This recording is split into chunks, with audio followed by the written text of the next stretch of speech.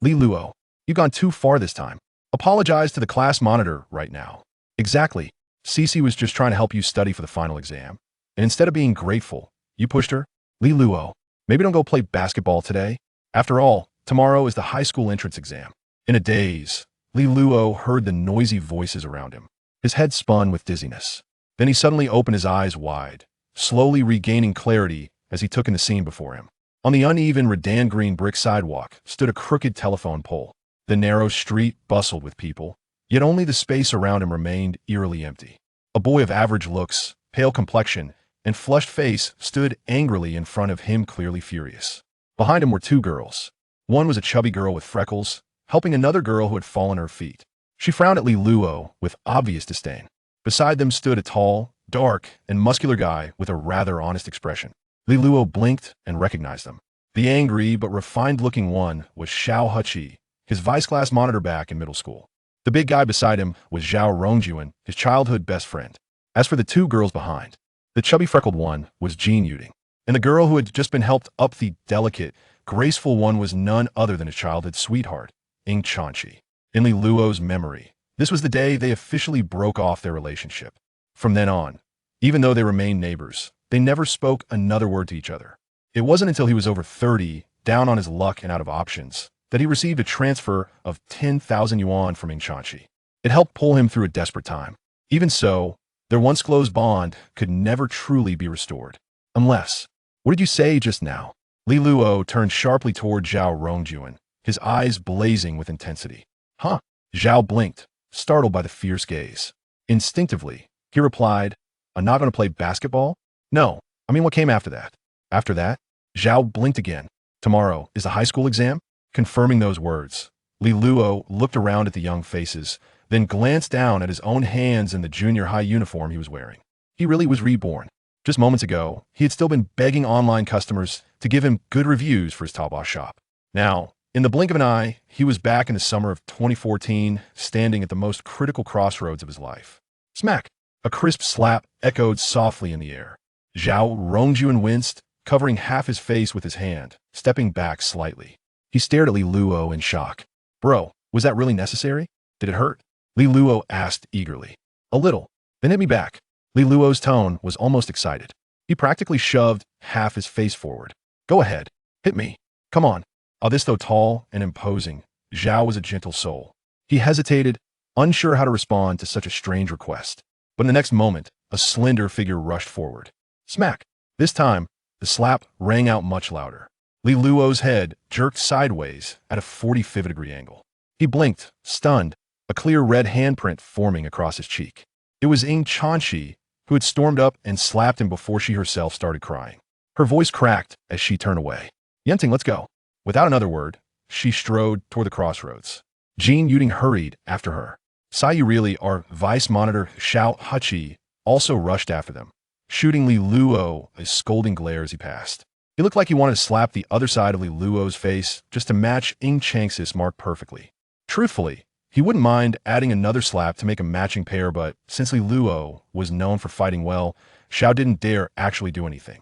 Better to focus on comforting Ying Chanchi now. Hey, are you okay, Li Luo? Zhao Rongjuan asked cautiously. Li Luo simply shook his head. Even though his cheeks stung, the sharp pain brought a smile to his lips.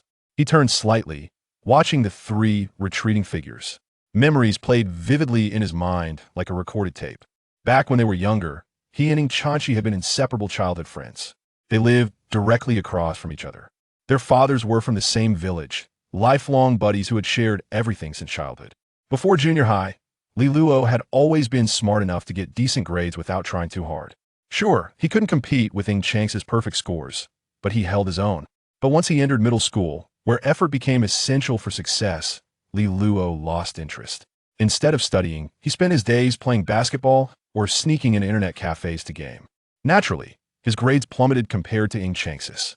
At home, his parents constantly compared him to the perfect Ying Chanchi, which made him increasingly resentful, eventually turning into outright dislike. That resentment peaked during the high school selection period.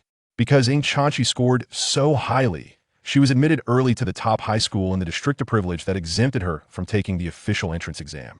Li Luo, However, barely scraped by, struggling even to qualify for a regular high school. Once the exam ended, Ing Chanchi would go to Yuhang, affiliated number 1 High Shulan elite institution. Li Luo, meanwhile, would be forced into some unknown vocational school, continuing his downward spiral. They no longer live in the same world. Back then, young Li Luo reacted with denial and escaped using the most frustrating way possible. Meanwhile, despite being accepted early and free to enjoy a long vacation, Ing Chanchi still showed up every day at school, determined to tutor him. She visited him nightly at his house, trying to guide him through the material. But to Li Luo, burdened by fragile pride, her efforts felt more like pity and charity, something he couldn't bear. After all, what difference could a month of review make?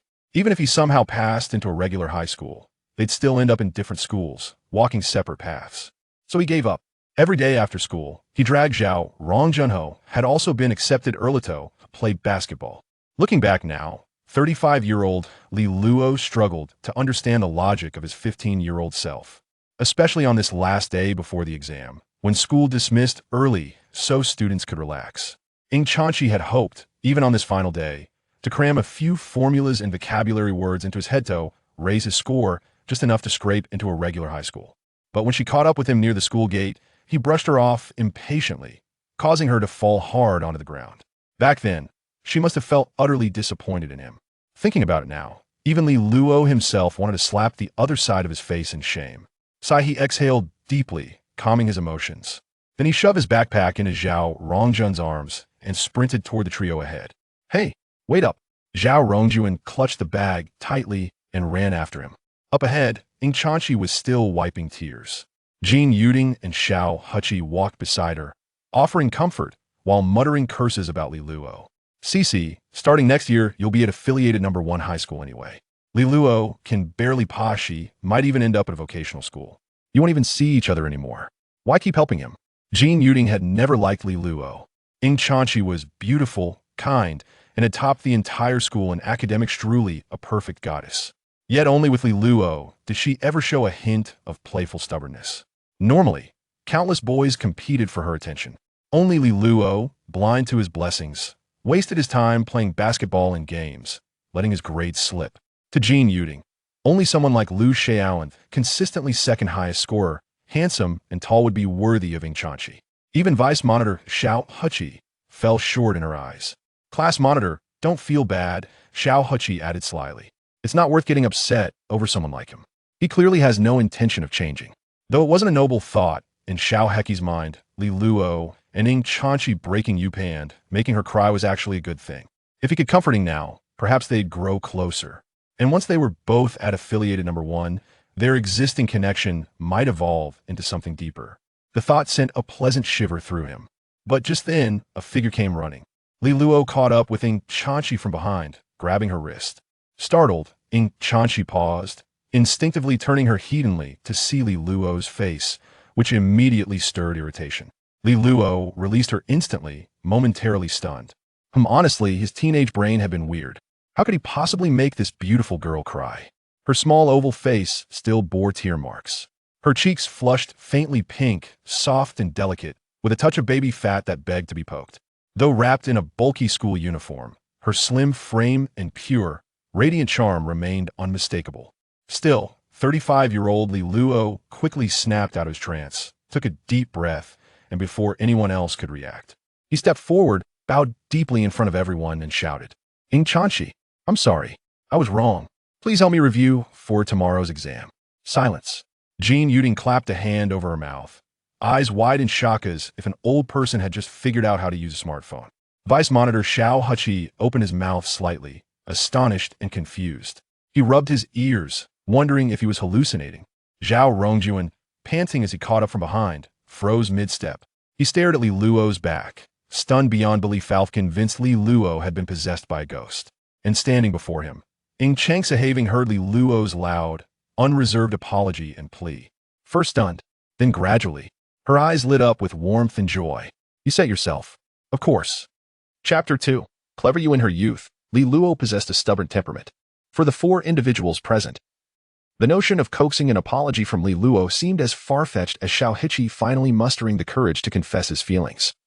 Or Jin Yuding diligently dieting for an entire month, or Zhao Rongyuan daringly initiating a conversation with a girl, or Ying Chanqi fervently pursuing a boy. Yet, at this very moment, such an event unfolded with startling authenticity. As Ying Chanqi joyfully accepted, Li Luo responded with a smile, prompting the other three to gradually regain their senses. But what use is an apology now? Xiao Heqi, the vice monitor, couldn't help but interject. With less than a day remaining until the exams in Chinese, mathematics, and political history, do you think you can catch up on your studies? Indeed. The plump-faced Jin Yuding chimed in. Chanqi, Li Luo just pushed you to the ground. Can a mere apology suffice? No matter how capable he is, he cannot possibly rely on a day's revision to gain admission to the prestigious first high school. Ultimately, we will have to part ways with him. So why do you feel the need to assist him in this manner? Listening to her classmates, Ying Chanqi merely shook her head. The fallen leaves danced in the wind along the street, cascading down her hair. She then turned to Li Luo, offering a gentle smile. So you do know how to apologize? Your slap was quite effective. Li Luo gave her a thumbs up, showing no concern for the resounding slap she had delivered earlier. Instead, he praised her, stating it had jolted him awake. Upon hearing Li Luo's words and witnessing his cheerful demeanor, even Ying Chanqi was momentarily taken aback. The young girl instinctively glanced at her delicate, pale hands, pondering whether the impact of that slap was truly so profound. With that thought, her gaze lifted once more to Li Luo, her eyes landing on the unblemished side of his face. In that moment, Li Luo instinctively took a half-step back, raising a hand to shield his cheek. Warily scrutinizing her. What do you intend to do? Caught off guard by her childhood friend's perceptive gaze, Ying Chanqi felt a twinge of guilt and quickly diverted the conversation. Come on, let us not dawdle. We need to return and study. Yuding, you should head back early as well. Make sure to rest and relax, as you must not let your guard down for the exams tomorrow and the day after. Oh. And Xiao Heqi, do your best too. June in Yuhang City was already quite warm. After parting ways with the other three at the intersection, Li Luo walked home alongside Ying Chanqi. She lifted a hand to wipe her forehead, unsure whether she was drying sweat or discreetly erasing the remnants of tears. Though clad in a simple short-sleeved school uniform, Ying Chanqi radiated a youthful, delicate beauty. Her hair glimmered in the sunlight, with a few strands slightly tousled at her ears, one of which fell gracefully, accentuating the exquisite curve of her chin. They continued walking in silence, with Li Luo lost in contemplation, reminiscing about the moments from after the entrance exams to before his rebirth. It is perplexing how, despite nearly 2 decades having elapsed, Li Luo retained such vivid memories of his past. He recalls that in 2014, his parents were diligently managing a modest breakfast shop, laboring tirelessly from dawn until dusk solely to provide him with the opportunity for a proper education. His performance in the entrance examination was dismal, falling 3 points short of the minimum score required for even the most mediocre high school in Yuhang City's Yingjian district. Were it not for his parents' reliance on the connections of relatives and the payment of a substantial 3,000 yuan in enrollment fees, along with an annual tuition fee exceeding that of ordinary students by 3,000 yuan, he would have been relegated to a vocational high school. Even so, he struggled academically throughout his high school years, ultimately achieving little improvement, while becoming well-versed in smoking and drinking. After 3 tumultuous years, his results in the college entrance examination were abysmal. His parents subsequently enrolled him in a junior college, where he casually acquired culinary skills. However, after a mere 2 weeks of internship at a restaurant, he could no longer endure the work and resigned, becoming an unemployed drifter. Every young person without a job tends to fantasize about being a writer. Thus, he ventured into online writing, toiling for a year or 2. Under the guidance and support of a benevolent author, he managed to carve out a modest reputation, earning a few thousand yuan each month in royalties. However, after producing only 1 book, which subsequently flopped, he turned to filming short dramas, navigating the competitive landscape of short videos. He even collaborated with a musician, writing short video scripts for a time and learning to play the guitar, strumming a few melodies. Unfortunately, the short video market soon became saturated, and Li Luo found himself delivering takeout for a period before returning to his culinary roots, selling fried noodles on the street for several months. By day, he sought employment. By night, he sold fried noodles, barely managing to sustain himself. It was during this challenging period that his mother fell gravely ill, requiring a substantial sum for treatment. His father sold the family breakfast shop and mortgaged their property. Li Luo, with little money to his name, had no choice but to humbly seek loans from acquaintances. Simultaneously, he took on a customer service role for a lingerie store on Taobao, pretending to be a customer service representative to engage with clients about styles and sizes, commiserate about ex-boyfriends, and reassure them that being petite was endearing, earning whatever little he could. It was then that Ing Chanchi discreetly transferred 10,000 yuan to him and provided his father with 100,000 yuan to cover the subsequent medical expenses. And then, everything started anew. Li Luo glanced at his childhood friend beside him, inhaling deeply, feeling the air swell within his chest, before exhaling slowly. Now you feel nervous? Ing Chanchi, noticing his deep breaths, finally found an opportunity to break the silence, unable to restrain herself from saying, I offered to tutor you before, but you kept avoiding me. Hearing her soft, somewhat plaintive tone, imbued with a hint of reproach and helplessness, Li Luo felt a twinge of embarrassment. I realized my mistake. Isn't that what I'm trying to rectify now? After all, it's the last day. As Ing Chanchi observed that his demeanor was not as hostile as before, she could not help but raise her voice slightly. However, in the next moment, she immediately tempered her emotions, took a deep breath, and spoke softly. In any case, let us hasten our pace. Upon returning, you shall retrieve the language and mathematics examination papers from the first, second, and third mock tests. I will first review the incorrect answers with you. In the mid-gen entrance examinations in Yuhang City, there are 5 subjects in total, aside from the standard language, mathematics, and English, each worth 120 points. Physics and chemistry have been integrated into a single science subject, with a total score of 180 points. The remaining subject, which is history and politics, is valued at only 50 points and stands alone as a separate discipline, adding the previously completed physical education examination, which is worth 30 points. The total score for the entrance examinations in the Yuhang City, Yinjing District, is 620 points. Last year, the cutoff score for the best high school in Yinjing District, Yuhang First Affiliated School, was 507 points, while the lowest admission score for a regular high school was 421 points. This means that for Li Luo to enter a regular high school after the entrance exams, he can afford to lose approximately 200 points out of the total 620. Ing Chanchi distinctly remembered that in the first 3 mock examinations, Li Luo scored 417, 401, and 425 points respectively. The third mock test was relatively easier, which barely allowed him to surpass the regular high school cutoff. Therefore, even on the final day, Ing Chanchi hoped that Li Luo would dedicate himself to reviewing. If he could memorize a few more formulas and vocabulary, perhaps he could regain some points and exceed the admission threshold for regular high schools. At that moment, Li Luo felt a twinge of anxiety. Having gradually settled from the surprise of his rebirth, he began to reassess his current examination capabilities and felt a sense of concern. However, having attended high school in his previous life, he believed that despite his poor performance, he should retain at least a basic framework of high school knowledge, allowing him to avoid failing even to gain admission to a regular high school. Li Luo mused inwardly, feeling somewhat overwhelmed. He then followed Ing Chanchi into the Jinshin community. Ing Chanchi retrieved her keys, unlocked the entrance door, and ascended the stairs to the 4th floor. She adeptly picked up a flower pot from the corner of room 401. And from beneath the small rug at the bottom of the pot, she extracted a spare key and unlocked the door to Li Luo's home. Indeed, room 402 is Ing Chanchi's residence, while room 401 belongs to Li Luo. Yet, Ing Chanchi seemed intimately familiar with Li Luo's home, effortlessly stepping inside. Changing into the pink slippers that Li Luo's mother had specifically purchased for her, and walked into Li Luo's bedroom with a soft patter. Hurry up. Ing Chanchi's head peeked out from the doorway of his bedroom, her long hair cascading down like smooth satin, swaying gently. Let us make haste, do not dawdle. Observing this long-missed scene before him, Li Luo felt a pang of nostalgia. It was only after Ing Chanchi called him back to reality that he hurriedly stepped inside, changed into his slippers, and followed her into his bedroom.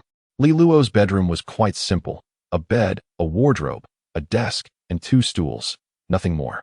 In the subsequent 2 years at college, his family invested in renovating the home, transforming Li Luo's bedroom into a much brighter and cleaner space. Now, upon returning to this somewhat dilapidated and dimly lit small room, Li Luo couldn't help but feel a sense of nostalgia. However, Ing Chanchi offered him little time for reflection, urging him to retrieve the test papers from his backpack, extracting the Chinese and mathematics exams, which she emphatically placed on the table. Yet, as she settled down, her gaze fell upon the still prominent handprint on Li Luo's left cheek, and she suddenly felt a twinge of embarrassment.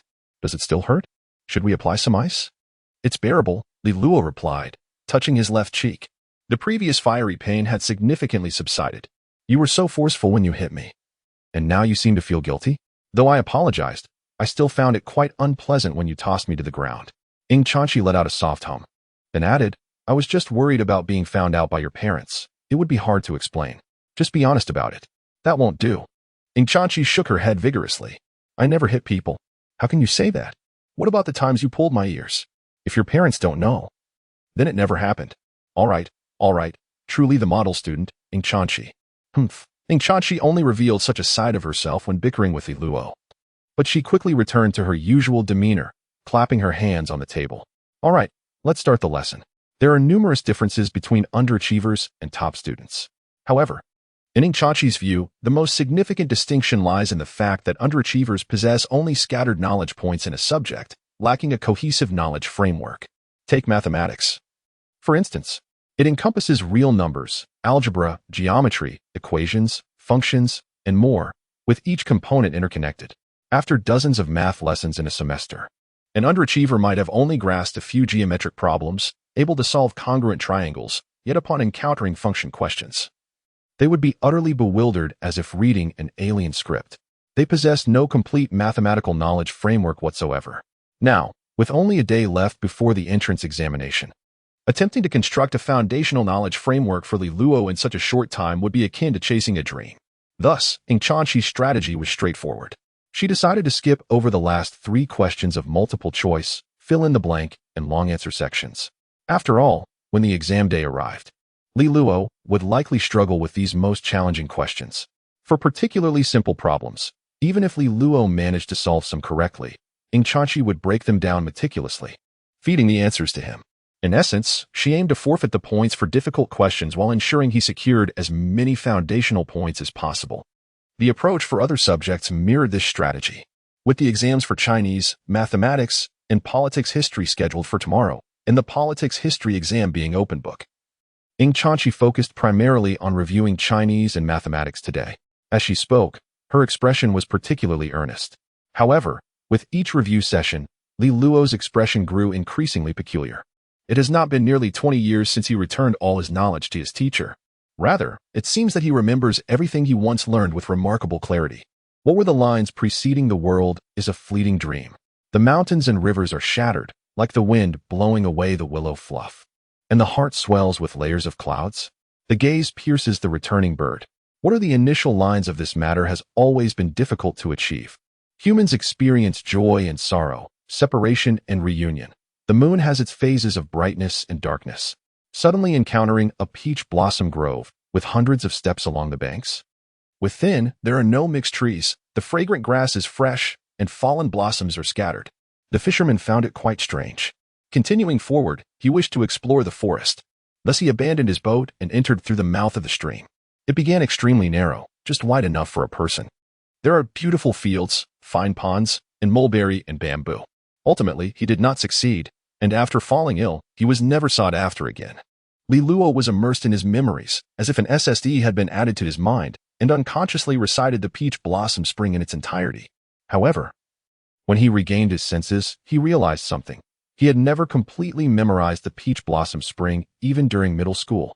At most, he had read it a few times and memorized certain lines frequently tested in exams.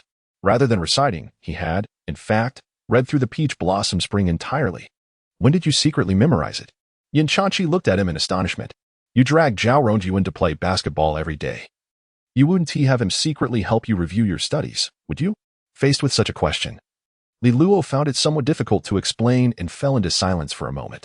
Consider yourself clever. You've uncovered this.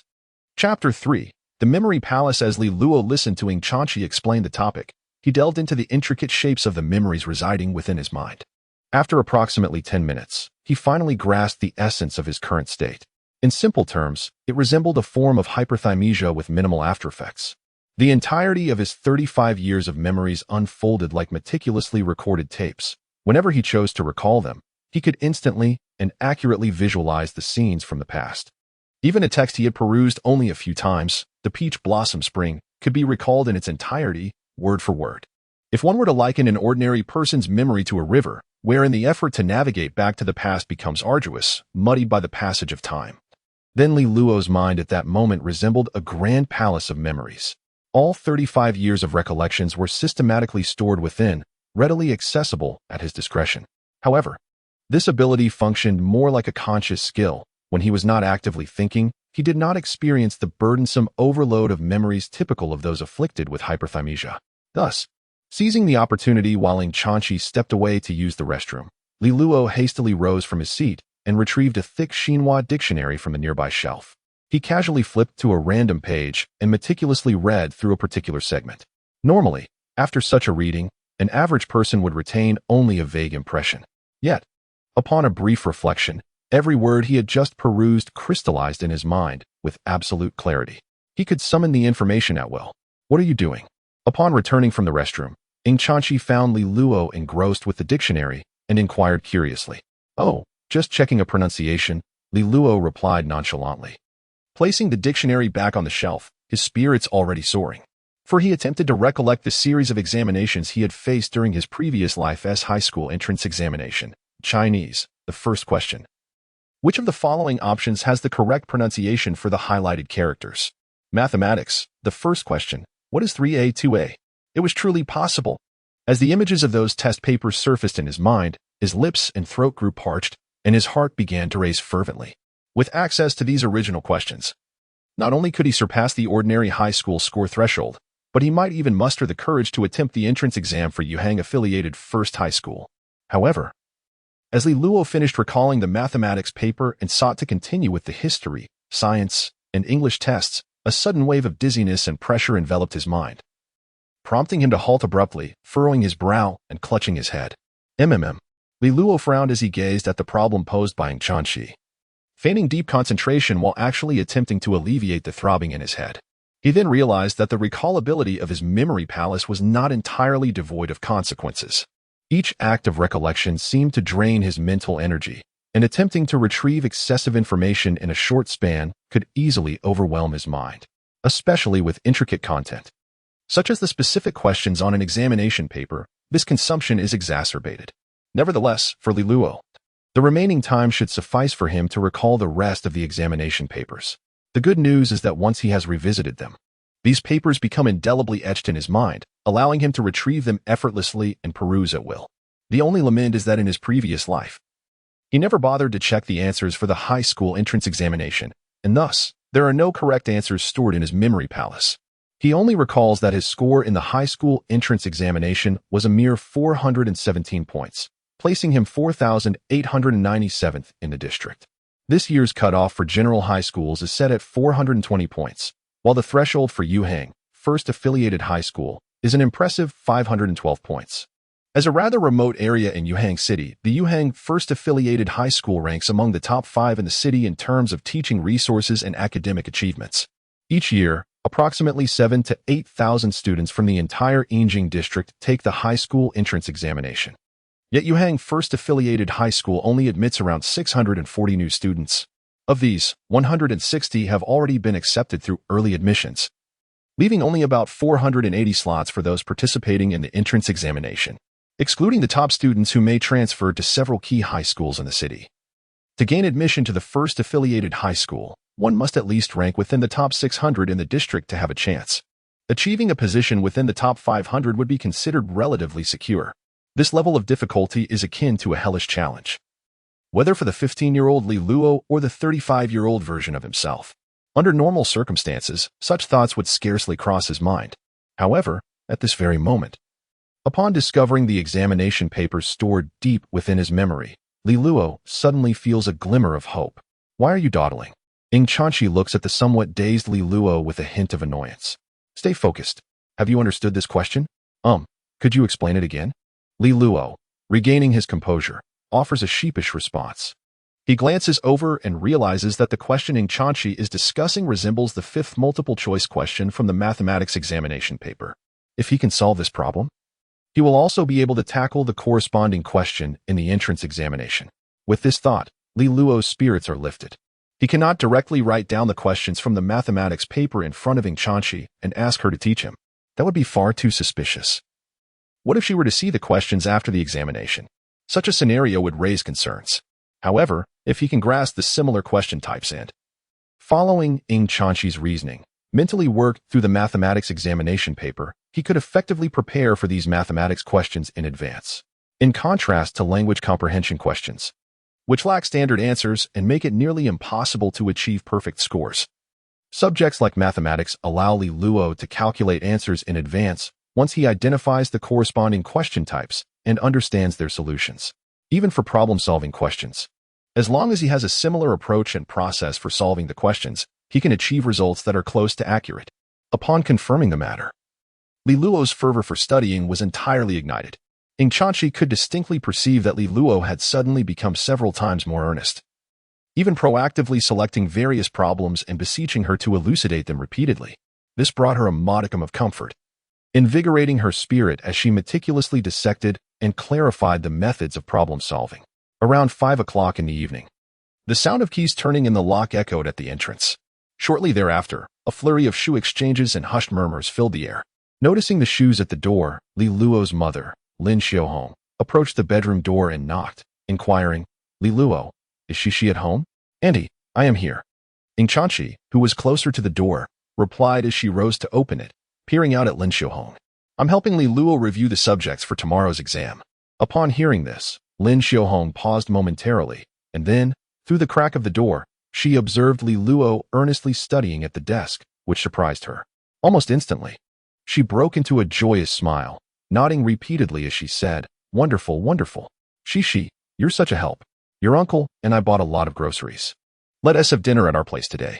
"Yes, indeed," Ing Chanshi nodded, a sweet smile gracing her face as she added, "I've been longing for Auntie's cooking." "Ha, it's all your favorites. Cola chicken wings, scrambled eggs with tomatoes, minced eggplant." Lin Xiaohong rattled off a list of dishes. The more Ing Chanshi listened, the brighter her eyes became. "Auntie, do you need any assistance? I can lend a hand." No, your uncle is back as well. We'll handle the cooking." Lin Xiaohong waved her hands dismissively. "You focus on helping Li Luo with his studies. Every additional day of learning is beneficial." "Understood," they concluded. And the bedroom door was gently closed once more. As Ing Chanshi shut the door and turned to return to her seat, Li Luo's previously trembling shoulders settled into calmness. Yet, upon closer observation, one could discern that Li Luo's grip on his pen was now considerably firmer than before. With a sigh of relief, he suppressed the tumult of emotions within, barely managing to maintain his composure before Ing Chanshi. Just moments prior, upon hearing his mother's familiar voice, a vivid image of her 2 decades hence, frail and pale upon a hospital bed, with a visage marred by wrinkles, flashed through Li Luo's mind. And now, the youthful Lin Xiaohong, 20 years younger. Li Luo feared that a mere glance at her would unleash his tears. Thus, he resolutely stifled his internal impulse, refraining from turning to look. Meanwhile, Ing Chanshi remained oblivious to Li Luo's unusual demeanor, continuing to guide him through the problems. In the kitchen, Lin Xiaohong was engaged in casual conversation with her husband. If Li Luo could be half as well behaved as she, his grades wouldn't be so dismal. Boys tend to mature a bit later, Li Guohong consoled as he passed over the washed vegetables. Once he enters high school, things will improve. We still don't even know if he can get into a regular high school. Lin Xiaohong spoke with a heavy heart, expressing her concerns about the upcoming parent-teacher conference. The teacher had informed her that Li Luo's current academic performance was precarious. A slight dip in his scores could result in his admission to a vocational high school. Li Guohong fell silent for a moment before responding. "Do you remember my cousin? What about him?" Lin Xiaohong inquired, a hint of confusion in her voice. "His wife's brother-in-law is the director of education at Shursan Middle School," Li Guohong explained. He had previously mentioned Li Luo's situation to him, and the director had mentioned that Shursan Middle School allocates spots for students who wish to transfer. If Li Luo's scores were slightly below the required threshold for the high school entrance examination, paying a transfer fee could still secure his admission to a regular high school. "Is that true?" Lin Xiaohong's face brightened with a glimmer of hope, providing her with a slight sense of security. However, she quickly asked, "How much is the transfer fee?" "The fee is 30,000 yuan, and the annual tuition is 2,000 yuan more than that of regular students." "That's quite expensive," Lin Xiaohong remarked, instinctively furrowing her brow.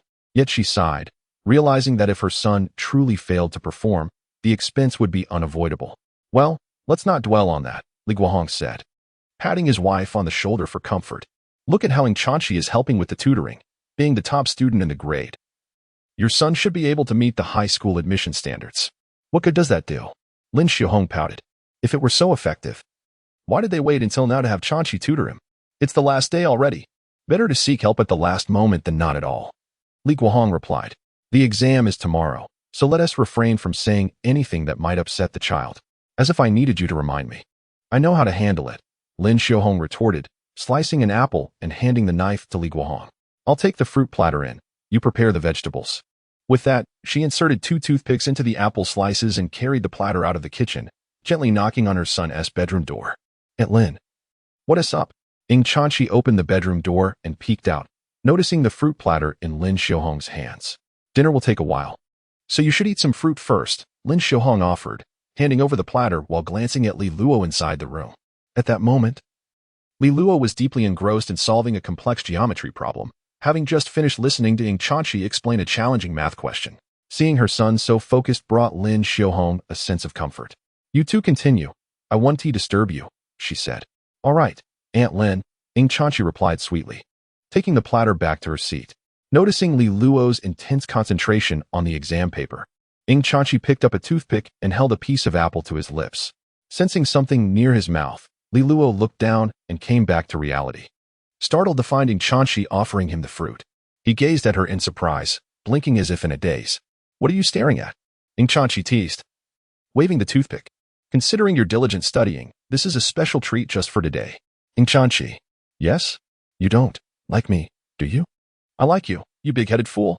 Chanchi furrowed her brow, retracting the toothpick in her hand, deciding not to eat after all. Hey, wait. Li Luo quickly reached out to press down on Chanchi's small hand, then leaned in to nibble an apple slice that she had been holding. Chanchi shot him a glance, reinserting the toothpick before picking up another one for herself, as she savored the pure and joyful camaraderie shared with her childhood friend.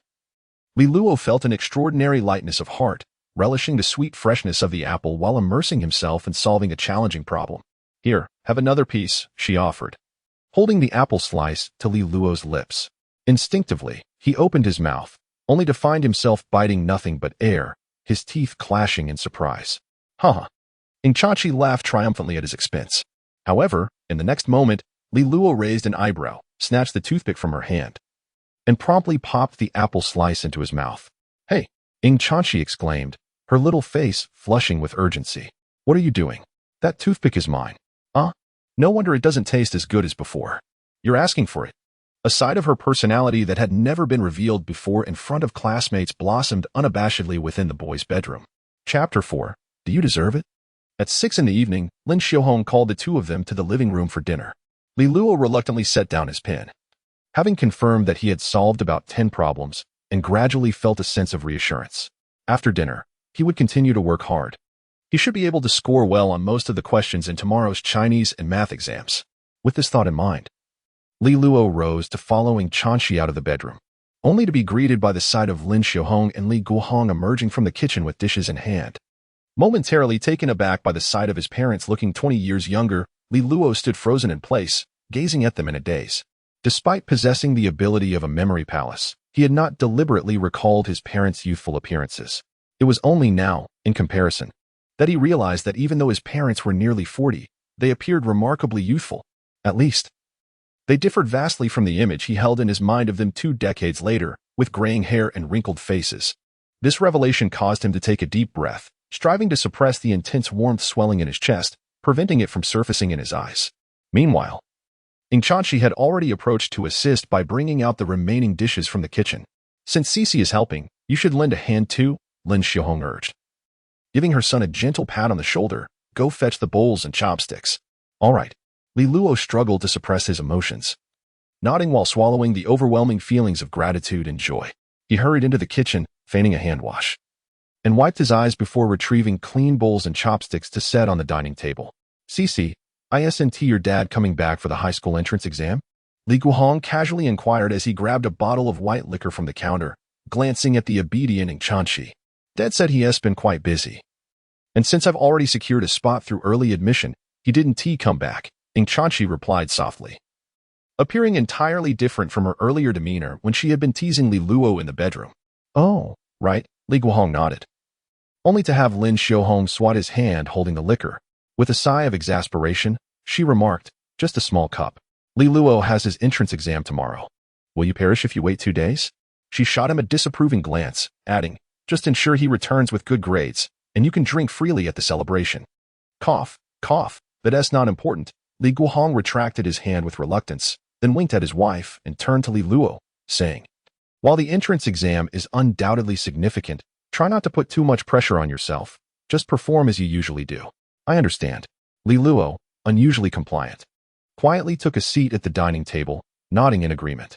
This unexpected behavior left both Li Guohong and Lin Xiaohong somewhat astonished, exchanging glances of bewilderment.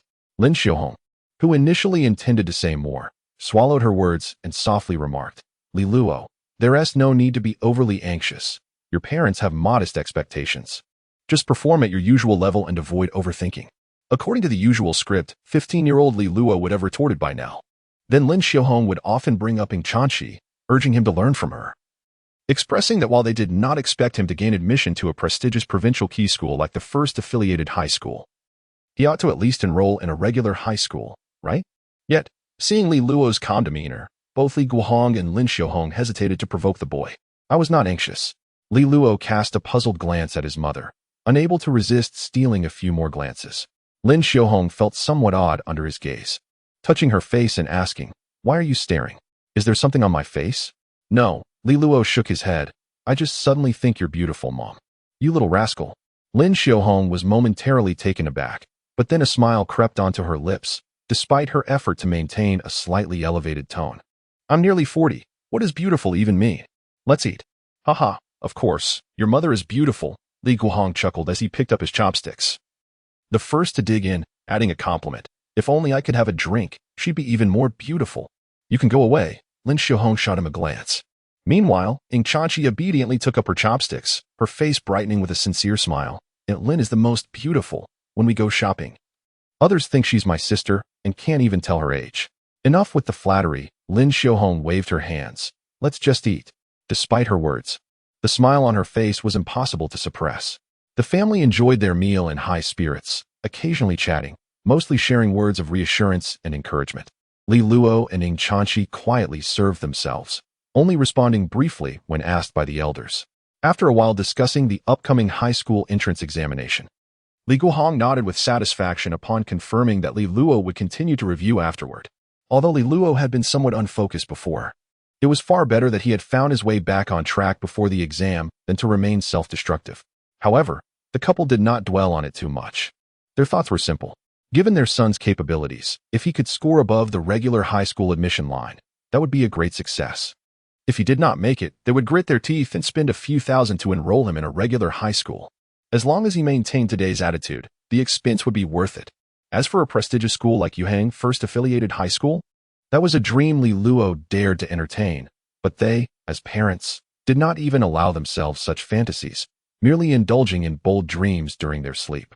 Once they finished discussing Li Luo's entrance exam, Li Guohong and Lin Xiaohong shifted to talk about their breakfast shop.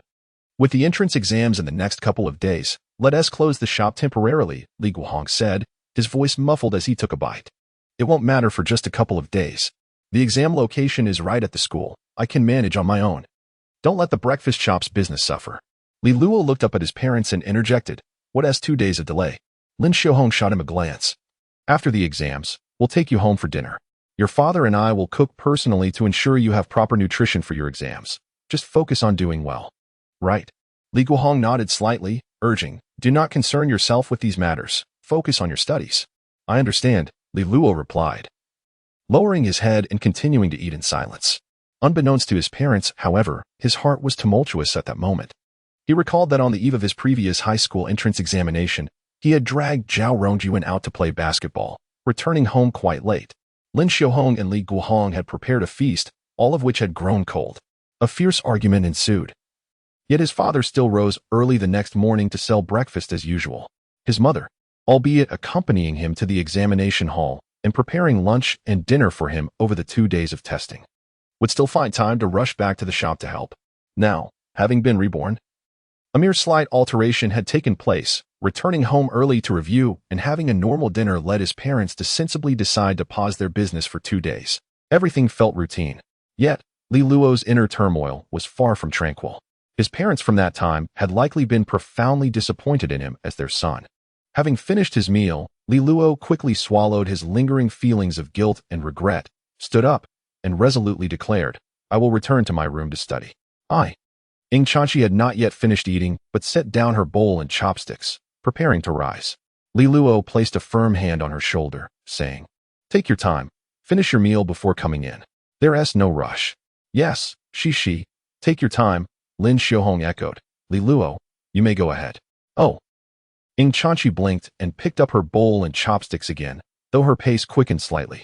At the dining table, once Li Luo had entered his bedroom, Lin Xiaohong confirmed he could not hear their conversation and lowered her voice, discreetly asking Ing Chanchi, She, may I ask you something? Do you think Li Luo has any hope of entering a regular high school? Will he meet the cutoff score?" It was indeed uncertain before. Ing Chanchi paused, contemplating before earnestly analyzing. "Annie Lin, you know that only Li Luo's third mock exam score surpassed last year's cutoff for regular high schools. The questions in that exam were relatively simple, designed to boost everyone's confidence. Therefore, if Li Luo performs as he did previously, he might indeed fall short of the required score. However, Ing Chanchi quickly added, he was very diligent in his studies today. I helped him review the mock exams for Chinese and mathematics. If he has truly absorbed the material, he could certainly score a few extra points, making his chances for a regular high school feasible." Upon hearing Ing Chanchi's words, Lin Xiaohong felt a slight sense of relief, then picked up her chopsticks and served Ing Chanchi a piece of her favorite cola chicken wings. She, make sure to eat well. Li Luo will need your help today." "Thank you, Annie Lin," Ing Chanchi replied, taking a bite of the chicken wing and sweetly adding, "Andy has taken care of me since childhood. It is only right for me to assist in this small matter." Sighing, Lin Xiaohong remarked, "If only Li Luo were half as obedient as you, I would be eternally grateful." She looked at Ing Chanchi with a hint of envy, yet also a sense of comfort. Ing Chanchi's mother passed away at a young age, and her father, burdened with work, spends most of his time in the bustling center of Yuhang City, only returning home on weekends. Thus, Ing Chanchi often lives alone. Li Guohong, a childhood friend of her father's, along with his wife, frequently looks after Ing Chanchi, often inviting her to their home for meals. Over time, it would not be an exaggeration to say they consider her as their own daughter. Consequently, they take great joy in Ing Chanchi's remarkable accomplishments. Alas, if only their own son could possess such excellence as Ing Chanchi, it would be even better. After finishing her meal, Ing Chanchi meticulously swept the leftover bones into her bowl, stood up, and tidied up Li Luo's area before carrying it to the kitchen sink. Only then did she make her way to Li Luo's bedroom. "Aunt Lin, I shall enter now," she announced. "Yes, go ahead," Lin Xiaohong replied. "Thank you for your hard work today." "It's no trouble at all." Ing Chanchi shook her head and then stepped into Li Luo's room. Lin Xiaohong watched Ing Chanchi's disappearing figure and could not help but whisper her thoughts aloud. If only I had a daughter like she. Li Guohong glanced at her and chuckled softly. "Encourage your son to strive harder. If a daughter proves elusive, a daughter-in-law may still be attainable." Lin Xiaohong shot him a sidelong glance before laughing lightly. Does Li Luo truly deserve someone like her? One might think that Ing Chanchi was her biological daughter and Li Luo her son-in-law. However, after Li Guohong heard this, he fell silent for a moment before finally sighing. Indeed. Chapter 5. The beginning of the high school entrance examination on Saturday, June 14th, under a clear sky, at precisely 6 o'clock in the morning. Li Luo rose from his slumber, refreshed and invigorated. He washed up, donned his school uniform, and stepped onto the balcony, pushing open the window to embrace the cool morning breeze. With his eyes shut, he reminisced about the gains of the previous night, feeling an inner peace mingled with a flicker of fervor. Up so early? In the living room, Li Guohong, who was preparing breakfast, caught sight of Li Luo on the balcony and inquired with surprise, "Did you sleep well?" "Father, I feel utterly energized," Li Luo replied, turning back into the living room with a beaming smile, convinced that he could easily gain admission to the prestigious affiliated high school. Under ordinary circumstances, Li Guohong might have rolled his eyes at such exuberance, but today being the day of the entrance examination, he could only smile and pat his son on his shoulder, saying, "Maintain this momentum. Confidence is always a virtue." After Li Guohong finished his morning routine, he commenced the preparation of breakfast. Meanwhile, Li Luo returned to his bedroom, retrieved a draft notebook, and began to jot down notes and sketches, reaffirming the examination questions he had conquered the previous night. Seizing the moment of clarity that followed waking, he opened the doors of his memory palace, briefly recalling the subjects of the forthcoming science and English papers. Time flew swiftly, and before he knew it, it was past 7 o'clock. Lin Xiaohong had also risen and was busy in the kitchen. Upon completing her culinary tasks, she called out towards the bedroom, Li Luo. Go and fetch Cici from next door for breakfast. Understood, Li Luo replied, setting down his pen, rising, and stepping out of the house. Upon reaching the door of room 402, he deftly retrieved a key concealed behind a couplet on the door frame. However, instead of unlocking the door immediately, he first knocked firmly on Ing Chanchi's door, before inserting the key. As he entered the familiar layout of the living room, Ing Chanchi, roused by the knocking, emerged from her bedroom with sleepy eyes, clad in an adorable panda-themed pajamas and rubbing her eyes. The remnants of slumber clung to her, and her cherubic face, still round with youthful softness, appeared even more endearing and fresh in that moment. My mother sent me to fetch you for breakfast. Oh, Ing Chanchi nodded, stifling a yawn with her hand as she passed by Li Luo en route to the bathroom. I'll wash my face first. I'll head back then. Wait. Upon reaching the bathroom door, Ing Chanchi turned back to Li Luo and said, "There's a set of school uniform on the balcony. Could you please grab it for me?" Of course. Also, white socks, she added. Got it. Li Luo proceeded to the balcony, retrieving the freshly dried short-sleeved shirt and trousers, along with a pair of white socks. Ing Chanchi entered the bathroom, quickly brushing her teeth and washing her face. At 15, her age bestowed upon her a natural radiance that required no additional skincare. A simple splash of cold water left her complexion dewy and vibrant. Come over once you've changed, Li Luo called out, tossing the clothes onto the sofa before returning to room 401. After finishing her morning routine, Ing Chanchi swiftly changed out of her pajamas and into her clothes, tying her hair as she made her way across the hall. By the time they had finished breakfast, it was already 7:30. Li Luo packed his school bag, ensuring that he had everything he needed. Ing Chanchi attentively checked it once more, feeling reassured before handing it over to him. Once all preparations were complete, the four of them stepped out of the house. Yucai Middle School was not far from Li Luo's home. It was merely a short walk, passing two intersections. Therefore, Li Guohong opted not to drive, and they strolled leisurely to the school, arriving at the entrance in about 7 or 8 minutes. At that moment, the entrance of Yucai Middle School was cordoned off with yellow tape by the security guards, while the streets were bustling with people and vehicles. Candidates clad in various school uniforms gathered there, clutching their admission tickets, forming a queue to enter the school under the watchful eye of the security personnel. Even though the soul within him was already 35 years old, being immersed in this scene once more stirred a wave of emotions within Li Luo, tinged with a hint of anxiety. Hello, Teacher Zhang. Li Guohong greeted Li Luo's homeroom teacher as he approached first. Hello, Zhang Wei replied, glancing at Li Luo before smiling and saying, You must be Li Luo's parent? Indeed. Usually, it's a bother for Teacher Zhang to look after this boy. Li Guohong responded. Oh, it's my duty, the teacher replied, as parents and teachers exchanged pleasantries. Li Luo and Ing Chanchi then approached Zhao Rongjuan, the only boy in their class who was admitted through Yucai Middle School's independent enrollment. The homeroom teacher had enlisted him to assist in distributing the admission tickets to his classmates. Upon seeing Li Luo arrive, Zhao Rongjuan rummaged through the bag and handed Li Luo his admission ticket. Li Luo, did you really study yesterday? Zhao Rongjuan inquired with curiosity. Yes, Li Luo blinked, a bit puzzled. What else would you think? Cough. Zhao Rongjuan hadn't expected such a sudden change in Li Luo's demeanor, but continued. Well, I wish you good luck on your exam. Absolutely, Li Luo nodded confidently. With the guidance of our class leader, I believe I can get into Yucai Middle School. And we'll still be classmates. Excessive confidence can easily veer into arrogance. Suddenly, Xiaoheqi interjected from the side. I suggest you adopt a more pragmatic approach. Yucai Middle School is not something you can just wish for. Li Luo cast a glance at the vice class leader, dismissing his words with indifference. It was merely friendly banter among close friends. Everyone was well aware of his actual capabilities, and without the memory palace, he knew precisely where he stood academically. However, Ing Chanchi patted his shoulder, her bright smile blooming as she encouraged, One must have dreams. I believe in you. The class leader is right.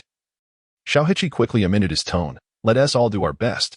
Li Luo looked at Xiaoheqi and could only sigh for him, at such a young age. Possessing the traits of a sycophant was somewhat pitiable. In his recollection, upon graduating from high school, he had heard that Xiaoheqi had confessed his feelings to Ing Chanchi. However, the outcome was quite evident. Ing Chanchi had decisively rejected him. It's nearly time. You should head inside first, Zhao Rongjuan remarked, glancing at the clock, which was approaching 8 in the morning. Consequently, Li Luo and Xiao Heqi took their admission tickets and queued to enter the school. Before long, the plump, freckled girl, Jean Yuding, also joined the line, encountering them at the entrance of the examination building. Xiao Heqi had little to converse with Li Luo, but upon seeing Jean Yuding approach, he smirked with a hint of sarcasm and said, "Do you know what Li Luo just said outside?" "What?" Jean Yuding inquired, her face adorned with confusion. "He claimed he could be admitted to Fuzhong."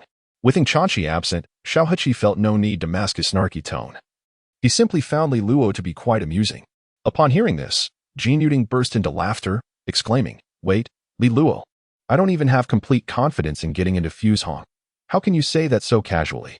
Li Luo, disinterested in their banter, settled on a nearby step to rest his eyes. Judging by Xiao Heqi's usual academic performance, which placed him among the top 50 students in the school, gaining admission to Fuzhong seemed well within his grasp. However, for Jean Yuding, who typically hovered around the 100th rank, the prospect of Fuzhong was indeed daunting. Yet, she was undoubtedly in a better position than Li Luo, who consistently ranked outside the top 300. It was understandable for the two youngsters to look down upon him, and Li Luo had no inclination to engage in debate with them. Soon, with only 15 minutes remaining until the examination commenced, the examination hall opened, and candidates began entering the classrooms to find their seats. Li Luo followed the crowd into the examination room, occupying a seat that felt both unfamiliar and somewhat familiar. Unlike the tense and anxious atmosphere surrounding him, he gradually found a sense of calm.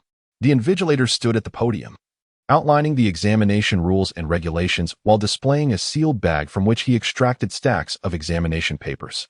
As the time for the exam drew near, the Chinese language papers were distributed onto the desks. Li Luo took a deep breath, comparing the questions with those stored in his memory palace. Excellent. The questions were indeed correct. Li Luo felt a wave of relief wash over him. When the examination bell rang, he picked up his pen and began to write. The time for the Chinese language examination was set from 8:30 to 10:30 in the morning. In June, the weather in Yuhang City was already warm enough to fry an egg on the asphalt. Many parents left after dropping off their children, only to return around 10 o'clock. However, several parents chose to remain at the school gate, waiting patiently for their children to emerge from the examination hall. "Has Li Luo been reviewing with you recently?" Ing Chanqi asked Zhao Rongjuan curiously during the quiet interlude. "Huh." Zhao Rongjuan appeared momentarily taken aback, unable to grasp her query. What did she mean by reviewing with him? Whenever Li Luo invited him to play basketball, if he so much as mentioned studying, he would be met with ridicule on the court. Really? Ing Chanqi's face reflected deep confusion as she scrutinized him with a doubtful gaze. Zhao Rongjuan felt somewhat uneasy under the intense gaze of Ing Chanqi. As someone who was not particularly adept at conversing with young women, he found himself sweating at the back. Yet, drawing upon years of tacit understanding and collaboration with Li Luo, Zhao managed to maintain his composure. That question is rather difficult for me to answer. I suppose I shall just muddle through for now." However, to Ing Chanqi, this reaction only served to confirm her suspicions. "Is that truly the case?" She sighed. "You need not shield him. He confided in me yesterday. I was under the impression he had genuinely given up. But it appears he has been clandestinely seeking you out every day." Zhao Rongjuan? He was utterly baffled by what Ing Chanqi was insinuating. When did he ever provide Li Luo with any special attention? Did buying him spicy strips after a loss count? At that moment, Zhao understood that silence was the most prudent response. Meanwhile, as Ing Chanqi engaged Zhao Rongjuan in casual conversation, Lin Xiaohong remained at the school gate alongside Li Guohong.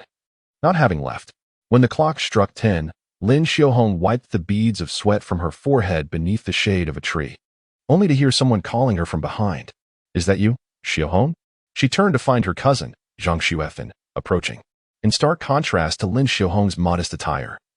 Zhang Xuefen was adorned in designer labels, complete with necklaces, bracelets, and sunglasses, her makeup more substantial than the dough Lin Xiaohong needed at the breakfast shop.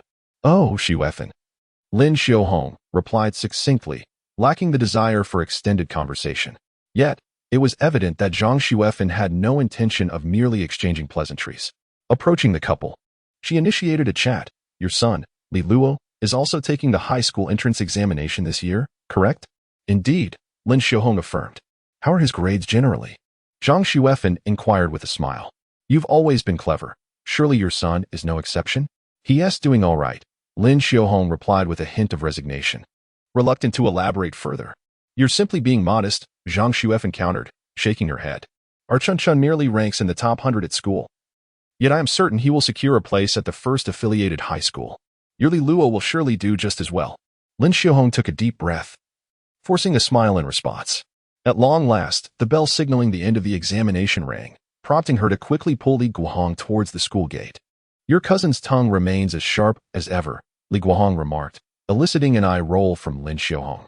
If only you and your son could display a modicum of ambition, I would not endure such irritation.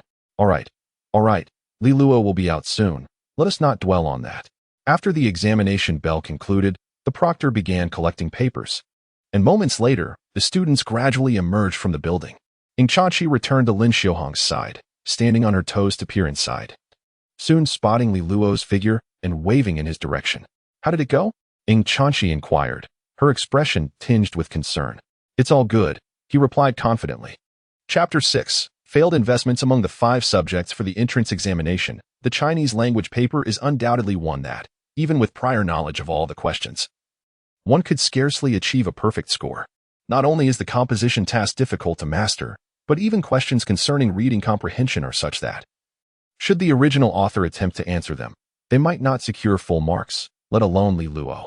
Nevertheless, with the advantage of a memory palace, Li Luo found himself at an advantage. After all, for multiple choice or fill-in-the-blank questions, he had prepared answers well in advance, allowing him to write directly upon receiving the exam paper.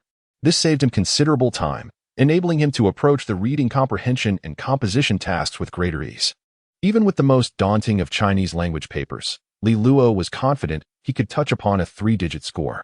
Compared to his previous performance of merely scoring in the 70s or 80s, this was indeed a secure improvement. However, having just completed one exam, the notion of security seemed premature.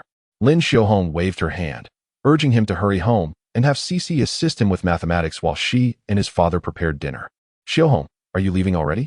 At that moment, Zhang Xuefen had received her son and was leading him over.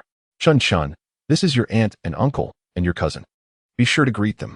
Li Luo glanced at his cousin Wei Chun, who was awkwardly offering a polite greeting, and then turned to Zhang Xuefen, furrowing his brow slightly. Yes, we must return home to prepare dinner, Lin Xiaohong replied. You should take Chun home to rest as well. The children have exams again in the afternoon. Indeed. Xiaohong, you all should be on your way, Zhang Xuefen replied with a feigned modest smile. My husband insists on hiring a nanny to cook for me, leaving me with nothing to do at home every day. Li Luo looked at Zhang Xuefen in bemusement and quickly took his mother's hand, urging her forward. Mom, I'm hungry. Let's go home. Goodbye, Aunt. Just as they had walked a short distance, a red Audi sped up behind them, and Zhang Xuefen's beaming face appeared at the window. Shall I give you a ride? No, it's just a short walk to the next intersection, they replied. All right then, see you this afternoon. As the red Audi disappeared from view, the family returned home in silence. Upon entering, Chun-Shi followed closely behind, quickly pulling Li Luo back to the bedroom, finally allowing a sigh of relief. Who was that aunt? She had such an annoying way of speaking. Li Luo twitched his mouth in response. Just a showy aunt. I suppose she's my mother's arch-nemesis. In her youth, Lin Xiaohong was the belle of the village, beautiful and well-behaved from a young age. She was the only girl in the village to gain admission to the town's junior high school. Although Zhang Xuefen was also quite attractive, she often found herself overshadowed by Lin Xiaohong, who would consistently outshine her in discussions about the village's young women.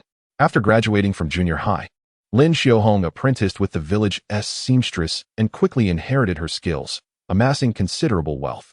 During festivals and holidays, many families would seek her out first to make new clothes. At the tender age of 17 or 18, Lin Xiaohong had already established herself as a prosperous figure in the village, having utilized her earnings from sewing to purchase a small shop, which thrived under her management. In stark contrast, Zhang Xuefen lagged significantly behind.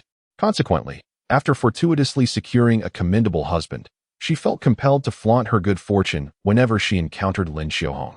However, it was not merely her presence that troubled Li Luo. It also stirred memories of an associated matter, causing his expression to darken slightly. Nevertheless, with the impending high school entrance examination, he resolved to focus on his studies for the time being. Where is your political science and history textbook? After lunch and the conclusion of their afternoon break, Ing Chanchi hurried to Li Luo's room with the inquiry. Li Luo rummaged through his backpack and extracted several textbooks. Upon inspecting Li Luo's collection, Ing Chanchi sighed in exasperation. What are these? The curriculum for junior high school students in Yuhang City amalgamated courses such as moral education, history, and politics into a single subject, with a total score of merely 50 points, conducted as an open-book examination. However, Li Luo's textbooks were besmirched with an array of whimsical doodles. Some inconsequential pages had even been torn out to fashion paper airplanes. Despite the open-book format, there existed a considerable disparity between the textbooks of different students. Cough as long as it's usable, Li Luo remarked, feeling somewhat embarrassed at the childish illustrations. Yet for a man of 35, history and political science were among the few pleasures in his daily life. Even without the benefit of an open-book exam or a mnemonic palace, he was confident in his mastery of this subject. However, Ying Chanxi evidently held a different perspective.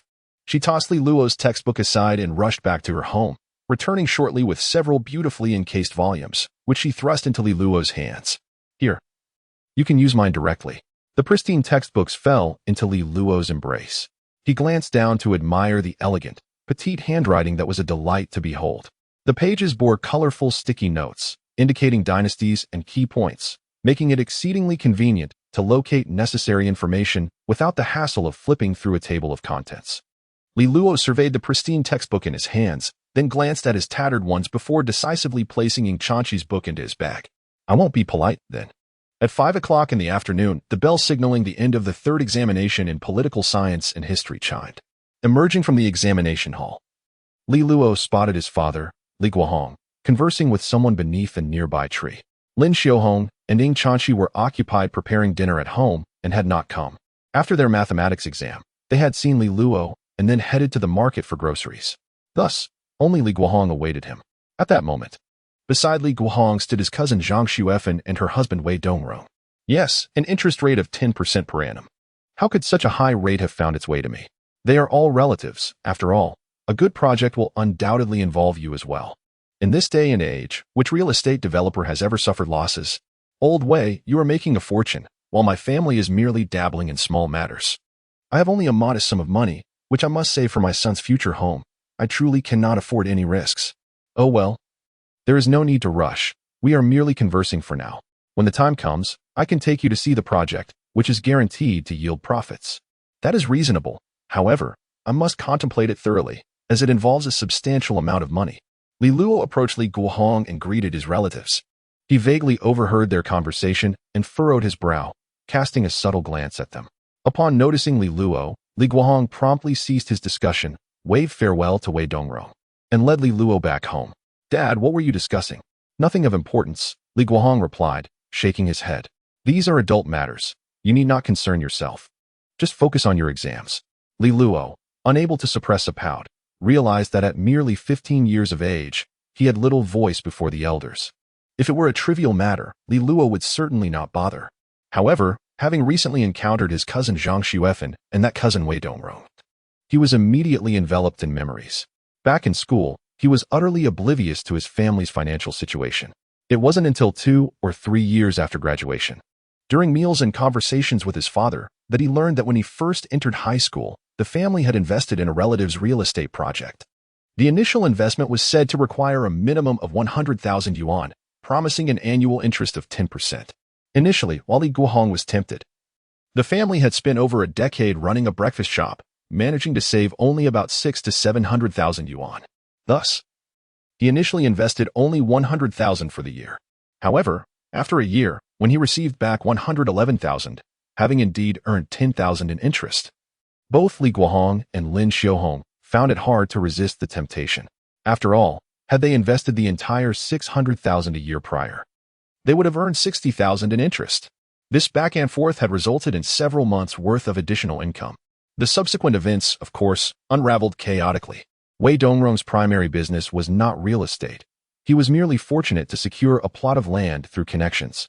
Both the financial management and project planning were in complete disarray, reminiscent of an amateur troupe. The project fell through, the company went bankrupt, and the money invested by Li Luo's family became trapped. By the time he turned 35, they were still embroiled in disputes, with over 1 million yuan of principal and interest unrecoverable. At that time, Li Luo was still young and unaware of the family's affairs, and his parents would not discuss such matters with a mere child. However, should he encounter a similar situation again, Li Luo was determined not to allow it to happen once more. The only challenge now lay in convincing his parents to trust the words of a 15-year-old. Li Luo felt a headache coming on. Fortunately, it was still early. It seemed that his uncle had coincidentally run into them today and engaged Li Guohong in conversation. To truly decide on an investment is not a matter to be resolved hastily. Li Luo sighed, refraining from further probing his father, and resolved to focus on performing well in the upcoming high school entrance examination. After all, achieving commendable scores would grant him greater leverage in conversations with his parents. At the very least, he needed to demonstrate to them that he had turned over a new leaf, no longer the mischievous and rebellious child he once was. Upon returning home, he discovered that dinner was already prepared. Watching Ying Chanchi emerge from the kitchen in an apron, bearing a tray of dishes. With her hair styled in a bun and a hint of perspiration glistening on her forehead, he felt a momentary daze. He placed his backpack in the bedroom and retrieved some tissues. Ying Chanchi accepted them with surprise, using them to dab at her cheeks and neck, then scrutinized Li Luo, asking, "Since when did you become so considerate?" "It's merely a gesture of gratitude," Li Luo replied, rolling his eyes before returning to his usual demeanor. "Your textbooks are exceptionally helpful, so thank you." Despite possessing a memory palace, he had not thoroughly read the history and politics textbooks even once, making it difficult to recall relevant content. Fortunately, the material for the middle school examinations was rather straightforward, and with Ying Chanchi's meticulously detailed and organized notes aiding him, Li Luo managed to navigate the exam with relative ease. "No need for thanks," Ying Chanchi replied with a cheerful smile.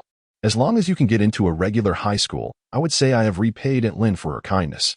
I believe your expectations of me could be set a tad higher." Li Luo coughed lightly to lay the groundwork, suggesting, for instance, "How about Yingkai or Shulan?"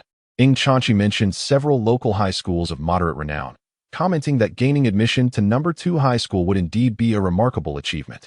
"I think one should always have dreams," Li Luo said earnestly, adding, "Like Fu Yi High School? Dreams are indeed beautiful," Ying Chanchi said, patting his shoulder. "Now, let us eat, and you should strive for Fu Yi High School."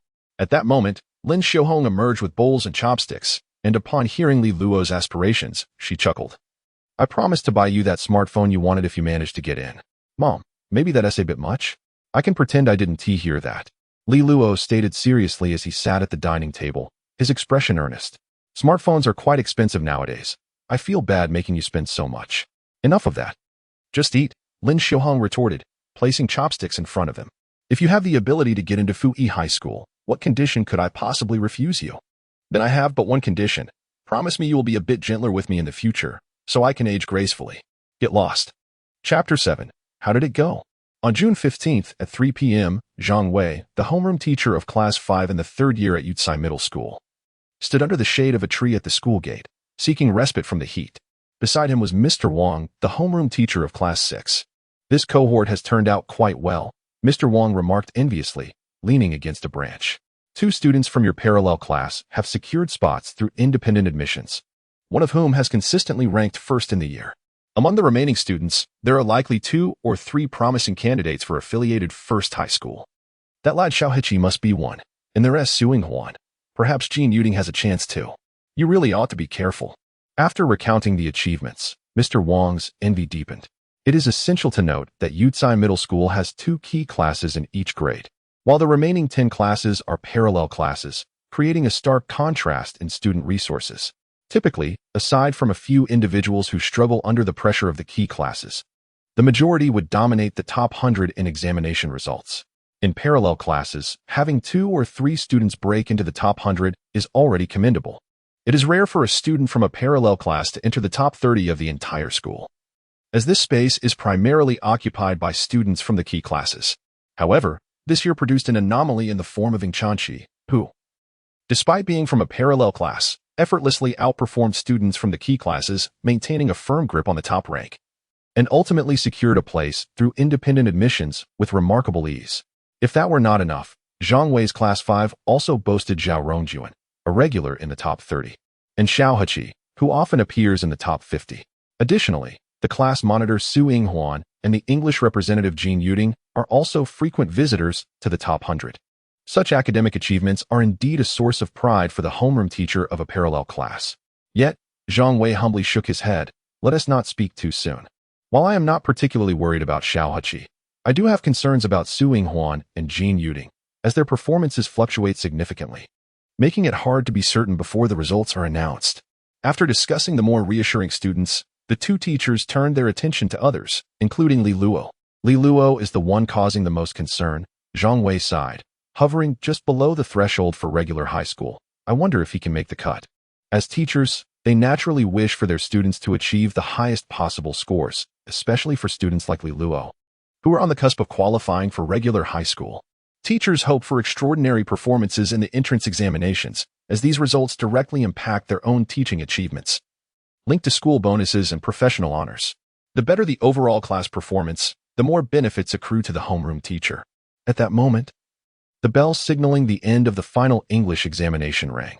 Moments later, the candidates emerged from the examination hall, their expressions a tapestry of emotions. Some exuded confidence. Others bore mixed feelings, while a few appeared troubled. How did it go? Ing Chanchi asked Li Luo at the school gate, unable to contain his curiosity. Trust me. I've got this, Li Luo assured him, patting his chest confidently. As Ing Chanchi listened to his words, she narrowed her eyes and scrutinized him. You can barely pass your English. How can I possibly trust you? Last night, you had opened my meridians, and today, as I glanced at the English exam paper, I was astonished to find that I recognized every single word. You speak such nonsense. I have no desire to engage with you any further. In this day and age, who would believe the truth? The two exchanged barbs as they strolled towards Li Guohong by the roadside. Halfway there, Xiao Heqi and Jin Yuding emerged from the examination hall and approached them. Li Luo, how did you do? Xiao Heqi greeted with a cheerful smile. This English paper seemed relatively simple. You might just pass. She helped me review a bit yesterday. Li Luo gestured towards Ing Chanchi. I feel confident I might score over 100. Are you dreaming?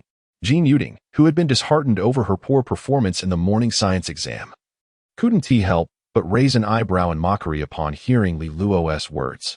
Although the English paper looks easy, there are plenty of pitfalls in the reading comprehension section. I doubt you'll even pass.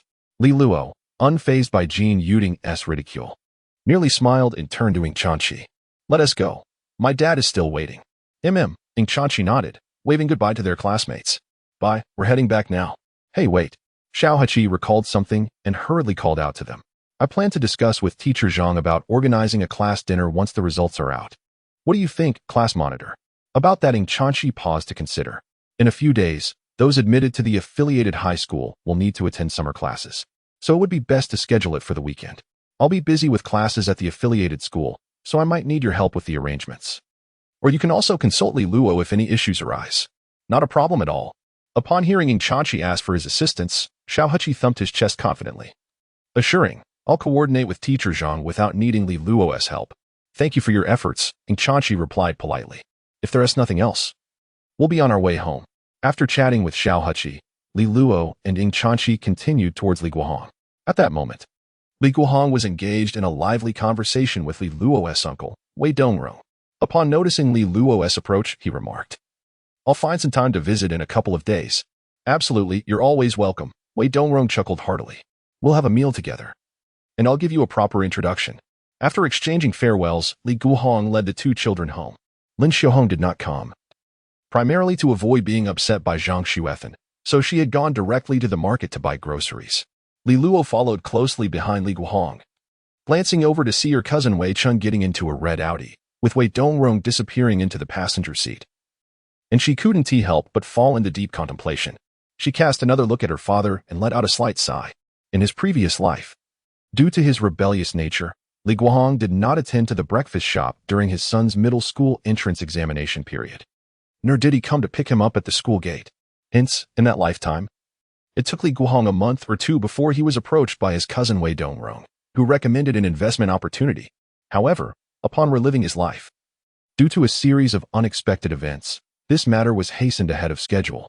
It appeared that if Li Guohong visited that real estate project in a couple of days and was persuaded by Wei Dongrong, he might soon invest his first sum of money.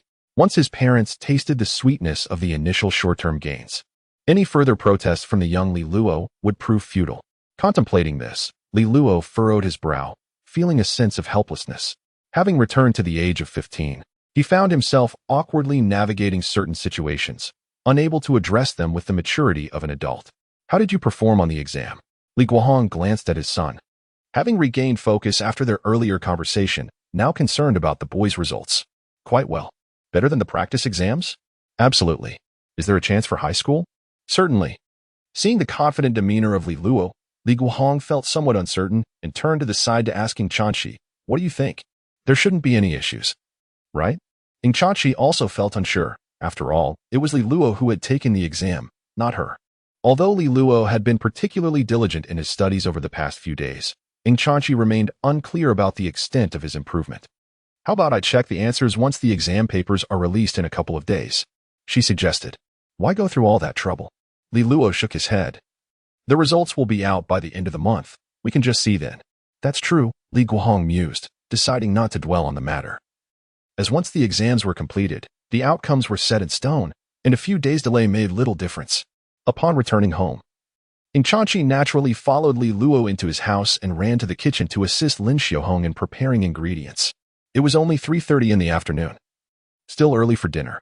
Nevertheless, to celebrate Li Luo's successful completion of his exams, Lin Xiaohong had purchased a plethora of ingredients, intending to cook something special, hence commencing preparations at this hour. "Look at how helpful she is, and then look at you," Lin Xiaohong remarked to Li Luo in the living room. "Now that the exams are over, you have nothing to do. Come in and lend a hand." "Students are like that," she continued. "Before exams, they are cherished. But once the exams are finished, they become free labor." Li Luo obediently walked into the kitchen, accepting the task of peeling garlic from his beloved mother. Squatting diligently beside the trash can. "How did the exam go?" Lin Xiaohong inquired while preparing the dishes. "Mom, this is already the 4th time you've asked me." Li Luo sighed. "Repeating the same question feels like a waste of life. Why are you so glib?" Lin Xiaohong shot him a glance. "By your logic. Am I wasting my life by cooking for you every day? How could that be?" Li Luo shook her head repeatedly. According to the data provided by the Women's Federation, a housewife's annual domestic labor is valued at 1.24 million, which amounts to over 3,000 a day. Just considering the meal you prepared, it must be worth several hundred at least. Mother, you are indeed creating value for society through your silent contributions, selflessly and magnificently. Please be quiet, Lin Xiaohong retorted with a scoff. If it were truly worth that much, wouldn't I be better off working as a nanny for someone else? Who would pay me an annual salary of 1.24 million? Even 240,000 would suffice. Why not ask Dad to give you a salary? Li Luo suggested, blinking and gesturing towards the living room. As it turned out, Li Guohong in the living room had her sharper than a dog-s and immediately interjected with a laugh and a scolding, "You rascal. I don't even have any private savings, so don't speak carelessly." "Let us not digress," Lin Xiaohong quickly responded, continuing to inquire. "So how did you perform on the exam?" "All right, I'll be straightforward," Li Luo sighed. "Mother, you should prepare to buy me a new phone." "What do you mean? Didn't you say yesterday that if I got into affiliated number 1 high school, you would buy me a phone?" She. What is it? Aunt Lin? Stuff that cucumber in his mouth. It's infuriating. Oh, wait, are you really going to do it? It has tea even been peeled? Chapter 8. Fluctuations in housing prices. As the clock approached 5 o'clock in the evening, Li Luo settled at the dining table with his bowl and chopsticks. After the conclusion of the high school entrance examination, Lin Xiaohong and Li Guohong had inquired briefly about his performance. Upon realizing that Li Luo was not forthcoming with any substantial responses, they soon lost interest. After all, the results would be announced at the end of the month. In approximately 2 weeks, and the matter would soon be resolved. Regardless of whether he met the minimum score required for admission to a regular high school, they, as his parents, would undoubtedly find ways to ensure his enrollment. Having come to this understanding, they shifted their focus to more pressing matters at the dinner table. "As I mentioned last night, Wei Dongrong approached me again today," Li Guohong said, munching on his food while addressing his wife. "His project sounds quite promising. And I've heard that several relatives have invested. Perhaps you should inquire about it in the coming days? Are you seriously considering investing?" Lin Xiaohong furrowed her brows. On one hand, this was a project initiated by the husband of her rival, Zhang Xuefan. On the other hand, the family had originally intended to allocate their savings for other purposes. Thus, she hesitated. "You must think this through. Our family's financial situation is not comparable to theirs. We have limited resources." "Yes, I understand," Li Guohong nodded. "We must proceed with caution, gathering as much information as possible. We cannot rely solely on their word. Even if the project appears promising, should we decide to invest, we would initially contribute a modest sum of 100,000 to test the waters. If it proves viable, we can contemplate further investments." Your reasoning holds merit, Lin Xiaohong replied, still frowning. But what about your younger uncle? Wasn't there talk of him considering acquiring their house? Indeed. That was the initial thought, Li Guohong responded with a hint of resignation. However, as you are aware, housing prices in Yuhang City have been in decline over the past few months. Acquiring property at this time could be precarious. What if prices do not rebound? Having overheard his parents' conversation, Li Luo instinctively paused his meal, particularly affected by the last remark, which caused an involuntary twitch at the corner of his mouth. In his previous life, his father had discussed real estate investments with him, but had never mentioned the family's initial plans to purchase property. It was still 2014. And for the next 5 to 6 years, housing prices in Yuhang City would enter a period of rapid escalation, soaring from an average of 12 to 13,000 to a peak of 25,000. Some prime locations were exorbitantly priced. Had his family opted to invest in the real estate market rather than in his uncle Wei Dongrong's dubious project, the returns would have been significantly more substantial. The mere thought of this left Li Luo with a pang of regret. I recall, isn't third uncle's family in the village? Li Luo tentatively inquired. Are they planning to sell the small villa that is to be demolished? That is certainly not the case, Li Guohong replied, his expression one of incredulity as he looked at his son. That is our ancestral home. It cannot be sold. They intend to sell a property located by the Yin River. By the Yin River? Li Luo blinked, contemplating for a moment before pressing further. Isn't that near the area adjacent to affiliated high school number 1? Exactly. Li Guohong nodded. When your cousin was admitted to the first affiliated high school, their family specifically purchased a property in that district for his education and residence. It has been 2 or 3 years since he graduated. And your cousin plans to study abroad, which entails considerable expenses. Thus, they contemplated selling the property. After all, renting it out yielded little profit. And frequently changing tenants proved to be quite troublesome. Li Luo listened and nodded in understanding, gradually grasping the underlying reasons. So initially, your parents believed that housing prices might decline, prompting them to choose that real estate project with stable investment returns? Moreover, the location of that property was rather remote. Li Guohong continued to elaborate, analyzing the situation for them. The site of the first affiliated high school is already close to the suburbs. Our Yinjian district is situated in the northeastern outskirts of Yuhang City, with the first affiliated high school located at the northernmost point, a good 6 or 7 kilometers away from the bustling heart of Yinjian district. If it weren't for its proximity to Qianjiang University and the first affiliated high school, which qualifies it as a school district property, who would even consider purchasing it? Furthermore, gaining admission to these 2 schools isn't simply a matter of owning a home. One must possess genuine academic prowess to secure a spot. Upon hearing this, Li Luo found herself in agreement. After all, the area north of Yinjian district is still in a transitional phase between urban and rural, with numerous factories situated therein and a diverse population of workers from various regions, resulting in a rather chaotic environment. However, Li Luo was acutely aware that in roughly 6 months, plans would commence for the northern section of Yinjian district. In 2 years, a subway line would connect directly from the center of Yuhang City to the suburban area in northern Yinjian district, with the first affiliated high school and Qianjiang University serving as the final stops. Simultaneously, the area south of Qianjiang University is set to transform into a bustling commercial district known as Era Tianjie, which will attract an immense flow of people. Consequently, property prices in the vicinity would skyrocket, ascending from just over 10,000 to over 20,000.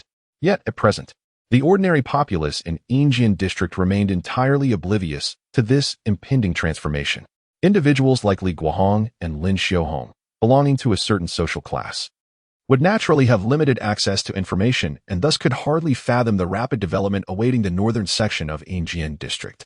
In Li Luo's eyes, however, it represented a tremendous treasure. With this thought in mind, she immediately engaged her intellect, recalling past details in hopes of uncovering useful information to persuade her parents. At the very least, she needed to instill some hesitation regarding Wei Dongrong's project. Therefore, a few minutes later, while Li Guohong and Lin Xiaohong continued their discussion, Li Luo interjected once more. Dad, may I ask you a question? What is it? Li Guohong turned to his son, momentarily surprised. I recall that the subway near the south station is set to open soon, right? Yes, Li Guohong affirmed with a nod. It should be this summer. After that, we won't need to drive. We can take the subway from South Station and reach the city center in half an hour. Will the subway lines extend further in the future? Li Luo inquired with an innocent expression. That seems unlikely, replied Li Guohong. Li Guohong furrowed his brow, pondering the remoteness of Yijiang District, where the mere existence of a subway line extending to the South Station was already a commendable feat. However, Li Luo also knitted her brows, a puzzled expression gracing her face. Dad, do you know our class's vice monitor? What about it? It's that Xiaoheqi. Li Luo stated earnestly, his father is a government official. Oh, I vaguely recall, Li Guohong responded, slightly dazed, having encountered him during a previous parent-teacher meeting. Do you know? Li Luo continued coaxingly. Xiaoheqi boasted in class that his family recently purchased an apartment near the first affiliated high school and claimed it would surely appreciate in value. Li Guohong raised an eyebrow, intrigued by Li Luo's revelation. What did he say? We were just curious and asked, Li Luo blinked. He mentioned that his father had insider information suggesting that the subway line at the South Station will be extended by 3 or 4 more stops, potentially reaching Xinjiang University. Upon hearing this, both Li Guohong and Lin Xiaohong fell silent, momentarily processing the news. After exchanging glances, Li Guohong could not help but inquire. Are you sure you didn't mishear? Did your classmate really say that? Yes, Li Luo nodded confidently before curiously adding. I remember you said that once the subway is built at the South Station, property prices would soar. When you mentioned that Uncle San's house is near the first affiliated high school, it reminded me of this. As for Xiaoheqi's family's purchase, many in the class were aware of it. Ying Chanqi, who was quietly eating, recalled Li Luo's question and nodded. Yes. I think it was mentioned earlier this year. He definitely talked about it, she asserted, recalling how Xiaoheqi had boasted to the boys while standing by her table. It would be absurd for Ying Chanqi not to know. However, it was evident that Xiaoheqi had not mentioned the subway. That was merely Li Luo embellishing the tale. Yet when Li Luo inquired of Ying Chanqi whether Xiaoheqi's family had indeed bought a house there, it left Li Guohong and Lin Xiaohong with the impression that the Xiao family must have knowledge of the subway's future extension. This logic ensnared the couple, igniting a spark of interest within them. It was noteworthy that over the past 6 months, property prices in Yuhang City had been gradually declining. However, in the vicinity of the South Station in Yijiang District, the opening of the subway line had caused property values to rise instead. Uncle San's house was currently valued at approximately 11,000, while properties near the South Station had soared to around 15,000, making it a rare golden location in Yijiang District that had not followed the broader market's downward trend. If, in the coming years, the subway line were to extend toward the first affiliated high school at Xinjiang University, wouldn't Uncle San's house possess immense potential? If the rise in housing prices could match even half of what is seen around the South Station, the returns would undoubtedly surpass the enticing 10% annual interest from Wei Dongrong's investments. However, both Li Guohong and Lin Xiaohong are not impulsive individuals. Especially considering that such sentiments originate from the mouth of young Li Luo, they must deliberate carefully. Purchasing a home is not akin to investing. Their total savings amount to merely 6 or 70,000, painstakingly accumulated over the past decade. The investments with Wei Dongrong are relatively safer, requiring a minimum of only 100,000 to start, thus bearing lesser risks. Yet, once they decide to buy a house, even if it is the second-hand one from their great-uncle, the urgency to sell would likely lower the price. Nevertheless, for Li Luo's family, they would still have to resort to a mortgage. Paying a down payment of 6 or 70,000 would inevitably lead to a debt of at least $1 million in mortgage loans. If housing prices were to increase in the future, that would be acceptable. However, should prices decline, it would be a substantial blow to the entire family. Additionally, with a mortgage burden, the economic pressure on the household would inevitably increase, necessitating greater caution in daily expenditures. Perhaps we could consider your uncle's house. Lin Xiaohong hesitated momentarily before suggesting to Li Guohong. Let us hold off for now. Li Guohong furrowed his brow, feeling uncertain. Regardless, he felt compelled to visit Wei Dongrong's place, as they had already made arrangements. As for his uncle's property, he thought he could check back in a few days and inquire about any subway developments. Yet, Li Guohong did not harbor high hopes of uncovering information about the subway line planning. Such news was not something individuals of their standing could access beforehand. If he could learn of it, it would imply that many in Yijiang District were already aware. The absence of any public information only heightened Li Guohong's suspicion, especially since his classmate Xiaoheqi had recently purchased a home near affiliated No. 1 middle school, claiming it would certainly appreciate in value with subway extensions reaching that area. The more silent such rumors remained, the more plausible they seemed to Li Guohong. As for Li Luo, he refrained from further commentary. As a child, He felt he had said enough. Any additional encouragement might yield counterproductive results. Today's probing had sufficed. He would gradually gauge his parents' sentiments to dissuade them from investing in his uncle's real estate project. Oh, if only Li Luo were a bit more diligent. Lin Xiaohong lamented suddenly after a lengthy conversation. If you manage to get into affiliated number 1 middle school, your father and I will purchase that house from your great-uncle. And you could even reside there while studying. Indeed, Li Guohong chuckled, echoing her sentiment. That house is directly across from affiliated number 1 middle school. It's merely a few minutes' walk to school, quite convenient, and it saves you from the hassle of dormitory life. Upon hearing this, Li Luo's eye sparkled, and the previously settled thoughts began to stir again. He cleared his throat and interjected, "Could you not have a bit more faith in me? What if I actually get in?" Li Guohong was both amused and infuriated by his remarks. "If you truly possess the ability to pass the exam, I shall unhesitatingly purchase a house," he declared. "If you truly excel, what could possibly prevent your parents from fulfilling your wishes?" Upon hearing her father's words, Li Luo raised an eyebrow but chose not to provoke him further. With her parents expressing such sentiments, it might prove beneficial once the examination results were released. Contemplating this, Li Luo felt her mood lighten slightly. The family continued their meal, and by 6 o'clock, having indulged in a hearty feast, Li Luo dutifully rose to wash the dishes. "Is the sun setting in the west?" Lin Xiaohong remarked with surprise, observing Li Luo's unexpected enthusiasm. "Of course, it's because my son has become more considerate," Li Luo cheekily replied, turning to her mother. "So when shall I receive my allowance for the summer vacation?" "Enough." Lin Xiaohong rolled her eyes. "If you manage to finish washing the dishes first, I might consider giving you something." The mother and son exchanged playful banter across the kitchen door, while Ing Chanchi quietly entered the kitchen to assist Li Luo with the dishes. Once the kitchen was tidied up, Li Luo patted Ing Chanchi on the shoulder and said, "Does your computer work? May I borrow it for a while?" "Sure," Ing Chanchi nodded, "but don't stay up too late, or your mother will scold you." "You are more concerned than my own mother," Li Luo retorted with a smirk. "I'll just say I'm going to your house to study. Nobody would believe you." Ing Chanchi replied with a laugh. Chapter 9. Which summer job pays 1,500 a day? On the evening of the day the high school entrance examination concluded, Li Luo found himself seated in the study of Ing Chanchi's home, engrossed in the glow of the computer screen. With deft fingers, he entered his QQ account, logging into an account he had not accessed in 2 decades. The list of friends displayed consisted solely of classmates from elementary and middle school. It was evident that his high school and college companions from his previous life would likely remain elusive in this new existence, unlikely to appear again on his friend list. Post-examination, his life had irrevocably diverged down a path starkly different from that of his past. With a subtle sigh, Li Luo navigated to Baidu, scouring a plethora of renowned websites. This era marked a pivotal transition as the internet was gradually shifting from the PC domain to a mobile-centric age. In the realm of entertainment, platforms such as Tencent Video, iQIYI, and Youku Tudou were embroiled in fierce competition for market dominance.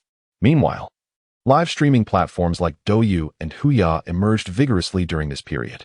Offline, food delivery services were locked in a 3-way rivalry, with Meituan, Ali, Me, and Baidu vying fiercely for customers. In the ride-hailing sector, Didi and Kuaidi engaged in a heated back-and-forth.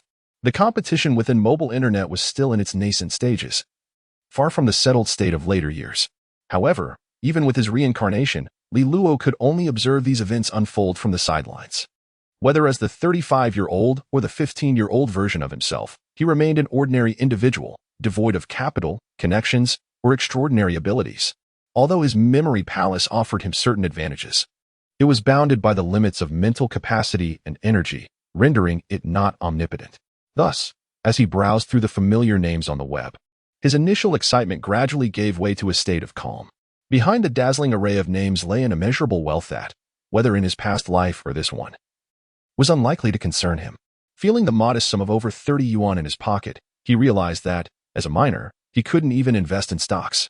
Coming to terms with this reality, Li Luo sighed and dismissed the grand ambitions that had been swirling in his mind since his rebirth.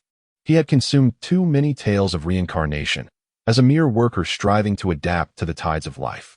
Convincing his parents to purchase a home seemed far more pragmatic than any lofty dreams. Beyond that, his only recourse was to find a way to earn a bit of pocket money and see where it led him. After all, in this era, nearly every industry required some initial investment to succeed. Few paths allowed one to enter with zero cost and zero barriers while still making a profit. aside from honest labor. Options were severely limited. With these thoughts in mind, Li Luo reopened Baidu and searched for two specific websites, Bilibili and Cheetah Chinese Network. Unfortunately, Douyin was still a long way from its launch. Otherwise, he would have preferred to seek opportunities there. At present, he harbored no grander aspirations than ensuring his family wanted for nothing while enjoying a joyful high school experience. The matter of earning a proper income shall be addressed once I enter university. What are you reading? At around 9 in the evening, Ying Chanxi's voice suddenly emerged from behind Li Luo. Her head peeked from over Li Luo's right shoulder, her long, cascading hair brushing against his cheek and sliding from his shoulder down to his chest. What novel have you started reading? Oh, just browsing. Li Luo inhaled the faint fragrance of her hair and glanced at Ying Chanxi, noting her panda pajamas, which indicated she had already bathed. He then refocused, continuing to peruse the novel website on his computer, casually scanning the rankings. I Shall Seal the Heavens, Perfect World, Wilderness Chronicles, Dalawa Continent 2. All rather antiquated titles. Li Luo felt a sense of nostalgia, realizing that one day he would return to the time when these books were still being serialized. Aren't you playing games today? Have you switched to reading novels? Ying Chanxi inquired curiously. Do you read? I don't. Ying Chanxi shook her head, stating, I still need to review the first-year high school material. I have no time for leisure reading. You are quite the overachiever. What do you mean by that? Just complimenting your diligence. Ying Chanxi, not pondering further, leaned closer to the computer to check the time and remarked, You can only play until 10 o'clock. Then you must return. Understood. I will head to bed now. All right, go ahead. So, good night? Ying Chanxi blinked, glancing at the computer screen without meeting Li Luo's gaze, her voice laced with a hint of caution. Good night. Upon hearing Li Luo's response, Ying Chanxi's lips curled slightly, and she turned to leave the study, her slippers making soft sounds as she returned to her bedroom. She folded the small blanket Li Luo had gifted her during childhood into a rectangle and placed it over her pillow. Lying down, she inhaled the familiar scent and soon drifted into a peaceful slumber. Meanwhile, in the study, Li Luo observed the clock as it approached 10 o'clock, promptly shutting down his computer before heading off to sleep. The following day, shortly after 3 in the morning, as dawn's light was just beginning to break, Li Guohong and Lin Xiaohong, the couple, were already awake, quietly rising from their slumber. They moved stealthily to wash up, careful not to awaken their son, preparing to head out to the breakfast shop for their morning duties. Just then, Li Luo's bedroom door swung open. Dressed and ready, Li Luo stepped out, navigating the bathroom with ease, squeezing between his parents to retrieve his toothbrush and cup. Excuse me, I need to brush my teeth too. What are you doing? Lin Xiaohong looked at her son in disbelief, wondering why he was awake at such an ungodly hour, off to cause mischief. I'm going to work for the summer. Li Luo dabbed his toothbrush with water and toothpaste, mumbling indistinctly. Li Guohong raised an eyebrow. What prompted this sudden desire to work? Your mother isn't stingy with your allowance. What summer job are you talking about? Lin Xiaohong suggested that they should go to bed first, promising 1,000 yuan in pocket money for the summer vacation, as long as it was not squandered. However, having already risen, sleep was no longer an option for Li Luo. After gargling and washing his face with cold water, he followed his parents out of the house, exclaiming, Let us go. Li Guohong and Lin Xiaohong stepped out, bewildered, as they observed Li Luo trailing behind them to the breakfast shop they had leased across from their residential complex. Li Luo donned an apron and joined them in preparing the dining area, readying the morning's offerings. The couple watched their son diligently bustling about the shop, momentarily lost in thought. Remarkably, he was not a hindrance at all. Without elaborating on the washing and prepping of vegetables, even the steaming of buns and dumplings seemed to come easily to him after just one demonstration, with the three of them collaborating on the preparations. What should have taken until around 5:30 a.m. was accomplished before 5 o'clock, leaving only the wait for customers. All right, we're done, Lin Xiaohong said, pulling Li Luo to a chair for a brief respite, suggesting he could catch up on sleep later at home. I'm not sleepy. Li Luo replied with a puzzled look at his mother. I can just take a nap after lunch. Really not sleepy? Really not. Li Luo laughed, just then noticing a man entering the shop, and immediately stood to greet him. Sir, what would you like? The buns and dumplings will take a bit longer, but everything else is ready. Do you have fried noodles? The man inquired. Yes, we do. Then add an egg, no spice. Got it, Li Luo responded, calling out to the kitchen dad. 1 order of fried noodles with an egg, no spice. The man settled into a chair, glancing at Li Luo and then at Lin Xiaohong with a smile. Is this your son? Indeed, Lin Xiaohong replied with a smile. He just finished his midterm exams and, for some reason, couldn't he sit still at home, so he came here to help. What a thoughtful young man, the man praised. Your family clearly has good upbringing. My daughter Sai, she can be quite a handful. If only she were as sensible as your son. Well, he has his moments, Lin Xiaohong humbly replied.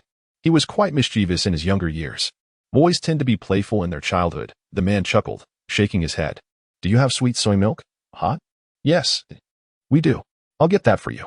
Lin Xiaohong responded, turning to fetch the soy milk. However, Li Luo had already prepared a steaming bowl of sweet soy milk and promptly handed it to Lin Xiaohong. As she received it, she glanced down at the bowl, momentarily taken aback, before hastily serving it to the customer. Li Luo's family breakfast shop had been a well-established brand for over a decade, and business thrived remarkably well. Residents from the nearby complexes frequently patronized their establishment. From just before 6 in the morning until around 9:30, customers poured in continuously.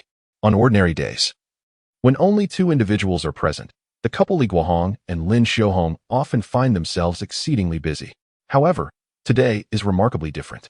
With the addition of Li Luo, although the pace remains frenetic, the entire operation flows with a remarkable sense of order. The young man, Li Luo, busily attends to the guests, taking their orders while directing his parents to prepare the dishes. With a memory palace at his disposal, he flawlessly recalls each order, regardless of the number of patrons. Exhibiting no signs of confusion or haste, this newfound efficiency significantly alleviates Lin Xiaohong's usual burden, as she typically juggles accounting and the preparation of dumplings and fried dough sticks. Furthermore, many of the customers are regulars, and upon noticing the additional presence in the establishment, they eagerly inquire about him. Upon learning that he is Lin Xiaohong's son, they offer compliments, leaving her feeling invigorated rather than fatigued, and she maintains a radiant smile throughout the morning. Once the breakfast rush subsides after 9 o'clock, the number of customers dwindles, providing a moment of respite. Although labeled a breakfast shop, it operates throughout the day. The early hours are merely the busiest, as the afternoon sees a significant drop in patrons. After tidying up the shop in the afternoon, they prepare to welcome a small wave of customers around 5 or 6 o'clock before closing for the day. Having completed the morning's hustle, Li Luo stretches outside the shop. Despite the fatigue, he feels none of the profound weariness that often accompanies adulthood past 30. His back is not sore, his neck is free from pain, and he remains full of energy, a testament to his youthful 15-year-old body.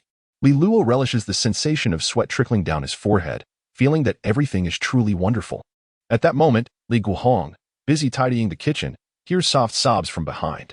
Turning around, he discovers Lin Xiaohong concealed in a corner, discreetly wiping away tears. Hey, why are you crying? Li Guohong approaches, placing a reassuring hand on his wife's shoulder and offering her a tissue. It's nothing, just happiness. Lin Xiaohong replies through her tears, drying her eyes, clearing her throat, and gently tapping her chest as she says to Li Guohong, Do you think Li Luo has grown up? He seems to have suddenly matured, doesn't he? I'm truly overjoyed. You have no idea how many people praised him this morning. That's wonderful, Li Guohong responds, embracing Lin Xiaohong. As long as Li Luo is understanding, we should be happy. Boys mature eventually, as I have always said. Yes, you are right, Lin Xiaohong replies with tears glistening in her eyes, her smile radiating joy. She then walks to the counter, retrieves a stack of red banknotes, and begins counting the money. What is this for? Li Guohong inquires. It's his pocket money for the summer, Lin Xiaohong explains while counting, pulling out 10 bills of Mao Zedong. However, her hand hesitates momentarily before she withdraws an additional 5 notes, totaling 1,500 yuan, clenching them tightly. After wiping away the traces of tears, Lin Xiaohong takes a deep breath, steadies herself, and steps out from the kitchen to join Li Luo. She gazed up at her son, who had already reached a height of 1.75 meters, her mind wandering back to the rebellious demeanor he had exhibited just a few years prior. Her memories then drifted to the recent days, causing Lin Xiaohong to feel a momentary daze. Mom, what's wrong? Li Luoqi asked, looking at Lin Xiaohong with curiosity, waving a hand in front of her face. Are you tired? No, I'm not tired, Lin Xiaohong replied, shaking her head to regain her focus. She then took Li Luo's hand and pressed 15 vibrant red bills into his palm. Here, take this. Now that summer vacation has begun, make sure to enjoy yourself. But once you start high school, you must work hard. Li Luo lowered his gaze to the money in his hand, blinking in surprise before taking a deep breath. He vaguely recalled the previous summer, when he had played basketball the day before an important exam and had quarreled with his parents, ultimately failing the exam. He had ended up with no pocket money at all. Now, the results of his entrance exam had yet to be released, and he was merely engaging in normal activities as a typical student, occasionally helping out at the store. Yet, he found himself unexpectedly gifted with 1,500 yuan in pocket money. He remembered that when he had started university, his monthly living expenses had barely equaled that amount. Emotion surged within Li Luo, but he casually remarked, "Mom, does this summer job here pay so well? Can I come back tomorrow? With 1,500 a day. I could work until retirement." Lin Xiaohong stared at this audacious child, her initial feelings of warmth swiftly dissipating. "You can just go away," she retorted. Chapter 10. I am a miner at 6:30 in the morning. Ing Chanchi rose punctually to wash up. After heating a bag of milk and grabbing 2 slices of bread, she made her way to the balcony.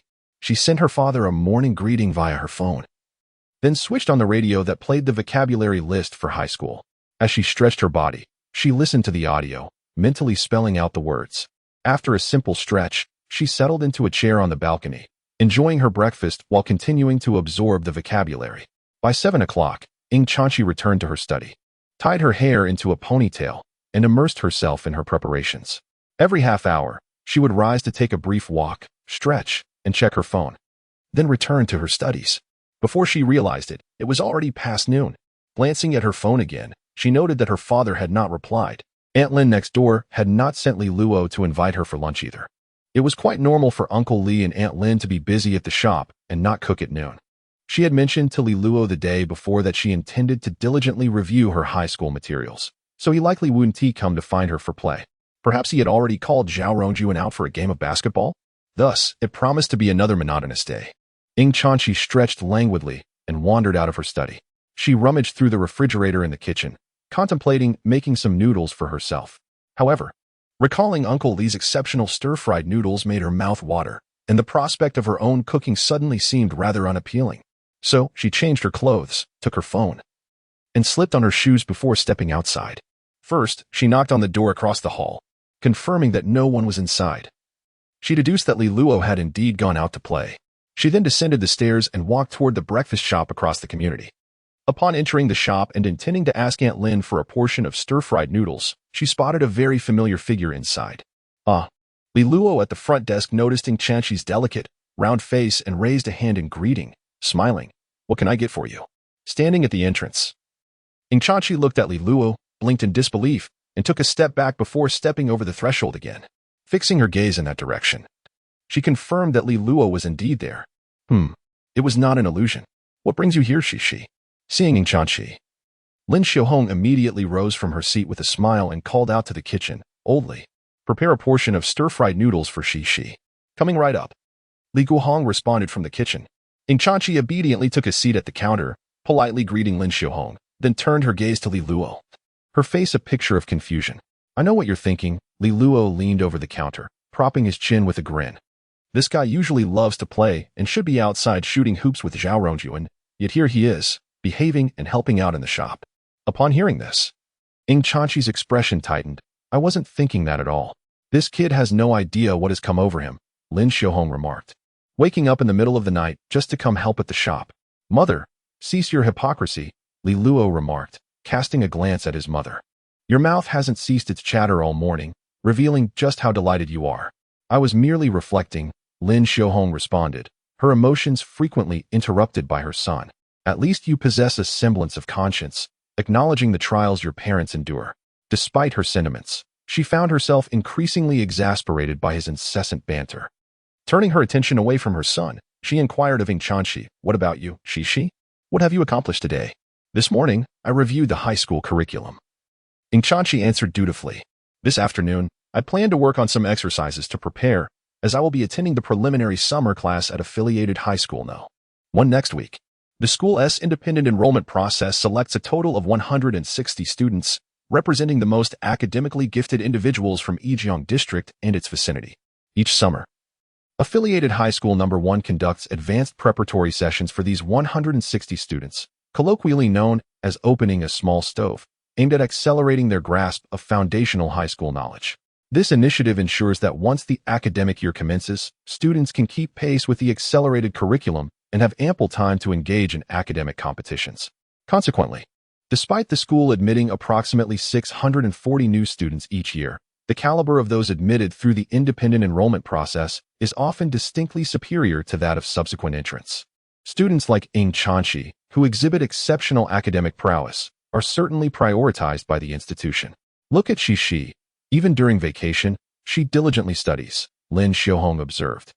Turning to Li Luo sighed, having become immune to his mother's comparisons with other children. In his youth, he would have argued back.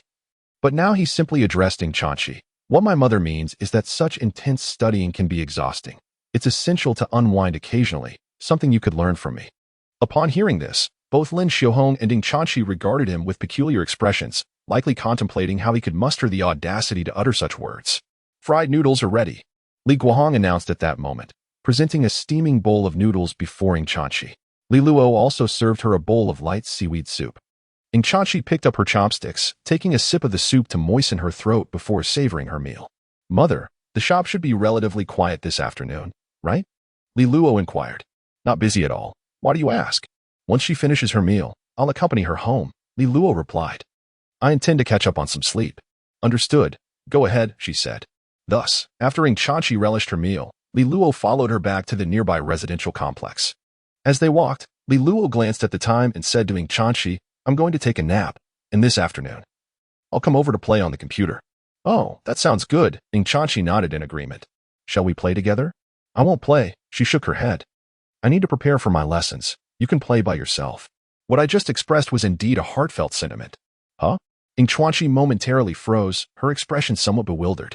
What did you say?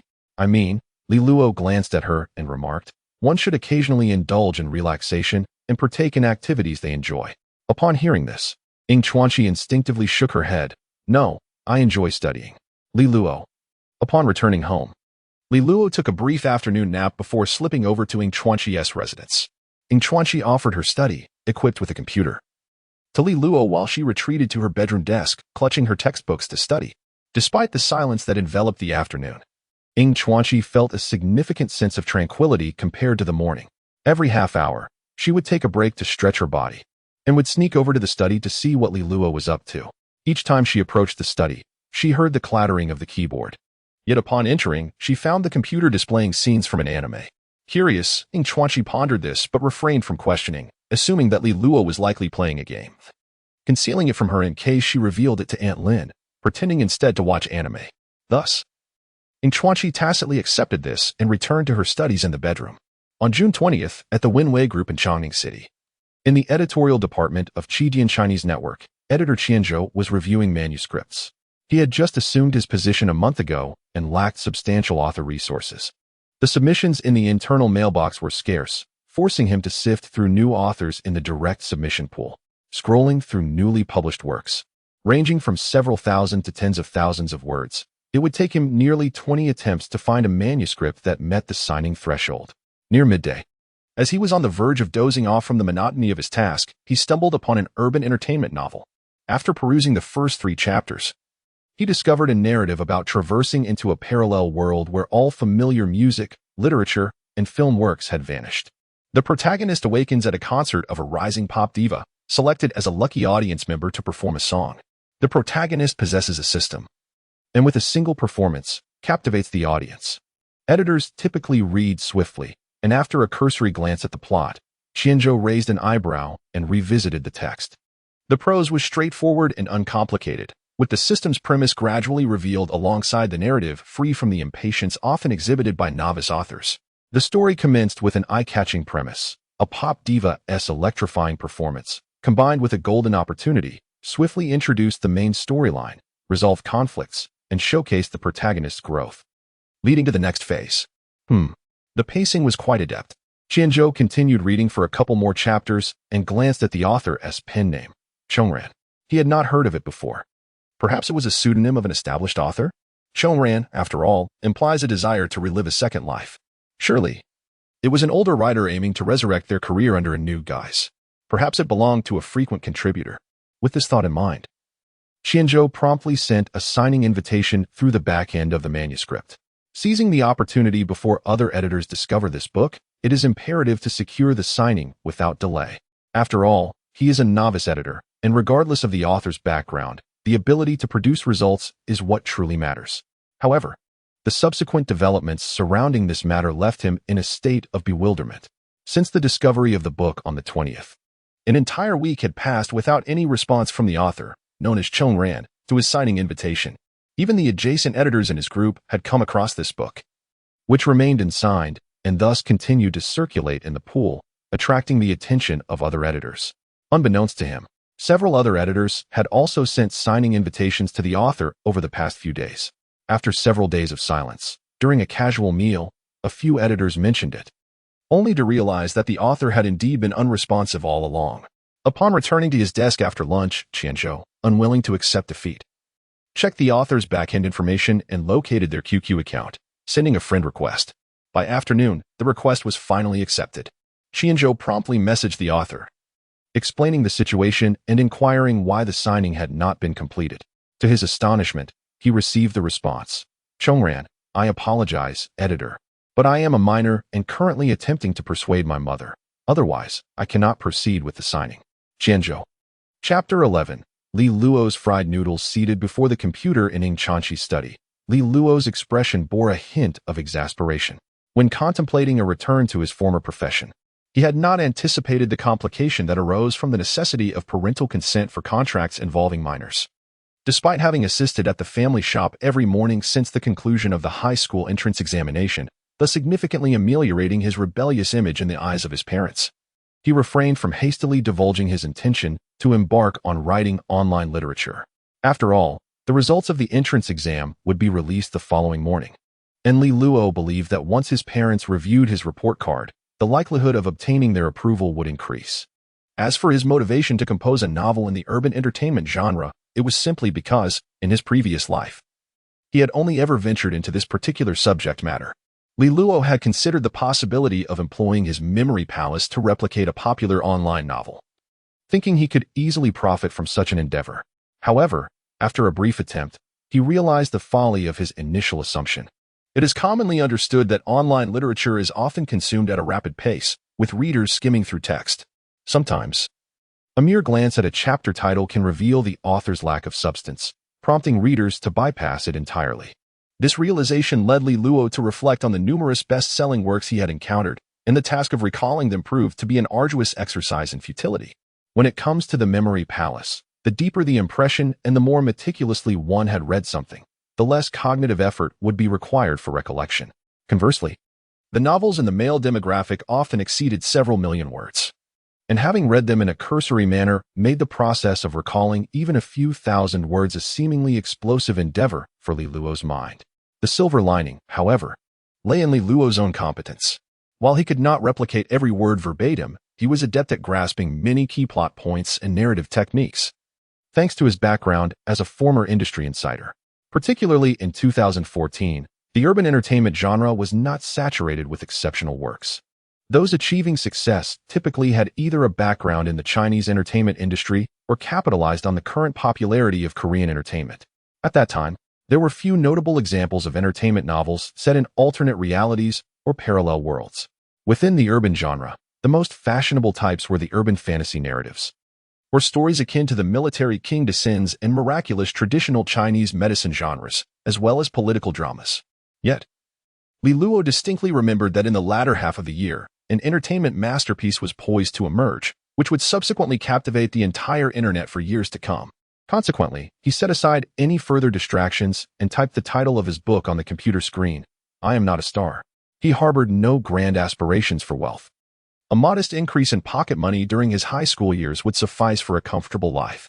With this simple ambition in mind, Li Luo received several contract invitations from editors and was even added as a QQ friend by one editor, Qianzhou. "So, how old are you now?" Far away in Chongqing City, Qianzhou gazed at the computer screen before him, bearing the expression of an elderly person scrutinizing a mobile phone, filled with skepticism regarding whether the individual on the other side was merely deceiving him. "Reignite. I am 15 years old and will turn 16 in the latter half of the year." "Qianzhou, are you certain you are not jesting?" "Reignite. Absolutely, editor. If you could wait a few days, I should be able to persuade my mother." "Qianzhou, have you ever written a novel before?" "Reignite. No, I have not." "Qianzhou, so this opening is your own creation?" "Reignite. Indeed, it is my own work." Qianzhou perused the chat history on QQ, momentarily engulfed in contemplation. Thoughts regarding the plot and pacing of the novel, I Truly Am Not a Celebrity, swirled incessantly in his mind. Ultimately, he pondered whether such innate talent truly existed in this world.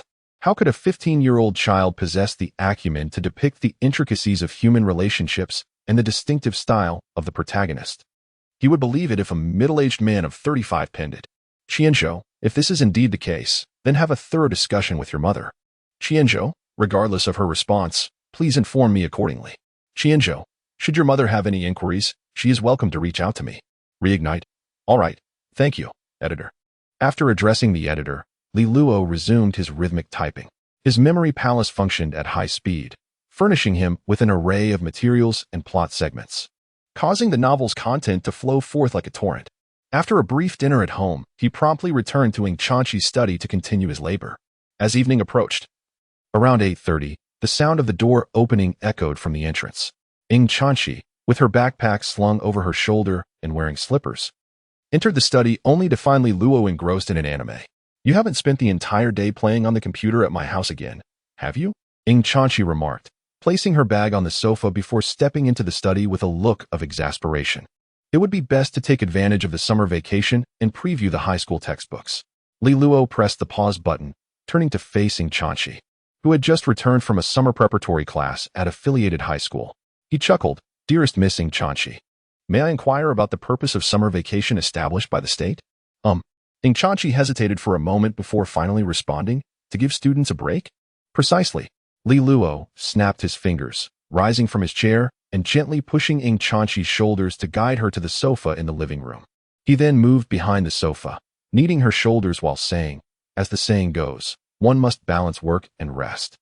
After the arduous endeavors of the final semester in middle school, summer vacation should indeed be a time for students to relax. How's the pressure? Should I apply more or less? Ing Chanchi closed her eyes, savoring the service from Li Luo, finding it just right. However, just as she was about to retort, her stomach emitted a series of hungry growls. Li Luo raised an eyebrow and chuckled. "You see, this is precisely the reason you haven't relaxed properly. Your stomach is grumbling from your studies." Ing Chanchi's face flushed as she covered her belly, frowning. "I'm not hungry. Would you like some fried noodles?" Li Luo paused his actions and strolled into the kitchen to glance at the ingredients in the refrigerator before inquiring. "It's quite late. It wouldn't be courteous to trouble your father." Ing Chanchi quickly shook her head. "A slice of bread will suffice." "Are you questioning my culinary skills?" Li Luo retrieved ingredients from the fridge and winked at Ing Chanchi. "Fried noodles are so simple. Do we really need my father's help? Can you make it yourself?" Ing Chanchi's eyes widened in surprise. "Is that even possible?" "You are challenging a man's limits," Li Luo scoffed lightly, shutting the refrigerator door with a decisive thud. "Wait in the living room." With that, he pulled the kitchen door closed behind him. Ing Chanchi blinked, still processing his words. However, it wasn't long before the crisp sound of a knife chopping on the cutting board echoed from the kitchen. Soon after, the enticing sounds of noodles sizzling in the wok filled the air. In less than 10 minutes, 2 steaming bowls of fragrant fried noodles were brought out by Li Luo. Sitting at the dining table, Ing Chanchi gazed at the bowl of aromatic noodles before her, momentarily speechless. "Go ahead," Li Luo offered her chopsticks. Taking a seat across from her, without hesitation, he dug into his meal, mumbling between bites, "Taste my cooking. It's definitely not inferior to my father's." Ing Chanchi picked up her chopsticks, instinctively glancing at Li Luo, then turning to survey the empty living room. No one else was present, and her father's bedroom had been dark for over half a month. The study was illuminated by Li Luo's light, and the kitchen remained bright as well. Although devoid of family, a bittersweet sense of comfort enveloped her. Returning her gaze to Li Luo, she took a small bite of the fried noodles. "It's truly delicious. Better than what Uncle makes." Ing Chanchi rested her feet on the chair's crossbar, savoring the delightful midnight snack, and whispered her praise to Li Luo. "You do have some taste." Li Luo chuckled proudly, then cautioned softly, "But don't mention this to my dad, all right?" "Ha." Ing Chanchi laughed. "Are you afraid Uncle might feel competitive? He might be heartbroken to learn that his skills are outshone by his son. A few compliments and you're already puffed up." She rolled her eyes at him. "But when did you learn to make fried noodles? I've never seen you cook before." "You haven't seen much, trust me," Li Luo replied, finishing his bowl and stretching lazily. "I made the noodles, you washed the dishes, and I'm off to play on the computer." "Understood." Ing Chanchi nodded in agreement. then reminded him, "But you can only play until 10 o'clock. Okay. After finishing the fried noodles, Ing Chanchi stood up to clear the table. Once she washed the dishes in the kitchen, she proceeded to take a shower. Initially, after finishing her bath, Ing Chanchi intended to continue studying for a while. However, recalling Li Luo's earlier words, she hesitated and decided to temporarily set that thought aside, instead walking into the study. She moved a stool to sit beside Li Luo and gazed at the anime playing on the computer screen. After a moment, she inquired, "Tomorrow, the 28th. At 10 in the morning, the results of the high school entrance examination will be available for inquiry. Aren't you feeling anxious?" "Anxious about what?" Li Luo retorted. "You just need to wait for me at Fuizhong." Noticing his unwavering confidence even as the moment approached, Ing Chanchi found herself increasingly doubtful. "You haven't started studying with Zhao Rongju a long time ago, have you? Are you truly confident in being admitted to Fuizhong? Why would I lie to you?" Li Luo's calmness at this critical juncture inexplicably quickened Ing Chanchi's heartbeat. Could it be that in high school, she and Li Luo might still have the chance to attend the same school? With this thought, Ing Chanchi felt a surge of nervous anticipation for the examination results to be revealed tomorrow. "How about we play a game instead?"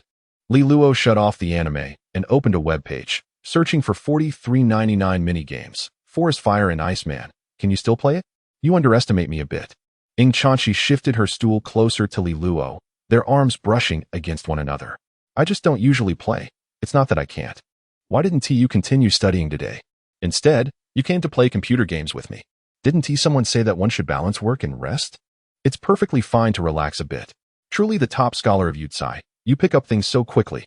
The two exchanged playful banter and soon immersed themselves in the game. However, midway through, Ing Chanchi's hands trembled several times, causing the ice girl she controlled to evaporate in a sea of molten lava. "Are you even capable?" Li Luo looked at her skeptically. "Be quiet." Ing Chanchi puffed her cheeks. "It's all your fault for mentioning the possibility of being admitted to Fuizhong. My mind is entirely preoccupied with your exam results. And I'm utterly anxious. My results, why are you so worried? If you get in, we'll be at the same school again." Ing Chanchi gazed at Li Luo with wide eyes, speaking earnestly. "If you work hard in high school, perhaps you could even get into Qianzhong University with me." "You have quite the faith in me," Li Luo chuckled. "Qianzhong University, each year, even among Fuizhong students. Only the top 50 in the school get even a glimpse of that threshold.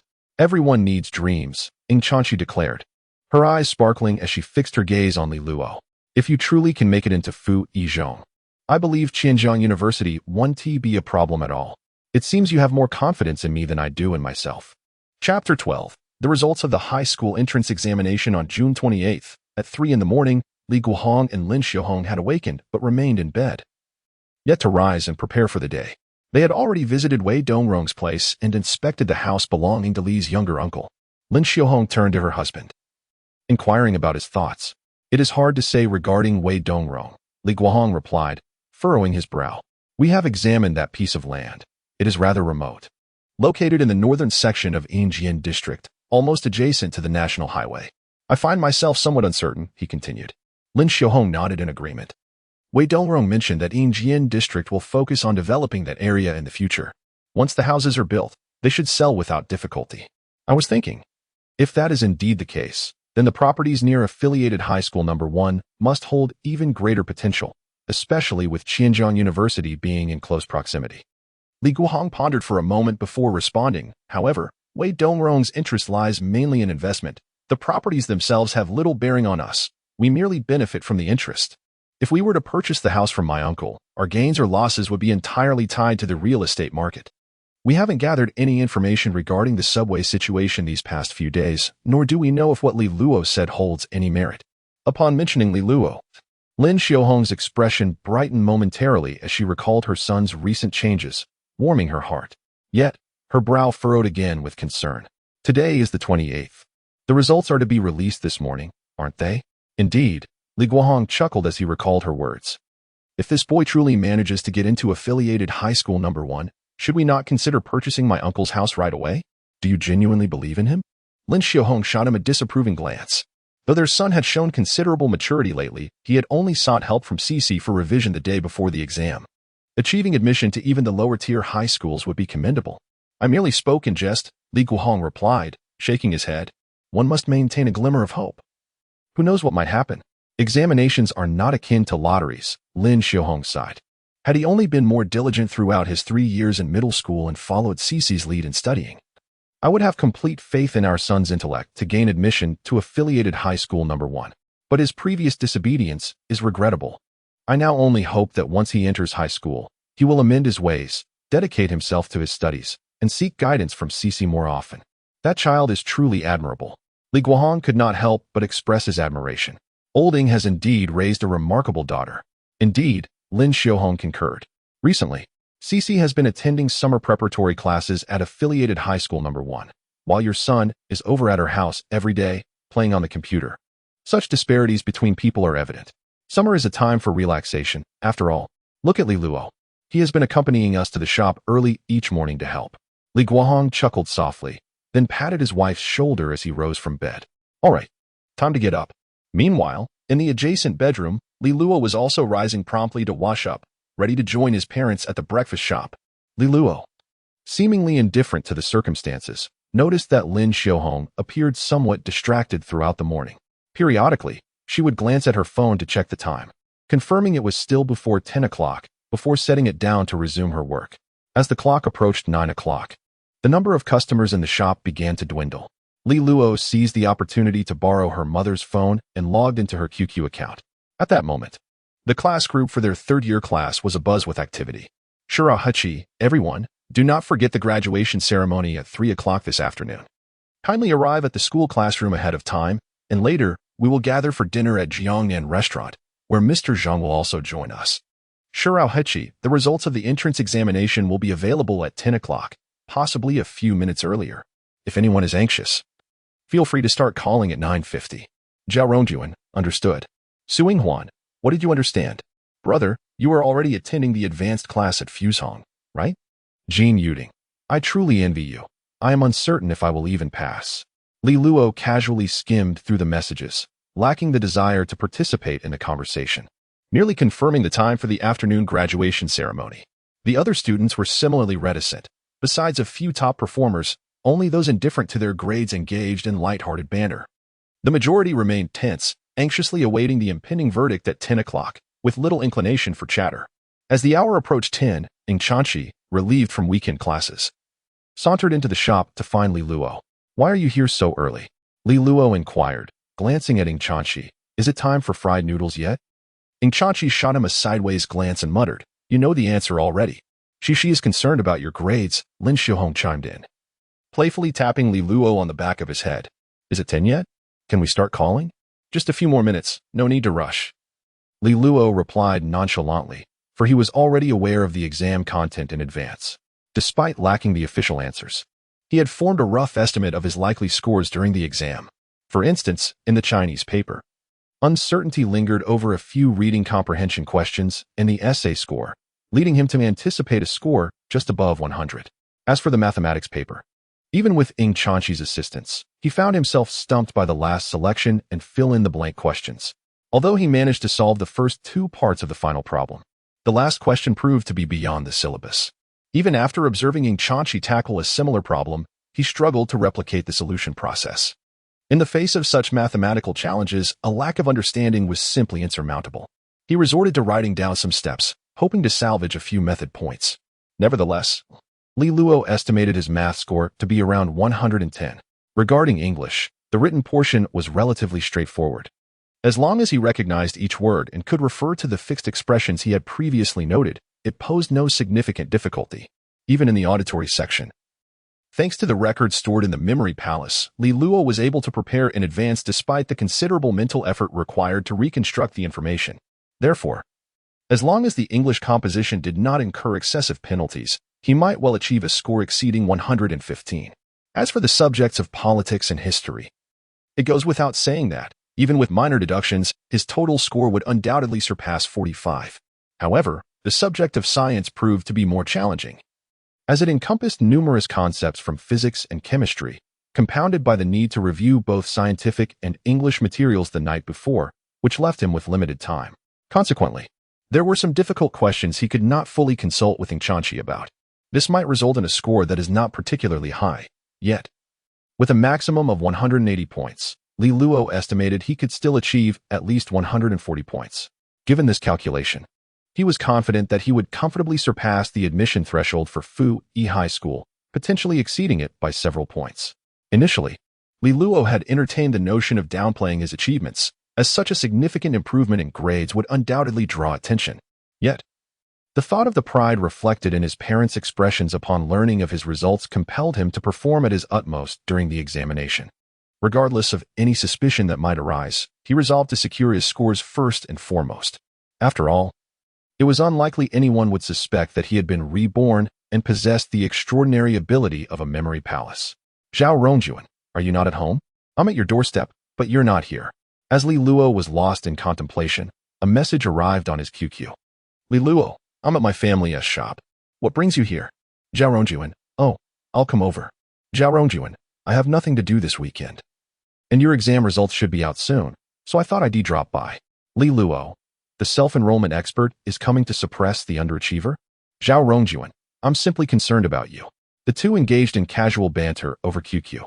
Within a couple of minutes, Zhao Rongjuan arrived at the shop and stepped inside. Hello, Auntie. Xiao Jun, come sit. Lin Xiaohong beckoned to Zhao Rongjuan. In a bit, let us have lunch together with Shishi. Oh, thank you, Auntie. Don't mention it. Although Li Luo often spent time playing basketball with Zhao Rongjuan rather than studying, Lin Xiaohong had never reproached him. After all, Zhao Rongjuan consistently ranked among the top 30 students in the school, and it could be argued that it was Li Luo who led the diligent student astray. Lin Xiaohong was perplexed as well. Her son had befriended remarkable individuals, such as the class monitor Ing Chanxi and a good buddy like Zhao Rongjuan. Yet he himself was failing to meet expectations. If only he could absorb a fraction of their brilliance. He wouldn't struggle to meet even the basic score requirements for general high schools. Sighing, Li Luo looked at Ing Chanxi and Zhao Rongjuan seated before him and thought, with both of you here, I'll feel too shy to show off. After all, considering their abilities, if they were to take the exam, their total scores would certainly be no less than 580 points, with Ing Chanxi likely exceeding 600, even with his advantages. It was inconceivable for Li Luo to surpass these academic prodigies. As the thought crossed her mind, Li Luo felt a twinge of disappointment and hastily reopened the class group chat on QQ. With only 2 minutes remaining until 10 o'clock, some classmates had already successfully connected to the score inquiry hotline. Oh no, my total score is merely 450. I wonder if I can get into number 2 high school. This is bad. If I can't reach the regular high school cutoff, my mother will kill me. I actually scored 505. Is there hope for me to attend affiliated high school? Affiliated high school is quite unlikely. The cutoff scores in previous years have never dropped below 505. What did the vice class monitor score? What about the academic committee? Let the underachievers see. Xiaoheqi, I'm checking, please hold on. Su Yinghuan, 520 points, I should be safe, right? Xiaoheqi, my score is out, 554 points, 87th in the district, not bad, I suppose, just a normal performance. His nonchalant tone, however, betrayed an implicit request for praise. The classmates immediately showered him with words of admiration and envious emojis, lifting Xiaoheqi to a lofty pedestal. The results seemed to be accessible now. Zhao Rongjuan noticed the fervor in the class group and, seeing the chat log overflowing with 99 messages, quickly urged Li Luo. You need to hurry. Beside her, Lin Xiaohong, upon hearing that the scores were available, slapped her hand on the table, insisting that Li Luo make the call and check immediately. You're driving me crazy. Don't rush me, Li Luo replied, deliberately typing in the score inquiry number while retrieving her examination admission ticket from her pocket. Once connected, she reported her admission number. All right. Li Luo responded after receiving the information from the other end and hung up, noting that a text message would arrive shortly. How long will it take? Lin Xiaohong's anxiety grew, her heart racing. If all goes well, it should arrive in a minute or two, Li Luo reassured her, beginning to feel her own heart quickening due to her mother's palpable tension. Meanwhile, Ing Chanxi, who had been seated at the edge, could no longer contain her excitement and moved around the counter to stand beside Li Luo, eager to witness the results firsthand. Li Luo decided to place her phone on the table, awaiting the verdict in silence. At that moment, in the kitchen, Li Guohong swiftly served a plate of fried noodles to a customer before darting to stand behind Li Luo, his eyes glued to the phone screen. The entire family, along with 2 participants who had not taken the entrance exam, focused intently on the phone. Half a minute later, as the phone vibrated unexpectedly, a text message popped up on the screen. Quick, Quick, quick. Open it. Lin Xiaohong excitedly urged, playfully slapping Li Luo's arm before covering her eyes. You all look first. Let Shishi see and tell me if it's good or bad. Ying Chanchi reached out and opened the message, which clearly displayed Li Luo's results. Candidate, Li Luo. Examination admission number, XXXXXXXX Chinese, 110 points mathematics, 112 points English, 114 points science, 142 points history and politics, 47 points physical education, 30 points total score, 555 points district ranking, 86th upon encountering this string of figures. Ying Chanchi widened her eyes, her mouth slightly agape, momentarily rendered speechless. CC, how did it go? Inquired Lin Xiaohong, who had yet to summon the courage to glance at the report card. Anxiety etched upon her face. Ying Chanchi instinctively swallowed, feeling her throat constrict. Her head slightly spinning as an overwhelming joy blossomed within her mind. Li Luo had performed exceptionally, extraordinarily, remarkably well. Chapter 13. A tremendous surprise. What an extraordinary achievement. Is this score truly exceptional? Could it possibly exceed the threshold for general high school admission? Lin Xiaohong, filled with anticipation and uncertainty, opened her eyes to gaze at the screen of her phone. Upon seeing the astonishingly high scores in each subject, culminating in an overall score of 555, she was momentarily stunned. Her mind buzzed as if the world were spinning around her, leaving her in a state of blankness. Then, a wave of immense joy erupted within her, akin to fireworks bursting in the sky, resonating in her mind. Meanwhile, Li Guohong, standing beside her, struggled to discern the content on the phone due to his poor eyesight and the fact that he was positioned behind Li Luo.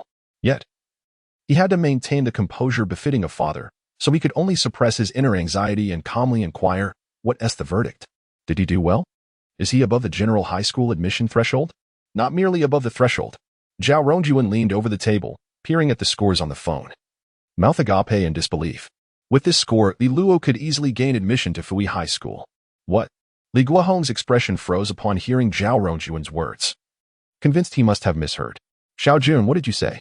Fui High School? Are you certain?" As he spoke, Li Guohong impulsively pulled Li Luo closer.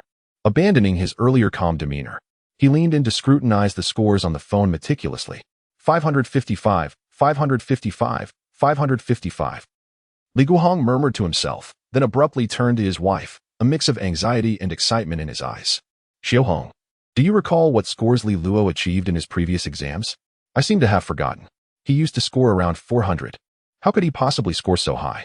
Lin Xiaohong laughed and scolded him simultaneously, snatching the phone from Li Guohong's hands, then taking Li Luo's admission ticket. "Let me see if there has been some mistake." While saying this, she compared the number on the admission ticket with the one in the text message repeatedly until she confirmed that this was indeed her son's genuine score.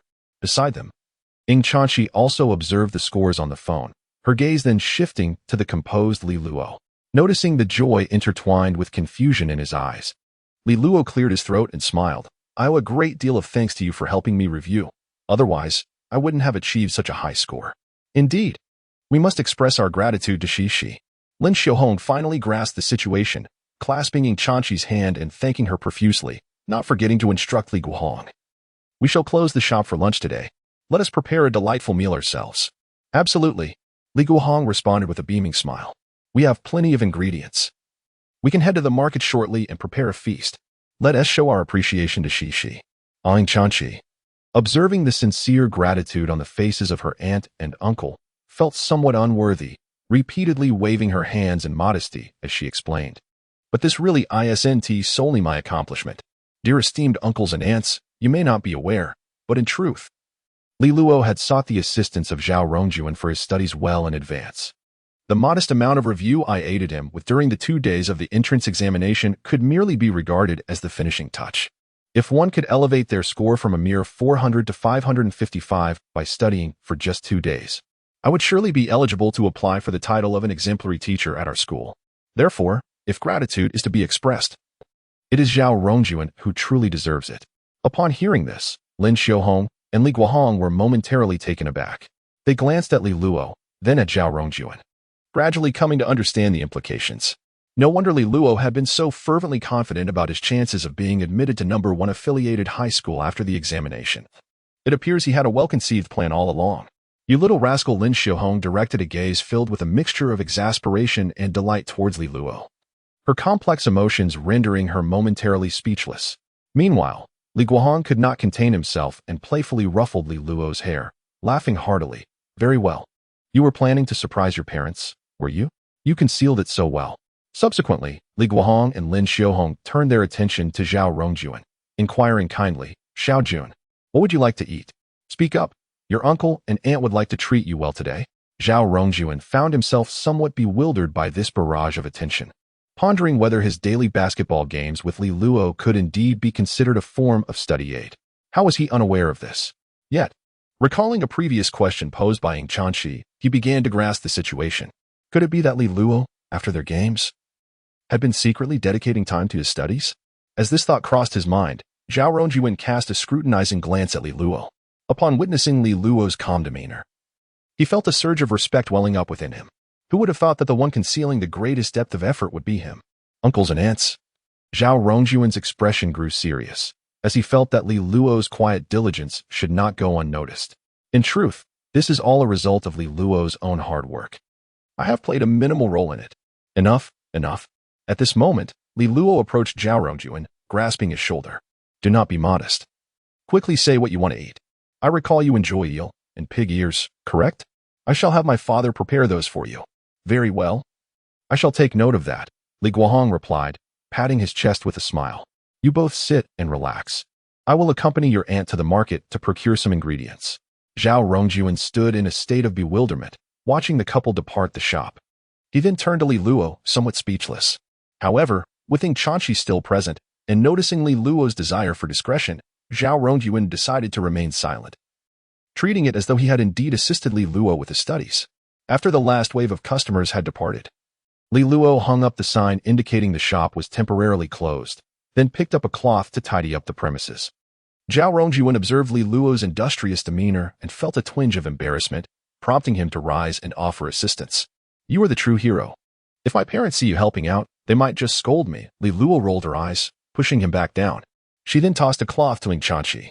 How about you? Am I no longer a hero? Ying Chanxi huffed, yet she picked up the cloth and wiped the table. Today her spirits soared, and she chose not to dwell on Li Luo's teasing, finding joy in the bustling activity. Meanwhile, Zhao Rongjuan sat there, pulling out his phone to glance at the class group on QQ. Shouldn't you announce something in the group? Everyone is sharing their scores. What is there to say? Li Luo shook her head. There is still the graduation ceremony this afternoon. The LL find out soon enough. Didn't someone just say they wanted to show off? Ying Chanxi shot him a sidelong glance. With your score, you might very well have the highest in the class. Stay calm, stay calm. Li Luo raised a hand to quell the excitement, chuckling, in times like these, one must maintain composure. Otherwise, one risks appearing like a nouveau riche, wealthy but lacking grace. Speak plainly. It's much more satisfying to show off in person. At noon, Li Guohong busied himself in the back kitchen of the breakfast shop for over an hour, preparing a table brimming with dishes that his 3 children adored. Both he and his wife were beaming smiles, seemingly happier than ever. While the college entrance examination results were not yet in, the prospect of Li Luo gaining admission to the first affiliated high school, with its historical track record of over 90% undergraduate acceptance, suggested that she was already on the threshold of academic success. Such a momentous occasion prompted Lin Xiaohong to pour a bottle of white liquor for Li Guohong, filling his glass. Today, drink to your heart's content. I won't hold you back, she said, even pouring herself a small glass. She then brought over a large bottle of juice for the 3 children. Here. Seeing this, Li Guohong stood, raising his glass with a smile. Li Luo, and our 2 little heroes, let us celebrate.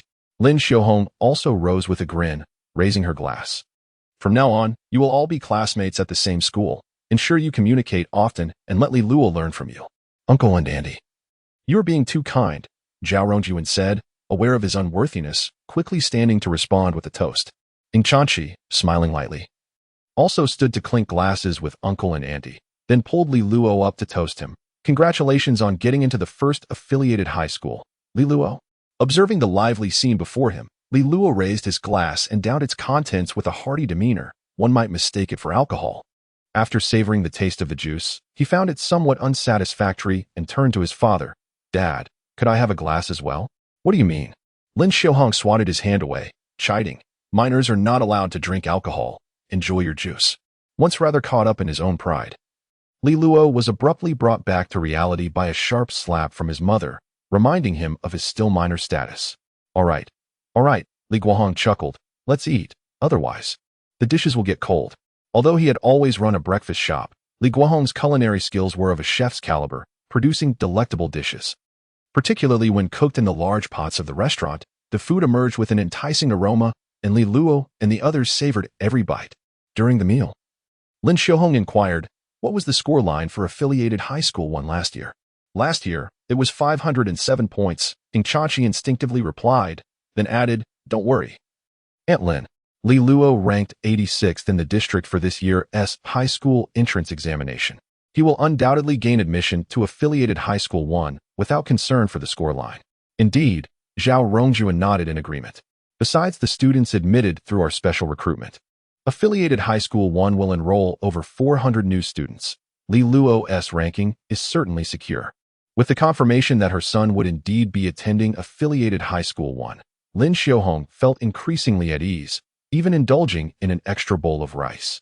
After finishing their meal, Li Luo addressed his parents. This afternoon, we'll be attending the graduation ceremony at school, and we'll have dinner with classmates afterward. So we want to be back for dinner. Understood. Go ahead, Lin Xiaohong replied, then asked, do you have enough money? Is there a fee for the gathering? You already gave me some earlier. Li Luo waved his hand reassuringly. No need to worry. We're off now. Watching the group of children depart from the entrance of the shop, Lin Xiaohong wore a smile of satisfaction. Leaning against the doorframe, a gentle breeze tousled her hair, and she let out a soft sigh, feeling as though an invisible burden had been temporarily lifted, leaving her with a sense of lightness, almost ethereal.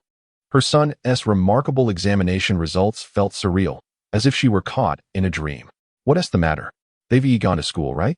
After tidying up the kitchen, Li Guohong stepped to the door and peered outside, then wrapped his arms around his wife, grinning. Are you happy now? Oh, come on. We're in public. Why embrace here? Lin Xiaohong playfully pushed him away, though her resistance was half-hearted, and she soon leaned against him. What's wrong with a hug if you're happy? Li Guohong squeezed her a bit tighter, and the couple eased into the joy and excitement of the day. Once Lin Xiaohong regained her composure, nestled in her husband's embrace, she suddenly said, boldly, About that house from your younger uncle's family. Let us buy it. I was thinking the same, he replied. The couple exchanged knowing smiles, their shared decision already forming in their hearts. Chapter 14. Class report card at noon. After having lunch, Zhang Wei, the homeroom teacher of Class 5 in the third year, returned to his office. Mr. Zhang, Ms. Wang, may I have the report cards? A teacher from the Academic Affairs office knocked on the door and inquired. Coming. Ms. Wang, who was seated near the door, rose to receive the 2 report cards. The teacher from the Academic Affairs office smiled and remarked, Class 6 performed quite well.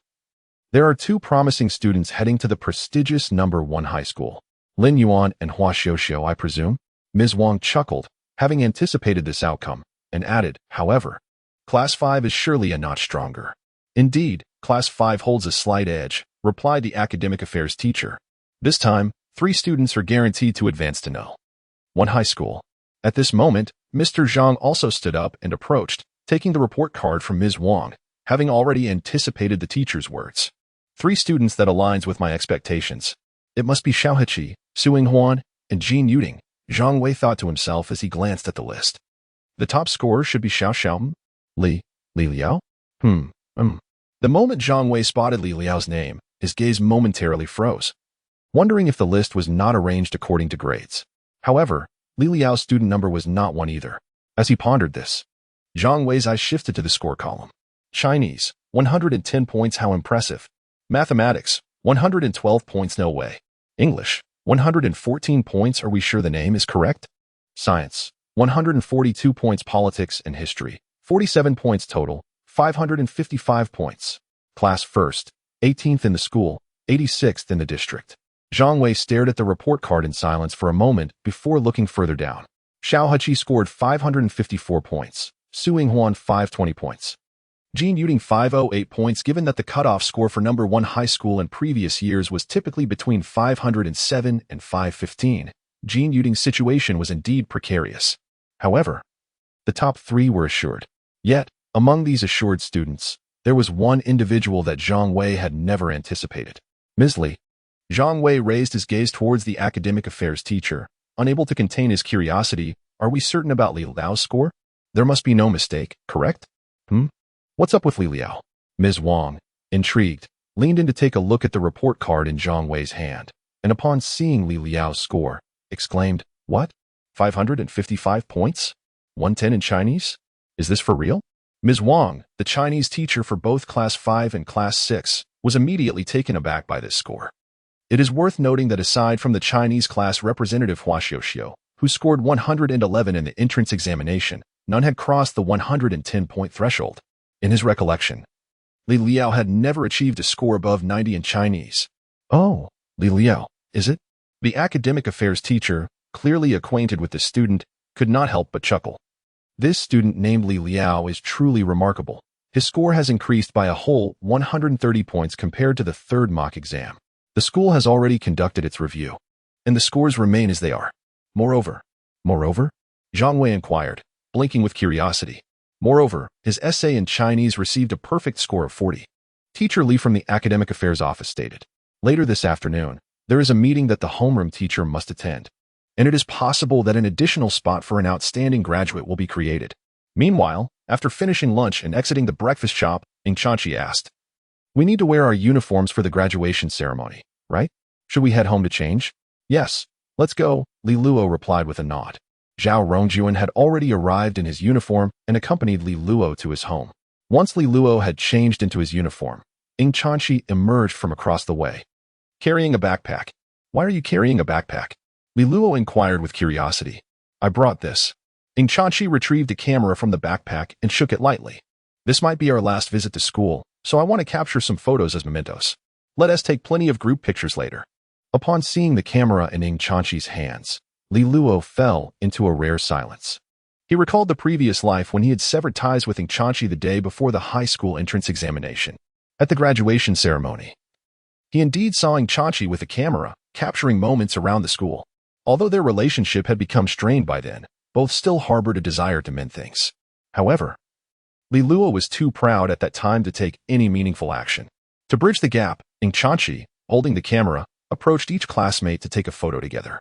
Yet, when Li Luo witnessed this, he thought to himself that since Ing Chanchi had taken pictures with everyone else, he probably held no special significance in Ing Chanchi's heart.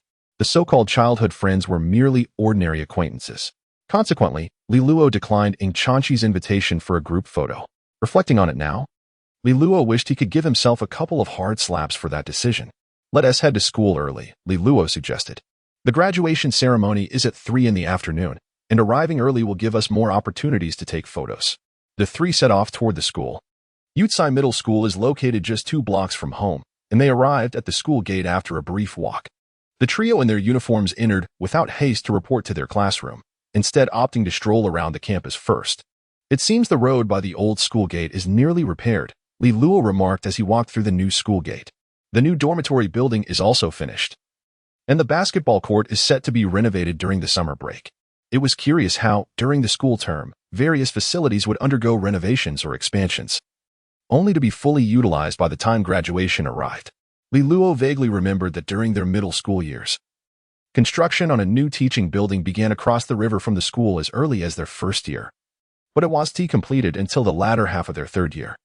In order to ensure that the daily learning environment for the 9th grade students remains relatively unchanged and does not adversely affect their performance in the upcoming entrance examination, only the 1st and 2nd grade students were relocated to the new teaching building. The 9th graders completed their final semester in the old building. Now, the new dormitory has been completed and is set to be officially put into use next semester. It is said that not only has the accommodation changed from 8-person rooms to 6-person rooms, but air conditioning has also been installed and the bathrooms have been enlarged. However, this development no longer concerns the graduating class. Rumor has it that the old teaching building will also undergo renovations. Ing Chanchi, holding a camera, began searching for a suitable position, feeling that the former school held a certain charm. Though the renovations made it appear new, it also rendered the place somewhat unfamiliar.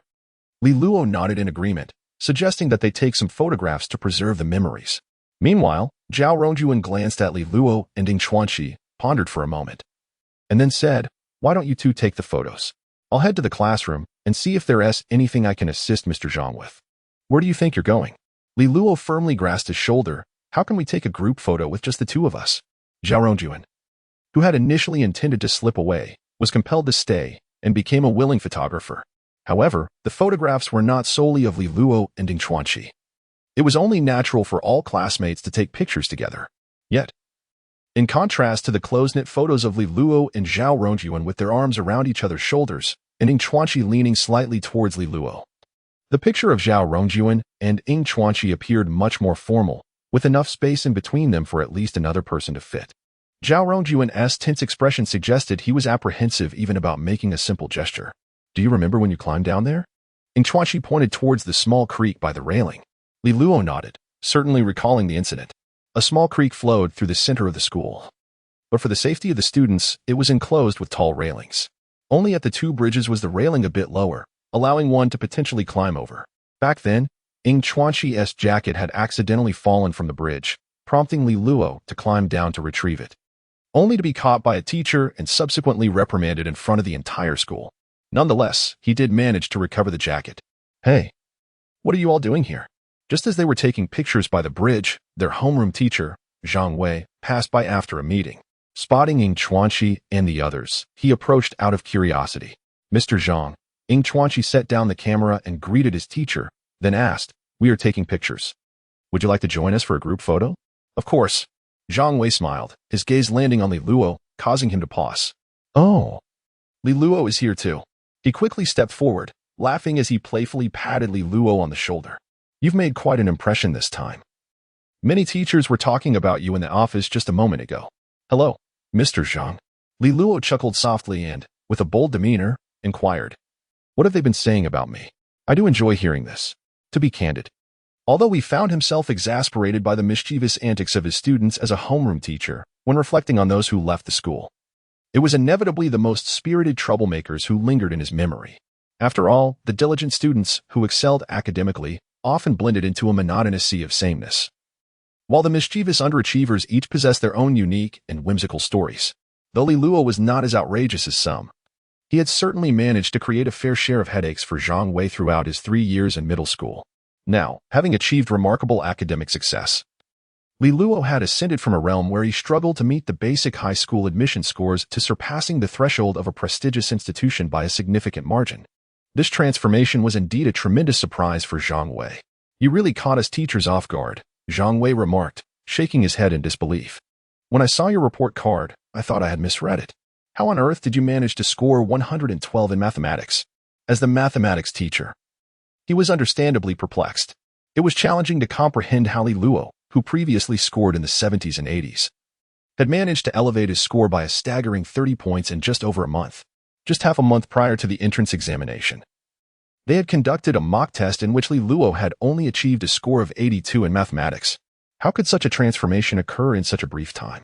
This is all thanks to our dear Zhao Rongjuan, Li Luo unabashedly proclaimed, playfully patting Zhao Rongjuan on the shoulder and laughing. It's all due to his excellent teaching.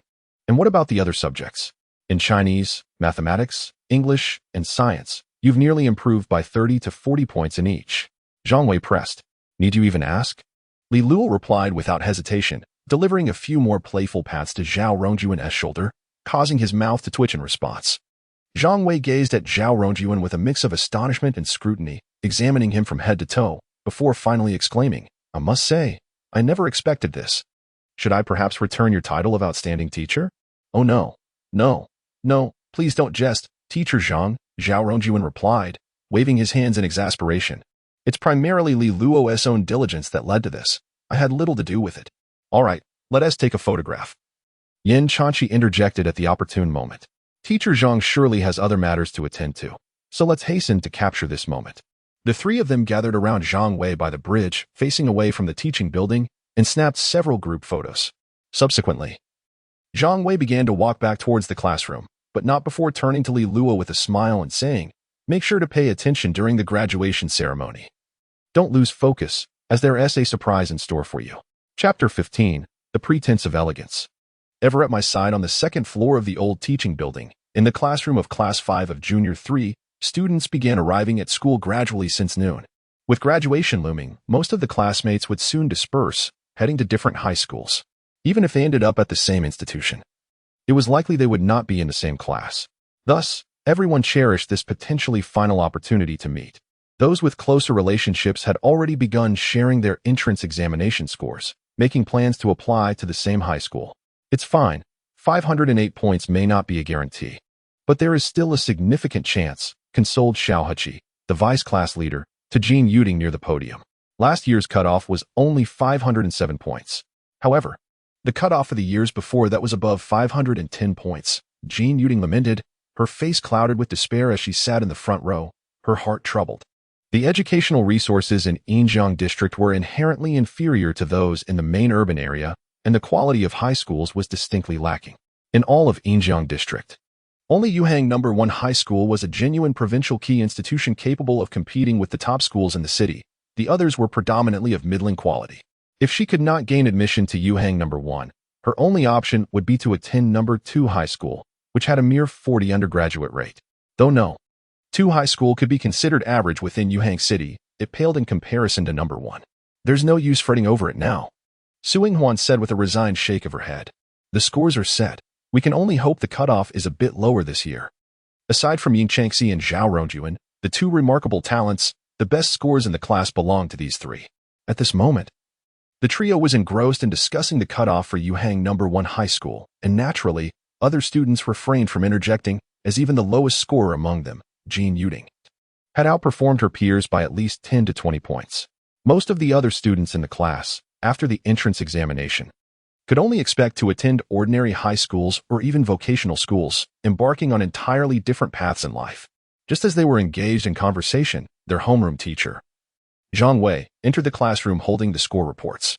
He playfully patted the head of a mischievous student in the back row, urging him to rise from his desk, and remarked, "You performed well this time.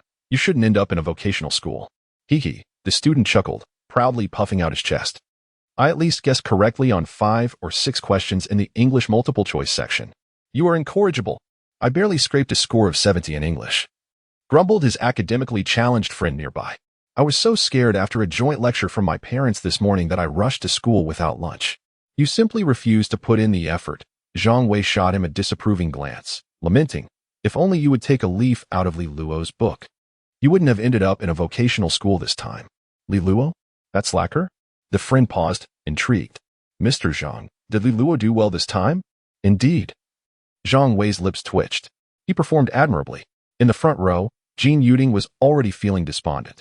Upon hearing Zhang Wei's words, she swiftly turned her head to inquire. Teacher Zhang, has Li Luo's score reached the threshold for general high school admission? The general admission threshold. Zhang Wei hesitated for a moment before nodding with a wry smile, affirming that it certainly must have been met. I see. Jin Yuding fell silent, her mood darkening further. It wasn't that she felt particularly envious. Rather, the thought that Li Luo had excelled in the entrance examination while she herself had encountered a dismal failure weighed heavily on her. It was ironic, considering she had mocked Li Luo prior to the exam. Nonetheless, she had still scored 508 points, even if Li Luo performed exceptionally well. She could only top out at around 430 points. Reflecting on this, Jin Yuding's spirits lifted slightly, as if she had found a measure of solace. Let us all take our seats, Zhang Wei remarked, exchanging a few light-hearted words with the students before stepping onto the podium. He addressed the class, stating, I need to see who is still absent. At that moment, Li Luo and her two companions, who had been taking photographs outside, entered through the back door. Upon hearing Teacher Zhang's words, Li Luo made her way to her seat by the window in the back row, her mind still mulling over Zhang Wei's earlier comments. Surprise? What surprise? Li Luo found herself momentarily perplexed. Once everyone was settled, Zhang Wei surveyed the room, confirming that only 2 or 3 students were still missing. Glancing at the clock, which read 2:30 in the afternoon, he placed the report card on the podium and, with a smile, addressed the students. You all must have checked your scores by now, right? I would like to share the overall performance of our class. He continued. This time, some students performed exceptionally well, while others faced minor setbacks. But overall, our class has shown improvement compared to previous years. As he spoke, Zhang Wei looked down at the report card and continued. In our class of 45 students, 16 scored below 420 points. There are 20 students who scored between 420 and 460 points, 5 students between 460 and 500 points, and notably for students scored above 500 points. He added, "Tomorrow at noon, the volunteer application system will open. If anyone has questions about the application process, feel free to consult me at any time." To ensure everyone had his contact information, he took a piece of chalk and wrote his phone number and QQ number on the blackboard. Meanwhile, Xiaoheqi furrowed his brow in confusion, wondering where the 4 students who scored above 500 points had come from. Surely, if there was a 4th student who had achieved such a score, they would have been unable to resist boasting in the QQ group beforehand. With this perplexity in mind, Xiaoheqi could not help but raise his hand once Zhang Wei finished writing on the board.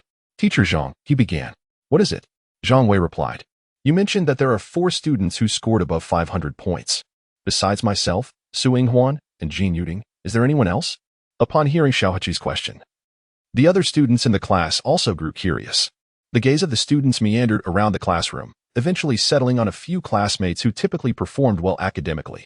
However, these individuals were equally perplexed, glancing left and right, uncertain of the reason for the attention. Zhang Wei, standing at the podium, observed this scene with a bemused smile and a shake of his head. "Well, I must commend our classmate Li Luo, who has achieved a remarkable score of over 500 this time. His progress is truly impressive. I was taken aback when I saw the report card. You would never guess the scores," he remarked. As soon as Zhang Wei finished speaking, the collective gaze of all the students swiftly shifted towards the back row by the window, where a certain individual was leisurely propping his chin up, gazing out at the scenery. The expressions in their eyes were a mix of astonishment, disbelief, and sheer shock. Li Luo exerted immense effort to suppress the corners of his mouth that threatened to curl upward. One must admit, even a soul of 35 years could hardly withstand the exhilaration brought about by such ostentation, especially when the homeroom teacher was the one to initiate the praise, sparing him the need to boast himself. Is this the thrill that comes with academic excellence? Could he really have scored so high? Jin Yuding in the front row turned to Li Luo, her face a portrait of shock. She had only managed to score 508 herself. And yet Li Luo had also surpassed the 500 mark. Did this mean he was only a few points behind her? If the cutoff for the affiliated high school was particularly high this time, would she find herself entering the second high school alongside Li Luo? The thought sent a wave of discomfort across Jin Yuding's face, especially when she recalled her earlier taunts towards Li Luo. The stark contrast between their scores left her wishing for a hole to hide in. Hadn't Li Luo only scored in the low 400s previously? How could he be so exceptional? Meanwhile, Su Yinghuan could not contain her astonishment and covered her mouth in disbelief. She quickly stood up and approached the podium to glimpse the report card in Zhang Wei's hands. "Teacher Zhang, may I take a look? I want to see Li Luo's score." Leveraging her status as a good student, Su Yinghuan was vivacious in front of the teachers, often indulging in playful antics. Zhang Wei, clearly accustomed to her spirited demeanor, chuckled and handed her the report card. "Here, take a look." Su Yinghuan eagerly took the report card, instinctively searching for the person behind Jin Yuding. However, after scanning a couple of scores, she was surprised to find that those behind Jin Yuding all had scores starting with a 4. This momentarily stumped her, and when she looked up, she was immediately taken aback. "What was the score?" Su Yinghuan, "Speak up," called out her classmates from below the podium, teasingly adding, "It can't be higher than our class monitor's score, right?" The remark was met with skepticism from most. Jin Yuding scoffed quietly, thinking that if Li Luo had managed to score 500, it was already astonishing. How could he possibly exceed Su Yinghuan's score of 520? If that were the case, wouldn't Li Luo be on track for the affiliated high school? As Jin Yuding contemplated this, Ing Chachi, seated beside her, wore a grin, resting her chin on her hands as she looked at Su Yinghuan, thoroughly enjoying the astonished expressions on their classmates' faces.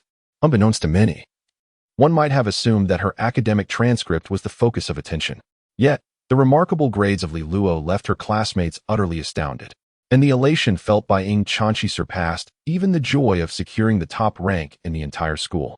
Her legs beneath the desk could hardly contain their restless swinging. Meanwhile, Su Yinghuan, just regaining her composure, gazed blankly at the transcript in her hands, and then turned to her classmates, her voice wavering as she struggled to articulate. Li Luo scored 555 points. In an instant, silence enveloped the classroom, as if someone had pressed the mute button. The distant voice of Teacher Wang from the next class could be heard with clarity. Jin Yuding in the front row stood there in a daze, while Xiaoheqi in the third row was equally bewildered, recalling his own score. Had he not only achieved 554 points? If Li Luo scored 555, did that mean She had indeed outperformed him? This must be a joke. Xiaohichi sprang from his seat, striding purposefully to the podium, seizing the transcript from Su Yinghuan's hands, and gazing intensely at it. Li Luo, total score 555 points. The stark black and white print was unmistakable. Other audacious classmates, emboldened by the moment, rushed to join Xiaohichi, peering over his shoulder, only to be met with gasps of astonishment. How on earth did this happen? Li Luo, have you somehow cheated? Surrounded by a chorus of incredulous exclamations. Xiaohichi felt a wave of dizziness wash over him, as if he were deprived of oxygen. He could not fathom how Li Luo, who had only managed around 420 points in the mock exam, could have achieved such a score in the actual high school entrance examination. Teacher Zhang. Surely there's been a mistake in calculating Li Luo's score? A classmate jokingly voiced the question that lingered in Xiaohichi's mind. Yet, Teacher Zhang merely shook his head, stating, her situation is unique. The school made inquiries, and the examination papers were thoroughly reviewed. Li Luo's score is indeed accurate. Upon hearing this definitive verdict from Teacher Zhang, Xiaohichi's grip on the transcript tightened. How could it be that he, the top student beneath Ying Chanqi and Zhao Rongyuan, had inexplicably fallen to 4th place? While Li Luo's high score did not impede his chances of entering the prestigious No. 1 affiliated high school, the mere 1-point gap left him feeling more wretched than ever. Especially after catching a glimpse of Ying Chanqi's smiling countenance, a wave of discomfort and bitterness surged within him. With these thoughts in mind, Xiaohichi scrutinized Li Luo's scores in each subject. He soon realized that aside from his absolute dominance in science, where he had scored over 150 points, he was overshadowed in every other subject by Li Luo. Most notably, how had she managed to attain 110 points in Chinese, among the 3 core subjects? Achieving such a high score in Chinese was the most challenging. In Xiaohichi's recollection, only Ying Chanqi consistently scored above 110 points in their class. Even Zhao Rongyuan could not guarantee such a score every time. Contemplating this, Xiaohichi found it increasingly difficult to accept the reality before him. No matter how he contemplated, he could not fathom how Li Luo accomplished such a feat at that moment. Zhang Wei had retrieved the report cards from their hands, clearing his throat twice to beckon them back to their seats. Xiaohichi, in a daze, returned to his place, instinctively glancing back at Li Luo, who was facing forward with a triumphant smile, even gesturing a V sign. Following Li Luo's gaze, Xiaohichi turned around to see Ying Chanqi looking at Li Luo, giving him a thumbs up and playfully winking. In that instant, a profound silence enveloped Xiaohichi's ears, and all he could hear was the sound of shards crunching beneath his bare feet. Oh, it was not the sound of broken glass. Rather, it was the shattering of his heart. All right, let's settle down, Zhang Wei announced from the podium. Now, let us arrange the details for the upcoming graduation ceremony. Chapter 16. Exceptional graduates at precisely 3 o'clock on the afternoon of June 28th, the 12 classes of the 3rd year at Yucai Middle School moved in unison. Students carrying their chairs like ants scurrying from the old teaching building towards the playground. Ying Chanqi, not particularly tall at approximately 1.62 meters, found herself naturally walking alongside Li Luo, who was among the taller girls in the class. Ahead of them, Xiaohichi stood in front of Li Luo, effortlessly balancing his chair on his shoulder with one arm, navigating the crowd with ease. Noticing Ying Chanqi struggling to carry her chair with both hands, he could not help but offer, "Class monitor, would you like me to help you with that? I'm not too tired." Ying Chanqi graciously declined his kind offer with a shake of her head. However, the girl in front, Jean Yuding, was visibly exhausted and, panting, turned to Xiaohichi and implored, "Vice monitor, since you're so idle, could you help me carry this? I'm about to collapse." After a brief moment of silence, Xiaohichi, reluctant to refuse her in front of Ying Chanqi, eventually nodded and took the chair from Jean Yuding. As they descended from the 2nd floor and made their way outside towards the playground, Ying Chanqi suddenly turned to Li Luo, handing him her chair, stating, "I'm a bit tired now, can you help me with this?" Li Luo, slightly exasperated, accepted the chair and remarked, "Why didn't you let Xiaohichi help you earlier? You seemed fine then." Ying Chanqi blinked innocently and replied, "I'm tired now." Throughout the journey, it was not uncommon to see boys assisting girls with their chairs, and the scene of Li Luo helping Ying Chanqi was not particularly striking. However, upon witnessing Li Luo take Ying Chanqi's chair, Xiaohichi felt a surge of frustration, nearly stumbling into a tree by the roadside. The realization that his most significant advantage over Li Luo, his academic prowess, had been undermined only intensified his ire. He felt stripped of the right to even mock Li Luo, pondering the futility of his existence. With a heavy sigh, he raised his gaze to the withered leaves swaying in the breeze, their rustling an echo of his lament. balancing 2 chairs on his shoulders. He felt as though he was traversing through a sunset, a tragic swordsman with blood on his lips, wishing only to perish in Chachi's embrace to forever reside in her heart. Young men in their adolescent years often indulge in whimsical fantasies. When Xiaoheqi finally emerged from his reverie, the class had reached the designated area and began to arrange their seats. Although Chachi and Li Luo had exited the building side by side, it became apparent that Jin Yuding was now seated next to Li Luo. Consequently, Chachi patted Jin Yuding on the shoulder and suggested they switch seats, saying, "Ting Ting, you'll get sunburned sitting in front. Please sit behind me."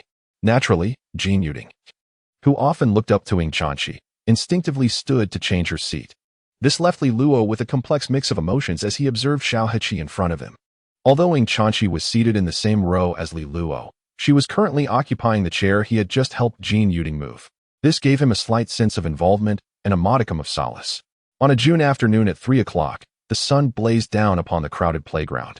Holding the graduation ceremony in such sweltering weather was quite a trial, but it was somewhat bearable with the provision of chairs. Even so, merely sitting under the sun for a few minutes caused many to break into a sweat. Fortunately, Li Luo, being resourceful, had brought a small notebook with him when he descended the stairs, and he now took it out to fan himself, finding considerable relief. "I'm hot," he remarked. Beside him, Chachi gazed at him with wide, tranquil eyes. Li Luo turned to meet her gaze and then extended his hand, placing the notebook into her palm. Fanning himself alone was exhausting. Chachi, however, returned the notebook to him, leaving Li Luo at a loss for words. "Am I not supposed to be tired?" He rolled his eyes and fanned her with the notebook instead. Chachi closed her eyes, relishing the cool breeze brushing against her face, her bangs gently lifting to reveal her smooth, full forehead. After about 10 minutes, all 12 classes of the 9th grade had gathered. The school leaders gradually took to the stage and settled into their seats. Upon seeing the thick stack of speeches in the hands of the principal, vice principal, and academic director, Li Luo felt a wave of anxiety wash over him. What surprise did Teacher Zhang speak of? Li Luo muttered under his breath, lamenting that he hadn't received clearer instructions and was still expected to listen attentively. "I have an inkling," Chachi whispered in response. "An inkling of what?" "I want to tell you," she replied, shaking her head and stifling a giggle. "Teacher Zhang asked you to listen attentively, so why not do just that?"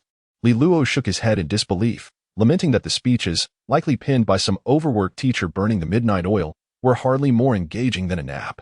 Nevertheless, when the vice principal began to speak, Li Luo found himself listening obediently, resisting the urge to doze off. "Esteemed school leaders, beloved teachers, and our cherished soon-to-be graduates," the vice principal began. "In this moment filled with joy and reluctance, we gather to witness and celebrate your successful completion of junior high. As you prepare to embark on a new chapter in your lives, first and foremost, allow me to extend the warmest congratulations on behalf of the school to all graduates." Having attentively listened to this point, Li Luo raised his hand to applaud, only to find himself enduring the vice principal's lengthy discourse for over half an hour without encountering the surprise Teacher Zhang had mentioned. After the vice principal concluded, it was the academic director's turn to speak. Compared to the vice principal's lofty rhetoric, the academic director's remarks were more grounded, as he recounted significant events from the past 3 years and reflected on the journey of the students through their junior high experience. Subsequently, the director of education began to discuss the teachers of the 3rd year, highlighting the remarkable educational achievements of several among them and announcing the 10 outstanding teachers selected by the school this year. Notably, Mr. Zhang Wei from Class 5 of the 3rd year was prominently listed among them. The remaining 9 teachers were either seasoned veterans who had endured the test of time or those from the prestigious classes. A relatively young teacher like Zhang Wei, who taught in a parallel class, stood out distinctly in this context. Could it be that the surprise Mr. Zhang mentioned was indeed this? Li Luo observed Zhang Wei strutting onto the stage to receive his award and felt a wave of disbelief. Was he receiving this accolade solely because I was admitted to #1 affiliated high school? You're overthinking it. Chachi shot him a glance, clarifying that the selection of outstanding teachers had long been decided. Today was merely the announcement. Zhang Wei's receipt of this award was largely attributable to the presence of Chachi and Zhao Rongjuan. After all, with over 500 students at Yutsai Middle School, only 27 were chosen for the early admissions to #1 affiliated high school. Among these 27, 24 hailed from the prestigious classes. The remaining 3 included 1 from Class 8 and 2 from Class 5. Yet, that was not the crux of the matter. The highlight was that Chachi effortlessly secured the top position in the district during the early admissions examination for number 1 affiliated high school. While the second best from the prestigious class ranked significantly lower in the admissions, one can only imagine the disparity involved. The reputation of Chachi alone was sufficient to earn Zhang Wei this title of outstanding teacher, not to mention the additional support from Zhao Rongjuan. When one ascends, all associated benefit from the rise. Li Luo watched as Zhang Wei received his certificate from the principal and couldn't help but mutter under his breath. "What are you saying?" Chachi responded, both amused and exasperated, asserting that Mr. Zhang was indeed a commendable teacher. Good students are not solely a product of teaching. Li Luo shook his head, insisting that a good student merely requires a conducive environment to excel. The assessment of a teacher's effectiveness lies primarily in their ability to nurture students from lower tiers. From this perspective, I am the one truly deserving of attributing Mr. Zhang's recognition as an outstanding teacher. Chachi. Initially, she was captivated by Li Luo's articulate discourse, yet the conclusion inevitably revealed his ulterior motives. Nevertheless, Li Luo's assertion held truth. Although Zhang Wei was already aware of his selection as an outstanding teacher, there remained an inherent sense of illegitimacy. The evaluation of outstanding teachers at Yucai Middle School bore significance for future competitions for municipal and provincial teaching titles, leading to a competitive landscape dominated by the exceptional teachers from the prestigious classes. The instructors of parallel classes were generally perceived to possess comparatively lesser teaching prowess. In the eyes of many teachers from the prestigious classes, Zhang Wei was merely propelled by the brilliance of his student, Chachi. Had Chachi been a student in any of their classes, they would have effortlessly secured this distinction. It could only be said that Zhang Wei was fortunate. However, in this year's high school entrance examination, a remarkable anomaly emerged in the form of Li Luo. Despite achieving an outstanding score, he ranked only 18th in the entire school. This would be unremarkable for a student like Xiao Heqi, who consistently performs well. However, it is noteworthy that Li Luo's previous highest score was merely 425 points. And now he has soared to 555 points, a staggering increase of 130 points in just a month and a half. Additionally, he was the sole student in the school to receive a perfect score on the Chinese essay section. Apart from Li Luo, the only other student who showed significant improvement during this examination scored just over 30 points more than before. This clearly underscores the extraordinary nature of Li Luo's achievement. Under such a radiant aura, even Zhang Wei's title as an excellent teacher seemed more justified. However, this was not the surprise Zhang had anticipated. Chachi observed as Zhang received his award and descended the stage, smiling as he addressed Li Luo. What other surprises could there possibly be? Li Luo chuckled. Are they going to award me something too? Chachi merely smiled in silence, patiently awaiting the continued speech of the Director of Education on stage. Besides our excellent teachers, we must also recognize our outstanding students. The director beamed at the audience before continuing. This year's cohort has many exceptional individuals. Among them, we have Chachi from Class 5, who has achieved first place in provincial-level Olympiad Mathematics, first place in the New Concept English competition, and first place in the Technology Micro-Innovation competition, consistently ranking first in school examinations and securing first place in the entrance exam for Yuhang No. 1 High School. We also acknowledge Lu Shaowen from Class 1, who won second place in the Yishintao Cup National New Composition Competition, first place in the National Middle School Student Innovation Composition Competition at the provincial level, and has consistently ranked among the top 3 in school exams, finishing 28th in the entrance exam for Yuhang No. 1 High School. Furthermore, we recognize Li Luo from Class 5, who, through his relentless efforts and determination, improved his score by a remarkable 130 points from his third mock exam, achieving a high score of 555. With the only perfect score of 40 points on the essay section in the entire school. Congratulations to these students for receiving the title of Outstanding Graduates from Yucai Middle School, Class of 2014. I invite these 11 students to the stage to receive their awards. As the announcement concluded, applause erupted throughout the auditorium. Only the students from Class 5 appeared a moment slow to react. Taking 2 or 3 seconds before joining in the clapping, their expressions still somewhat bewildered. What? Li Luo? Outstanding graduate? Xiao Heqi turned, astonished, to look at the equally bewildered Li Luo, his eyes filled with envy and resentment. Meanwhile, Chachi had already gracefully risen, smiling and beckoning to Li Luo. Silly boy. Why are you still dazed? Go up and receive your award. Chapter 17. The perfect essay under the gaze of the entire school, Li Luo rose from his seat. Despite having accumulated 35 years of life experience, stepping onto the stage to receive an award amidst such a crowd was a first in his lifetime. Following closely behind Ying Chanqi, he navigated through the rows of students, feeling a hint of nervousness and a tinge of excitement. The surge of adrenaline coursed through him, causing a slight tingling in his arms and hastening his heartbeat, a sensation that was quite rare in his life. However, as he glanced ahead, he observed Ying Chanqi strolling with an air of grace and composure toward the podium. Li Luo couldn't help but marvel at her demeanor. Truly, Ying Chanqi, who had been winning awards since childhood, approached the podium and delivered speeches as if it were a daily routine. Here he was, a 35-year-old man, feeling somewhat eclipsed by the poise of a young girl. The thought left him feeling a tad embarrassed. With that in mind, Li Luo adjusted his posture, straightened his chest, and walked toward the stage with a calm expression. There were 11 individuals in total, one more than the number of outstanding teacher awards. Yet no one paid it any mind. Upon reaching the podium, the teacher in charge of photography intended for Ying Chanqi to stand in the center. But she paused at the edge of the stage to tie her shoelaces. When she rose, the other 10 students had already formed a line. Consequently, Ying Chanqi naturally positioned herself beside Li Luo at the far end as she accepted her certificate from the principal. The two of them were captured together in the commemorative photograph. Among these 11 exemplary graduates, there were top-tier students like Ying Chanqi and Lu Shaowen, who excelled academically and amassed numerous competition awards. Additionally, there were students who had participated in sports, music, and art, each having won provincial-level accolades. Furthermore, one student was recognized for their charitable deeds and featured on the local television station. Thus, Li Luo's presence among them did not appear out of place. What do you think of this surprise?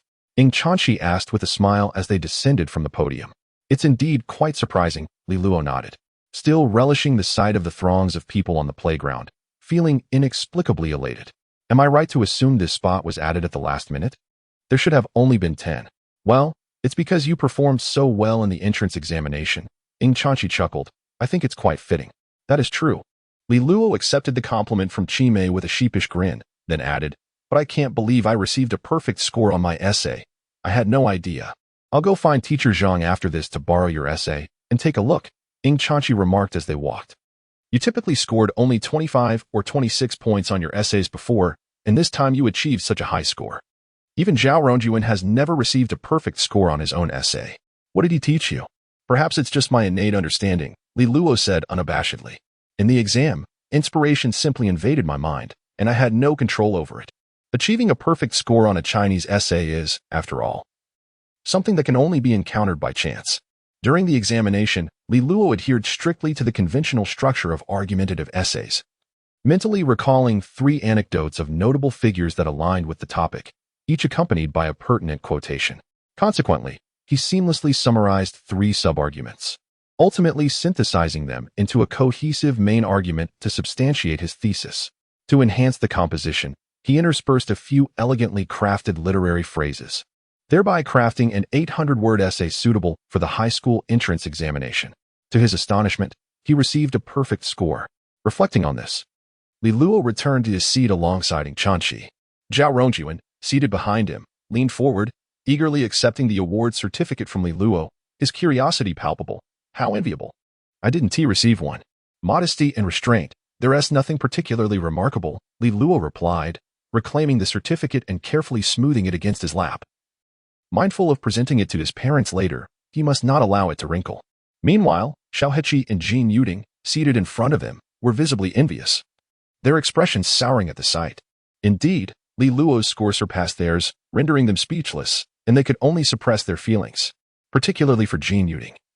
The thought of possibly falling short of the admission score for the first affiliated high school, while Li Luo had secured his place, was unbearable.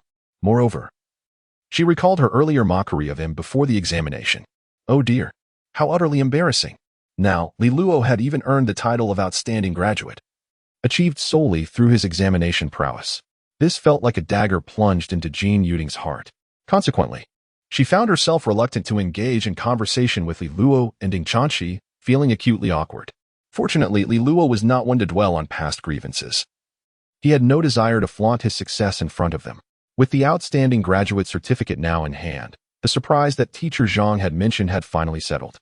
As for the principal's subsequent remarks, Li Luo paid little heed until he heard the announcement that the graduation ceremony had concluded, which jolted him back to reality. It was already 4:30.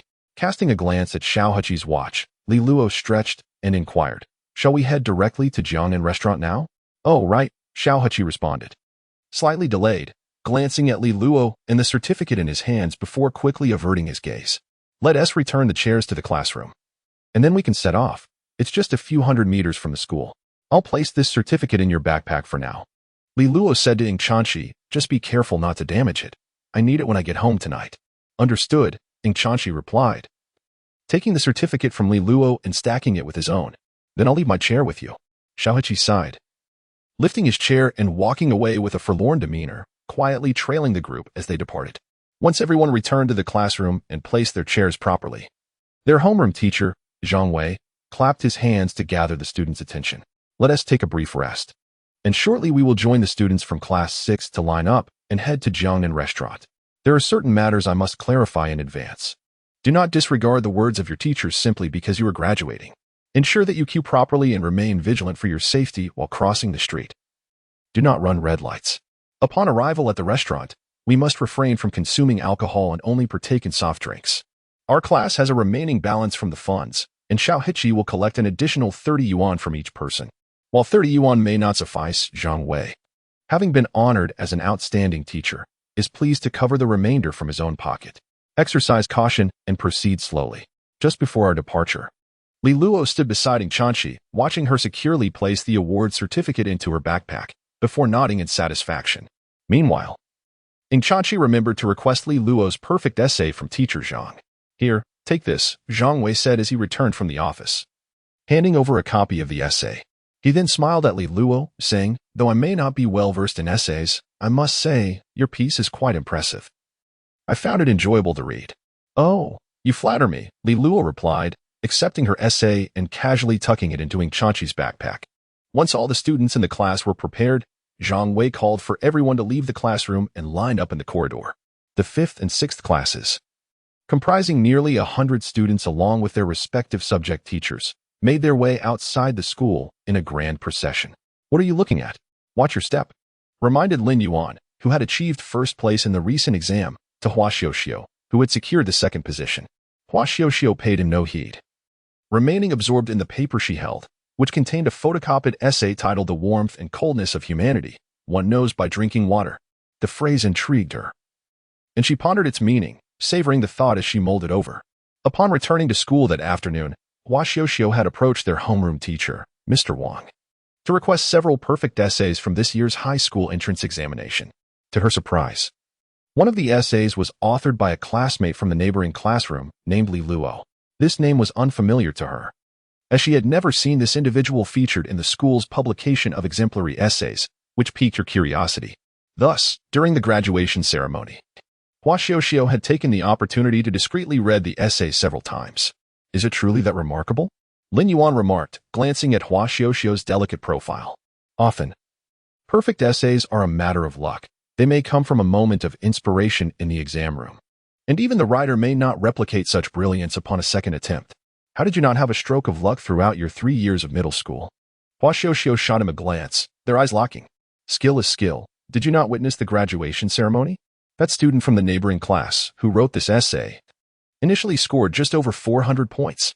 Yet, within a month before the exam, their score surged to 555, surpassing both of our scores. Wouldn't you agree?" His exceptional essay on interpersonal relationships may very well be a reflection of his previous struggles with academic performance and his insights into the dynamics of those around him. Observe the concluding line of his composition. At this point, Hua Xiu's tone shifted, becoming somewhat somber and measured as she remarked, "The natural world experiences the ebb and flow of seasons, witnessing the bloom and withering of flowers. Human emotions oscillate between warmth and cold as the day transitions from jovial gatherings to the dimming of evening lights." This line not only exhibits remarkable literary quality but also resonates profoundly with the themes articulated by the Meteorological Bureau mentioned in the essay prompt, making it exceedingly pertinent.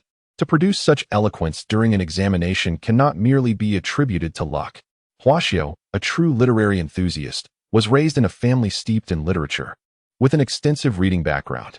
As the class representative for Chinese language, Her performance consistently ranks among the finest in the school. In this recent high-stakes examination, the highest score in Chinese at Yucai Middle School was 112, with Huaxiu trailing by just 1 point, securing second place in the school. Li Luo, with a score of 110, claimed the third spot. Moreover, no other student at Yucai Middle School achieved a score exceeding 110 in this subject. However, for Lin Yuan, this was rather disheartening. The camaraderie between classes 5 and 6 often led the boys to gather for basketball games. Lin Yuan, standing at a mere 165 meters, felt somewhat disadvantaged. The boy from the neighboring class, Li Luo, consistently blocked his shots, leaving Lin Yuan frustrated. Fortunately, Lin Yuan's academic performance was significantly superior, allowing him to relish a sense of triumph even in defeat. Yet, this time, Li Luo executed a remarkable comeback, surpassing Lin Yuan's examination score and returning with a perfect essay. Consequently, Huaxiu's conversation revolved incessantly around Li Luo, much to Lin Yuan's annoyance. Nonetheless, he had to concede that Li Luo's flawless essay possessed substantial merit, leaving Lin Yuan with little to critique. And he could only sulk as he watched Huaxiu admire it repeatedly. It was not until they arrived at Jiangnan restaurant and took their seats at the dining table that Lin Yuan felt a sense of relief as Huaxiu finally put away the essay. However, midway through the meal, as everyone rose to offer toast with juice to the teachers, Huaxiu suddenly stood and inquired of Lin Yuan, "Which one over there is Li Luo?" "Huh." Lin Yuan was taken aback for a moment, instinctively pointing her in the right direction, only to witness Huaxiu stride directly towards Li Luo with her juice in hand. "Wait, hey." Lin Yuan hurriedly jogged after her. He saw Huaxiu approach Li Luo, politely greet him, and then impulsively ask, "Could you please share your thoughts or inspirations behind the essay you wrote during the examination?" The question was. Lin Yuan covered his forehead, feeling a wave of embarrassment for Huaxiu. Yet, this was her nature. When it came to literary matters, she was utterly unconcerned with the opinions of those around her, leaving Lin Yuan at a loss for words. As for Li Luo, who was posed the question, he gazed at Huaxiu with a perplexed expression and casually replied, "It's merely a stroke of luck, a sudden inspiration. If given another chance, I might not be able to produce the same result. It is hardly worth mentioning." Although his words echoed his prior disparagement of Li Luo, Lin Yuan could not help but feel that it was a rather pretentious display. How splendid it would have been had he himself penned such a flawless composition.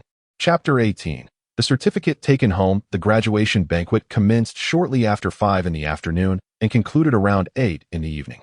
Although no wine was consumed, the melancholy of parting was intoxicating, far surpassing any beverage. As night fell, everyone bid farewell outside the Jiangnan restaurant. Two particularly sentimental female classmates, whose homes were in the city center and who likely would not continue their education in Yingjing district for high school, wept profusely while embracing their close friends. Those residing farther away had parents arrive to collect them. Li Luo and his companions, however, lived near the school, so after exchanging pleasantries with teacher Zhang, they departed along the sidewalk with Ing Chanchi and the others.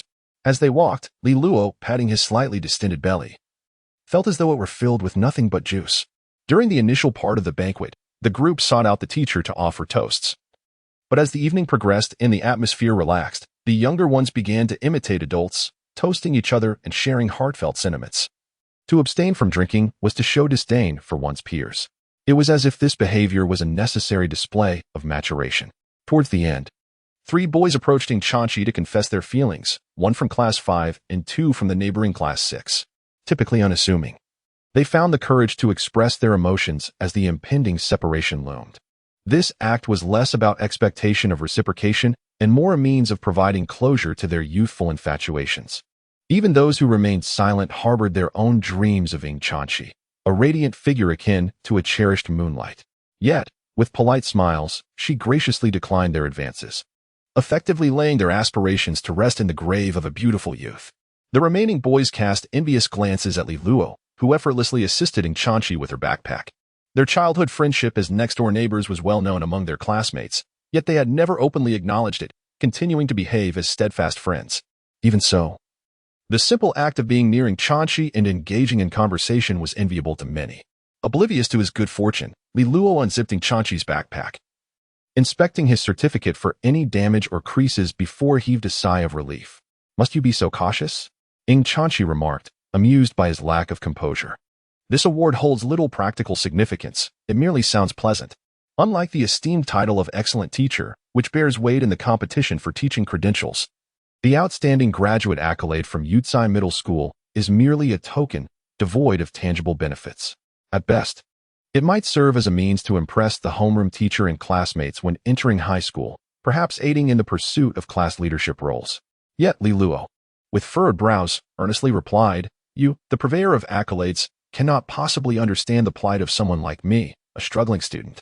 After over a decade of studying, this is the first time I have received such a prestigious award. I must display it prominently on the wall of my living room for my parents to admire daily." With a playful smile, Ing Chanchi asked, "Can I hang my certificate on your wall as well?" Li Luo, feigning exasperation, replied, "Why would you want to display your award at my home? Are you trying to show off in front of me?" "Not at all," Ing Chanchi responded with a wink. "I have so many certificates that they won't fit in my house. I thought I might borrow a bit of wall space from yours." "Ing Chanchi, please refrain from being so pretentious. It's somewhat off-putting." "Well, I want to inquire further. I'll just ask my uncle and aunt instead. Then consider it a favor I'm granting you. Just wait until I show my certificate to my parents before we discuss it further. Since you've asked so earnestly, I suppose I must reluctantly agree." As the two engaged in playful banter, they soon realized that their fellow classmates had drifted away, leaving only the two of them walking side by side towards home. At 8:30 in the evening, in the Jinshen community, Li Guhong reclined on the sofa, a cigarette dangling from his lips, savoring the wispy tendrils of smoke. Meanwhile, Lin Xiaohong, with a beaming smile, engaged in a phone conversation. Yes, 555 points.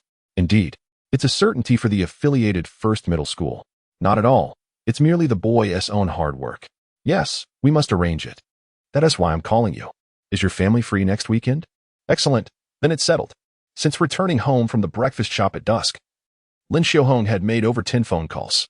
Now, all relatives with whom they had a close relationship were aware that their son, Li Luo, had scored 555 points in this year's high school entrance examination and would be attending the prestigious affiliated first middle school. Additionally, plans had been made to host a celebratory banquet next weekend to honor his achievement. Initially, Li Guhong intended to assist with the calls. However, Lin Xiaohong insisted on handling them herself. After 2 arduous hours of conversing, she finally completed her calls to their closer relatives. While a typical person would have been parched after 2 hours of continuous speaking, Lin Xiaohong felt invigorated, as if her spirit had been rejuvenated, experiencing a sense of transcendence. "We should have a total of 3 tables, Lin Xiaohong announced, setting her phone down. "The restaurant owned by Shufin is still available for reservations next weekend. Let us secure 3 tables in advance. We can get a better deal as we are family." "All right, let us proceed with the reservation," Li Guohong agreed, nodding. "Will your uncle be attending as well?" "Of course," Lin Xiaohong confirmed. "We need to discuss the housing matters with them. It would be ideal to have a meal together to elaborate on the details." "Indeed," Li Guohong pondered for a moment, then replied. "What about Weidengrong's side should we hold off for now?" Lin Xiaohong pondered for a moment. After all, the matter concerning the house on her brother-in-law's side had not yet been completely resolved. Perhaps it would be best to decline Wei Dongrong once they were certain the purchase could be finalized. Li Guohong concurred with his wife's thoughts and could not help but express his amazement, pondering how it seemed like a dream that their son Li Luo could perform so well academically. As he spoke, he felt Lin Xiaohong lean closer to him. In the next instant, a light slap met his cheek. "What are you doing?" Li Guohong exclaimed in surprise, covering half his face as he looked at his wife. "You mentioned it felt like a dream." Lin Xiaohong chuckled. "Does it hurt?" "If it does, then it's not a dream. I truly appreciate you." As the elderly couple engaged in their light-hearted banter, the sound of keys jingling echoed from the entrance. Moments later, Li Luo stepped through the door, followed closely by Ing Chanchi. "Dad, Mom, your pride has returned," Li Luo announced with exuberance after changing into his slippers and striding into the living room with outstretched arms. "Did you miss me?" It seemed that youthful exuberance had indeed taken hold. Li Luo was increasingly comfortable in his identity as a 15-year-old. However, Li Guohong and Lin Xiaohong exchanged glances at their son's antics and beckoned to Ing Chanchi, saying, She, come sit with us." Ing Chanchi obediently took a seat beside Lin Xiaohong. Casting a glance at Li Luo, and upon receiving a nod of encouragement, she opened her backpack and retrieved a certificate, presenting it to her uncle and aunt. "Aunt Lin, look at this." "Huh?" Lin Xiaohong blinked in surprise as she accepted the award from Ing Chanchi. Li Guohong leaned closer, reading aloud, Congratulations to student Li Luo for being awarded the title of Excellent Graduate at Yucai Middle School. Class of 2014? What kind of award is this? Lin Xiaohong inquired curiously. Is it issued by the school, or did he purchase it from a small shop? Mom, such skepticism is truly disheartening, Li Luo retorted. His expression filled with indignation. Of course, it's from the school. I even received it on stage during the graduation ceremony today. I'll get the photo with Teacher Zhang later. I certainly want to believe you, Lin Xiaohong remarked, casting a sidelong glance at her son. However, if you could receive such an award, then surely she must have one as well. Otherwise, even if it were true, this certificate holds little value. Li Luo was left speechless. Seeing his incredulous expression, Ying Chanqi, seated beside Lin Xiaohong, stifled a giggle, her shoulders shaking with laughter. Ultimately, unable to resist, Ying Chanqi retrieved her own certificate from her backpack, saying, "And Lin, I also received one." She kindly explained to Li Luo. This excellent graduate award is only given to 11 students in the entire school. Li Luo has truly excelled. Oh, indeed, Lin Xiaohong exclaimed, examining Ying Chanqi's certificate closely. Then I must hang both of your awards together. Just mine will suffice, Li Luo interjected. Li Luo remarked, "This is a rare occasion for me." Lin Xiaohong, with utmost seriousness, responded, "Precisely because it is so rare, you ought to display CC's award alongside yours. Without CC's certificate, the merit of your own award diminishes. Otherwise, who would recognize it as anything more than a trivial prize?" Exasperated, Li Luo felt a surge of frustration. Meanwhile, Ying Chanqi was thoroughly amused, clutching Lin Xiaohong's arm and laughing uncontrollably. Yet, she still considered Li Luo's feelings and retrieved a copy of his perfect essay from her backpack, presenting it to her uncle and aunt. "Aunt Lin, take a look at this," Ying Chanqi patiently explained. "Li Luo received a perfect score on this essay. It is truly exceptional. In my 3 years of middle school, I scarcely achieved full marks." "Wow," Li Guohong exclaimed, astonished. "He got a perfect score on his composition? I must take a closer look." Lin Xiaohong and Li Guohong scrutinized the essay with great seriousness, occasionally reading excerpts aloud, which left Li Luo feeling a bit embarrassed. Yet, witnessing the joy on his parents' faces filled him with a sense of fulfillment amidst the awkwardness. However, given the couple's limited educational background, their ability to critique was somewhat constrained, leading them to merely comment on the writing's quality. By the time they concluded their discussion, it was already past 9 in the evening. Ying Chanqi bid farewell and returned home, while Li Luo accompanied her back next door before stopping by to borrow the computer from across the hallway. He messaged the editor, Qianzhou, on QQ to inquire if he was available.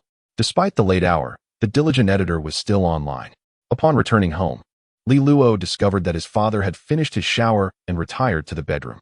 He then took his mother, who was preparing to bathe, and urged her to sit on the sofa. "Mom, do you know why my essay turned out so well?" "Why is that?" Lin Xiaohong responded, her curiosity piqued. "Is there some special trick?" "Indeed, there is," Li Luo affirmed, nodding earnestly.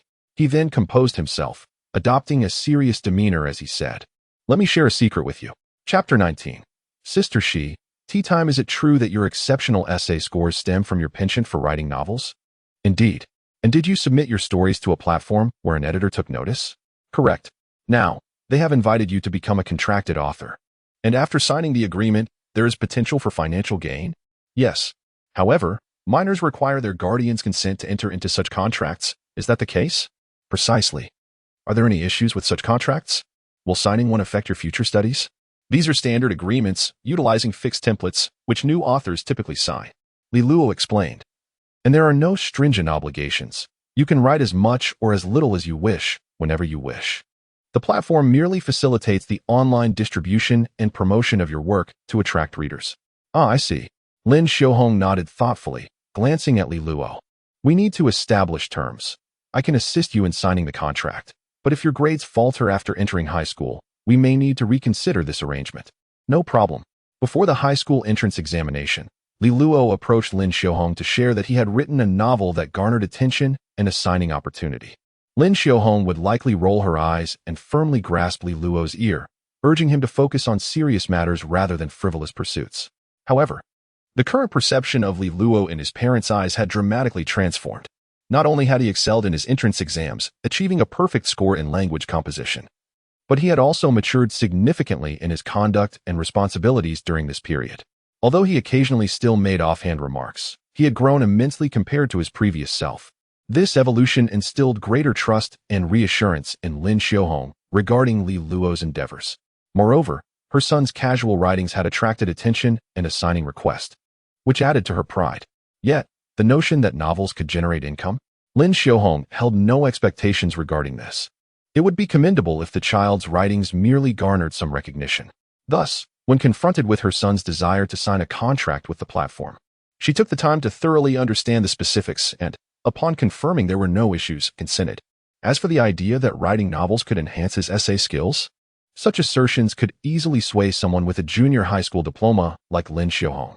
Nevertheless, thanks to Li Luo's carefully cultivated image of redemption over the past month and a half, he successfully navigated this parental hurdle and signed a contract for his first novel after his rebirth, titled I Am Not a Celebrity. In the ensuing days, the contract was smoothly modified, and the work entered the normal recommendation process. By the following Sunday, under the guidance of editor Qianzhou, Li Luo's novel secured a spot in the recommended section of the urban category. Li Luo himself was also set to celebrate a graduation banquet arranged by his family following his entrance examination.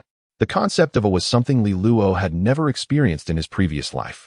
After all, he had barely avoided falling into vocational high school due to his dismal entrance exam results, only managing to enter a regular high school thanks to his parents' payment of a school selection fee, leaving little to celebrate. His performance in the college entrance examination was equally dismal. Relying on his parents' connections, he was arranged to attend a local vocational college, where he learned a few culinary skills to ensure he wouldn't starve. Consequently, the so-called graduation banquet was entirely beyond his reach. Is your father not planning to host a graduation banquet for you? Inquiring as she descended the stairs, Li Luo glanced at Ing Chanqi around 3 in the afternoon, just as the family was preparing to leave for the restaurant. Dad is far too busy. I thought it best to let him focus on his work. There's really no need for a graduation banquet, Ing Chanqi replied, shaking her head and following alongside Li Luo, adding with a charming smile, besides, isn't this just an opportunity to partake in your banquet? Consider it as if I too have had one. That is true, Li Luo nodded. But given your results, if my parents were to host a banquet for you, it would have to be at least a dozen or 20 tables to do justice to your title as the top student in the district. You exaggerate, Ing Chanqi retorted with a glance.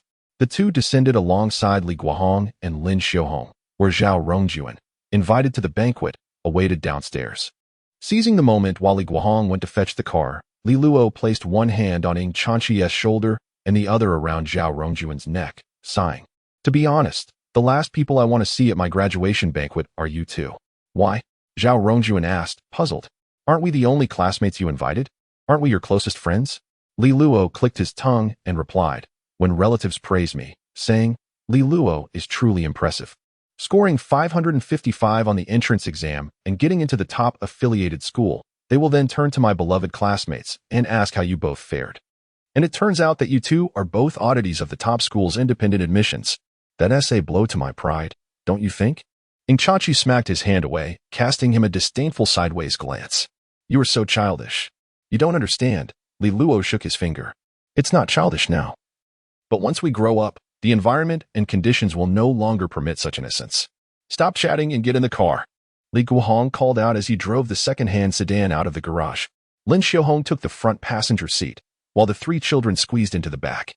Zhao Rongjuan, being quite considerate, took the seat near the door, leaving the middle seat for Li Luo, while Ing Chanqi seated herself on the other side of Li Luo. Due to Zhao Rongjuan's robust build and the limited space in the back seat, Li Luo found himself pressed against Ing Chanqi, barely managing to fit. Ing Chanqi, however, seemed unbothered by this and rolled down the window, allowing the breeze to alleviate the stifling warmth in the back seat. Actually, my position is the most dangerous in the entire car, Li Luo declared earnestly from the middle seat, so Dad, please drive carefully. You've got quite a mouth on you. Li Guohong chuckled, then continued, your third uncle's family will also be coming. Do you remember the matter I mentioned last time? What matter? Li Luo was momentarily taken aback, then quickly composed herself, raising an eyebrow. Is it the house from my third uncle's family?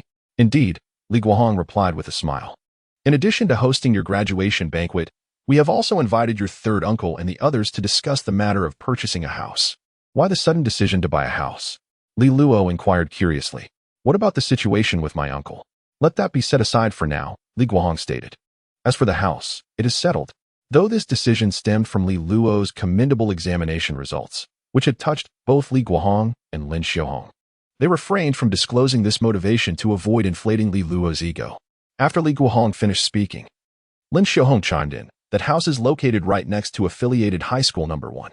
If all goes smoothly, the transfer can be completed during the summer vacation. Your third uncle's house is typically rented out to students of affiliated high school number 1, and it is well equipped with necessary amenities. When you and Shishi attend affiliated high school, you won't have to squeeze into a dormitory or commute early in the morning by bus. This arrangement will make your schooling more convenient, and you will have a spacious and comfortable place to rest. On weekends, I can come over to cook for you, which would be delightful. Upon hearing Lin Xiaohong's words, Ying Chuanqi, seated in the back, blinked and quietly asked, Aunt Lin, if you buy the house, can I also move in? Would that be inappropriate? Why would it be inappropriate? Lin Xiaohong replied, her tone slightly displeased. She. Why are you being so polite with us? Saying that makes me feel a bit sad. No, it's just. Ying Chuanqi hurriedly waved her hands, unsure of how to express herself. At that moment, Li Guohong interrupted the two and turned to Zhao Rongjun, saying, Xiaojun, you can also join. With the support you both provide Li Luo, you are welcome to stay with us. It will be more convenient for school. Oh, thank you, uncle, Zhao Rongjun quickly responded. But my grandfather's house is quite close to the school. I will be staying there. What about Shishi? Li Guohong then addressed Ying Chuanqi. I will speak to your father, and you can move in directly. It would also help keep an eye on Li Luo. After all, leaving him to live alone off campus while your aunt and I run the breakfast shop means we won't be able to supervise him properly. If he were to fall back into old habits and misbehave, we would be none the wiser. If you are around and he neglects his studies, you can report back to us, and I'll have Aunt Lin deal with him. After this conversation, Ying Chuanqi found herself more receptive to this kind offer. Her gaze towards Li Luo now tinged with a hint of pride and anticipation, leaving Li Luo bewildered. Why do you say I might fall back into my old habits? Dad, can you really use such terms with just a high school diploma? Li Luo couldn't help but retort. Oh, you think you can meddle in my affairs? I'm currently the most educated person in this car. Thank you very much, Li Guohong chuckled. Li Luo's lips twitched. Dad, that's a bit shameless, don't you think? Ultimately, it remains to be seen whether your great-uncle's house can be transferred soon. Li Guohong rolled his eyes, noting that once the house is settled, you will certainly need someone to keep an eye on you when you move there. Frankly speaking, we cannot be sure that Ying Chuanqi's father will agree. What if your presence disrupts Shishi's studies? With her academic performance, she should have the freedom to choose any university she desires, far more valuable than you. No. Ying Chuanqi quickly waved her hands in modesty, insisting that Uncle Li was exaggerating.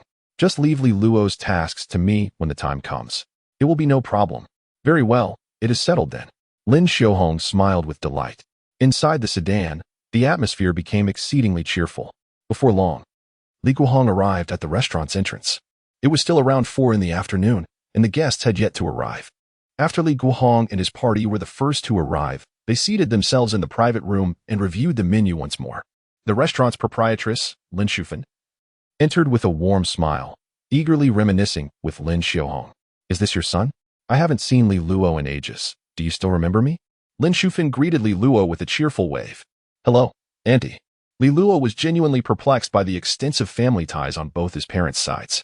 He had to delve into his memory palace, recalling, and then playfully countered, You carried me when I was little. How could I forget? Haha, you remember that I held you? Do you also recall that you urinated on me while I was holding you?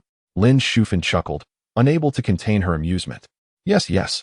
Lin Xiaohong laughed heartily, slapping her thigh as she enjoyed the recollection of Li Luo's childhood, when he was still in split-crotch pants, crying while he relieved himself. Mom. Li Luo interjected, feeling embarrassed. Let us not bring that up. Perhaps we should discuss my upcoming high school entrance examination instead. Why not mention it? Ying Chuanqi chimed in, expressing her amusement. Silence. Li Luo shot a glare at Ying Chuanqi, his irritation evident. Ying Chuanqi returned his glare with a nonchalant expression, casually twirling her hair and saying, I still remember many of your embarrassing moments from elementary school, like, Chuanqi, let us have some tea. Li Luo hastily poured a cup for Ying Chuanqi, diverting the conversation. The weather is quite pleasant today, isn't it, Xiaojun? Zhao Rongjun blinked and then remarked, Actually, I also know about your elementary school. Jun go. Li Luo gritted his teeth, pouring a cup of tea for this fellow as well. Ahem. Li Luo, Lin Xiaohong gently tapped the table, noticing that Auntie Shufan had no tea either. No, no, it's my turn to pour for you all. Lin Shufan smiled widely, her wrinkles deepening with joy. However, Li Luo obediently stood up and poured tea for his aunt as well. This graduation banquet had turned him into a waiter before the meal had even begun. Yet, just as he poured tea for his mother and aunt and settled back into his chair, Ing Chanchi had already prepared a cup of tea and placed it before him. Here, you should have some too. Chapter 20. The graduation banquet in the Yangji family restaurant. Zhang Xuefan moved gracefully among the private rooms numbered 3, 4, and 5. Her face radiant with joy. She accompanied her son, Wei Chun, in toasting relatives and friends who had gathered for the graduation celebration, cheerfully accepting red envelopes in return. Your Wei Chun is truly remarkable, unlike our own, whose grades are dismal, remarked a relative. Oh, he still has room for improvement, Zhang Xuefan responded, covering her mouth with a smile. He only scored 525 points this time, ranking 286th in the district. Isn't that impressive? There must be thousands of students taking the exam each year. The relative chuckled. If you think that's low, let Chun Chun come be my son. Laughter erupted from the group, and Zhang Xuefan's joy was palpable. Well, he did get into the prestigious affiliated first high school. You know that there are over 600 students in each grade there, and after entering, he's just at a middling level. There is still plenty of room for growth. Once he enters high school, he must work even harder, right?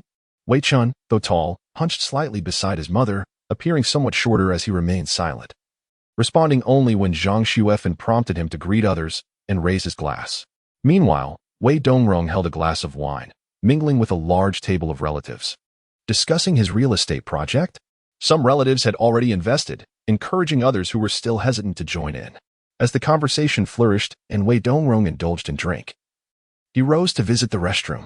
Passing by private rooms 8 to 10, he caught a glimpse of a familiar figure within. Pausing for a closer look, he raised an eyebrow upon recognizing Li Guohong and his family. Observing Li Guohong and Lin Xiaohong guiding their son, Li Luo, among the tables toasting with smiles, it seemed they were hosting a celebration as well. In this off-season gathering, it must also be a graduation banquet for their child, he mused. Casting a glance at Li Luo, Wei Dongrong recalled his wife mentioning that Li Luo's grades were not great. Perhaps he had performed exceptionally well in the entrance examination and achieved commendable results after all? With this thought, Wei Dongrong proceeded to the restroom and later returned to his private room, beckoning Zhang Xuefan. What is the matter, dear? She asked, still absorbed in a lively conversation with relatives, basking in their praise, and momentarily puzzled by his call. I just spotted Li Guohong and his family. Wei Dongrong whispered in her ear. I showed them the project previously, and they seemed interested, but there had been no follow-up. Since we run into them, let us take Chun Chun along to congratulate their son on his graduation and casually inquire about the investment. If things go well, we could also ask their relatives if we might attract a few more investors. Xiaohong and the others are over there too? Zhang Xuefan paused, then smiled brightly. Great. I'll go get Chun Chun so we can head over together. Just be cautious. Wei Dongrong cautioned. I am aware that your relationship with your cousin is strained, but please refrain from speaking indiscreetly when we arrive. Zhang Xuefan nodded earnestly. I understand the gravity of the situation, so do not worry. The private dining rooms at Yangji restaurant are arranged in a continuous sequence, when several tables are required for a meal. The partitioning walls can be removed to create a larger space. Li Luo's graduation banquet was held in rooms 8 to 10 of Yangji restaurant. As evening approached, relatives began to arrive and take their seats. They enjoyed a lively half-hour of dining before Li Luo dutifully accompanied his parents to offer toasts. Being underage, he could only partake of juice. The red envelopes received from relatives would ultimately be surrendered to his parents. Nevertheless, seeing his grandparents and great-grandparents in good health and high spirits brought him immense satisfaction. He vaguely recalled that his grandmother had passed away during his freshman year of college, and his grandfather had left this world shortly after his graduation. By the age of 30, he had lost his grandmother as well. At 35, only his parents remained. Particularly, his mother had been gravely ill at that time, her health precarious. In contrast, he felt profoundly fortunate to have been reborn in the present moment. Consequently, his words were imbued with sweetness, eliciting hearty laughter from the elders. Moreover, with Li Luo's exceptional performance in the high school entrance examination, securing a place at the prestigious affiliated first middle school, the atmosphere in the banquet room was notably cheerful. After a round of toasts, everyone resumed their drinking and casual conversation. Li Guohong and Lin Xiaohong settled at the table with their third uncle, discussing the matter of purchasing a home. Having previously reached a preliminary agreement, the conversation flowed pleasantly, particularly as the third uncle's family was eager to sell, and the property prices in the Yingjian district were relatively low. Thus, Li Luo's family managed to secure a favorable deal. With a down payment of 500,000, the mortgage would amount to just over $1 million for a property of approximately 150 square meters, which was quite reasonable. However, the third uncle reminded them, "As I mentioned before, we have configured this apartment with 4 bedrooms. There are 3 students who just finished their gaokao and will not be renewing their leases. Yet, one young lady is entering her sophomore year and has signed a 3-year contract. If you decide to proceed, consider whether you wish to continue renting to her or terminate the lease. The rental contract and deposit will be handed over to you for your management." Li Guohong nodded, recalling the matter, and turned to Lin Xiaohong. "What is your perspective? Would it be better for Li Luo and Cici to reside there without outside disturbance? However, terminating the lease would likely incur penalties, wouldn't it?" Lin Xiaohong pondered for a moment before responding. Moreover, she is also a student at affiliated First Middle School. Living together could foster mutual growth. We must ascertain her character to ensure compatibility. Beside them, Li Luo felt somewhat conflicted upon hearing this. Ultimately, if given the choice, he would prefer not to share a rental space with strangers. However, with a burden of 1 million in mortgage debt looming over his family, the pressure is considerable. If he could generate a monthly rental income, it would at least alleviate some of the financial strain on his parents. Although Li Luo possesses a fair degree of confidence in the novels he writes, the reality of the year 2014 reveals that the market for paid web literature is rather limited. Particularly, the primary site of Chidian Chinese Network's paid reading market pales in comparison to what it would become a decade later. Achieving an average of 3,000 paying readers for a complete work is already a remarkable feat, placing one among the elite, beyond the 10th position on the bestseller list. The subscription figures failed to reach 10,000. This stands in stark contrast to the multitude of concurrently serialized works boasting hundreds of thousands of subscriptions in the future. Should the distribution channels yield better data, it might be possible to compete for a coveted spot among the site's luminaries with just 3,000 subscriptions. Yet, even such prominent figures typically earn only slightly over 10,000 in manuscript fees per month from the main site. Contemplating this, it is only natural that an additional source of income could benefit the family. Although Li Luo's parents never anticipated he could assist them when they decided to purchase a home, how could he, granted a second chance at life, simply indulge in the pleasures of high school without shouldering any family responsibilities? At the very least, he should set a modest goal of helping to repay that 1 million mortgage sooner rather than later. Thus, Li Luo proposed, "Since the lease has already been signed for 3 years, there is no need to withdraw. We can live together. After all, with school to attend, home will only serve as a place to bathe and sleep. It won't be an inconvenience. We can even motivate each other to study on weekends, can't we?" Hearing her son's reasoning, Lin Xiaohong nodded in agreement. "You make a valid point. Since you don't mind, we certainly won't cancel the lease." "Very well." Upon seeing their consensus, third uncle suggested, "Let us schedule a time to complete the necessary procedures for this matter, ensuring a swift transfer of ownership so we can all feel at ease." Once the terms were finalized, everyone shared in joyful laughter. Li Guohong raised his glass and led the family in toasting third uncle. At that moment, a knock echoed at the door of the private room. Li Luo glanced towards the entrance and spotted his cousin Wei Dongrong, accompanied by his aunt Zhang Xuefen and his younger cousin Wei Chun. "Oh, Dongrong?" Li Guohong exclaimed, raising an eyebrow and rising to greet them. "What a coincidence. Are you here as well?" "Indeed," Wei Dongrong replied with a cheerful smile, entering with a glass in hand, clinking it with Li Guohong's. "We're here to celebrate Chun Chun's graduation, just as you are, right?" "Yes, yes." Li Guohong laughed heartily, guiding the trio to the table. "This lad, Li Luo, performed quite well on his exams, so we thought to celebrate. Congratulations, congratulations." Perhaps because he felt that no matter how well he did, the scores were not particularly high, Wei Dongrong offered only a few verbal congratulations, raised a toast, and then gradually steered the conversation towards real estate projects. As Zhang Xuefen observed the 2 men engrossed in conversation, she took Wei Chun's hand and walked towards Lin Xiaohong and Li Luo. "Xiaohong, congratulations." Zhang Xuefen beamed as she raised her glass. "I heard your Li Luo performed admirably in this exam. Indeed, a reason to celebrate." "Thank you," Lin Xiaohong replied, reciprocating with a smile, as she felt compelled to respond graciously to the toast. Your Wei-chun must have done well too, judging by your demeanor. Surely. Admission to Fui is a certainty. Indeed, Zhang Xuefan chimed in. I scored 525, ranking 286th in the district. Admission to Fui is hardly an issue. With a light laugh, she felt a surge of joy from Lin Xiaohong's praise and nudged Wei-chun, saying, Chun, come, raise a glass to your aunt. Hello. Aunt, Wei-chun replied, raising his glass with a resigned expression.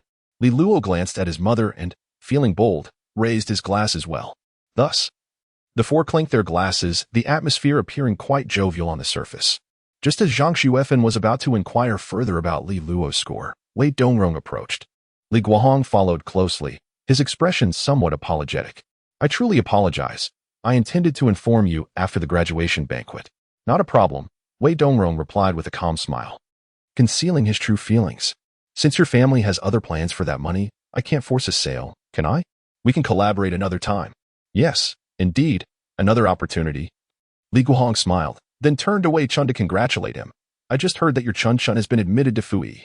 Come, let me toast you. Thank you, uncle. Wei-chun quickly raised his glass in response.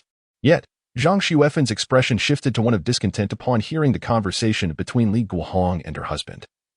Realizing that the negotiation had faltered, after Li Guohong congratulated his son, she cast a sharp glance at Li Luo and, extending her glass towards him, remarked, I must also congratulate your Li Luo. He did well in the entrance exam.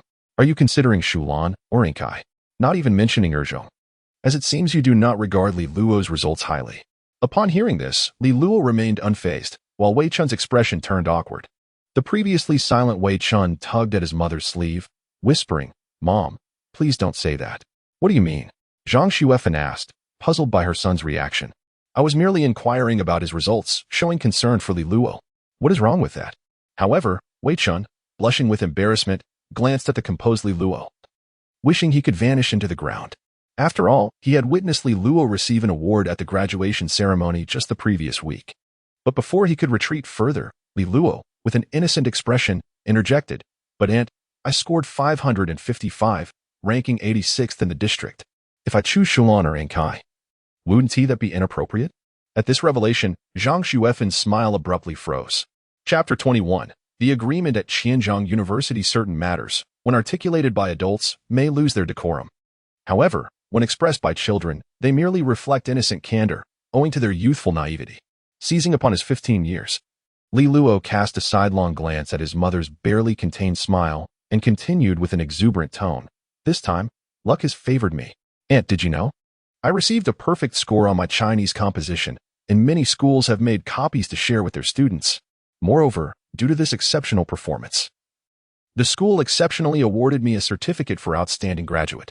Only 11 students received it, which is quite rare. The young boy's enthusiastic boasting left Zhang Xuefan's complexion fluctuating between shades of red and white. Yet, as an elder, she found it inappropriate to engage in a petty argument with a child. Ultimately, she could only maintain a stiff expression, avoiding the irritatingly cheerful visage of Lin Xiaohong, and turned to Li Guohong with a forced smile, inquiring, Your son Li Luo has performed remarkably well this time, hasn't he? Indeed, Li Guohong replied, devoid of any intent to flaunt or belittle. He spoke amiably, attributing the achievement to serendipity and the assistance of classmates in his studies. Our families are indeed fortunate, with both children gaining admission to the first affiliated high school. Once they enter high school, Li Luo and Wei-chun must strive diligently to secure admission to a prestigious university in the future. Precisely, Wei Dongrong chimed in, his demeanor cheerful as he affirmed. They must work hard, indeed.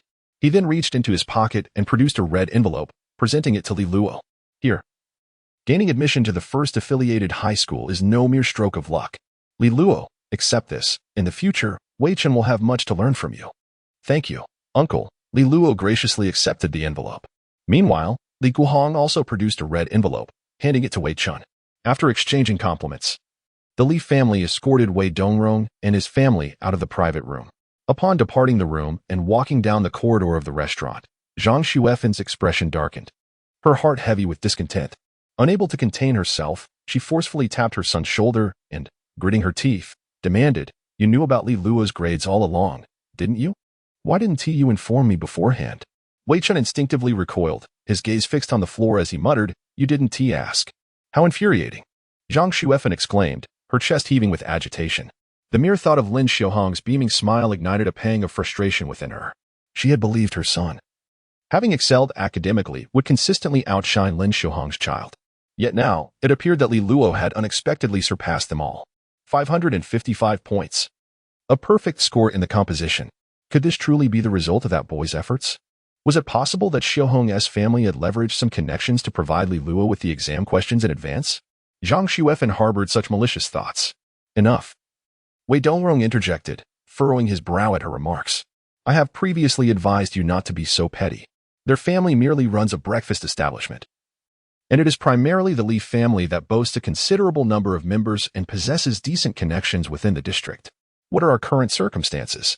Is there any need for us to engage in comparisons with them? The scores are evident, and the facts are established. Let us refrain from discussing such matters in the future.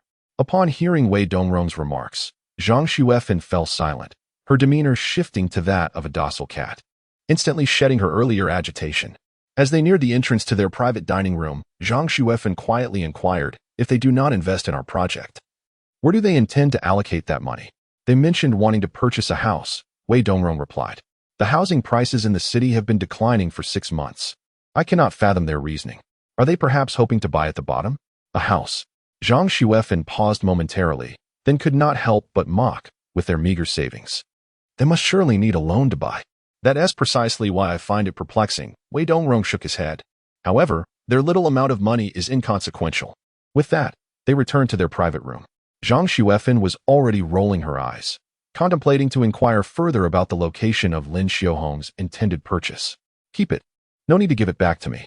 In the restaurant's private room, Li Luo handed the red envelope his uncle Wei Dongrong had given him to his mother. To his surprise, Lin Xiaohong waved her hand, instructing him to keep it for himself. I had already set aside the previous envelope for you. This one is yours to spend as pocket money. Li Luo raised an eyebrow. Mom, is the sun rising in the west today? What do you mean by that? Lin Xiaohong shot him a glance, feigning to reclaim the envelope. Is that how you speak? Hey. Li Luo deftly turned away, hastily stuffing the envelope into his pocket, exclaiming, It was given to me. You cannot go back on your word. Take it. Then, Lin Xiaohong rolled her eyes at him, her lips curling into a smile, feeling quite pleased. After all, ever since her marriage, she had never had the upper hand when dealing with Zhang Xuefen's sharp tongue. Today, her son Li Luo's clever retorts marked the first instance of him defending her honor, allowing her, as a mother, to relish the joys of parenting once more. Who knew that having a child with good grades could bring about such delight? With this thought in mind, Lin Xiaohong did not forget to admonish. You've kept the red envelope, and we will buy you a house as well. If you continue to fool around like before at Fuzhong, I will be sure to discipline you. Rest assured, Li Luo patted his chest, then pointed at Ing Chanchi beside him, grinning. Previously, Ing Chanchi said that if I got into Fuzhong, I would definitely gain admission to Qianjiang University. If I fail to get in, Mom, you can hold her accountable. Ing Chanchi, who was currently enjoying a platter of fruits, swallowed her watermelon upon hearing Li Luo's words. That was merely encouragement. Who guaranteed you anything? Your shamelessness remains unchanged. Lin Xiaohong declared with an expression of disdain, adding, Is Qianjiang University something one can simply gain admission to? Qianjiang University. Situated by the banks of the Yinjiang River in Yuhang City, Qianjiang Province, stands as the pinnacle of academic institutions in the region, unrivaled in its prestige. On a national scale, it consistently ranks among the top 5 comprehensive universities recognized as 985 and 211 institutions. Although Li Luo has successfully gained admission to the first affiliated school, Lin Xiaohong never truly envisioned her son being accepted into Qianjiang University. After all, among their relatives, only a couple of children have managed to enter the first affiliated school, but none have ever been admitted to Qianjiang University. If Li Luo were to achieve such a feat, it would indeed be a remarkable stroke of fortune. Upon reflecting on this, Lin Xiaohong instinctively glanced at Ing Chanchi, suddenly realizing, Isn't your mother a graduate of Qianjiang University? At this mention, Ing Chanchi's expression momentarily froze, before she sank into a reverie, gently nodding, Yes. My mother is an alumnus of Qianjiang University. In her time, gaining admission to Qianjiang University was truly an impressive accomplishment. Lin Xiaohong continued, However, with your academic performance, Chanchi, You could easily gain entry into one of the two prestigious universities in the capital, couldn't you? Xianzhong University is indeed the finest choice. Ing Chanchi shook her head, a radiant smile gracing her face. There are no other options. Turning to glance at her childhood companion, Li Luo sighed and remarked, "Then I shall reluctantly strive to gain admission to Xianzhong University just to accompany you. Is that a promise?" Ing Chanchi turned to meet Li Luo's gaze, her eyes sparkling with anticipation. "No backing out now. It's a deal." Li Luo chuckled softly. With 3 years remaining until the college entrance examination, he was confident he could recall the exam papers from his past experiences. After the graduation celebration, Li Luo slipped into the tranquility of his summer vacation routine. The summer following the transition to high school bore no homework requirements, allowing him to allocate his time as he pleased. Rising at approximately 3 in the morning, he accompanied his parents to their shop, returning home at noon for a nap. The afternoons and evenings were spent in the study of Ing Chanchi's home, tapping away at the keyboard. Occasionally, he would venture out with Zhao Rongyuan to play basketball, relishing the boundless energy of his youthful body, reflecting on his previous life, where he had gained considerable weight after graduating from university due to prolonged sedentary writing, late-night endeavors crafting short dramas, and reliance on takeout. He recalled the grueling nights spent working until the early hours of the morning. By the age of 35, his body had certainly borne the brunt of such a lifestyle. Now, back at the age of 15, he reveled in the agility and vigor displayed on the basketball court, playing for hours without feeling fatigued. Li Luo found immense joy in this way of life. However, with his parents having signed the mortgage and completed the loan procedures for acquiring his great-uncle's house, Li Luo was diligently engaged in his writing, hoping that his first novel would alleviate some of the family's financial burdens. He considered seeking unconventional methods for quick earnings. Yet his lack of funds and his status as a minor rendered such pursuits impractical. It can only be a modest expression of goodwill. Meanwhile, as Li Luo relishes the burgeoning summer vacation, far away in the 1U group of Chongning City, editor Qian Zhou awaits the back-end data refresh. The chief editor of the urban team, Hong Do, glanced at the time and instructed several editors within the team. The reading data from yesterday is about to be released. Before noon, each of you must submit 3 recommended titles for the Sanjiang list. If any of them surpasses 500 reads, please mark it distinctly. The Sanjiang recommendation represents the pinnacle of visibility a book can attain during its free release period. Among hundreds of titles launched concurrently, only a select few, around 10, are deemed worthy of this honor. As a novice editor, Qianzhou's authors vary significantly in talent, lacking the luxury of seasoned editors who possess a few established authors to anchor their portfolios. Consequently, with the weekly Sanjiang recommendations looming, Qianzhou felt a tinge of anxiety. In contrast, the adjacent female editor, Qingyu, appeared unfazed, exuding confidence regarding her chances of securing a Sanjiang spot. Qianzhou was acutely aware of this. Qingyu had joined the team over 6 months prior and had skillfully gathered a number of authors adept at penning Korean entertainment narratives, capitalizing on her knowledge of the Korean entertainment landscape. In recent years, the fervor of South Korean entertainment has swept through the domestic market, igniting waves of public discourse. As commercial writing that rides the crest of such trends, online literature has produced a plethora of exceptional Korean entertainment works, capturing a substantial share of the urban literature category. Presently, among the new urban releases, it is estimated that 8 out of 10 titles in the entertainment genre are Korean-themed, with commendable performance metrics. Meanwhile, domestic entertainment literature has seen a decline, and the parallel world of speculative entertainment is even less favored. However, Qianzhou seldom paid heed to news from the Korean entertainment scene, nor did he indulge in Korean dramas or the idols that dominate them, which led him to be reluctant in signing Korean entertainment works. Among the new titles he had high hopes for, only 2 stood out with respectable data. One was the charmingly nostalgic artistic era, which delves into the art film movement of the early 21st century, rich in flavor. The other was I Truly Am Not a Star, a speculative entertainment narrative that intertwines music, literature, and television drama, delivering an exhilarating experience with a well-paced plot. Suddenly, an exuberant laugh erupted from Qing Yu's desk. The Korean Entertainment Mastery Guide in my hands had 780 reads last week. Surely, the Sanjiang recommendation is secured. Upon hearing her remark, Qianzhou felt a pang of anxiety.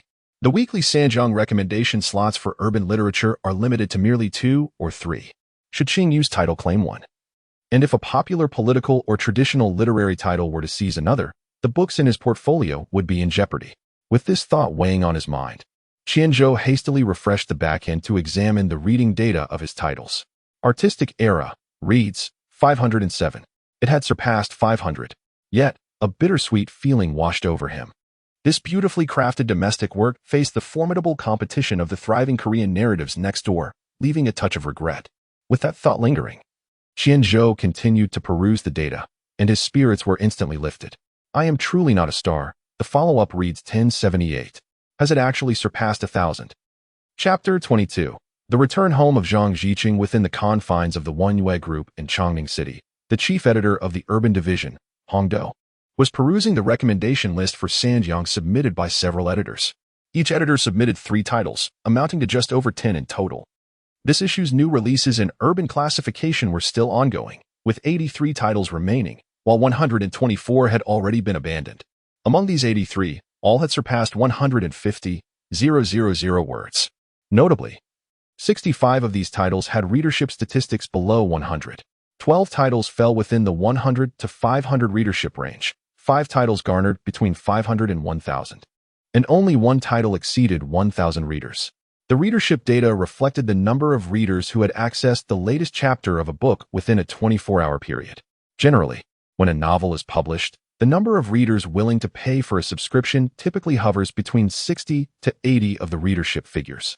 This week, given the absence of major authors launching new works in the urban genre, the data was still considered commendable, especially for the book that had achieved over 1,000 readers, which seemed to be authored by a newcomer.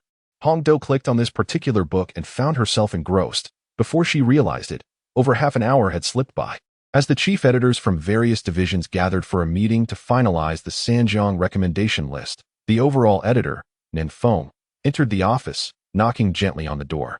The editors promptly rose and took their seats in the conference room, engaging in spirited discussions as they vied for the Sanjiang recommendations.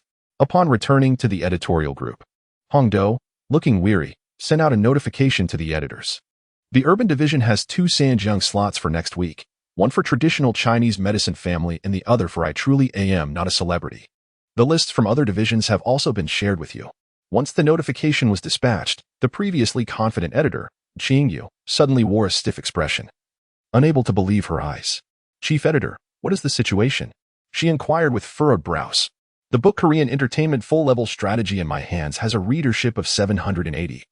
This data has consistently secured a Sanjiang spot in previous weeks, has it? There aren't any standout titles this week. Unfortunate luck. Let this author wait another week. Otherwise, they will have to go directly to publication, Hongdou replied without lifting her eyelids.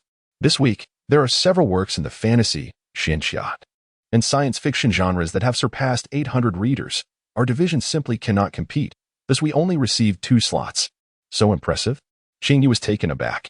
But I know about traditional Chinese medicine family. It had high readership previously, so it's understandable that it ranks first this week.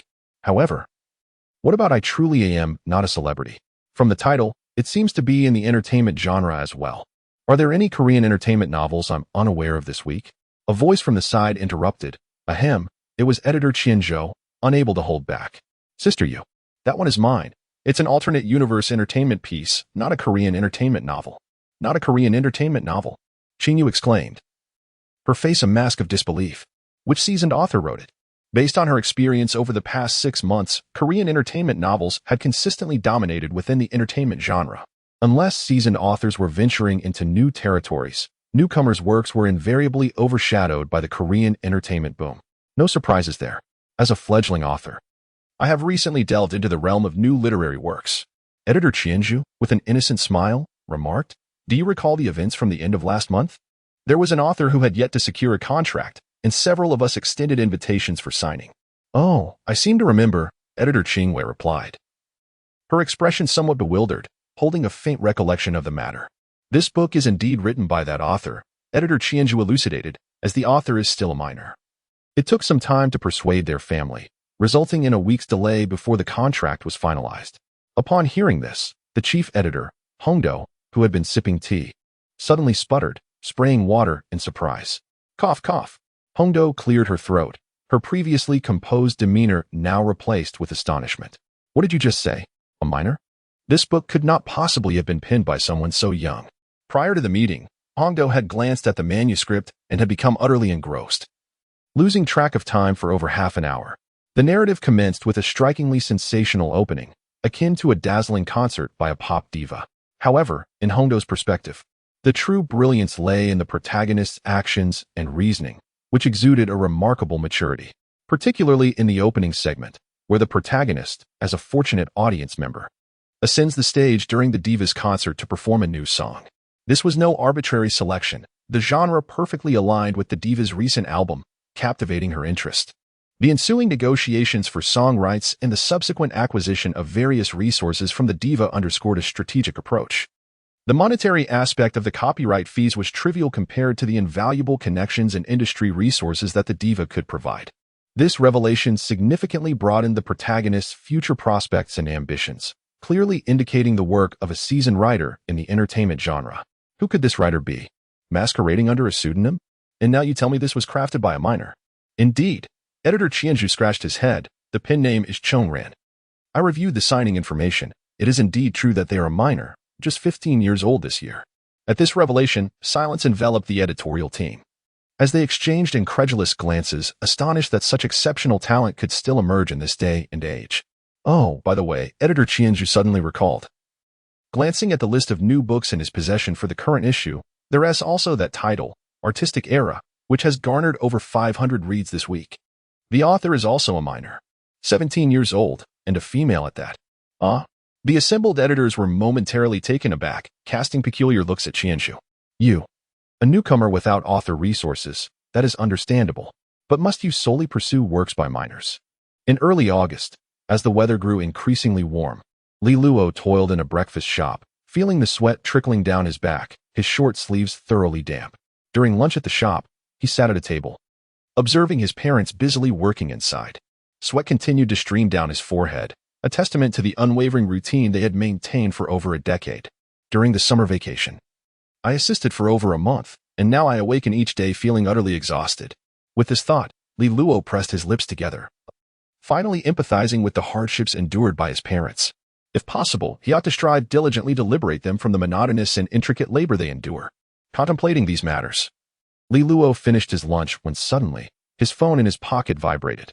The device he currently used was an old flip phone discarded by his mother. Upon opening it, he discovered it was a call from Ing Chanqi. Li Luo raised an eyebrow and answered, bringing the phone to his ear. Hello? What is it?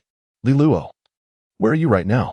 Ing Chanqi inquired softly from the other end of the line. I'm at the store. What is the matter? Li Luo replied, puzzled. Aren't you in class? Yes, but it's currently the lunch break, Ing Chanqi responded. I checked the weather forecast yesterday, and it said it would rain today. I forgot to bring in the clothes I hung out, and I also left the balcony window open. Could you please help me bring them in when you return? Okay. Got it, Li Luo nodded. Is there anything else? Ing Chanqi pondered for a moment. We have a comprehensive test for all subjects in the advanced class these days, so wish me luck for a good performance. Given your abilities, first place should be well within your grasp. So, then let us preemptively wish Ing Chanqi success in securing the top position across all subjects. That seems rather challenging. Li Luo grinned, chuckling lightly. Good luck. Ing Chanqi nodded with satisfaction. Just wait, I'll put in the effort. After hanging up, Li Luo stretched and glanced at the overcast sky outside, sensing that rain was imminent. Mom, did you bring an umbrella? Li Luo asked Lin Xiaohong before leaving. No. Why? It might rain this afternoon, Li Luo replied. I'm heading back now. If it rains in the evening, call me, and I'll bring an umbrella down. Understood. Go ahead. Watching her son depart through the shop's door, Lin Xiaohong wiped the sweat from her forehead, feeling as though the fatigue she once bore was no longer as overwhelming. Initially, she believed her son was merely putting on a show, wanting to impress his parents during the summer break to earn a few extra pocket money. Nonetheless, Lin Xiaohong felt that even if it was just for show, it was still a form of change, and thus, she fully supported and encouraged him. Little did she expect Li Luo to genuinely accompany them to the breakfast shop each morning to help out. This assistance had persisted for over a month. At this rate, it seemed he had no intention of resting until high school commenced. Each time she reflected on this, a sense of comfort washed over Lin Xiaohong. At that moment, Li Guohong emerged from the kitchen, washed his hands at the sink, wiped them on his apron, and spoke as he walked. I just received a call from your uncle. He informed me that the loan has been approved. He wants to set a time for us to complete the transfer procedures. Oh, that's quite prompt, Lin Xiaohong responded, her face lighting up with a smile. Shall we aim for this weekend? I share the same sentiment. Li Guohong nodded and remarked, oh, by the way, Jiqing sent me a message saying he will return today and has invited us to his home for dinner. He asked us not to mention it to Cici just yet. Finally decided to come back, has he? Lin Xiaohong frowned upon hearing that Ing Jiqing was preparing to return. He has only come back after several months. Is work more important than his daughter? After all, he works for a large company. It is quite normal for him to be busy, Li Guohong countered, shaking his head. Besides, Cici is quite well behaved and excels in her studies. He need not worry about her. Nevertheless, he cannot perpetually neglect her. Lin Xiaohong, with a woman's perspective, felt a pang of sympathy thinking about how Ing Chuanqi had no parental companionship most days, yet remained so obedient. At least he is aware of the importance of returning. Meanwhile, Li Luo had made his way back to the Jinshen community, ascending to the 4th floor. After retrieving the key to Ing Chuanqi's home from the couplets, he entered. The weather had turned decidedly gloomy, with a light drizzle descending from the heavens. Li Luo hurried to the balcony to close the windows. He then looked up and collected Ing Chuanqi's clothes that had been left out to dry. Truly, she shows no consideration for propriety, he thought, shaking his head in resignation as he gathered an assortment of charming little items along with the clothing, intending to place them on Ing Chuanqi's bed for her to sort through upon her return. He muttered to himself, why does she have such an affinity for Pikachu? However, just as he stepped from the balcony into the living room and was about to head towards Ing Chuanqi's bedroom, he was startled by the sound of keys jangling at the entrance. Were they not supposed to be taking an exam? Why are they back so early in the afternoon? Li Luo pondered as the door swung open. A middle-aged man entered, clad in a sharply tailored suit, with a well-groomed beard and neatly styled short hair, exuding an air of sophistication. Upon entering, he habitually removed his shoes and glanced down, failing to spot his usual blue slippers. Yet, in the next moment, he found them. Ing Jiqing's gaze fell upon the young man wearing those very blue slippers and the large bundle of girls' clothing he was cradling, momentarily lost in thought. Oh, Uncle Ing. Li Luo greeted awkwardly, you're back. Chapter 23 Transformation. Upon hearing Li Luo's greeting, Ing Jiqing cast a glance at the boy's face and then at the clothes in his hands, unable to suppress his curiosity. What are you up to? Oh, me? Li Luo blinked innocently and replied, Ing Chuanqi called me this afternoon, saying it would rain and asked me to help her collect her clothes. As he spoke, Li Luo made his way to Ing Chuanqi's bedroom door, opened it, and stepped inside. After placing the clothes on her bed, he promptly exited. He felt no guilt. After all, he had known Ing Jiqing since childhood, and both families were comfortable with each other's homes. It was perfectly normal for Ing Chuanqi to ask him for such a favor. Ing Jiqing, indeed, showed little reaction to the situation. After changing into another pair of slippers, he walked into the living room and inquired of Li Luo, is she still at school? Yes. Today is Friday, Li Luo responded. Ing Jiqing pondered for a moment before stating, I believe they should be let out early? Yes, on Fridays there are no evening classes. Ing Chuanqi usually arrives home around 5:30, Li Luo replied, contemplating whether it would be prudent to take his leave. Remaining alone in the living room with Uncle Ing felt somewhat awkward. Ing Jiqing shared this sentiment, though he would never voice it aloud. I will prepare dinner tonight. I have already spoken with your father. Come over in the evening and let's gather for a meal. In truth, Ing Jiqing harbored no particular fondness for Li Luo. It was not that he disliked him. After all, he had been close friends with Li Guohong since childhood. Naturally, he would not reject the son of a good friend. However, Li Luo's wild nature concerned him, as he feared it might lead his daughter astray, especially since he worked long hours in the city and had little time to supervise Ing Chuanqi. If she were to spend all day out and about with Li Luo, her studies would surely suffer. Nevertheless, as time passed, Ing Jiqing noticed that his daughter's grades consistently remained at the top of her class, never faltering, which eased his worries. Coupled with the fact that his good friend's family lived next door and often looked after his daughter, he decided to relinquish control and focus on his work. Yet, he could never quite warm to Li Luo. Sensing this, Li Luo did not linger. After hearing Ing Jiqing's words, he made his way toward the door. Well then, Uncle Ing, I will return this evening with my parents to visit. I shall head home now for a nap. All right. Ing Jiqing removed his suit jacket and, noticing Li Luo's intent to leave, suddenly asked, what does she like to eat these days? Minced meat with eggplant? Yes, Li Luo replied, changing his shoes at the door. Minced meat with eggplant, tomato scrambled eggs, and cola chicken wings. Those are her 3 favorite dishes. It was indeed a testament to the consistency of her tastes. Ing Jiqing chuckled and shook his head, amused. After all, those were the 3 dishes that Annie excelled at. Li Luo, now dressed, added with a smile, I enjoy them as well. Ing Zhichen fell silent, offering no further response. Seizing the moment, Li Luo opened the door, preparing to return home. Just as he did, he spotted a delivery man standing at his doorstep, about to knock. Knock, knock, knock. Is anyone home? Your package has arrived. Is this for 401? Li Luo unexpectedly inquired, standing behind the delivery man, startled by the voice from behind. The courier turned to face Li Luo and glanced at the package in his hand. Yes, it's for 401. Do you know this family? Indeed, I reside in 401. Li Luo emerged from the doorway of 402, producing his keys to unlock the door to 401. However, I don't believe we ordered anything online. What is it that you are delivering? It's an acceptance letter, the courier replied. Upon seeing Li Luo open the door to 401, he handed over the package. You must be Li Luo, correct? May I see your ID or student card? I need a signature for confirmation. Oh, certainly. Just a moment, Li Luo said, contemplating closing the door to 402. At that moment, Ing Zhichen approached from the living room, curious as he stood at the doorway. An acceptance letter? Yes, Li Luo responded, noticing that Ing Zhichen had no intention of shutting the door. He then returned home to retrieve his student card. Meanwhile, Ing Zhichen gazed at the package with intrigue and asked, which school is the acceptance letter from? It should be from affiliated high school number 1, the courier casually remarked. Your neighbor's child is quite impressive. I believe affiliated high school number 1 is the top school in our Yinjian district, correct? Ing Zhichen seemed momentarily taken aback by the courier's response, clearly struggling to comprehend. This acceptance letter is addressed to Li Luo? Yes, who else could it be for? The courier looked at Ing Zhichen with mild curiosity. It clearly states the name. This revelation left Ing Zhichen astonished. In his recollection, Li Luo's academic performance had seemed rather lackluster. During a family gathering at New Year's, he had discussed Li Luo's final grades with Li Guohong. Li Luo ranked 27th in class, scoring over 170 points less than Ing Chanchi. How could someone with such a record gain admission to affiliated high school number 1? Ing Zhichen pondered, observing as Li Luo emerged from his home, produced his student card, signed for the package, and accepted the delivery. After bidding farewell to the courier, Li Luo caught sight of Ing Zhichen's expression and decided against entering the house. Instead, he stood in the corridor and began to unwrap the package, extracting the acceptance letter from within. Ing Zhichen leaned closer to glimpse the contents.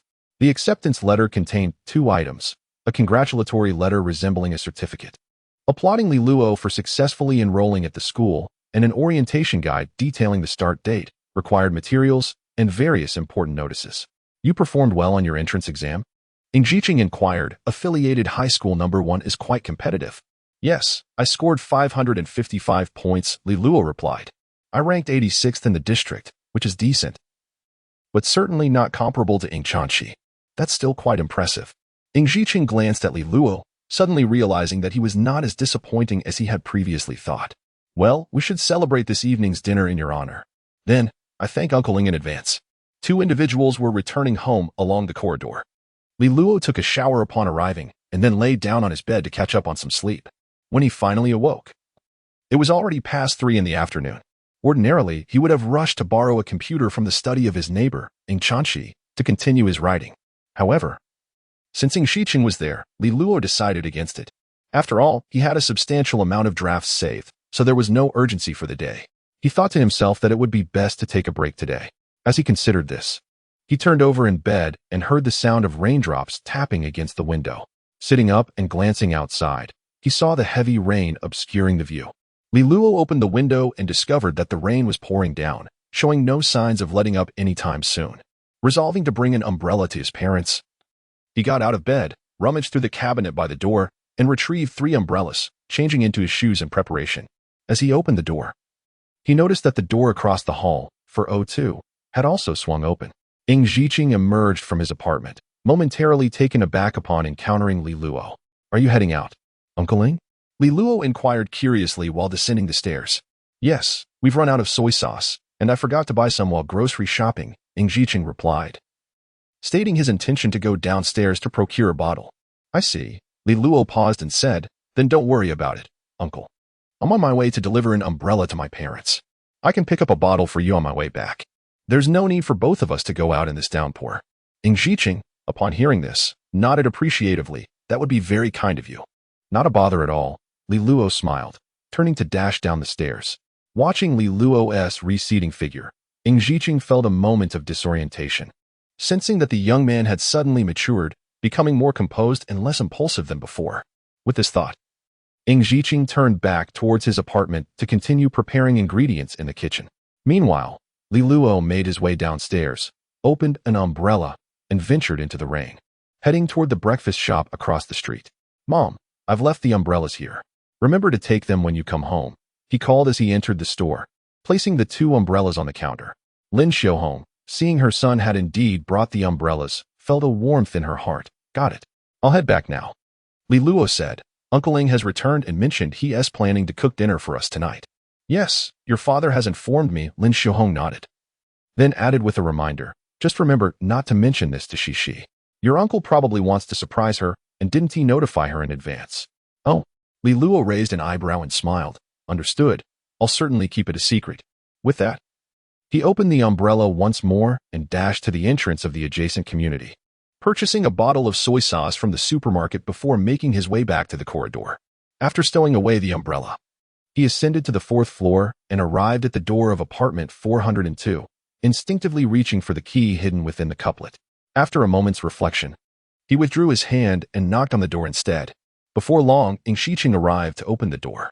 After receiving the soy sauce from Li Luo, he said, Come in and sit down. The computer in the study is still available for you to play with.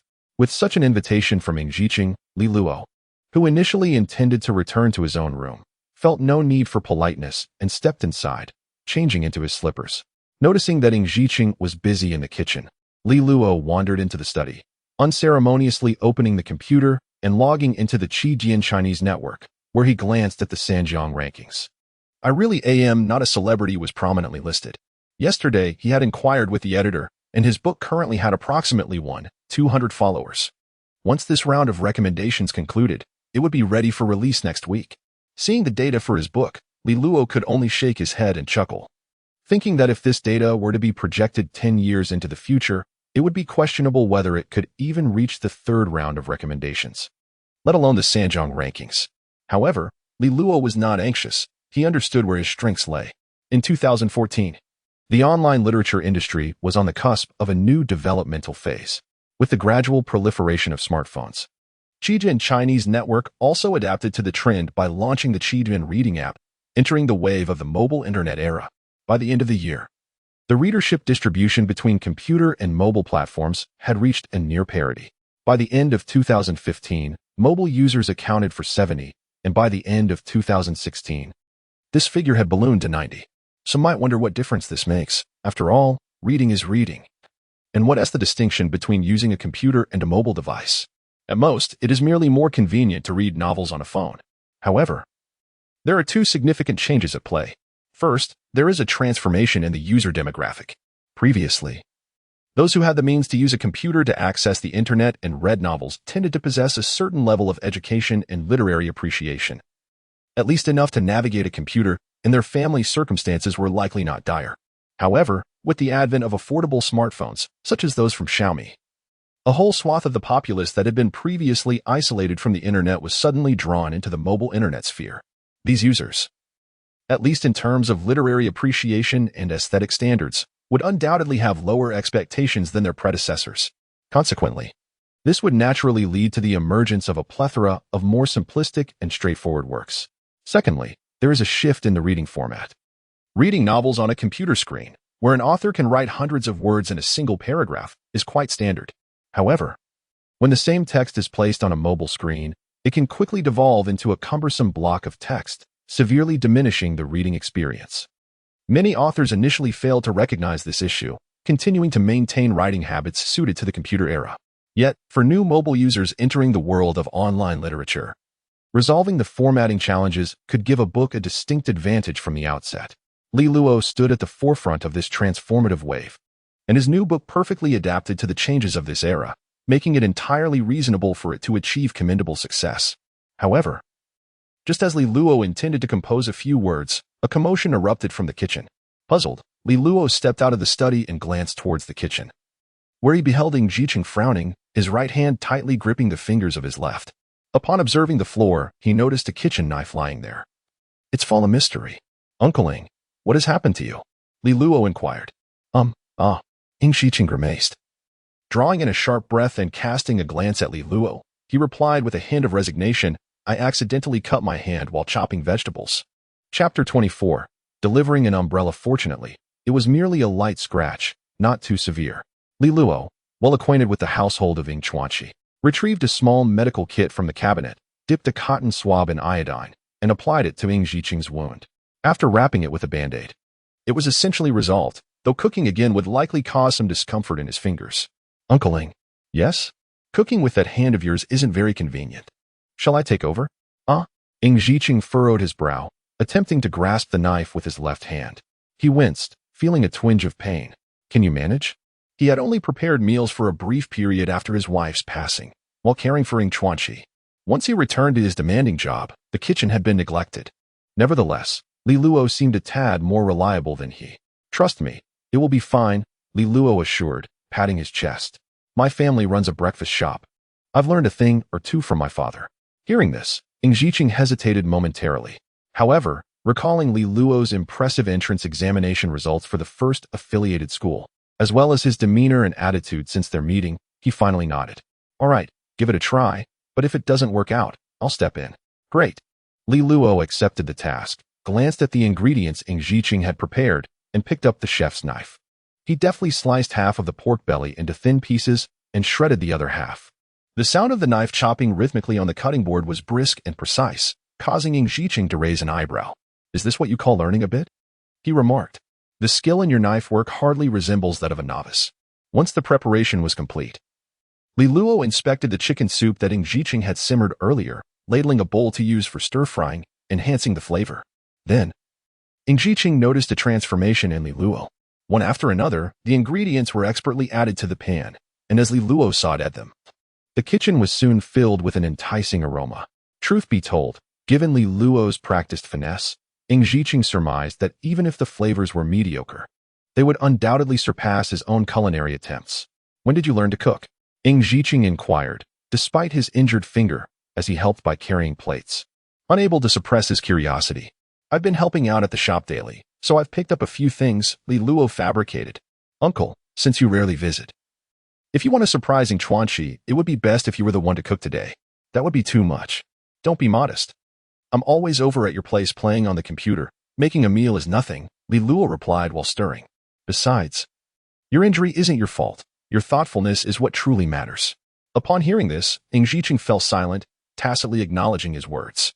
By the time the table was laden with an array of vibrant and fragrant dishes, it was already past 5 in the evening. Li Luo had prepared a feast, eagerly awaiting the arrival of guests. At that moment, Li Luo's phone rang. He washed his hands, wiped them vigorously on his apron, and answered. Discovering it was a call from Ing Chuanqi, he gestured to Ing Shiqing before picking up the phone. Hello? What is the matter? Li Luo, where are you now? Ing Chuanqi asked softly. I'm at home, Li Luo replied. What's up? I've already put your clothes in the bedroom. Oh, thank you, Ing Chuanqi said. But I didn't bring an umbrella today. I took the bus with a classmate, but we got off at different stops. Could you come to the bus station to pick me up? Sure. How long until you arrive? About 10 minutes. Okay, see you soon. After hanging up the phone, Li Luo turned to Ing Shiqing. Ing Shiqing nodded at him. You should go pick her up. I'll tidy up the kitchen. All right, I'll head out now. Li Luo left the kitchen, changed his shoes, grabbed his umbrella at the door, and also took Ing Chuanqi's umbrella with him. He then stepped outside, opening his umbrella as he walked into the rain towards the nearest bus station. On the bus, Lu Shaowen sat in the third row, staring intently at the rearview mirror of the driver for several minutes. Ing Chuanqi occupied a seat by the back door of the bus, clearly visible in the mirror. As a long-standing second in class at Yucai High School, Lu Shaowen harbored a peculiar sentiment towards the back of the first in class, Ing Chuanqi. He was the top student in the key class, while Ing Chuanqi held the title in her parallel class. Although their interactions at school were scarce, limited to brief exchanges during competitions, Lu Shaowen felt a profound connection with her in his mind.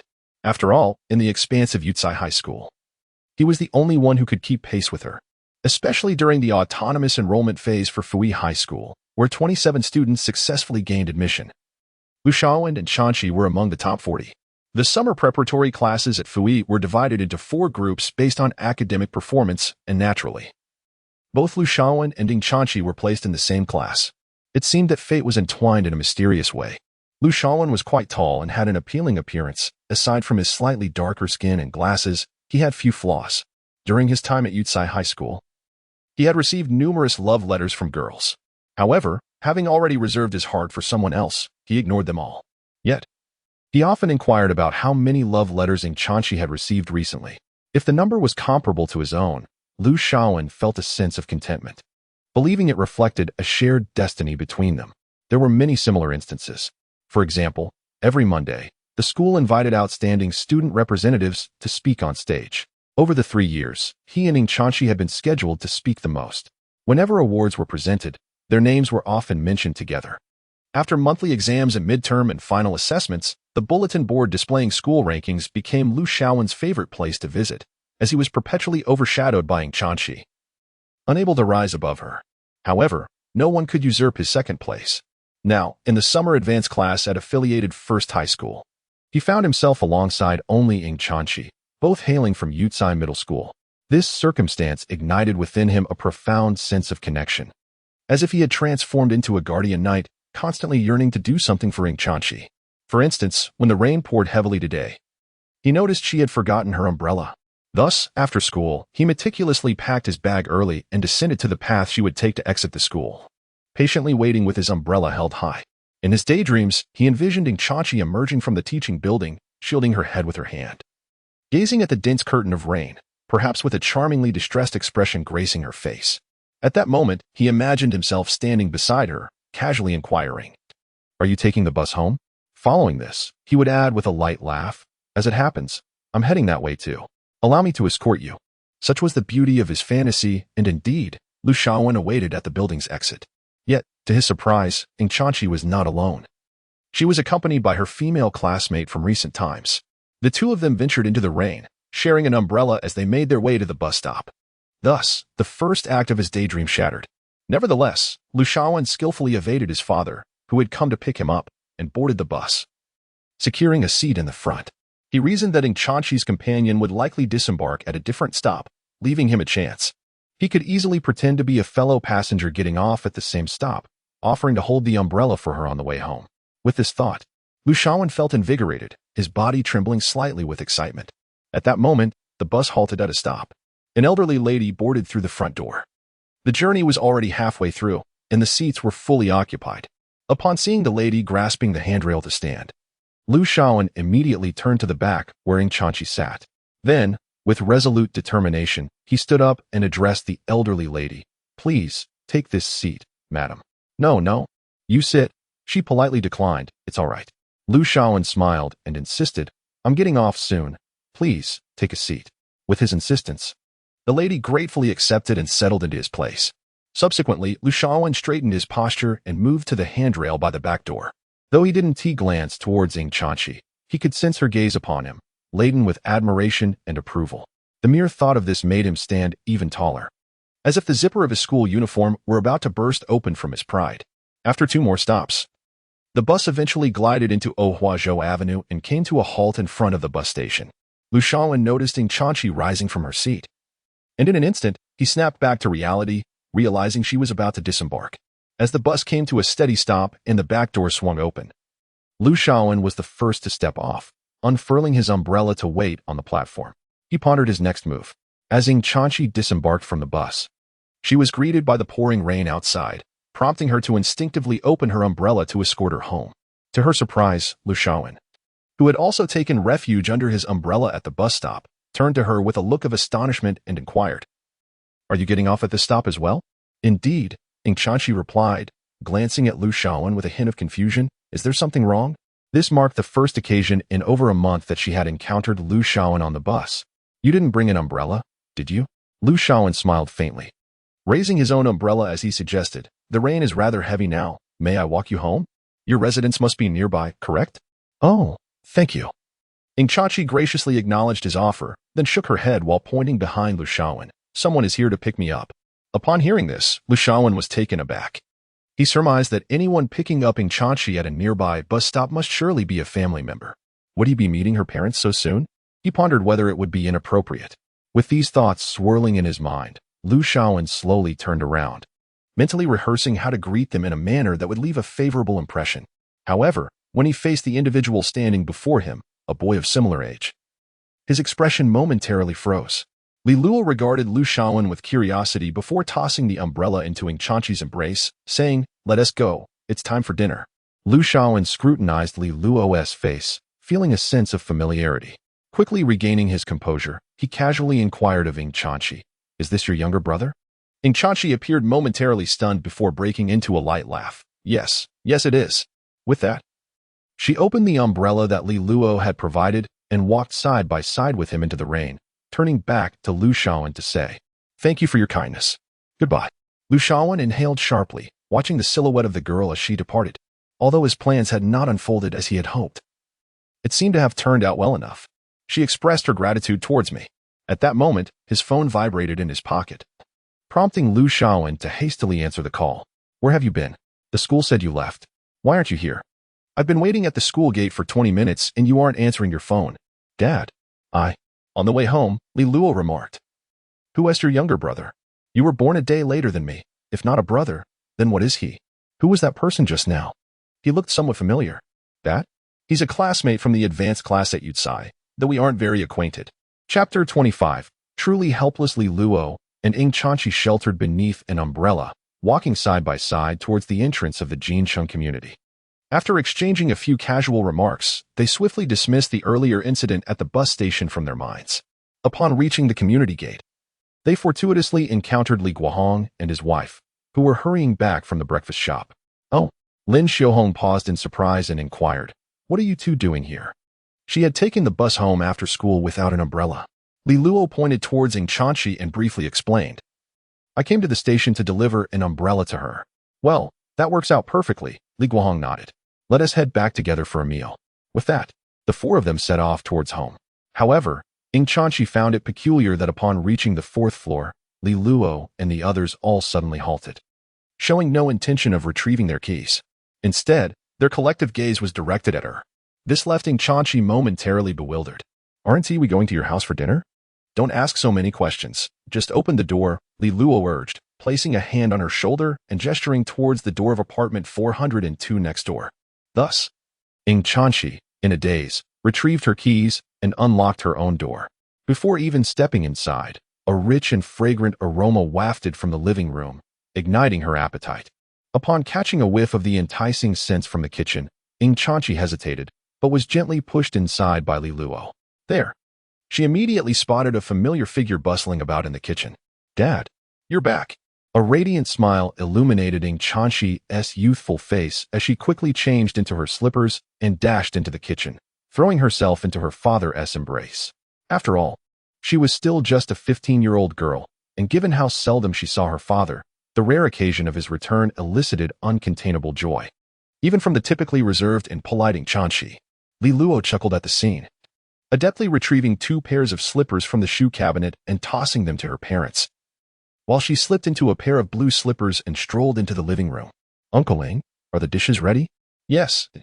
Just a couple of dishes need to be heated again," Ing Zicheng said, patting his daughter's shoulder, a smile gracing his face. "All right, we have guests.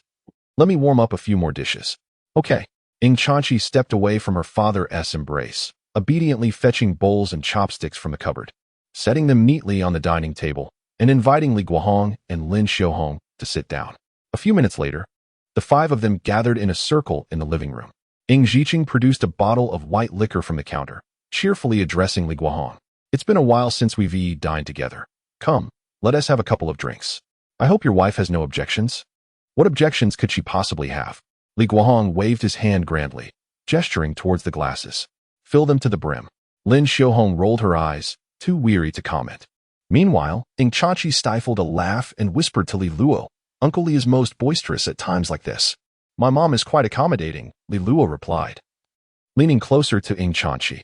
"If he drinks too much, he'll likely find himself kneeling on a washboard the next day."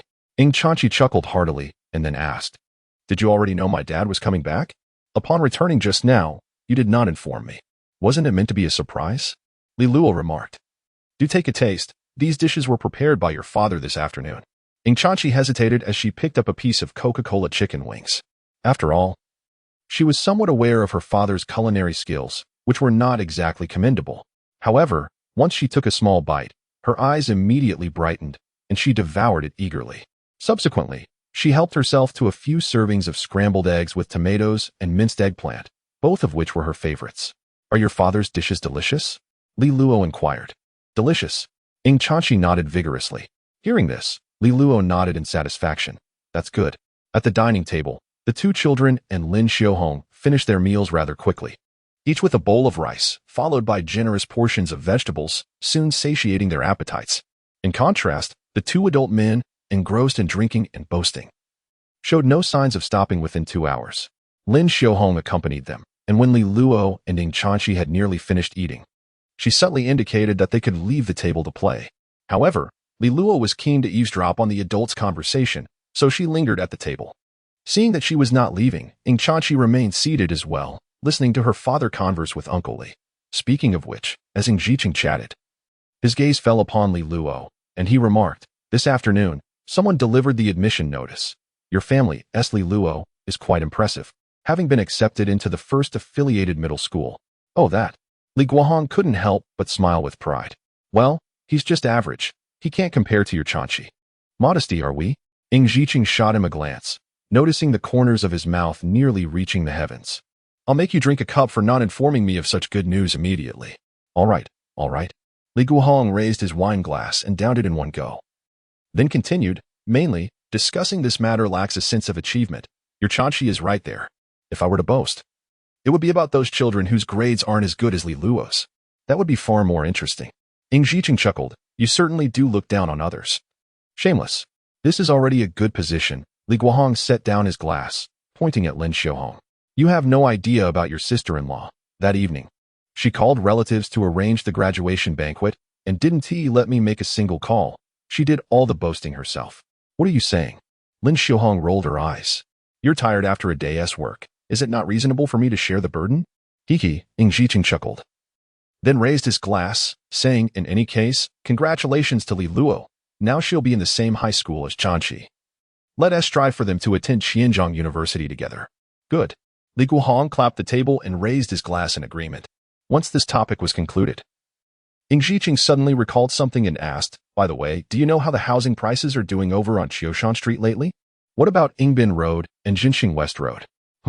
Li Guohong paused for a moment before responding. The prices have been declining for the past 6 months, and the outlook does not seem particularly favorable. However, but what? Ing Jiqing inquired. I recently discussed with your sister-in-law, and we decided to purchase a second-hand apartment from my uncle, located near Jinxing West Road, for just over 10,000. Oh, I didn't realize this, Ing Jiqing remarked with curiosity. I thought the housing prices were falling. Why did you buy a house at this time? Well, it's a bit complicated, Li Guohong chuckled, shaking his head. Firstly, my uncle was indeed asking for a low price and was eager to sell. Plus, the house is fully renovated, so we can move in right away. Secondly, my nephew Li Luo worked hard for his high school entrance exam and got accepted into affiliated high school number 1. This apartment is conveniently located right next to the school, making it easier for him to commute. As for the third reason, I've heard that housing prices in that area may rise in the future. Rise? Ing Jiqing raised an eyebrow, looking somewhat surprised. I'm just speculating. So don't take it too seriously, Li Guohong quickly added. It's actually something Li Luo heard from a classmate. That classmate comes from a well-off family. His father works there, so he probably has some connections. It seems they've learned that the subway terminal station at Nanjian in Yinjian district is likely to be extended by 3 or 4 more stops. Properties along that subway line are bound to increase in value.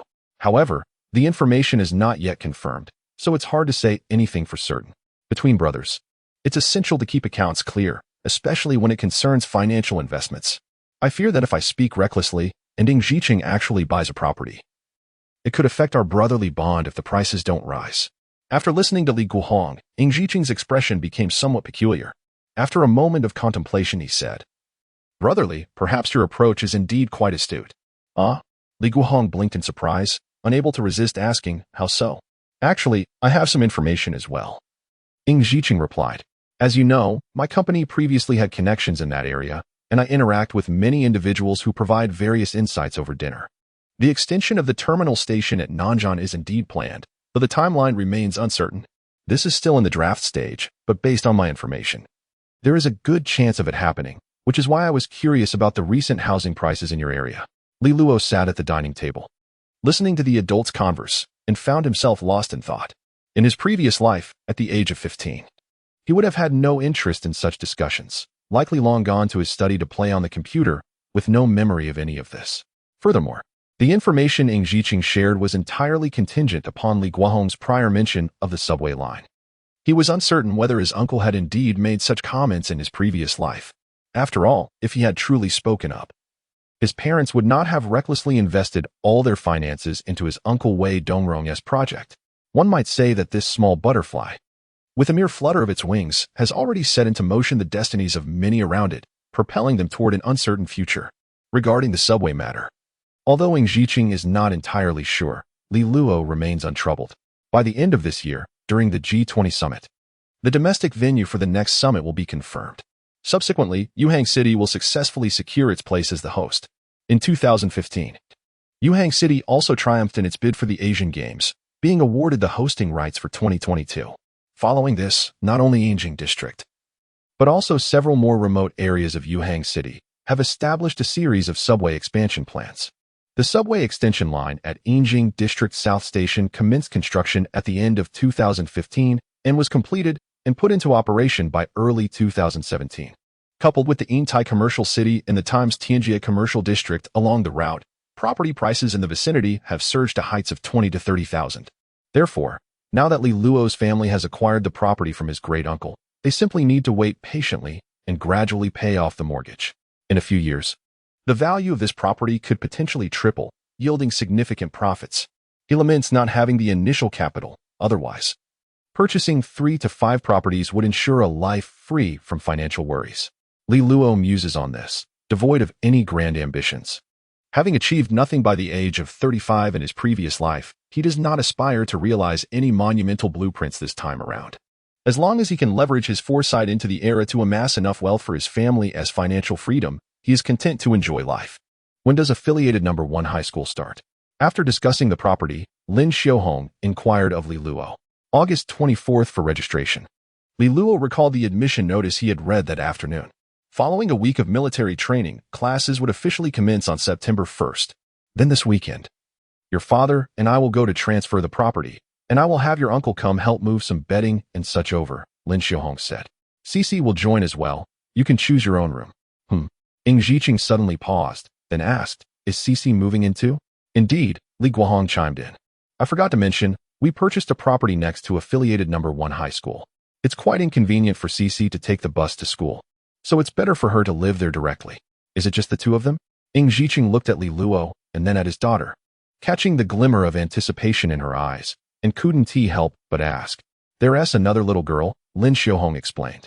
Since their previous home was rented out, a girl rented a bedroom there, and we Haven T terminated the lease. Conveniently, they are all students at affiliated number 1 high school and can study together on weekends. Upon hearing this, Ing Jiqing pondered for a moment and then ceased to refuse. It truly troubles you to care for Shishi so much. Nonsense, Li Guohong retorted. I have watched her grow since childhood. You are being rather impersonal. Seizing the opportunity, he began to chide him vehemently, finally rapping the table. You must be punished. Have a drink. All right, it's my fault. I shall drink. Once Ing Chuanqi confirmed her father's approval, her face instantly lit up with joy as she beamed at Li Luo, playfully winking at him. Li Luo, seizing the moment, leaned closer to Ing Chuanqi and asked her, when the time comes to move, could you take the family computer with you? Just say it's for your studies. Ing Chuanqi shot him an annoyed glance, yet ultimately muttered, I really can't do anything with you. Chapter 26. Those years in the evening, the two elderly gentlemen, Ing Jiqing and Li Guohong, indulged themselves in drink at the dining table until they were thoroughly intoxicated. They collapsed onto the sofa, engrossed in watching television while exchanging boastful banter, ultimately succumbing to slumber. Lin Xiaohong rose to clear the table, and Li Luo followed Ing Chuanqi to assist in tidying up, ensuring that both the living room and kitchen were immaculate. What shall we do with them? Li Luo inquired, glancing at the two men sprawled on the sofa.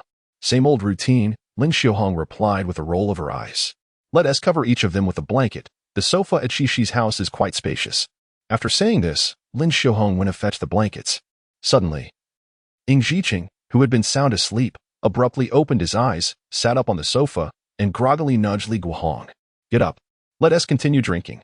Li Luo exchanged glances with Ing Chanchi and couldn't help but chuckle. To their surprise, Ing Zhiqing demonstrated unexpected vigor. Wobbling as he stood up from the sofa and ambled over to the cabinet beside the television, retrieving a guitar. Friends walk together for a lifetime. Those days, he belted out, albeit rather off-key. Hey, hey, hey. Li Luo rushed over, snatching the guitar and tossing it onto the sofa, then guiding Ing Zhiqing toward the bathroom. Upon entering, Ing Zhiqing promptly squatted before the toilet, and a wave of nausea overtook him. Ing Chanchi stood at the bathroom door, waving a hand in front of his nose in distaste. Why do adults enjoy drinking so much? It tastes awful and leads to intoxication. Well, you see. Li Luo gently patted Ing Zhiqing's back, chuckling softly. If he were 15, he certainly wouldn't grasp the underlying reasons and complexities. Yet, at 35, he was acutely aware of the burdens of adulthood. It was not the clear-cut struggles of a student, but rather an ambiguous, unpredictable hardship devoid of definitive answers, challenges that could arise at any moment. Indeed, school was arduous, but there was always a tangible score to strive for. However, in the real world, triumph often required more than mere grades. Alcohol may not be palatable, but when one seeks to cast aside their emotions, it can be surprisingly enjoyable. If one wishes to embrace a blissful ignorance, there is perhaps no better elixir than this. Perhaps at ISNT the alcohol itself, mused Li Luo, likening it to how one might listen to music to escape when feeling down. Drinking serves a similar purpose. Then why not just listen to music? Alcohol is detrimental to health, Ing Chanchi retorted, evidently displeased with his father's habitual drinking, concerned for his well-being. My dad smokes too. What can one do? Li Luo responded, exasperated. Observing that Ing Zhiqing had nearly finished purging, he turned to Ing Chanchi. Fetch a towel. Okay, Ing Chanchi replied, handing over a clean towel from the rack. But you mustn't drink like this in the future, nor smoke. You're quite the busybody, Li Luo remarked as he wiped Ing Zhiqing's mouth. Once it was clear that Ing Zhiqing felt considerably better, he assisted him back to the sofa to lie down. At that moment, Lin Xiaohong entered, carrying 2 blankets to cover the 2 men. The rhythmic symphony of snoring from Ing Zhiqing and Li Guohong resonated through the air, resembling a chaotic rehearsal of a novice orchestra.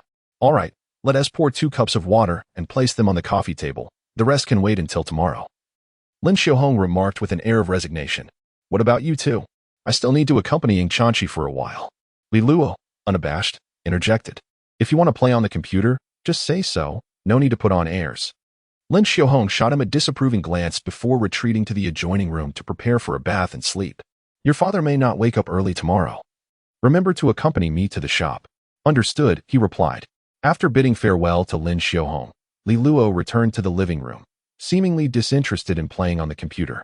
He picked up the guitar from the sofa, cradling it deftly in his arms. Observing him, Ing Chanchi, intrigued by his adeptness, inquired, You can play the guitar? Just a little, Li Luo replied, plucking a few notes to regain his rhythm. Suddenly inspired, he headed toward the door. Let us go. We don't want to disturb their sleep. Where are we going? Ing Chanchi followed him to the entrance, slipping on her shoes, her eyes wide with curiosity. To the rooftop, Li Luo declared, already shod and ascending the stairs. The Jincheng community consisted of merely 6 floors, a relic from the turn of the century, with stairs leading directly to the terrace. Clutching the guitar, Li Luo climbed to the rooftop, feeling the cool breeze of the post-rain night. His feet on the slightly damp concrete floor as he exhaled under the moonlight. Ing Chanchi, who had followed him to the rooftop, approached with a hint of skepticism. Can you really play? You can request a song. That will determine my abilities, Li Luo suggested, finding a spacious spot and turning to face her, strumming the guitar nonchalantly. Seeing his confident demeanor, Ing Chanchi pondered for a moment before asking, Can you sing those years? That song? Upon hearing the title, Li Luo paused momentarily, rummaging through his memory palace until he recalled the lyrics. I can't?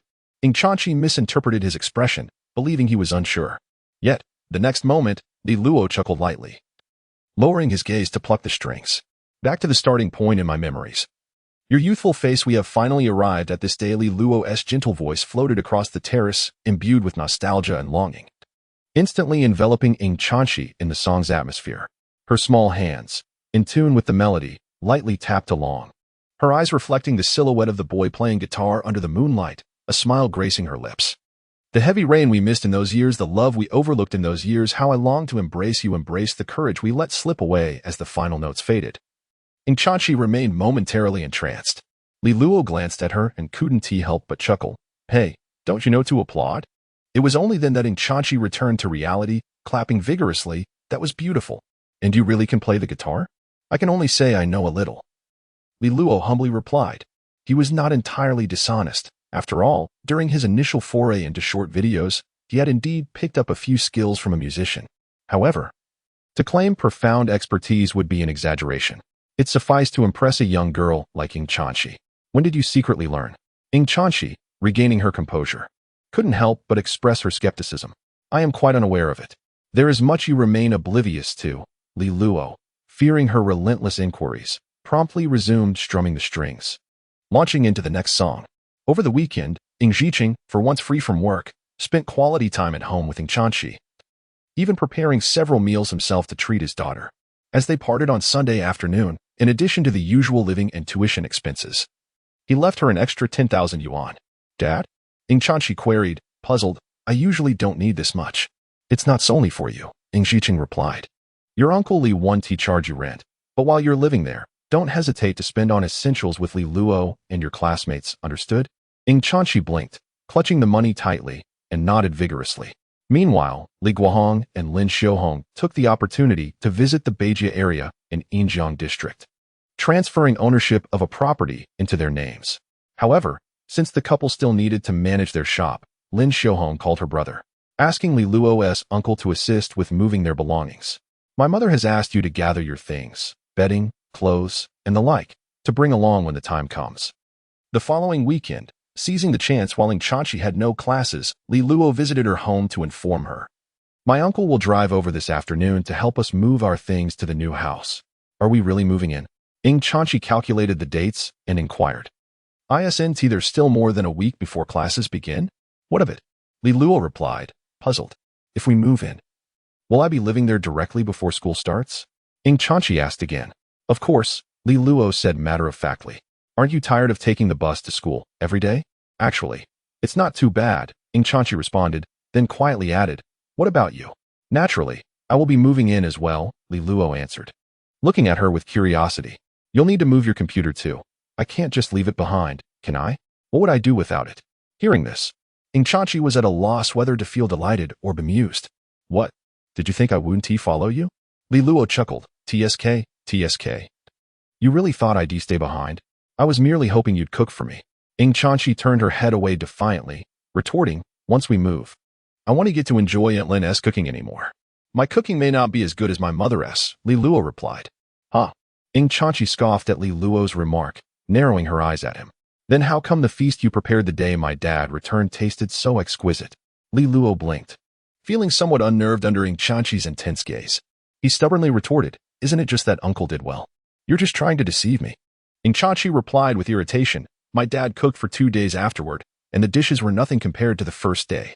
Oh, perhaps my parents secretly lent a hand. Li Luo suggested. That day, I called you to the bus station to deliver an umbrella, and you forgot, didn't you? Inchanchi narrowed her eyes, displaying a look that suggested there was only one truth. When we returned, we ran into uncle and aunt at the community entrance. How could they have had the time to assist my dad with cooking? How come you remember this so clearly? Li Luo murmured softly. So, it turns out you were the one who helped my dad with the cooking? Inchanchi confirmed this revelation, instantly becoming irate as she seized Li Luo's ear, ready to hold him accountable. During dinner, you even asked if the food my dad made was good. How could you have the audacity to ask that? Oh. Stop.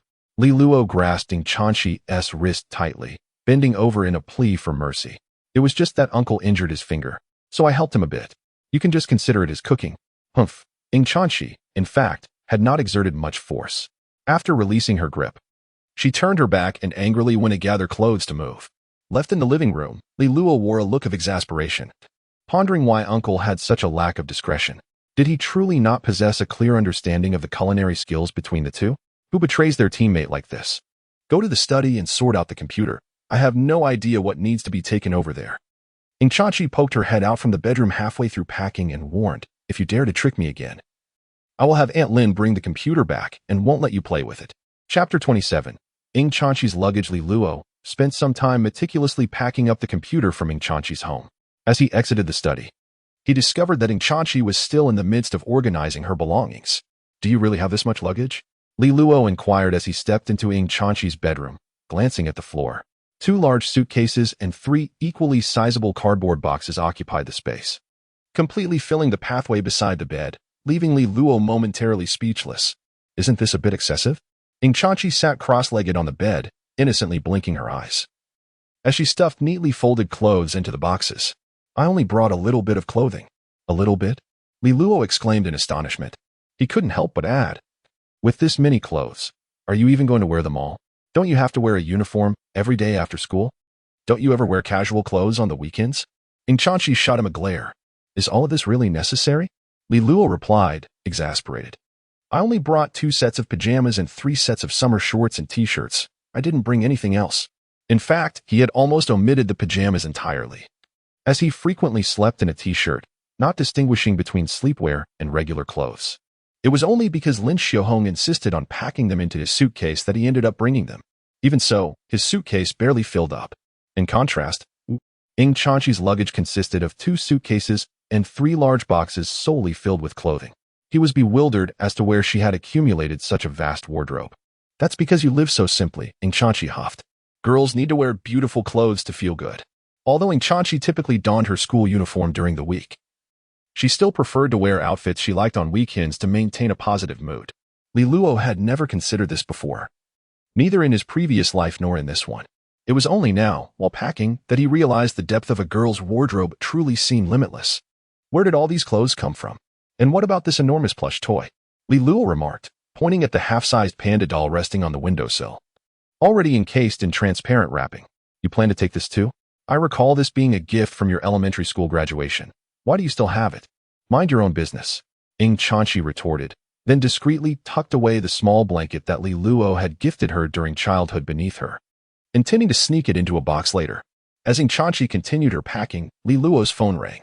Upon answering, he initially assumed it was his uncle arriving, only to find it was Zhao Rongjuan. Hello, Li Luo, where are you? I'm at home. Then why isn't anyone answering the door? Oh, I'm at the door across the hall. Li Luo slipped out of Ing Chanchi's bedroom and opened the door, spotting Zhao Rongjuan's figure. You've arrived. Indeed, Zhao Rongjuan nodded, then curiously asked, is Ing Chanchi also heading to the court? There's no rush for the game. Clearing his throat, Li Luo replied, I actually have a more challenging task to assign to you. What is it? Zhao Rongjuan felt a surge of caution, instinctively stepping back a pace, his hand gripping the banister of the staircase. However, Li Luo was quicker still, jovially seizing Zhao Rongjuan's arm and affectionately leaning against him, embracing his good brother. Didn't he my dad mention on the day of the graduation banquet? We purchased an apartment near affiliated No. 1 high school, intending for me to move there before the school year begins. Zhao Rongjuan, piecing the information together, squinted and inquired, so, just as you arrived. My luggage and Ing Chanchi's are nearly packed, Li Luo boldly declared. My uncle will drive over shortly, and you'll help us carry our belongings down. Zhao Rongjuan, perplexed, couldn't help but ask, but why did you call me to play basketball yesterday? That's entirely my mother's fault. She only informed me today about the move, Li Luo retorted, unabashedly throwing his teammate under the bus. It's fortuitous timing, isn't it? After we move, we can take a ride to the new place and familiarize ourselves with it. Then we'll head to the basketball court at affiliated No. 1 high school. Will we be able to get in on the weekend? Zhao Rongjuan questioned, his brow furrowed in curiosity. You're wearing your school uniform, aren't you? Li Luo glanced at Zhao Rongjuan's attire, noting how the boys made do with their uniforms even on weekends. But you don't have a uniform. I possess an admission letter, Li Luo puffed out his chest. There shouldn't be any issue with a new student visiting the school in advance, right? With Li Luo's insistence, Zhao Rongjuan reluctantly acquiesced. All right then. Good brother. Li Luo patted Zhao Rongjuan's shoulder, thoroughly pleased with his newfound labor force. Grabbing Zhao Rongjuan, Li Luo first transported his suitcase to the entrance, followed by the computer from the study across the hall. The two then assisted Ing Chanchi in bringing out her neatly packed suitcases and boxes. By the time Ing Chanchi finally finished her packing, Li Luo received a timely call from his uncle. Hello, Xiao Luo, I'm parked downstairs. I'll be up shortly. Understood, uncle. We are all set, Li Luo replied before hanging up and dialing his mother. Hello? Mom, we're about to head out. All right. Lin Xiaohong responded on the other end. I'll come over to join you. Just as Li Luo finished speaking with his mother, footsteps echoed from downstairs. A mature and handsome figure appeared in the hallway. Uncle Lin Xiaofeng looked up, noticing Li Luo, raised an eyebrow, smiled, and strode up to the fourth floor. He playfully ruffled Li Luo's hair, exclaiming, "You've done well. You've been accepted into affiliated number 1 high school." "Not at all," Li Luo humbly replied. "I'm just doing okay."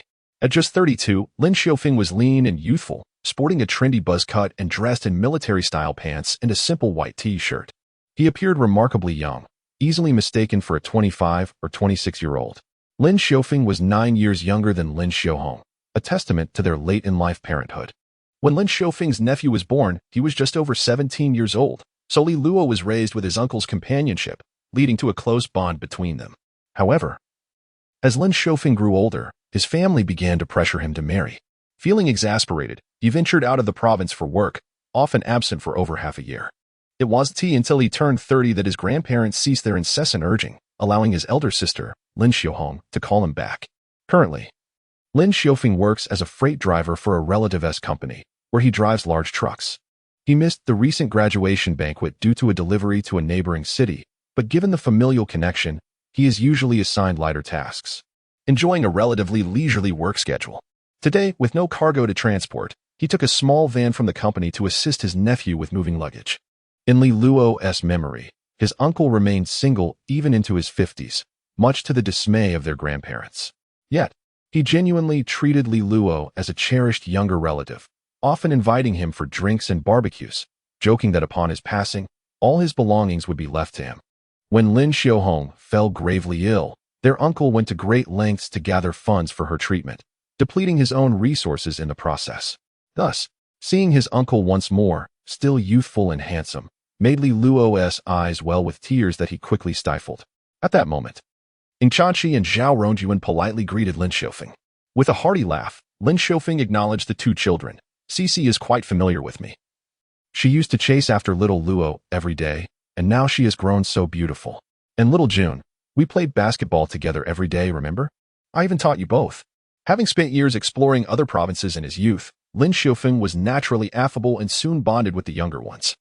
The four of them chatted amiably while transporting the luggage downstairs and loading it into Lin Xiaofeng's van. Ing Chanqi, being petite, carried her and Li Luo's backpacks, while the other three made 2 or 3 trips to manage the remaining luggage. Before long, Lin Xiaohong arrived from the breakfast shop, ready to join them. "Is everything packed? Did we forget anything?" she asked as she settled into the passenger seat. "We've got everything. If we did forget something, we can always come back for it," replied Li Luo as he signaled for Zhao Rongjuan to hop in, then took his place in the back seat. Ing Chanqi entered last, closed the door, and Lin Xiaofeng started the vehicle, accelerating out of Jincheng Community towards Baihalan Community. Yuhang Affiliated First Middle School. Officially known as Qianjiang University, Yuhang City Affiliated First Middle School is situated beside the Yingjian River, adjacent to the main campus of Qianjiang University. In earlier years, it served as a dedicated school for the children of faculty members from Qianjiang University. As the economy flourished and the scope of compulsory education expanded, Affiliated First Middle School gradually transcended its original status as an annex school. Leveraging its exceptional educational resources, it began to emerge prominently among the high schools in Yuhang City. Last year's college entrance examination results placed Affiliated First Middle School just behind Yuhang Second Middle School and Shuejuan Middle School, securing the 3rd position in Yuhang City. For the first time, the number of admissions to Peking University and Tsinghua University surpassed double digits, reaching 11. Additionally, Qianjiang University admitted 81 students, while other 985 universities from outside the province accepted 35 students, marking a bountiful harvest of academic achievements. The residence recently purchased by Li Guohong's family is situated in the Baihalanton community, directly across from Affiliated First Middle School, specifically in Building 12, Unit 1, Apartment 1502. At noon, Su Youyu, a student from Class 1 of the 2nd year at Affiliated First Middle School, changed into a white shirt and jeans, descended to have lunch, and then sauntered back to the rented apartment. The entire apartment encompasses approximately 150 square meters, with a spacious living room and balcony directly in front upon entry. To the right lies a separate piano room, previously used by a cousin of Li Luo's grandfather for practice. After vacating the area, the piano remained, essentially gifted to Li Luo's family. On the left side upon entering, one encounters the kitchen, followed by a narrow corridor. Four doors line either side of the corridor, leading to 2 bedrooms, a study, and a bathroom. The study, repurposed as a bedroom, offers a relatively spacious environment. Suyo-yu rented the study, equipped it with a large desk, and set up her own computer. At the end of the corridor is the master bedroom, which includes a supplementary private bathroom. After changing into slippers upon entering, Suyo-yu returned to her room and closed the door. Seated at her desk, she rested her chest on the table and let out a comfortable sigh, then powered on her computer and accessed Qijian Chinese Network to browse the new book rankings. Noticing that her work, Artistic Era, ranked 31st, she let out a slight sigh. Subsequently, she logged into her QQ account and discovered a message from the editor sent that morning. Qianzhou, are you there? Zhao Shui? Just a heads up. We plan to launch next Friday, so remember to save your drafts. Next Friday is August 22nd. Suyo-yu glanced at the date, realizing that there was still a couple of weeks before school resumed, and it would be prudent to save as many drafts as possible. After all, starting from the second year of high school, her coursework would become more demanding, and she couldn't afford to let her writing distract her from her studies. Contemplating this, Suyo-yu replied to the editor, Zhao Shui Hui Zhonggao received. Qianzhou, among the submissions I oversee, the standout ones are you and Chongran, both of whom are writing in the entertainment genre. Qianzhou, I'll check with Chongran to see if you two can promote each other's work. Qianzhou, alternatively, you could add each other as QQ friends. Being of the same age, you should get along well. Chongran is the author of I Am Truly Not a Star, which was released around the same time as hers on Sanjiang, right? Wait a moment. Suyo-yu paused, momentarily taken aback. What did of the same age mean? Chapter 28. The meeting of 2 women around 3 o'clock in the afternoon. Lin Xiufeng drove into the entrance of Bihai Lanting Community and arrived at the foot of Building 12. Lin Xiuhong was the first to exit the vehicle. Waving to Ing Chanchi, she, let's head up first. The luggage can be handled by them. Oh, okay. Ing Chanchi nodded. Yet she still picked up her and Li Luo's backpacks, carrying one on the front and one on her back, while also hugging her oversized panda plush toy. Upon seeing the toy, Lin Xiuhong couldn't help but chuckle. I have a vague recollection of this. It seems that during Li Luo's elementary school graduation, we went to the mall, and with every 100 spent, we could draw for a prize. Li Luo won 3 times and snagged this grand prize. What incredible luck. Really? Ing Chanchi paused momentarily, recalling how Li Luo had mysteriously knocked on her door back then, claiming to have prepared a surprise for her. She had thought that the plush toy was a special graduation gift from Li Luo. Mom, let's not bring that up. Li Luo said as she dragged 2 large suitcases behind her, following closely. A true hero doesn't dwell on past glories. Do you not understand this? Li Luo still remembered the details vividly. During the lottery, she had actually preferred the second prize, a transformer model, but fate dealt her a less favorable hand, and she ended up with the plush panda instead. While she was initially delighted to win the toy, once she brought it home and placed it on her bed, it felt cramped and warm while she slept. Consequently, her fondness for the plush waned. However, since it was a prize, she decided against letting it go to waste and gifted it to Ing Chanchi, providing the toy with a more suitable home. During that period, Lin Xiuhong had specifically urged Ing Chanchi to keep an eye on Li Luo, discouraging her from spending all day on the computer. Yet, ever since Li Luo had gifted the panda, Ing Chanchi's vigilance relaxed considerably, allowing Li Luo to enjoy a carefree summer. It seemed that every gain came with its losses. The group entered the elevator with their luggage and descended to the 15th floor. Lin Xiuhong approached the door of apartment 1502, retrieving a set of keys from her bag. Upon unlocking the door and stepping inside, she remarked, I have made 4 copies of the keys. You and she each take 1. And I'll keep the remaining 2 here. Besides the 2 of you, there's also a young lady living here, your senior. I met her briefly during my last visit. You will get to know her shortly. We are all under one roof now, so if anything arises, we can discuss it together, understood? Both Li Luo and Ing Chanchi responded affirmatively as they accepted the keys from Lin Xiuhong. Subsequently, Li Luo, along with Lin Xiufeng and Zhao Rongjuan, went downstairs to retrieve the remaining luggage. A heap of belongings cluttered the living room, and while Lin Xiuhong intended to assist in tidying up, Lin Xiufeng received a phone call at that moment. Hello? Right now? Is it that urgent? Fine, I should be there in about, 20 minutes. After hanging up the phone, Lin Xiufeng helplessly gestured to his sister. The company has an urgent shipment to be delivered. I must attend to it. Shall I take you home first? It's fine. You go ahead and busy yourself. Lin Xiaohong waved her hand. I can help them tidy up. What is there to tidy up? Li Luo shook his head, gently pushing his mother towards the door. We're not children anymore. We can manage on our own. Mom, let uncle take you home. What about dinner? Lin Xiaohong inquired as she was ushered to the threshold. I was planning to cook for you. We can handle it ourselves. Don't worry, Li Luo reassured her as he sent her out. Before parting, he turned to his uncle, saying, Please take care of Mom on the way back. Goodbye. All right. Just make sure to look after yourselves. Lin Xiaofeng chuckled, fully aware of his nephew's sentiments. After all, having finally moved out to live with a few good friends, they naturally wished to enjoy their independence without parental interruptions. Thus, Lin Xiaofeng supported the idea and accompanied his sister back inside. In the living room, after seeing off his mother, Li Luo stretched comfortably. He glanced towards the small corridor, where one room had its door closed. It must belong to the senior tenant.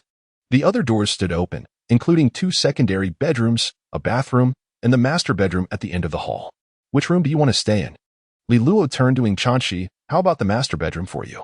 Li Luo was not particular about room quality. As long as there was a bed, he was content.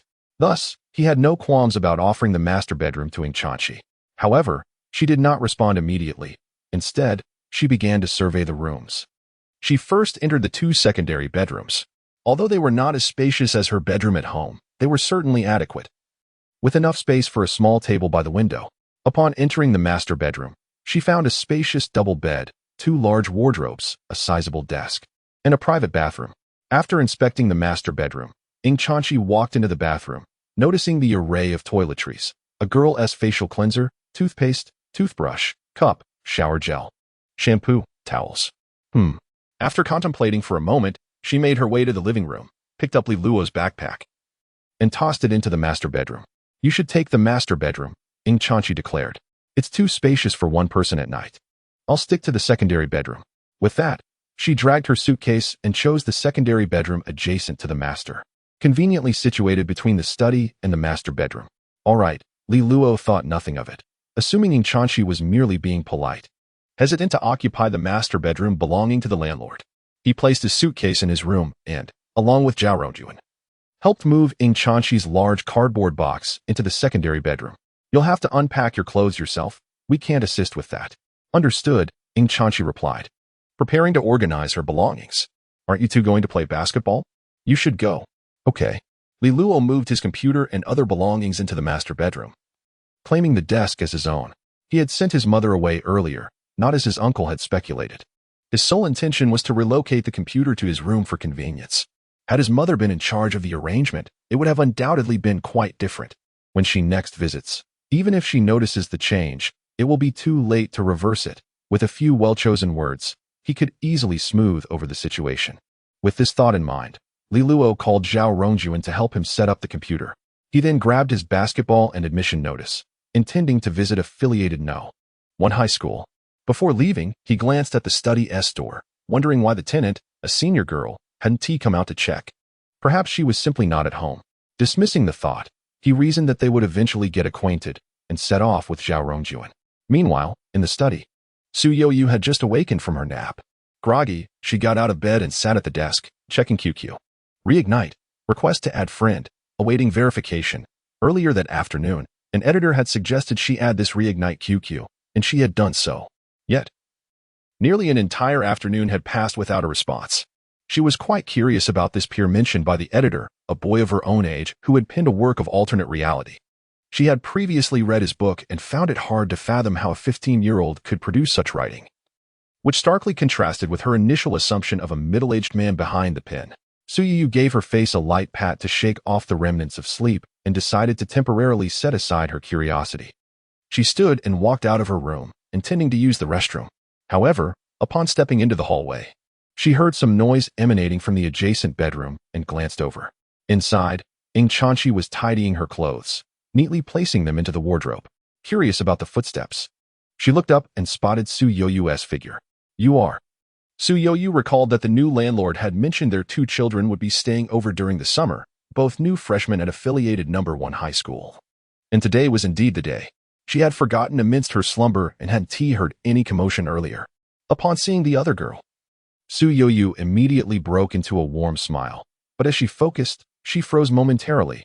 You are that. Ingchanchi? Recognizing her name. Ingchanchi was taken aback, then studied Su Yoyu's face intently, gradually recalling some vague memory. Hesitantly, she asked, Are you Su Senior? At the entrance of affiliated No. 1 high school, Li Luo cradled his basketball, squinting as he gazed toward the several teaching buildings deep within the campus, feeling a surge of emotion and nostalgia. In his past life, Li Luo was entirely unfamiliar with this school. In his recollection, it seemed that he had only passed by the gates of affiliated high school No. 1 a handful of times, casting merely a casual glance. Beyond that, his connection with this institution was minimal. Yet now, he stood as a freshman at the very same school. In just half a month, he would embark on his studies at the most prestigious high school in the Yijiang district. A significant turning point in his life was about to commence from this very place. Having lingered for several minutes, Zhao Rongjuan wiped his forehead under the sun. Is it really that appealing? I worked hard to gain admission to affiliated high school number 1. Is it so wrong to take a few more glances? It's merely an ordinary high school. Individuals like you, the academic elite, could never comprehend the world of those who struggle academically. But you've also been accepted into affiliated high school number 1. Aren't you considered a top student as well? Zhao Rongjuan interjected and added, Moreover, you received the Outstanding Graduate Award from Yutsai, which I did not achieve. Your argument is rather compelling, Li Luo conceded. After having admired the surroundings sufficiently, he finally took a step forward, accompanying Zhao Rongjuan to the security desk. Li Luo presented his admission notice. While Zhao Rongjuan puffed out his chest to display the emblem on his uniform, the guard did not hinder them much. After a brief glance at Li Luo's admission notice, he requested them to register their names before granting them entry. Once inside affiliated high school number 1, Zhao Rongjuan took the lead, as Li Luo followed closely. Traversing the wide asphalt path beside the teaching buildings, he felt as though the air itself was infused with the fragrance of knowledge. So this is affiliated high school No. 1, he mused, akin to Lu Laolao exploring the Grandview Garden, glancing around in awe and grappling with the transition from being an underperformer to a top student. He was acutely aware of his own capabilities, even with the aid of a memory palace to cheat. Had he not known the exam questions in advance, he likely would not have surpassed his peers at affiliated high school number 1. However, he decided to put such thoughts aside for the moment. Spotting the basketball court from a distance, he cheerfully tapped Zhao Rongjuan on the shoulder. Look, aren't there people playing basketball over there? We shouldn't let the weekend go to waste at the school south basketball court. With that, Li Luo hastened towards the court. Perfect. We don't even need to engage in a showdown. We can simply ask if we can join for a couple of games. Hey, wait a moment. As Zhao Rongjuan trailed behind, he drew nearer and recognized the faces of the individuals on the court. Quickly, he exclaimed, Li Luo, those people are. Hey, fellow students, can we join you for a 3v3? Li Luo called out, oblivious to Zhao Rongjuan's caution. It was only after he shouted that he noticed something and could not refrain from whispering to Zhao Rongjuan, do all the students at affiliated high school know? One looks so mature. Being a top student must be quite demanding. Zhao Rongjuan looked at him, exasperated. Is it possible that they are teachers? Wow, they appear rather young. Li Luo replied in surprise. Chapter 29. Ingtian called me to buy groceries after an exhilarating 3v3 match. Kong Juanxiang settled onto a nearby bench, took a sip of water, wiped the sweat from his brow, and inquired of the 2 students beside him, which class are you in?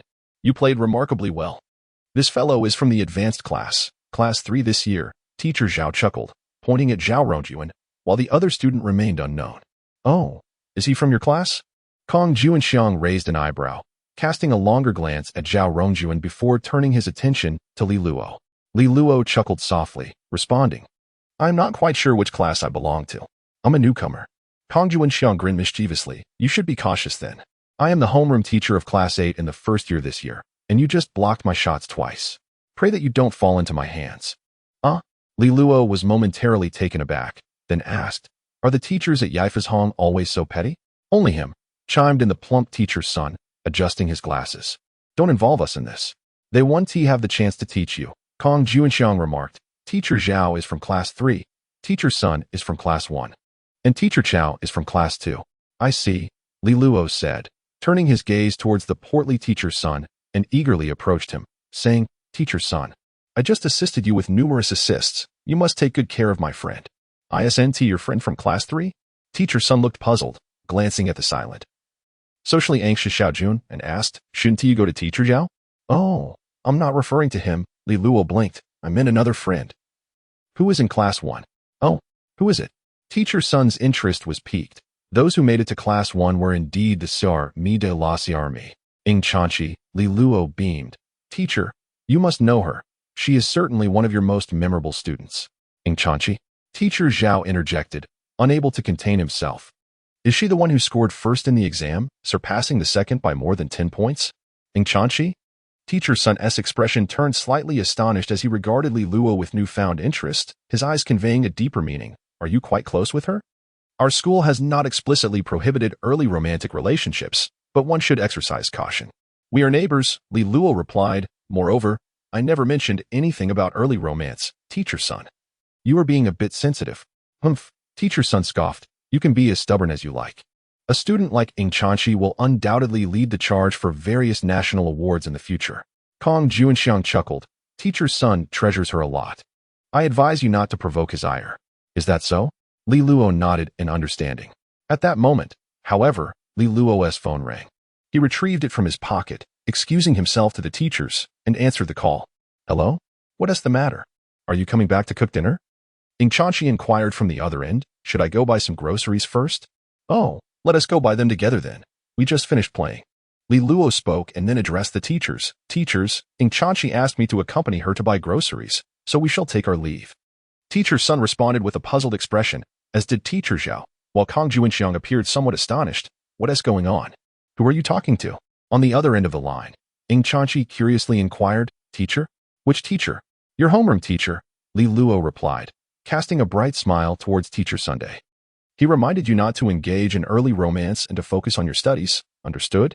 Upon hearing this, Teacher Sun's countenance darkened instantly. Ing Chanchi, on the other hand, seemed speechless. "Are you kidding me? Weren't you supposed to be playing basketball? How could Teacher Sun, being so portly, possibly play basketball?" At this moment, Li Luo had already extended the phone towards Teacher Sun, hoping for an exchange between them. However, Ing Chanchi's sudden remark left both Li Luo and Teacher Sun in an awkward silence. Clearing his throat, Teacher Sun attempted to mask his embarrassment and said, "Although I may be a bit hefty, I can still play basketball." "Ah," Ing Chanchi exclaimed in surprise, quickly apologizing. "I'm sorry, I didn't mean it like that." "Teacher Sun, you're not really that overweight. It's quite all right," Teacher Sun replied kindly, showing no signs of irritation. "You two go on and attend to your matters." "All right, goodbye, Teacher Sun," Li Luo said as he retrieved his phone and turned to Ing Chanchi. "Then we shall return. When you come back, I'll have words with you," Ing Chanchi muttered through clenched teeth. "I was on speakerphone." "What? Don't worry, this time I was just teasing you." Li Luo chuckled as he ended the call and waved farewell to the teachers alongside Zhao Rongjuan. After watching the two students depart, Kong Juanxiang turned to Teacher Sun with a smile, teasing, "Do you think Li Luo and Ing Chanchi might be together since middle school? You should be cautious. The emotional distress from a breakup can be far more profound than the simple effects of a romance." "TSK," Teacher Sun remarked, observing Li Luo's retreating figure. "That lad speaks with a maturity that belies his 15 or 16 years. He's quite slick." "Such a personality is commendable," added Teacher Zhao. "Even if his grades aren't stellar, he will fare well in society, unlike our classmate Zhao Rongjuan, who appears rather naive and may find himself at a disadvantage." "All right. Enough of this," said Teacher Chow from Class 2, having enjoyed the banter. He stood up and clapped his thighs. "Let us not dwell on idle worries. It's time for lunch." At the entrance of the Bihai Lanting community, Su Yuyu followed Ing Chanchi downstairs, awaiting Li Luo to join them for grocery shopping. She felt a bit at a loss, as since adding that rekindled QQ contact at noon, the other party had not yet accepted her friend request. Aren't they supposed to be of the same age? Shouldn't they be on summer break? How could they not log on to QQ even once throughout the afternoon? As for Ing Chanchi by her side, Su Yuyu was familiar with her. Su Yuyu herself was also a graduate of Yutsai Middle School, albeit a year ahead of Ing Chanchi and Li Luo. During her middle school years, Su Yuyu participated in several Chinese composition competitions, where she had the opportunity to meet Ing Chanchi and engage in conversation with her. However, due to scheduling conflicts with various subject competitions, Ing Chanchi, following her teacher's advice, decided to forego the composition contest in favor of other subjects. Little did she expect to encounter Su Yuyu again during this rental arrangement, and even more surprisingly, to become housemates. Su Yoyu, noticing that Ing Chanchi frequently mentioned Li Luo, could not contain her curiosity and inquired, "Li Luo is not your boyfriend, is he?" Upon hearing this, Ing Chanchi immediately shook her head vigorously, exclaiming, "I do not like him at all. How could he be my boyfriend?" Just as her words fell, Li Luo and Zhao Rongjuan appeared, rounding the corner and approaching the two girls. For reasons unknown, Li Luo halted in front of them, his expression suddenly frozen. Lost in thought, upon realizing Li Luo's presence, Ing Chanchi instinctively felt a pang of panic, worried that he might have overheard their earlier conversation. Chapter 30, Revelation and Truth. Li Luo had not heard what the two girls were discussing at all. The reason for his momentary stupor was simply the fact that the young lady beside Shin Xinqi was someone he recognized, indeed, from his previous life. Back then, shortly after graduating from university and obtaining his chef's certificate, he was assigned by his parents to work in the kitchen of a certain restaurant. Eventually, he resigned to pursue a career in writing novels, during which a senior in the online literature community provided him with considerable assistance. That individual was Su Yoyu. Initially, Li Luo had assumed that this person was male. Despite the readers often referring to the author as Early Sleep Sister, there were also affectionate nicknames like Squid Girl, which led Li Luo to dismiss any notions regarding the author's gender. Early Sleep Sister had never explicitly addressed her own sex. It was under her guidance that Li Luo first ventured into urban entertainment literature, successfully crossing the threshold into the world of publication. After achieving some success, he sought to share his good news with his mentor, and through their conversations, he discovered they were both from Yuhang City. Thus, they arranged to meet in person. And it was only then that Li Luo learned that Early Sleep Sister was, indeed, a woman, and an exceptionally beautiful one at that. The two often dined together, sharing their experiences as entertainment authors, watching various films, exchanging television series recommendations, curating playlists, and gossiping about the latest scandals in the entertainment industry, all under the pretense of gathering inspiration. Unfortunately, Li Luo could not endure the hardships of writing and, after several failures, shifted his focus to filming short dramas. That same year, Su Yoyu's new book performed remarkably well, earning her the prestigious title of one of the annual 12 literary titans. In the following year, she ascended to the status of a master author, soaring to great heights. Upon hearing that Li Luo had turned to short dramas, Su Yoyu eagerly joined in the excitement, even investing a sum in his project. Alas, Li Luo mismanaged the endeavor, resulting in significant losses. Although Su Yoyu was unconcerned, Li Luo felt a pang of embarrassment and subsequently retreated to work behind the scenes, dedicating himself to writing scripts for short dramas. He repaid her a small amount each month whenever he earned some money. However, this dynamic gradually distanced them, leading to a point where they rarely communicated. It was not until Lin Xiaohong fell gravely ill that Li Luo, unable to gather sufficient funds, mustered the courage to approach Su Yoyu once more, inquiring if she could lend him some money. Su Yoyu asked how much he needed. Li Luo replied, 50,000 or 30,000 would suffice. Without hesitation, Su Yoyu transferred 80,000 to him. This sum remained unpaid until the moment of his rebirth.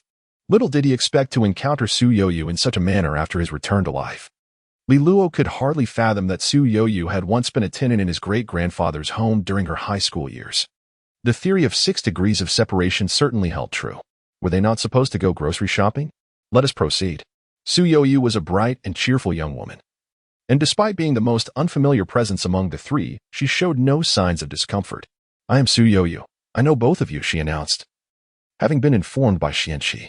"Good morning, Senior Su," Li Luo responded, snapping back to reality, nearly revealing too much. He nodded and added, "Shall we go buy some groceries?" Zhao Rongjuan could not help but quietly inquire, "Upon our return from the market, who will prepare the meal? Can Ing Chanchi cook?" Ing Chanchi blinked and shook her head repeatedly. "I cannot, but Li Luo can." "Ah?" Zhao Rongjuan was taken aback, turning to look at Li Luo, instinctively retreating a step. "You can cook? What else with that skeptical look?" Li Luo retorted, somewhat displeased. "Aren't we good friends? What does that have to do with being good friends?" Zhao Rongjuan retreated another step. "Perhaps I should just return to my grandfather's house for dinner." "Where do you think you're going?" Li Luo grasped him by the neck. Raising an eyebrow, "You haven't yet tasted my culinary skills, have you? Tonight, I shall dazzle you. It will be so delicious you'll be calling me daddy." At this remark, before Zhao Rongjuan could respond, Ing Chanchi had already kicked Li Luo. "Why did you kick me?" Li Luo exclaimed. "You know full well why. After returning from the market, Laden with groceries, the group arrived at Bihai Landing. Li Luo entered the kitchen to prepare dinner while the other three settled onto the living room sofa to chat. Naturally, the conversation primarily revolved around Ing Chanchi and Su Yoyu. Once Zhao Rongjuan found himself in an environment dominated by girls, he instantly fell silent, merely sitting on the couch, fiddling with his phone, repeatedly entering and exiting QQ, entirely oblivious to what he was actually viewing. You all have classes tomorrow, right? Su Yoyu, sitting cross-legged on the sofa, supported her ankles with her hands and addressed the two. I remember that every summer vacation, the preparatory class runs for 4 weeks, followed by military training as school starts. Yes, Ing Chanchi nodded, her legs neatly together, her posture quite proper. We have classes tomorrow, and then we officially register for school. The military training after registration is quite interesting, Su Yoyu said with a cheerful smile. In the first few days, we will adapt to the intensity of the training at school, and in the following days, we will be taken to a nearby military base for trainings, with many enjoyable activities. We'll be going to a military base? Ing Chanchi expressed surprise. Will it be exhausting? Military training is always tiring, Su Yoyu admitted, patting her own face. But the important thing is to protect your skin from the sun, so remember to bring sunscreen. Oh, right. After discussing military training, Su Yoyu suddenly recalled something, pulling out her phone to ask the two, "What are your QQ numbers? I'll add you." As she spoke, Su Yoyu had already opened the QQ interface on her phone. Glancing at the friend request page, she noticed that Ren Huan had yet to accept her request, prompting her to click her tongue in irritation. Could it be that he looks down on me and is outright ignoring my friend request? With this thought, Su Yoyu entered the add friend page, turning to look at Ing Chanchi and Zhao Rongjuan. They both promptly shared their QQ numbers. Once added, Ing Chanchi remarked, "I'll send you Li Luo's QQ number directly." With that, she copied and pasted the number, sending it over to Su Yoyu. Upon glancing at it, Su Yoyu felt a strange sense of familiarity with the number as she copied it. Upon searching for the results, an air of curiosity enveloped Ing Chanchi as she noticed Su Yoyu's peculiar expression, prompting her to inquire with concern, "What is it?" "Nothing much," Su Yoyu replied, discreetly putting away her phone. Her peripheral vision caught a glimpse of Li Luo diligently working in the kitchen, and she couldn't help but chuckle. "Cici, isn't Li Luo's language score rather impressive?" "Indeed, it is," Ing Chanchi nodded. He scored 110 in the recent high school entrance examination, ranking 3rd in the entire school. And his essay received full marks. Full marks for the essay? Su Yoyu raised an eyebrow, slightly taken aback, yet soon found it reasonable and readily accepted this notion. That is quite remarkable. However, he certainly cannot compare to Senior Su, Ing Chanchi remarked with a smile, shaking her head. You have won so many awards in essay competitions, and all Li Luo can boast about is a single perfect essay. Well, Su Yoyu nodded hesitantly. Was she truly more accomplished than Li Luo? Yet, Li Luo's work, I Am Not a Celebrity, had reached the 5th position on the latest book rankings, flanked by either renowned authors or seasoned writers. Meanwhile, she languished at the 31st spot, thoroughly overshadowed. To her surprise, Chongran was indeed a peer, and a younger one at that. Su Yoyu bit her lip in frustration, stealing another glance at the friend request on her phone. It bore no sign of Li Luo, only a request from Chongran. Still pending approval. Chapter 31. The betrothal gifts. Li Luo busied herself in the kitchen, preparing ingredients. Just as she was about to start cooking, she discovered that the salt had run out. Promptly, she called for Zhao Rongjuan to hurry downstairs to purchase some. Having long been mute in matters concerning the female realm, Zhao Rongjuan, upon hearing Li Luo's voice, dashed down the stairs as if he had received a royal decree of reprieve. After returning with the salt, Zhao Rongjuan lingered in the kitchen to assist Li Luo. When will you change your personality that makes it so difficult to converse with girls? He chided. I can speak. I just choose not to, Zhao Rongjuan retorted stubbornly. Allow me to pose a question, Li Luo said while stirring the vegetables. You must answer me honestly. Go ahead. Suppose, Li Luo began, you had a girlfriend, and when it came time to discuss marriage, her family demanded a betrothal gift of 300,000 yuan. Would you comply? 300,000? Are they robbing me? Zhao Rongjuan exclaimed, his expression one of shock. So, what is your answer? Am I insane to give her 300,000? He shook his head vigorously. Why doesn't she go rob a bank instead? Good. Li Luo patted his shoulder. Remember your words today, and make sure to eat well later. What do you mean by that? Zhao Rongjuan couldn't help but question, bewildered by her inquiry. Indeed, Li Luo rolled her eyes, acknowledging the absurdity of the situation. Just know it, and pass me the soy sauce. Oh right, the light soy sauce, not the dark. You've grabbed the wrong one. Is there a difference? One is for seasoning, the other for coloring. Learn a bit more. At 6:30 in the evening, a table brimming with dishes was set in the dining room, steam rising and aromas wafting. Zhao Rongjuan stared, astonished that Li Luo had truly prepared such an impressive spread. Su Youyu, seated nearby, was equally taken aback, glancing at the composed Li Luo, pondering how this individual not only excelled in writing but also possessed remarkable culinary skills. Aside from instant noodles, she had never cooked for herself. Meanwhile, Ing Chanchi was already accustomed to Li Luo's prowess in the kitchen. After having tasted Li Luo's fried noodles and realizing that all the dishes prepared on the day her father returned were crafted by Li Luo, Ing Chanchi had developed a clear appreciation for her culinary talents.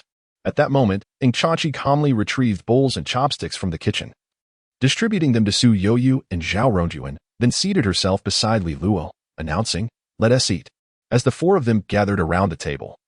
It was undeniably a peculiar sensation. After all, they were all merely 15 or 16 years old, with 3 of them being first-year high school students. Even the oldest among them, Su Youyu, was just a sophomore, still yet to fully mature in disposition, typically living alone in a rented apartment. She had not felt the sense of camaraderie so deeply, but now, gathered around the dining table with peers, devoid of adult presence, felt remarkably delightful and surreal. It was akin to secretly donning one's father's suit or slipping into one's mother's high heels, a refreshing experience of mimicking adult sophistication. Delicious. Su Youyu took a bite of the mapo tofu, and her eyes instantly sparkled with delight. This dish was her absolute favorite, and to her surprise, the flavor crafted by Li Luo mirrored that of her mother's cooking remarkably well. It was simply exquisite.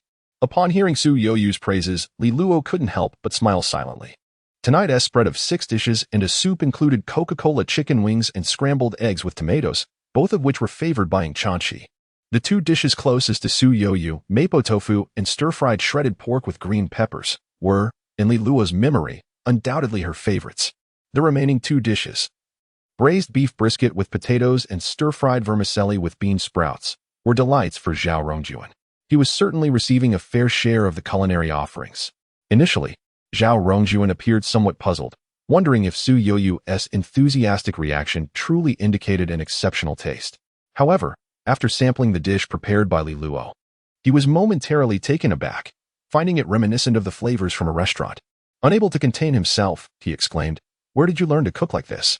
Li Luo chuckled inwardly, thinking that her culinary skills honed over 2.5 years at a vocational college were hardly for naught.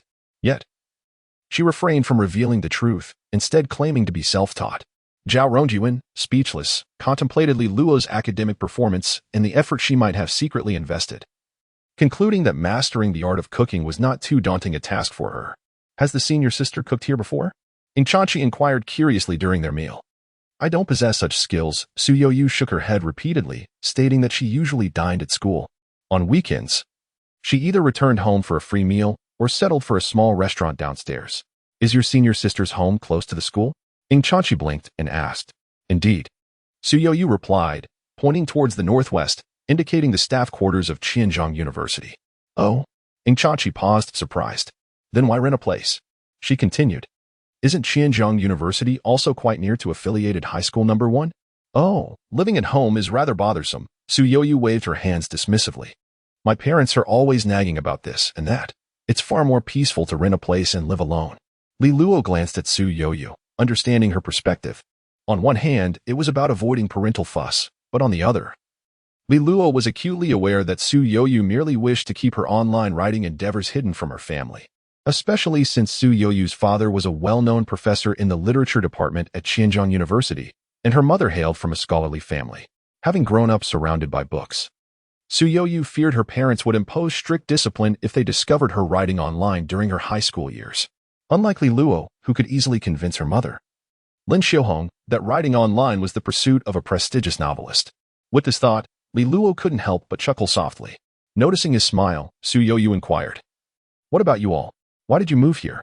"It's closer to affiliated high school number 1, Ing Chanchi replied. "But I suspect someone enjoys the convenience of playing on the computer more." As she spoke, Ing Chanchi turned her gaze towards Li Luo, offering a gentle smile as she reminded him, "In a moment, I shall reset the password on the computer. I must keep an eye on you." ensuring you adhere to a proper bedtime. Otherwise, I would find it difficult to explain to your uncle and aunt. Must you be so stringent? Li Luo replied, visibly exasperated. I possess a commendable degree of self-discipline. Since your self-discipline is commendable, what harm is there in my setting a password? It is but a trivial matter. Ingchachi responded with a playful tilt of her head. Or shall I make a phone call to inquire with your aunt? That would be entirely unnecessary, Li Luo declared, waving his hand dismissively. Feel free to set the password. After all, I seldom indulge in excessive computer use. Su Youyu observed this exchange with keen interest. Inwardly chuckling as she mused, is that truly playing on the computer? Surely, he must be secretly typing away every day. Chapter 32 After dinner. Su Youyu comfortably leaned back in her chair, gently caressing her satiated belly and releasing a contented sigh. That was delicious, she murmured, unable to contain her admiration. If you were to open a restaurant, I assure you, it would be perpetually bustling with patrons. No need for thanks, Li Luo replied, casually picking up a toothpick to tend to her teeth. I could cook every day if I wanted. Is that for real? Su Youyu inquired, her curiosity piqued. Absolutely. Li Luo chuckled, but I have 3 stipulations. What are those? Echoed Ingchachi, equally intrigued. Firstly, I won't buy the groceries. Secondly, I refuse to wash the dishes. And lastly, I will not take out the trash, Li Luo declared, extending 3 fingers as she spoke. That is quite simple, Su Youyu remarked, rising from her seat. In that case, I shall handle the dishwashing today. I'll join you, Ingchachi chimed in, also standing. You just focus on cooking. We'll take care of the rest. All right, Li Luo responded with satisfaction, snapping her fingers. Junzi, shall we play on the computer? Never mind, Zhao Rongjuan shook his head. I still have some homework to finish. I need to head back tonight to catch up. Classes resume tomorrow. That sounds rather pitiful, Li Luo couldn't help but comment. How unfortunate to have homework in your first year of high school. It's not too bad, Ingchachi interjected. Aren't you also assigned homework? Usually. I complete it during class, she replied, tidying up the dishes on the table. Unless it's an assignment given by the last teacher, I never bring work home. Zhao Rongjuan remained silent, while Li Luo clicked her tongue, playfully patting his shoulder. Even among top students, there are disparities. Little June, you still have a long way to go. How dare you speak? Ingchachi rolled her eyes. You should focus on your own studies. The teacher mentioned there will be a placement test at the beginning of the semester. Don't squander your summer on frivolities. Review a bit to avoid a drop in your grades. Will a drop in grades lead to expulsion from Fuzhong? Li Luo's expression turned serious as she asked. No, it won't. Then all is well. Li Luo's stern demeanor evaporated, replaced by a playful chuckle. One must enjoy life while one can. The time for diligent study will come later. Ingchachi shot her a bemused glance. You possess the most outlandish logic. The 2 girls took the plates and utensils into the kitchen, beginning to tidy up and wash the dishes. Meanwhile, Li Luo saw Zhao Rongjuan off. And as she passed the kitchen, she caught a glimpse of the 2 graceful figures before retreating to her own bedroom. Upon closing the door, she settled comfortably at her desk and powered on her computer. This afternoon, she had spent some time playing basketball with Zhao Rongjuan, which slightly hindered her progress on her manuscript. She glanced at the current word count, which totaled 210,000 words. Meanwhile, the entire text in her draft folder exceeded 400,000 words. With the advantage of a memory palace and her prior experience in online literature, Li Luo's writing speed was remarkably swift, despite not directly copying from any particular book. Following this trajectory, by the time he enrolls and participates in military training, he should be able to compose approximately 500,000 words. By then, he will likely have around 250,000 words as a reserve, which should be more than sufficient to navigate the busy life of a high school student after the semester begins. With this thought in mind, Li Luo opened his writing software while logging into his QQ account. He soon noticed a message from his editor sent earlier that day. Qianzhou, are you there? We plan to launch next Friday, so remember to save more drafts. After about an hour or 2, several more messages arrived. Qianzhou, by the way. Would you like to connect with Su Youyu, a fellow entertainment author who is also under my supervision? Qianzhou, her statistics are slightly inferior to yours. And I thought perhaps you 2 could support each other. Qianzhou, I've shared your QQ with her, so you can discuss it privately. What? Upon reading the editor's messages, Li Luo was taken aback and immediately checked his friend requests, discovering that Su Youyu had indeed sent him a friend request. It was surprising to learn that Su Youyu's editor was also Qianzhou. In Li Luo's recollection, Qianzhou had already been the chief editor of the urban genre since he entered the industry, having little interaction with someone of his lesser standing. He had not anticipated that Su Yuyu was also under the same editorial guidance when she began her writing journey. Before encountering Su Yuyu today, Li Luo had not intentionally sought out individuals from his previous life who bore any connection to him. However, he was aware that Su Yuyu penned her debut novel during her high school years. Her first work, Literary Era, was released to critical acclaim, standing out amidst a plethora of entertainment pieces as a relatively niche and artistic type, earning a stellar reputation. Even years after its conclusion, many still recommend this book when discussing literary entertainment novels. After completing I Am Not a Star, Li Luo occasionally glanced at the rankings of new books, but had entirely overlooked Literary Era, which had fallen further down the list. Reflecting on this, Li Luo felt a twitch at the corner of his mouth.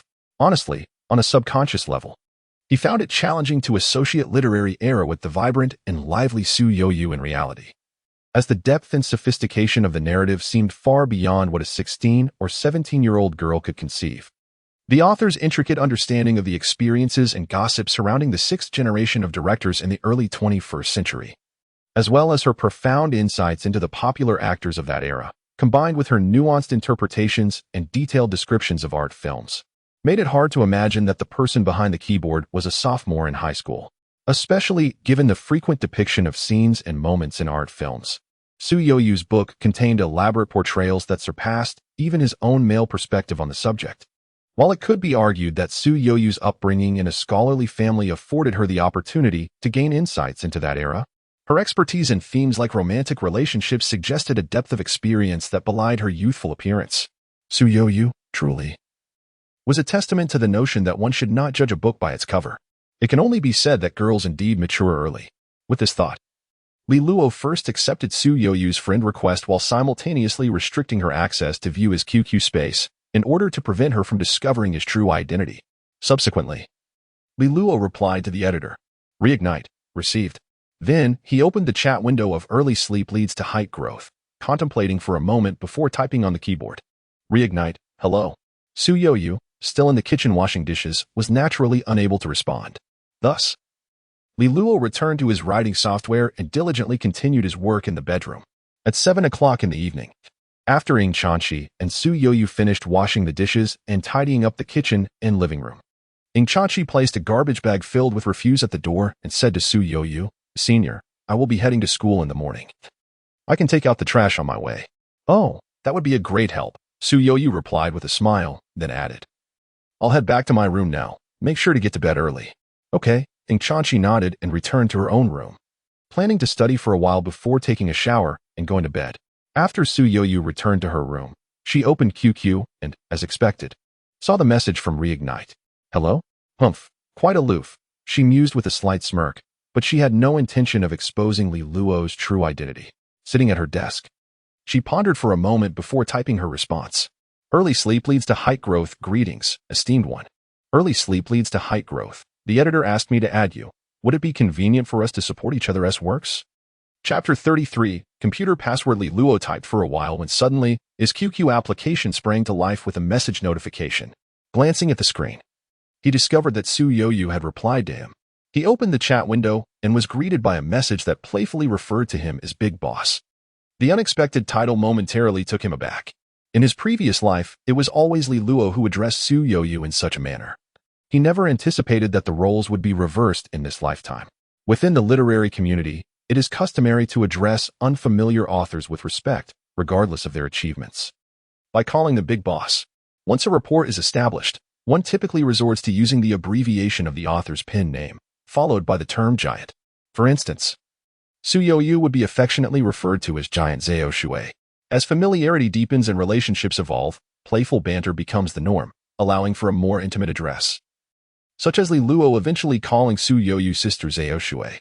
The thought that there would come a day when Su Yuyu would refer to him as Big Boss amused Li Luo, especially considering that Su Yuyu was still a novice in online literature, just beginning her journey after overcoming early setbacks. He found it particularly entertaining. The girl who was currently chatting with him and calling him Big Boss would, in 5 or 6 years, rise to become one of the 12 literary titans of the year, signing with major publishers and gaining widespread recognition in urban fiction. Should he capture this moment in a screenshot? Li Luo pondered, then smiled to himself as he began to type a response. Rekindled, The editor informed me that your chapter will be promoted tomorrow. Zhao Shui will grow tall. Thank you, big boss. I'll ensure tonight's update is dedicated to you. Ah, such an endearing tone. Li Luo reminisced about the time he first met Su Yoyu. Back then, she was already an established author at level 5. With 2 works boasting over 10,000 subscriptions, and she was in the midst of crafting her 3rd book. At that time, Su Yoyu had already garnered a modest reputation in the online literature realm. Their connection was forged through the matter of chapter promotions, with Li Luo reaching out to giant Zhao Shui for assistance. Initially, Su Yoyu had no intention of mentoring Li Luo in writing online literature.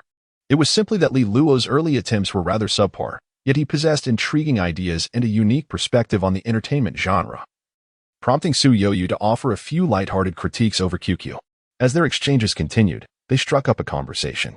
Whenever Li Luo encountered difficulties, he would consult Su Yoyu, who would provide guidance that Li Luo diligently followed. When she encouraged him to explore the rankings, he thoroughly read through the top 100 entertainment novels. When she asked him to analyze outlines, he meticulously deconstructed the outlines of popular works, studying them with great care.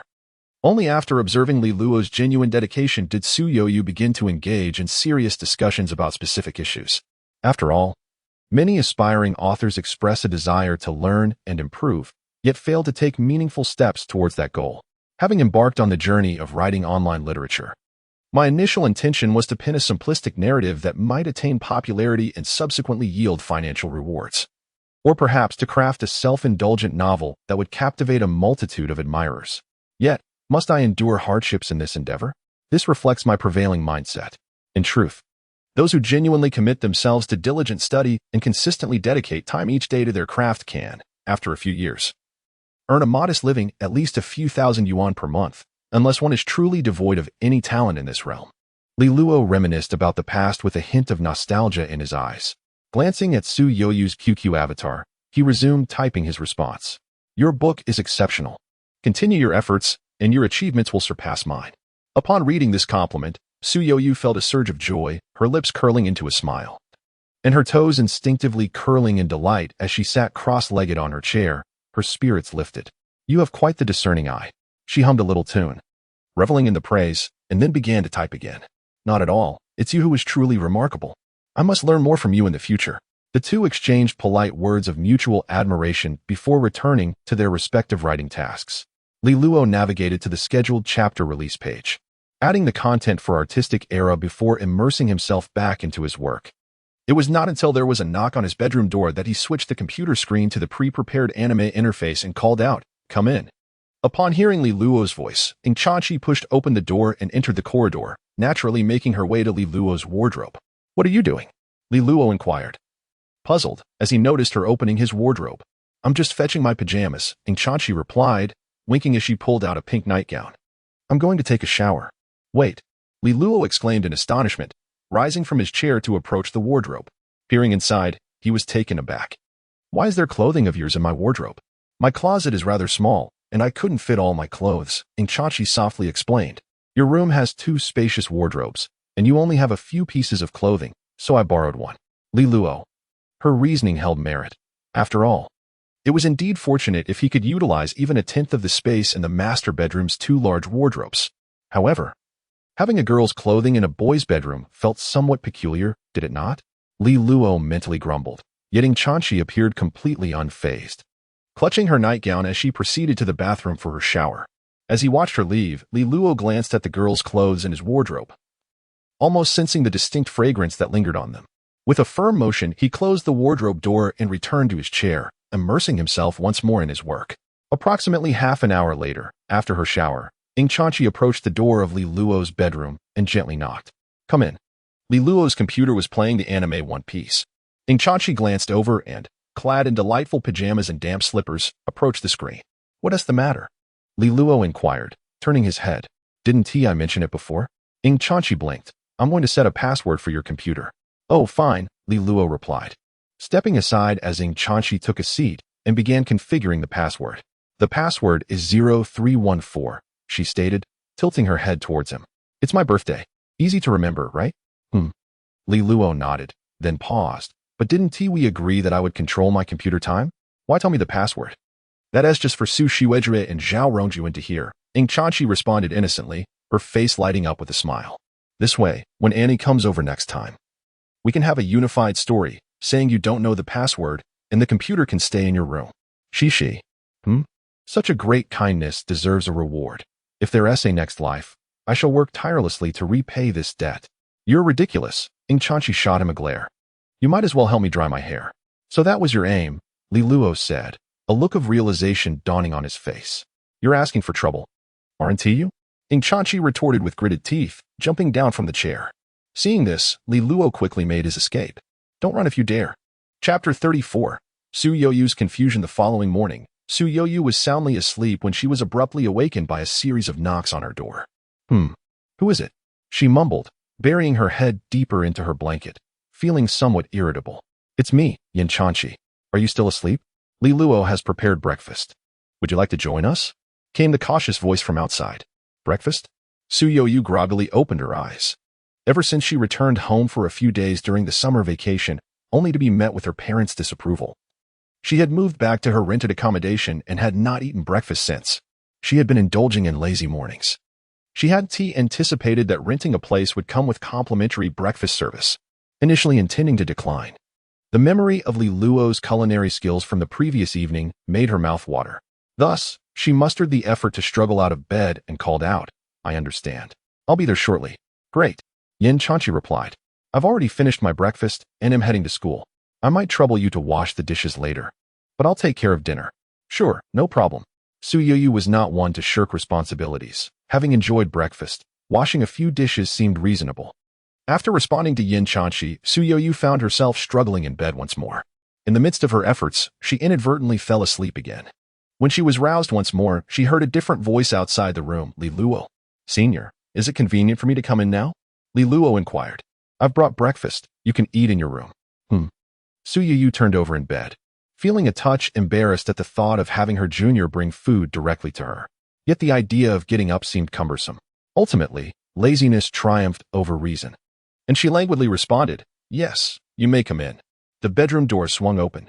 Li Luo entered, balancing a plate, which he placed on the desk before pulling out a chair and moving it next to the bed, skillfully setting the plate of fried noodles atop it, directly aligned with Su Youyu's bedside. After placing the chopsticks down, Li Luo exited the room briefly, returning with a glass of water that he set on the bedside table. Su Youyu lay in bed, observing Li Luo's proficient actions with a hint of bewilderment. How did he know I preferred to eat like this? Propping herself up on one elbow, she felt a twinge of shyness as she gazed down at the fragrant fried noodles. In her home, if she was unable to rise for a meal, her mother would bring the food into her room and set it on the table. Once her mother left, Su Youyu would pull the meal onto the chair and slide it to the edge of her bed, allowing her to enjoy her food while nestled under the covers. However, she had never encountered a situation where food was directly placed on a chair and served to her in such a manner. Not even her mother was aware of this habit. With a hint of suspicion, Su Youyu glanced at Li Luo, who remained oblivious to her scrutiny as he reached for 2 empty beer cans beside the computer, saying, Senior, I'll take these out for you. Su Youyu gazed at the 2 empty cans, her expression instantly shifting with surprise. At that moment, Li Luo had already exited the bedroom, closing the door while saying, I'll leave the dishes for you to tidy up, and don't forget the ones on the dining table outside. With that, Li Luo had shut the bedroom door. Su Youyu was left momentarily speechless, her mouth slightly agape, her right hand emerging from the covers in a gesture of entreaty. No, Junior, won't you at least let me explain? Su Youyu felt a sense of disarray. Her secret indulgence in alcohol had been discovered. Yet the reaction of her junior was surprisingly nonchalant. Of course, Su Youyu did not have a penchant for heavy drinking. It was merely a way to alleviate writer's block, a habit she had gradually developed. Staring at the closed door, Su Youyu fell into silence for a moment, casting her worries aside as she shifted to the edge of the bed like a worm. It smells quite delicious. She leaned closer to the plate of fried noodles, picked up a pair of chopsticks, and took a bite. Wow, this is incredibly tasty. Su Youyu blinked in astonishment and then immersed herself in the meal, her appetite voracious, akin to a little hamster lost in the allure of culinary delights. Outside, Li Luo stood by the balcony window, stretching luxuriously in the sunlight. Having spent the summer helping at his parents' breakfast shop, he felt at a loss for what to do now that he had some time to relax. Surely, he couldn't spend the entire day writing? After contemplating he decided to descend and jog a few laps around the neighborhood, aiming to exercise his body. After years of working in his past life, his weight had surged, and even a short run left his knees aching. Seizing the opportunity while his body was at its prime, he resolved to cultivate a long-term exercise habit. Upon returning home from his run, Li Luo noticed the dishes on the dining table had been cleaned up, indicating that Su Youyu had finished her breakfast. He had no intention of disturbing her and retreated to the master bedroom for a shower before meandering to the piano room at the northernmost part of the house. Sitting at the piano with a sense of ennui, he placed his fingers on the keys and, with some awkwardness, recalled the melody of Two Tigers. In his previous life, he had learned to play the guitar, but he had never mastered the piano, only knowing a couple of children's songs, having never practiced seriously. Just as he was secretly playing the piano to alleviate his boredom, the door of the piano room swung open, and Su Youyu's curious head peeked in. Li Luo turned to her and asked, "What's up? Did I disturb you?" "No, not at all." Su Youyu shook her head and then inquired, "You can play the piano?" This junior was quite impressive, having been accepted into the prestigious affiliated high school, scoring full marks on her essays, excelling in culinary skills, and now revealing she could play the piano as well. Wasn't that a bit extraordinary? Seeing her question, Li Luo immediately shook his head. "Not really. I can only play Two Tigers and Twinkle, Twinkle, Little Star." "That's still quite impressive." Su Youyu sighed in relief, thinking to herself that it was fortunate he wasn't exceedingly talented. Otherwise, she might feel inferior. "Yet, I possess other talents as well." Li Luo rose and approached the corner, seizing the guitar that Ing Chuanxi had brought from home. "A skill in which I am relatively adept." As she spoke, Li Luo settled down, cradling the guitar in her arms, her gaze directed towards Su Youyu. Observing Li Luo's graceful posture, Su Youyu raised her eyebrows in surprise. "You can play that too?" "Of course," Li Luo replied with a smile, her eyes momentarily drifting away from Su Youyu's ample figure. After a brief contemplation, her fingers glided across the strings. Once dreamed of wielding a sword to traverse the world, to behold its splendor. As those lyrics resonated, they struck a chord deep within Su Youyu's heart. She momentarily gasped, unable to blink, as the familiar melody intertwined with Li Luo's voice, conjuring a lingering question in her mind. This individual, who can prepare her favorite mapo tofu, secretly pen stories akin to her own, and thoughtfully deliver meals to her bedside, now astonishingly plays the guitar as well. Moreover, why does it seem that every song she casually sings happens to be her absolute favorite? Chapter 35. Is it interesting? Initially, the morning seemed rather mundane. However, once Su Youyu joined, time swiftly flew by, and before they knew it, it was noon. Li Luo strummed his guitar and sang a few of Su Youyu's favorite songs. As they chatted amiably, the sun ascended to its zenith. It was only when Su Youyu's stomach audibly grumbled that they both snapped back to reality. Feeling a tad embarrassed, she glanced at Li Luo and, with a playful blink, peered towards the kitchen, softly inquiring, "Are you still cooking for lunch?" "Well, I could, but..." "I understand." Su Youyu promptly rose from the sofa. "I'll go buy some ingredients." "No, no, no," Li Luo quickly interjected, standing up and heading to the kitchen. He opened the refrigerator and continued, "What I meant to say is, there's some leftover rice from last night. If you don't mind, we can just whip up some fried rice for lunch." Upon hearing that there was no need to go grocery shopping, Su Youyu eagerly nodded. "Sure, I'm not picky." "All right then, just wait a moment, it will be ready soon." Li Luo retrieved a small piece of pork belly, half a bag of corn kernels, bean sprouts, carrots, and 2 sausages from the refrigerator. As Su Youyu observed him preparing, she initially planned to wait patiently in the living room, but felt a bit shy and turned back to enter the kitchen. "What is up?" Li Luo asked as he took a knife and placed the pork belly on the cutting board, swiftly slicing it into pieces and then into strips. Noticing Su Youyu's presence, he inquired, "Is there anything I can help you with?" Su Youyu leaned in curiously from behind him. Today, she wore a spaghetti-strap dress that revealed her delicate, fair arms, with a graceful curve accentuating her chest, causing Li Luo to pause his slicing for fear of cutting his own fingers. "Have you ever cooked at home before? Does cooking rice count?" "That barely qualifies, but you won't be needed today." Li Luo gestured towards the leftover rice in the rice cooker, then pondered for a moment before suggesting, "Could you wash the bean sprouts and carrots, and peel the sausages?" "Sure thing." Energized by her assigned task, Su Youyu moved to the sink to wash the vegetables. While washing, she stole glances at Li Luo's deft knife skills. After studying culinary arts for 2.5 years at a vocational school, Li Luo had remarkable chopping abilities. The rhythmic sound of his knife striking the cutting board was quite captivating. In Su Yoyu's memory, her mother had never demonstrated such speed and fluidity when cutting vegetables. Watching Li Luo was genuinely a delight to behold. "You don't need to wash for so long," Li Luo remarked, glancing at the sink, giving her a sudden reminder. "Just rinse them briefly." "Oh, right." Su Yoyu snapped back to attention, quickly placing the bean sprouts and carrots on a plate and handing it to Li Luo. Then bowed her head to peel the sausages. By the time she finished peeling, Li Luo had already diced the carrots.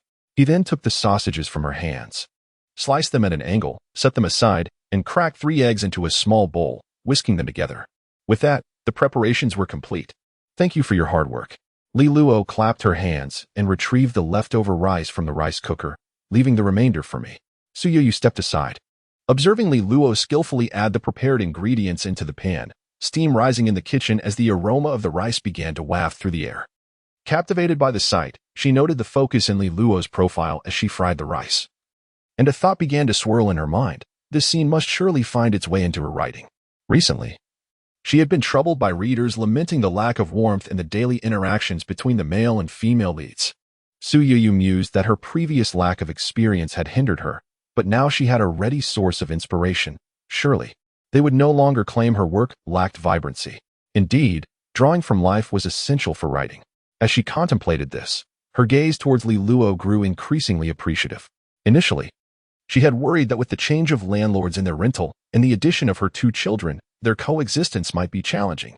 However, after spending a day together, the experience was far superior to her previous rental encounters. Last year, when she first moved in, the other 3 rooms were occupied by senior high school students, all of whom kept to themselves, leaving early and returning late, exchanging only nods when they crossed paths in the common area, devoid of any camaraderie. Now, with the arrival of Li Luo and Ing Chanxi, not only did they share common interests, but they also enjoyed delicious meals together, elevating their quality of life. "Here's your portion," Li Luo announced, dishing the fried rice into 2 plates before carrying one to the dining table in the living room. Su Yoyu quickly picked up her own plate and followed suit. "Are you staying here all summer, or do you visit your parents?" Li Luo casually inquired as she savored her rice.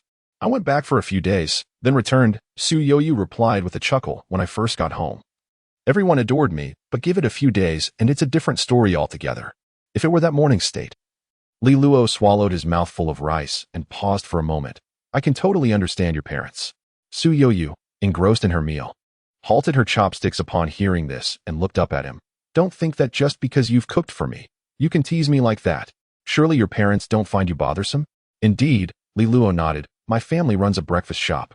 During the summer break, I wake up at 3 in the morning every day to help out. My parents can't bear to part with me." Stunned by Li Luo's candid revelation, Su Yoyu was momentarily speechless, taking a deep breath and giving him a thumbs up.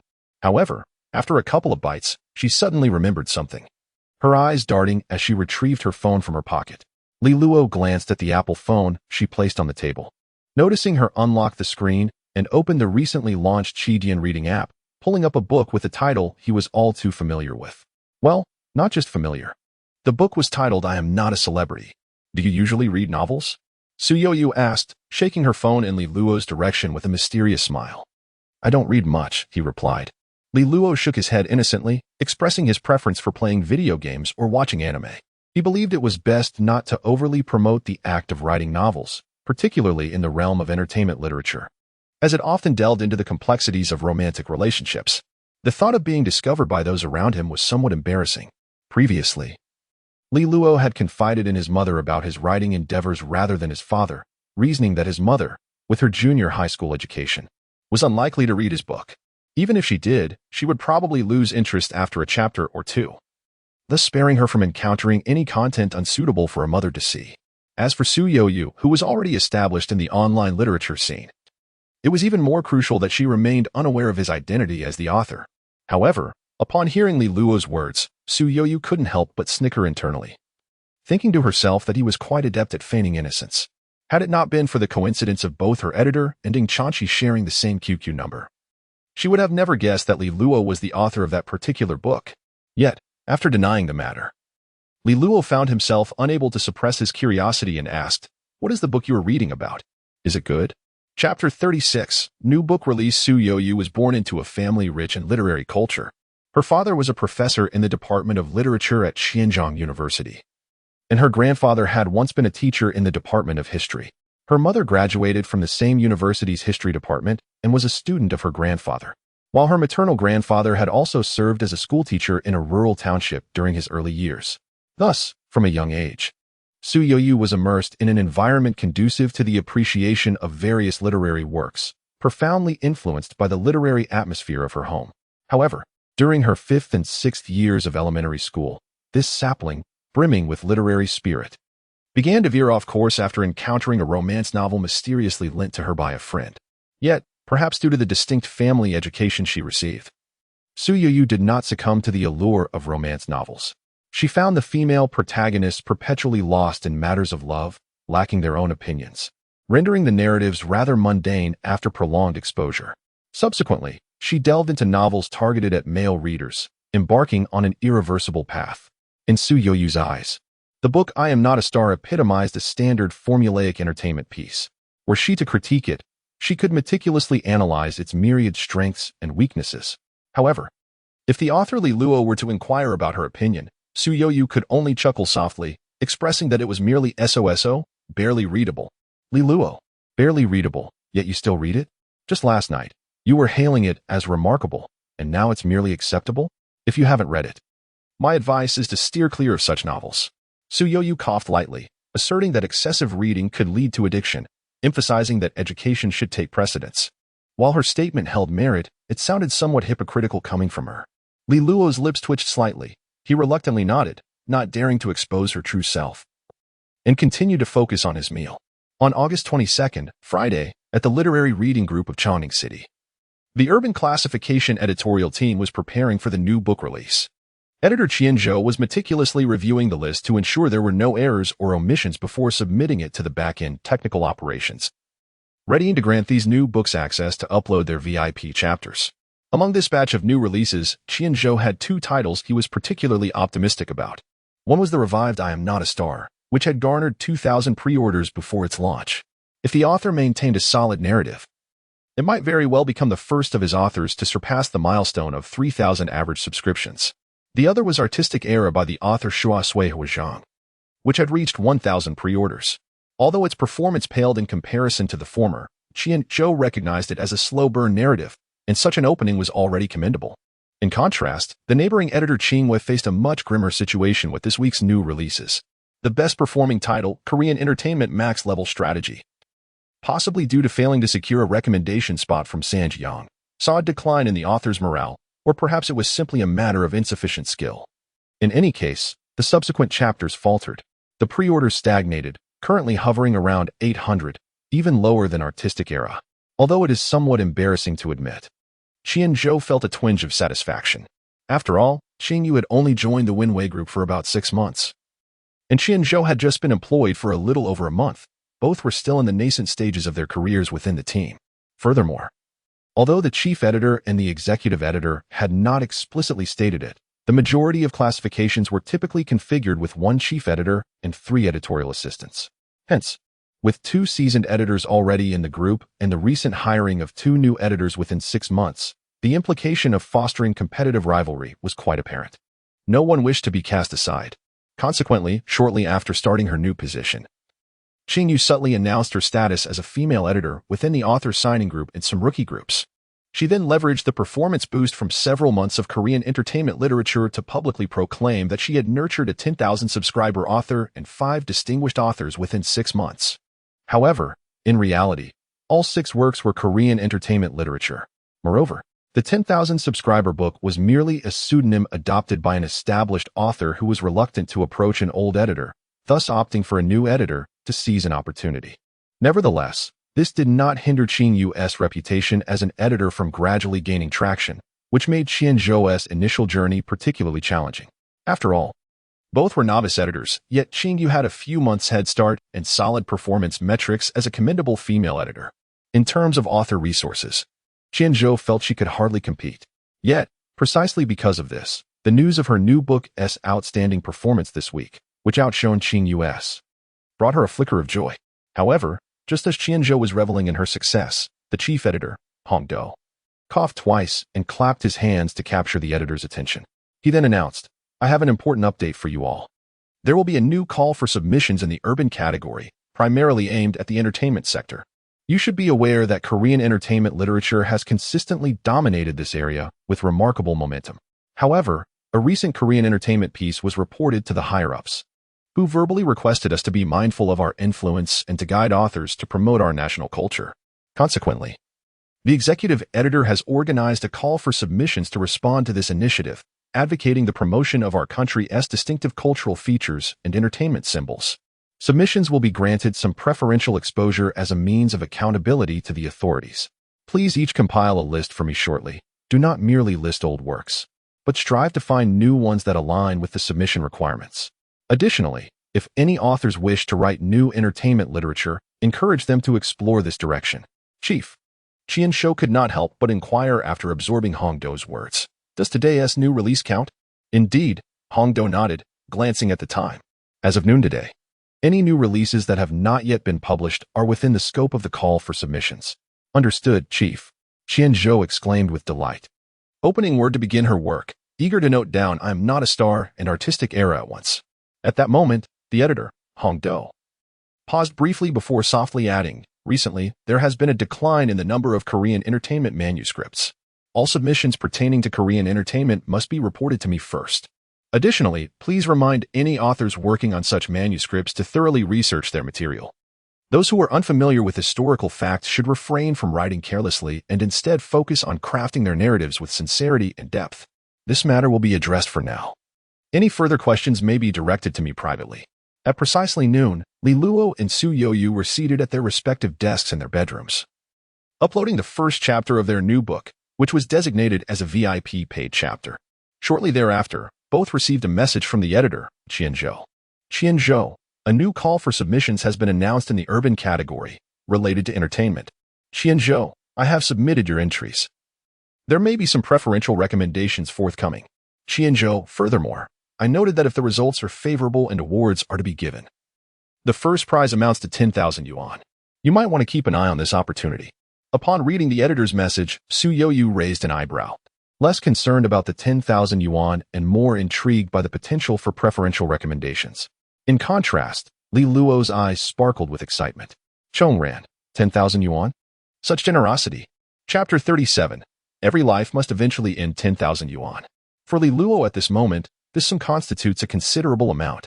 Admittedly, it may seem somewhat embarrassing for a reincarnator to express such sentiments. Nevertheless, given that a house has been purchased and a mortgage of approximately 1 million yuan has been incurred, the monthly repayments amount to 5 or 6,000 yuan. The profits from the breakfast shop are sufficient to cover this expenditure, especially since the premises are owned, thereby incurring no additional rental costs. Naturally, alleviating the financial burden of the mortgage would be most beneficial. Unfortunately, upon inquiring further, Lee Luo discovered that the duration of this writing competition spans 3 months, followed by an evaluative period of around 1 month. By this estimation, the results would not be available until the end of the first semester of the first year of high school.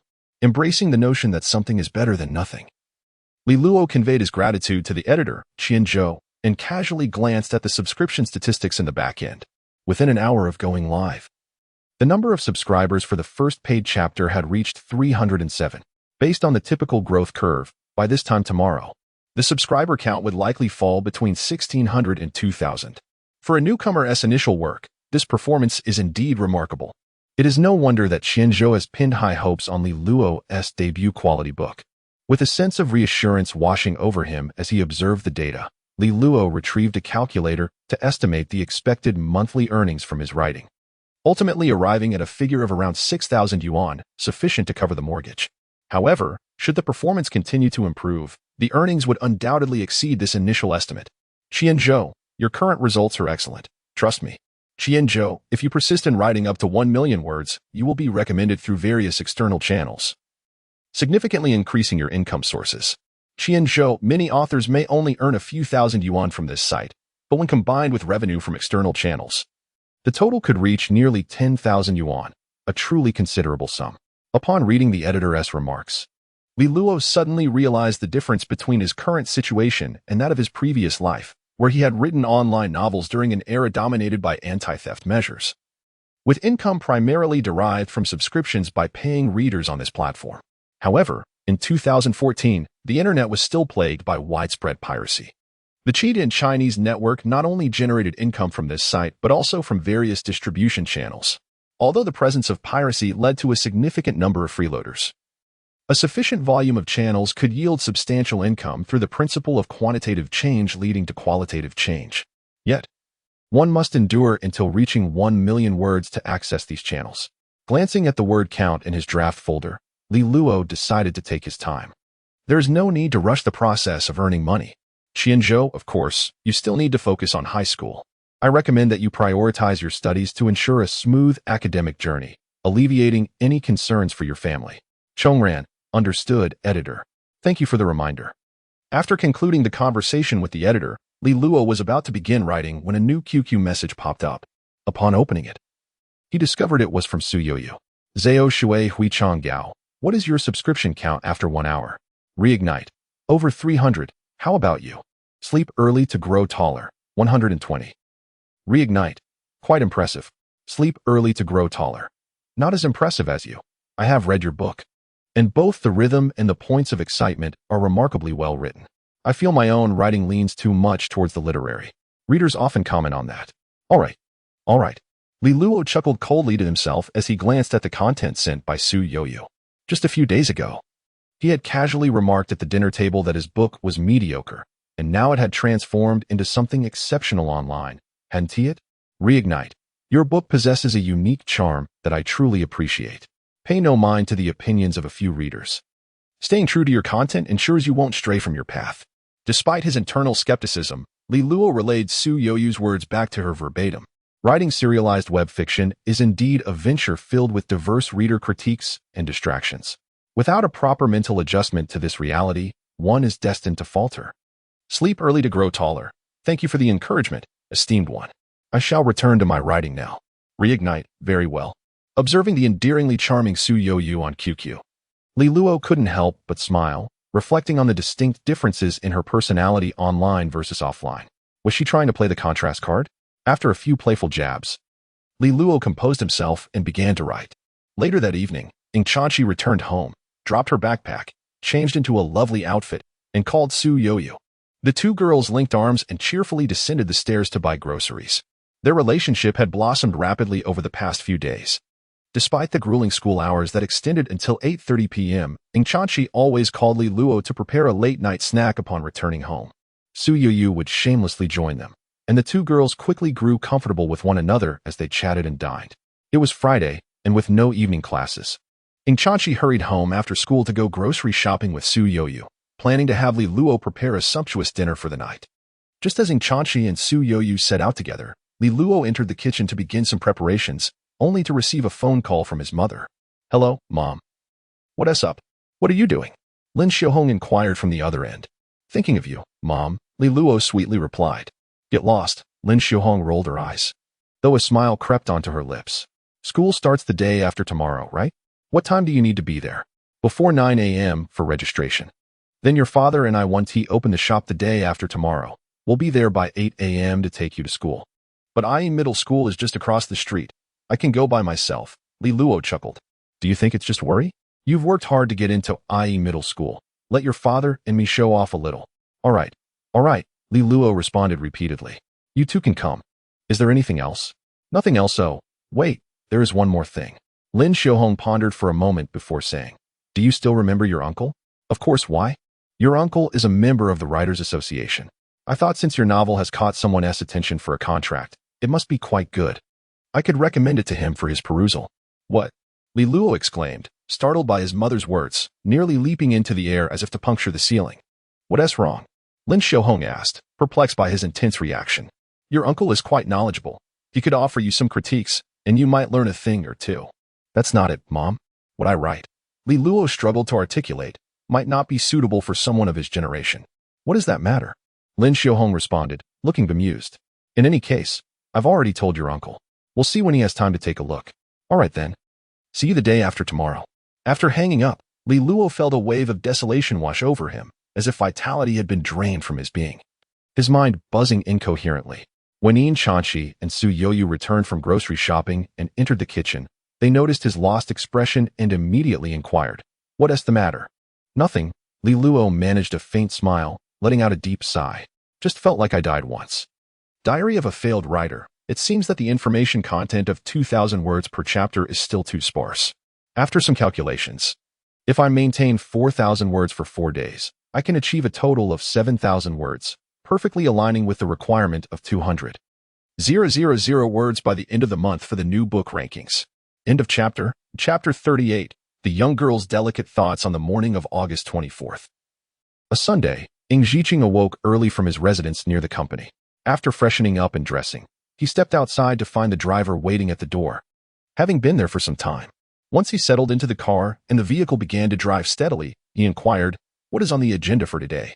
The secretary, already well prepared, reported, "Mr. Ing, as per your instructions, we are to return to Yingjing District this morning to accompany your daughter for her school registration. Previously, Miss Yuan Wanqing contacted the company to discuss her return, and as she resides in Yingjing District for recuperation, we will have lunch with her around noon. In the afternoon, at approximately 2 o'clock, you will preside over the promotional meeting for the upcoming television drama, as well as the subsequent album promotion activities for 2 artists, planning their roadshow and variety show schedules. Later, around 5 o'clock in the evening, you will dine with the deputy director of the television station at Langzhou Courtyard in Beihai District. During the half-hour drive from the city to Yingjing District, Ing Zhiqing absorbed the day's itinerary and listened to the secretary report on a series of specific progress updates. Soon, they arrived at the entrance of Baihalanting Community. "Please find a place to rest until noon. There is no need to accompany me," Ing Zhiqing instructed as he exited the car, addressing both the driver and the secretary. "Ms. Yuan will contact me to take me to the restaurant." "Understood, Mr. Ing." Entering the community, Ing Zhiqing located Building 12, Unit 1, rang the doorbell, and proceeded into the building, taking the elevator to the doorstep of room 1502. The door was ajar, and Li Guohong, seated on the living room sofa, waved at him with a cheerful smile. "You've come. It's commendable that you traveled such a distance so early in the morning. Since Cici is registering for school, it's only proper that I come by," Ing Zhiqing replied as he settled onto the sofa, adding that it was fortuitous to see someone along the way. At that moment, he glanced toward the small corridor where Lin Xiaohong stood at the entrance of the master bedroom, listening to Li Luo and Ing Zhanqi explain. "Rest assured, Aunt Lin, I have set the computer password. He must seek my permission each time he wishes to use the computer," Ing Zhanqi assured with a pat on her chest. "I want to allow him to play on the computer until his homework is completed." "Exactly," Li Luo chimed in support. "I certainly trust Cici," Lin Xiaohong remarked, casting a sidelong glance at her own son. "But why is Cici not allowed to sleep in the master bedroom? As a grown man, how can you be so brazen as to occupy such a fine room?" Li Luo, taken aback by his mother's words, felt a twitch at the corners of his mouth, pondering whether he was truly her biological son or if Ing Zhanqi held that distinction. "It's quite all right, Aunt Lin," Ing Zhanqi interjected, linking her arm with Lin Xiaohong's. "I feel safer in a smaller room. Moreover, the bathroom outside is also used by Senior Su next door, so it's more convenient for the two of us girls to share one. Otherwise, it would be somewhat inconvenient for Li Luo and Senior Su to share a bathroom." After hearing Ing Zhanqi's empathetic words, Lin Xiaohong affectionately ruffled her hair, saying, Shi, you are just too understanding. Li Luo, you better pay attention. Be gentle with her. If you dare to bully Shi, just wait and see how I deal with you." Leaning against the corridor wall, Li Luo crossed his arms and sighed. I got it. Have you finished your inspection? Shall we head out? Uncle Ing is already here." Lin Xiaohong nodded in agreement, choosing not to elaborate further. She turned and returned to the living room, greeting Ing Zhiqing on the sofa before stating, "Well then, let's go. It's already 8:30. Senior, we're heading to school to register." Ing Zhanqi knocked on Su Youyu's door and called inside. Su Youyu mumbled sleepily from under the covers, adding, "Happy new semester. I'll sleep a bit longer." To celebrate the upcoming school year, Ing Zhanqi and Su Youyu had purchased a bountiful array of ingredients the previous night, and Li Luo prepared a grand feast. Su Youyu even brought out her hidden stash of beer, cheerfully pouring small cups for Li Luo and Ing Zhanqi to sample. She herself indulged in 2 cans. After dinner, chatting, washing dishes, and tidying up, it was already past 10 o'clock. Riding the wave of drunkenness, Su Youyu stayed up late writing until 2 or 3 in the morning, and thus was too sleepy to see them off. With their backpacks slung over their shoulders and their parents surrounding them, Li Luo and Ing Zhanqi embarked on their journey back to school.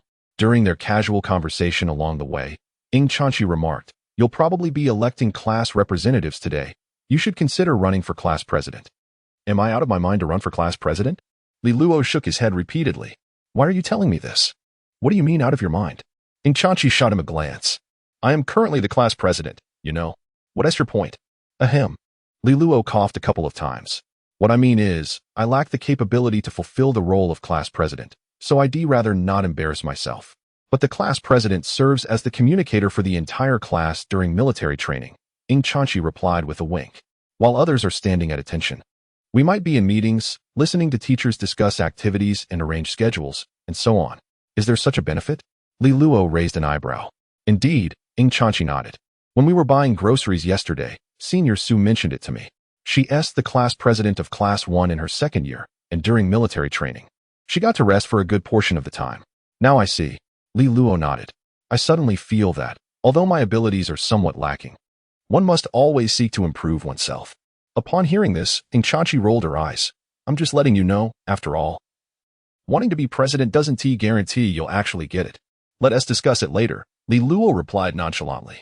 In truth, even with the slight advantages that military training might offer, Li Luo still had little desire to be class president. After all, the role primarily involved running errands for the teacher and held no substantial power, which seemed rather thankless. However, for Ing Chanchi, her perspective remained quite straightforward. She simply believed that Li Luo's appointment as class monitor would not only serve to enhance his capabilities, preventing him from perpetually making nonsensical remarks, but also provide opportunities for regular gatherings of class monitors during military training and daily school activities to discuss various matters. In this way, even though they were not in the same class, they would at least have the chance to see each other more frequently. Ing Chanchi discreetly cast a glance at Li Luo beside her and could not help but let out a sigh inwardly.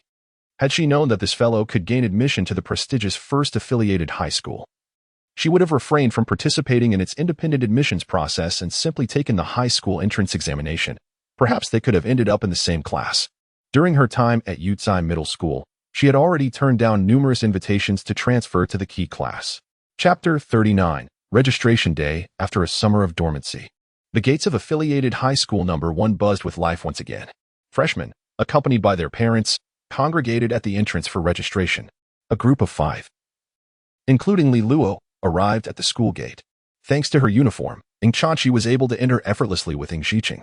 Li Luo, however, retrieved his admission notice and presented it to the security guard for inspection, after which the 3 of them were granted entry. Upon stepping through the gates, they were greeted by a small square featuring a substantial sculpture of the school's emblem, encircled by a pool of water. Navigating past the pool and sculpture, they approached the freshman teaching building. At that moment, a throng of parents and students crowded around the bulletin board at the entrance, searching for their assigned classes. Observing the scene, Li Luo took a deep breath and pushed his way forward. Unlike others who scoured the list name by name, he quickly scanned the board and stepped back out. Did you find it? Ing Chanchi asked, surprised by his swift exit. How did you finish so quickly? Fortune favored me. I found it right away, Li Luo replied, the entire class assignment list vivid in his mind. I've been assigned to Class 8. And it seems there are quite a few familiar faces. Just as he was speaking, a familiar voice suddenly called out, Shishi? Is that you? Ing Chanchi turned to see Jean Yuding, beaming with excitement, waving and trotting toward her. Ting ting? Ing Chanchi exclaimed, astonished. You made it? This year's admission cutoff for Affiliated High School No. 1 was 510 points, and Jean Yuding had scored only 508. Logically, she should not have qualified. So her presence at the registration event was unexpected. About that, Jean Yuding said, a hint of embarrassment creeping onto her face as she leaned closer to whisper in Ing Chanchi's ear. My dad paid the enrollment fee for me. And that is how I got in. The enrollment fee for Affiliated High School No. 1 was modest, yet it came with stipulations. Students not only had to score within 3 points of the cutoff, but also needed to possess strengths in specific subjects. For example, Jean Yuding had barely qualified to pay the fee due to winning first place in an English competition during middle school. Otherwise, she would have had no chance. I see, Ing Chanchi said, taken aback for a moment. Then she smiled and nodded. Congratulations. We're still classmates. Yes. Jean Yuding nodded enthusiastically, though she felt an inexplicable mix of anxiety and excitement about which class she would be assigned to. You're in Class 8, Li Luo interjected. I saw your name there. Really? Is that so? Jean Yuding was taken aback by Li Luo's unexpected engagement instinctively avoiding his gaze. Her previously confident demeanor diminished, and her voice softened considerably. Yes, Li Luo replied, unperturbed by their past tensions. Shouhachi and Suing Huan are also in Class 8. All four of us will be together. Is that right? Ing Chanchi blinked, feeling a twinge of envy, biting her lip as a sense of regret washed over her. Why does Fusehong implement such a policy for independent admissions? It is truly vexing. Class 8. I wonder which floor it is on. Li Luo stood at the stairway, glancing upward. There are 4 classes on each floor. One could simply count down from the 4th floor.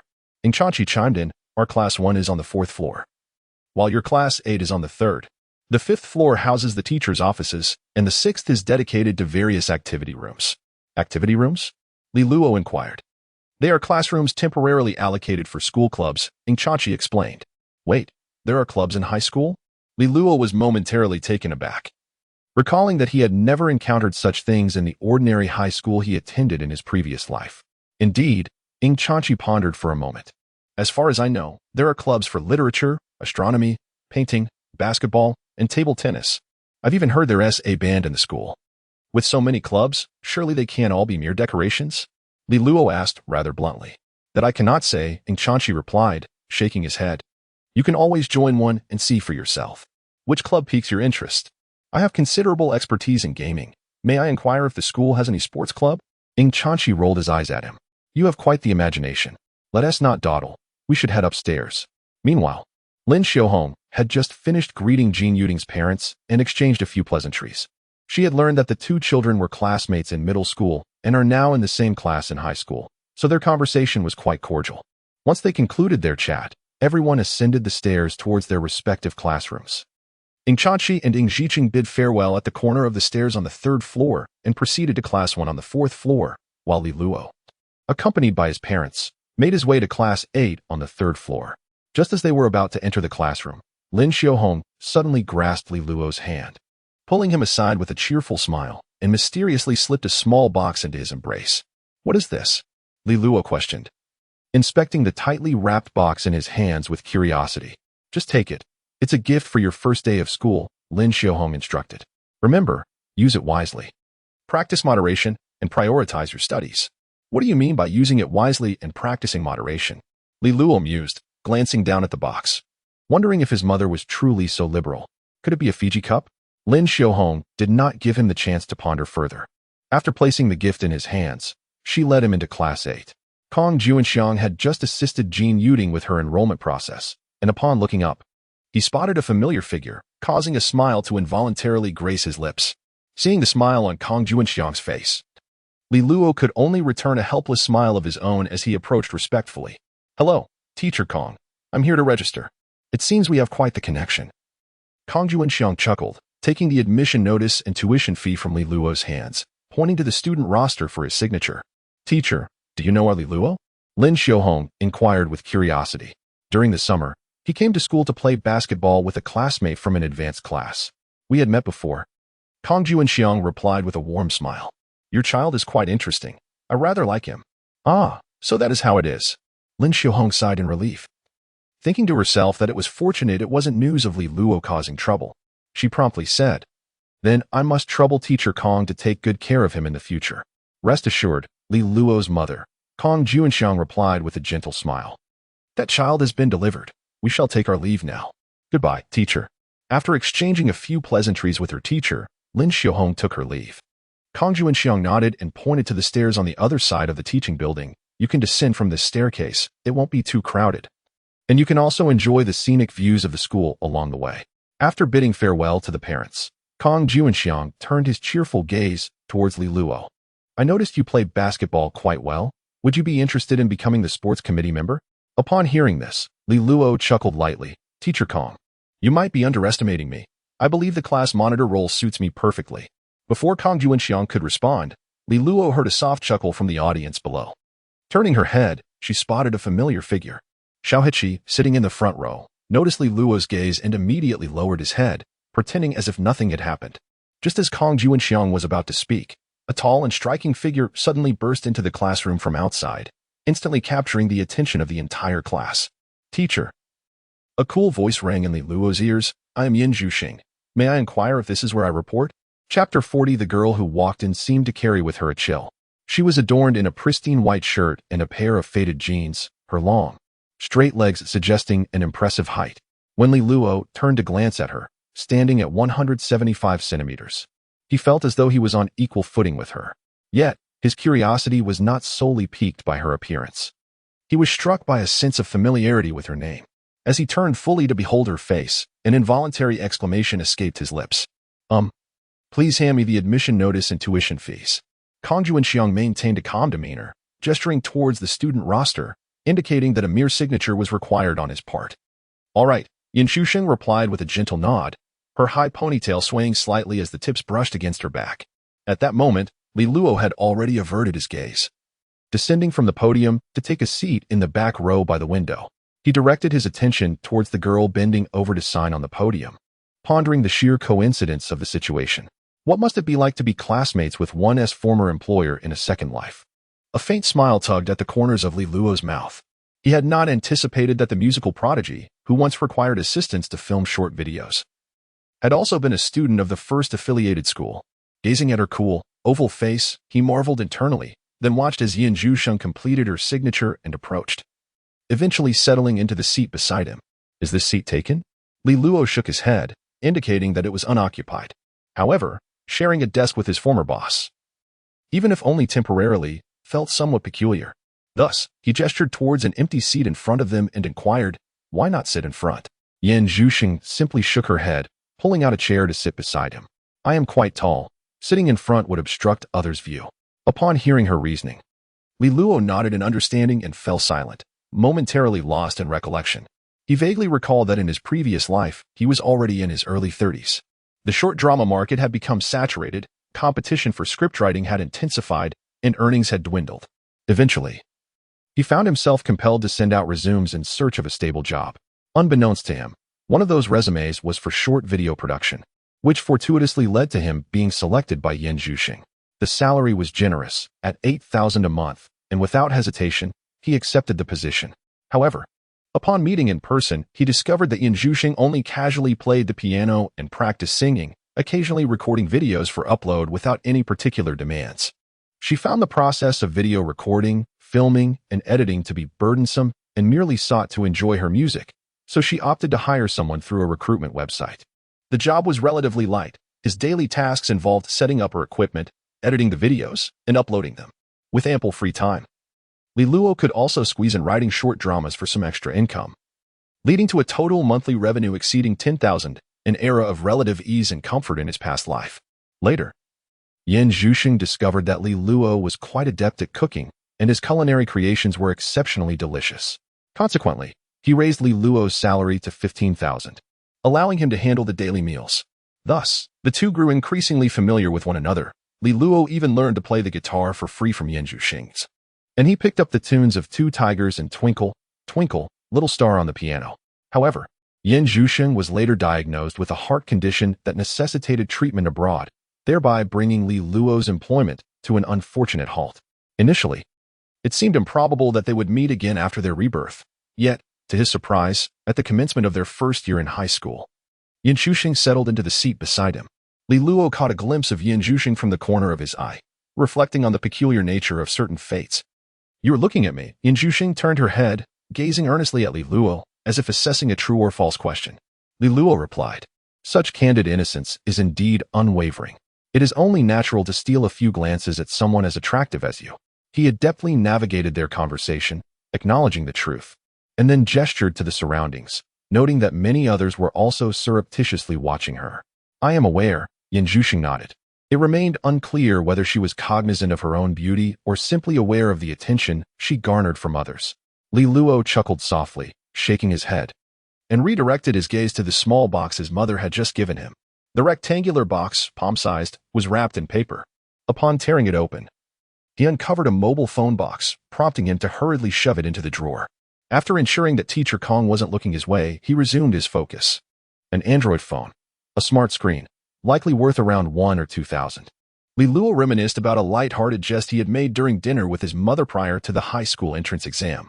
To his astonishment, Lin Xiaohong had indeed purchased him a new mobile device. He faintly recalled that in his previous life, It wasn't until after the college entrance examination that his family finally gifted him a smartphone. Before that, he had been using an antiquated flip phone. As he pondered this, a warm current flowed through his heart. Are we allowed to bring phones to school? Yan Zhuxing inquired, having caught sight of the phone box in his drawer. Shoo, keep your voice down, Li Luo whispered.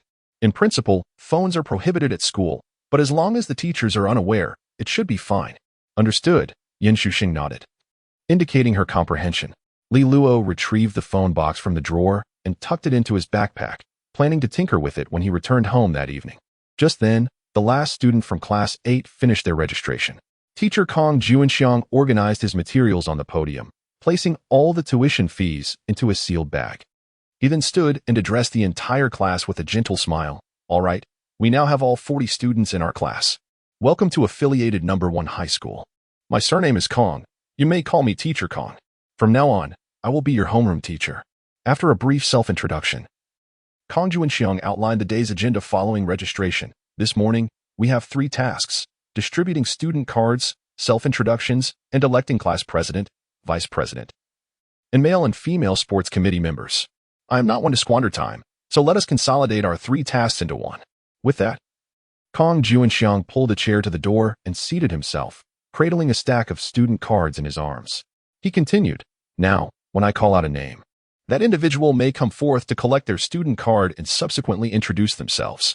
Once the cards have been distributed and the introductions concluded, those wishing to run for the positions of class leader, vice class leader, or sports committee member may step up to participate in the election. Should there be any inquiries? Feel free to ask now. As his words echoed in the classroom, the students exchanged glances, and indeed, someone raised their hand. You may speak. Kong Juanxiang gestured towards the hand raised by Suing Huan. Teacher Kong, why are we only electing these few positions? Suing Huan sweetly inquired. Is it permissible for me to run for the position of study committee member? The other roles will be available for selection after military training. Kong Juanxiang explained with a smile.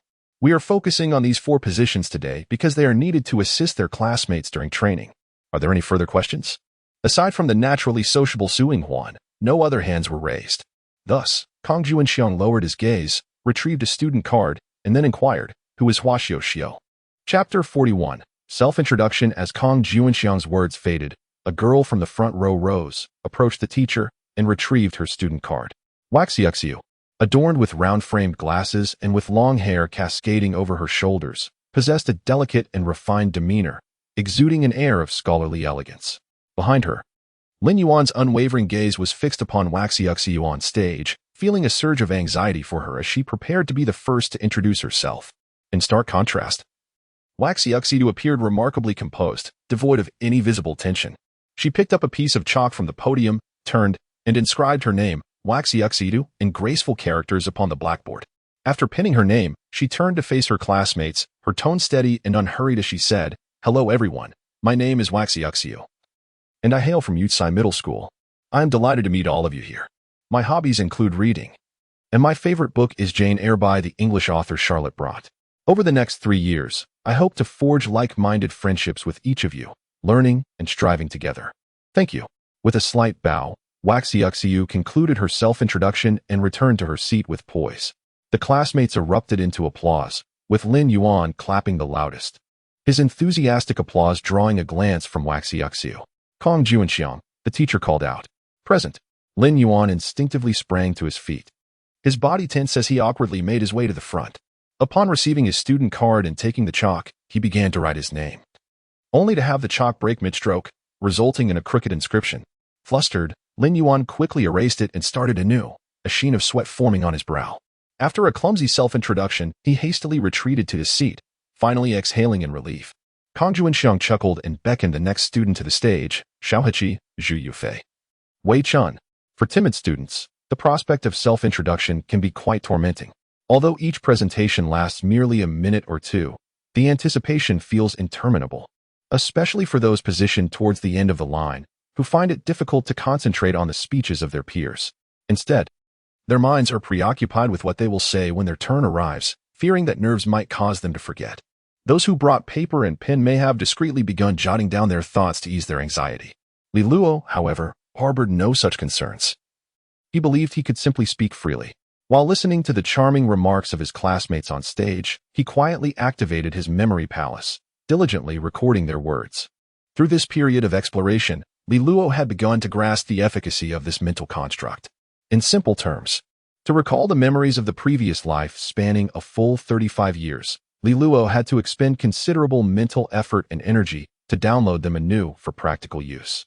In contrast, the experiences from his rebirth, whether seen or heard, could be accessed at will, akin to having them readily downloaded without much mental strain. Frankly speaking, after Li Luo thoroughly examined these abilities, he realized that even without directly accessing the examination papers from his previous life, he could achieve commendable academic results simply by leveraging this innate capability. As these thoughts crossed his mind, Teacher Kong had already called the next student, Yin Zhuxing. Upon hearing his name, Yin Zhuxing rose from his seat and approached Kong Juanxiang to collect his student card. Subsequently, under the attentive gaze of his classmates, he ascended the podium, took a piece of chalk, and inscribed his name on the blackboard at a considerable height. Li Luo glanced at the expressions of a few boys in the back row, then chuckled to himself, reflecting on the undeniable charm of his classmate. In his previous life, Yin Zhuxing's combination of good looks and singing talent, without any promotional data or suggestive videos, merely by recording a few lines of lyrics, had garnered millions of followers on Douyin. Li Luo had a profoundly intuitive understanding of Yin Zhuxing's allure, making the boys' captivated stares entirely unsurprising. I am Yin Zhuxing. My hobbies include music and running. Thank you. Yin Zhuxing's introduction was succinct. After delivering his 3 brief sentences, he stepped down from the podium. Before he could return to his seat, Li Luo heard Kong Juanxiang call out, Li Luo. As it was now his turn, Li Luo stood up from his seat, brushing past Yin Zhuxing, and approached Teacher Kong. Here you go, Kong Juanxiang said with a smile, handing over the student card. Li Luo accepted it.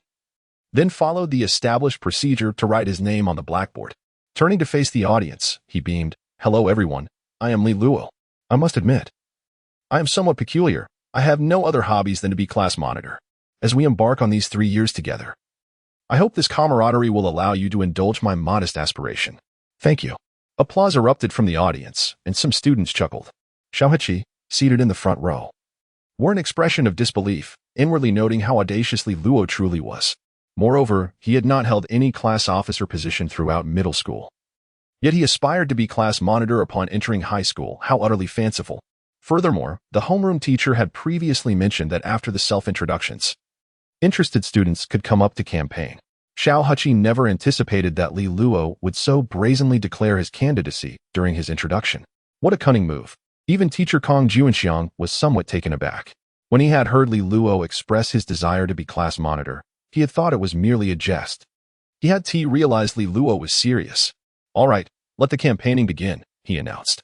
After distributing the student cards, Teacher Kong clapped his hands and smiled, announcing that both the class monitor and the deputy monitor would be elected simultaneously. The 2 students with the highest votes would assume these roles. As for the sports committee, there would be 1 male and 1 female representative, with both boys and girls invited to speak. Interested students were encouraged to take the stage. No sooner had Kong Juanxiang finished speaking than Waxi, seated in the front row, stood up and walked confidently towards the podium. Initially, Xiao Heqi also intended to rise, but upon noticing Waxiu's quicker movement, he hesitated for a moment and decided to remain seated for the time being. Hello everyone, I am Waxiu. I have served as class monitor for a total of 9 years, from elementary school through to my graduation from middle school, thus I possess considerable experience.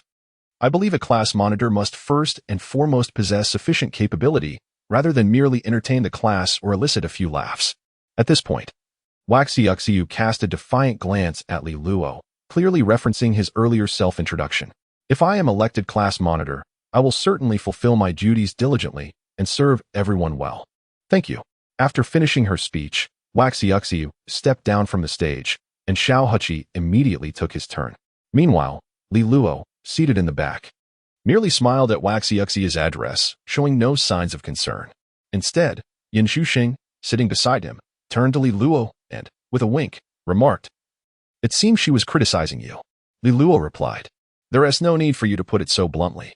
Chapter 42. The election. Aside from Li Luo, the number of students vying for the class president position was rather limited. After Hua Xiao and Xiao Heqi took the stage, only a female student named Shi Yin stepped forward. Xiao Heqi had served as the vice class president for 3 years, while Shi Yin and had participated in numerous local volunteer activities, giving her some credentials for the role. Beyond them, a few boys, who were more athletic, stood up to contest for the position of sports committee member. However, the female sports committee position saw no contenders, as it became evident that few were left to speak.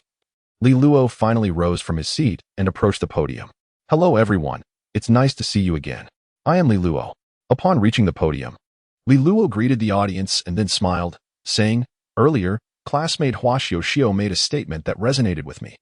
She mentioned that a class president must first possess the corresponding abilities and only then consider other qualities."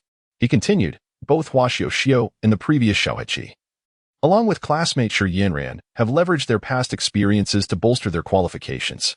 He recalled what teacher Kong had said previously, that a class president should serve their classmates. "I believe I have a certain aptitude in this regard."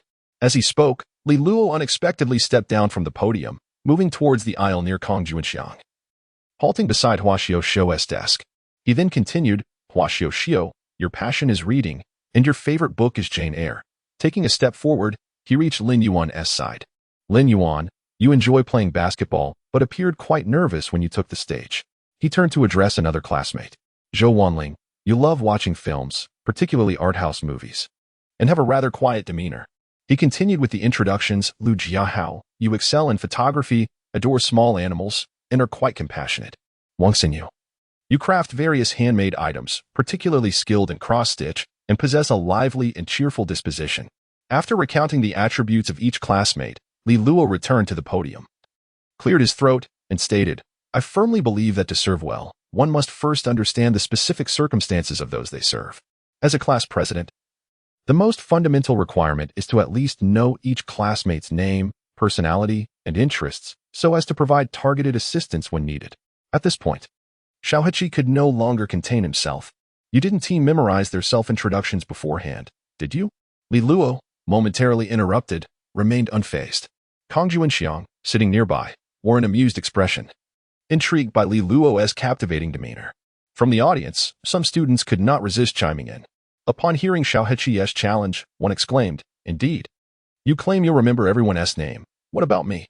"You are Zhu Yufei, who just stepped up to contest for the sports committee." Li Luo replied with a smile. "You mentioned that you enjoy playing basketball and can dunk. What about me?" Another boy beside Zhu Yufei chimed in, raising his hand to ask. "Zhang Guowang, you enjoy gaming and claim to be quite skilled with Yasuo?" Li Luo responded. "Wow, you really remember that?" Zhang Guowang exclaimed in astonishment. The students seated below watched Li Luo's performance with rapt attention, clearly captivated by his impressive display. In the back row, Yan Zhuxing exhibited a curious and puzzled expression, glancing at Li Luo's desk to confirm that he had not jotted down these details in advance. In summary, "I hope everyone will cast their vote for me. Thank you." Li Luo concluded his speech and returned to his seat. Seeing that no one else had stepped forward to campaign, Kong Juanxiang rose to the podium, took up a piece of chalk, and circled the names of the 4 candidates for class monitor, then smiled and announced, "Let us now commence the voting." There were no restrictions on voting. Participants could cast multiple votes. As long as you believed a candidate was capable of fulfilling the role, you could raise your hand to vote. "Now, let us first select our class monitor." Kong Juanxiang was indeed efficient, swiftly announcing the names of Li Luo and the others, counting the number of raised hands, and recording the totals next to each name. Ultimately, Li Luo was elected class monitor of the first-year 8th class with 31 votes, while Hua Xiuxiu secured the position of vice monitor with 28 votes. Xiao Heqi placed third with a total of 20 votes. Casting a resentful glance at Li Luo as the results were revealed. Ever since the high school entrance examination, nothing related to Li Luo had gone his way. He had hoped that even if he could not surpass Hua Xiuxiu, he could at least retain the role of vice monitor. However, now he found himself without even that position, which left him feeling quite disheartened. Yet, Kong Juanxiang did not allow him much time to dwell on his disappointment, swiftly proceeding to select the male sports committee member, who turned out to be Zhu Yufei, a student who claimed he could dunk. As for the female sports committee member, since no girl had volunteered, "I shall temporarily appoint someone," Kong Juanxiang said, glancing at the student roster. "Yan Zhuxing? Huh?" Hearing her name called, Yan Zhuxing, seated beside Li Luo, appeared momentarily bewildered as she looked up at the podium. "I reviewed your profile," Kong Juanxiang continued. You broke the school's girls' 100-meter record in middle school, correct? We shall assign you the role of sports committee member for now. Upon hearing the teacher's words, Yan Zhuxing seemed at a loss for a suitable excuse to decline. Ultimately nodding her assent. Oh, okay. Well then, today's tasks have been completed. Kang Juanxiang picked up a sealed bag and organized the items on the podium, saying, Your student cards will serve as your meal cards, which have been preloaded with 100 yuan. At 11:20, when the bell rings, you may proceed to lunch.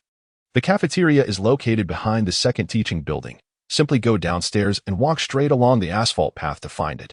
In the afternoon, the school will arrange for physical examinations, so be sure to gather back in the classroom after lunch. After concluding his remarks, Kang Juanxiang embraced the sealed bag and strolled towards the door, casting a smile back at them as he departed. As for me, dear teachers, I shall take my leave first. The cafeteria is now serving lunch. See you all in the afternoon.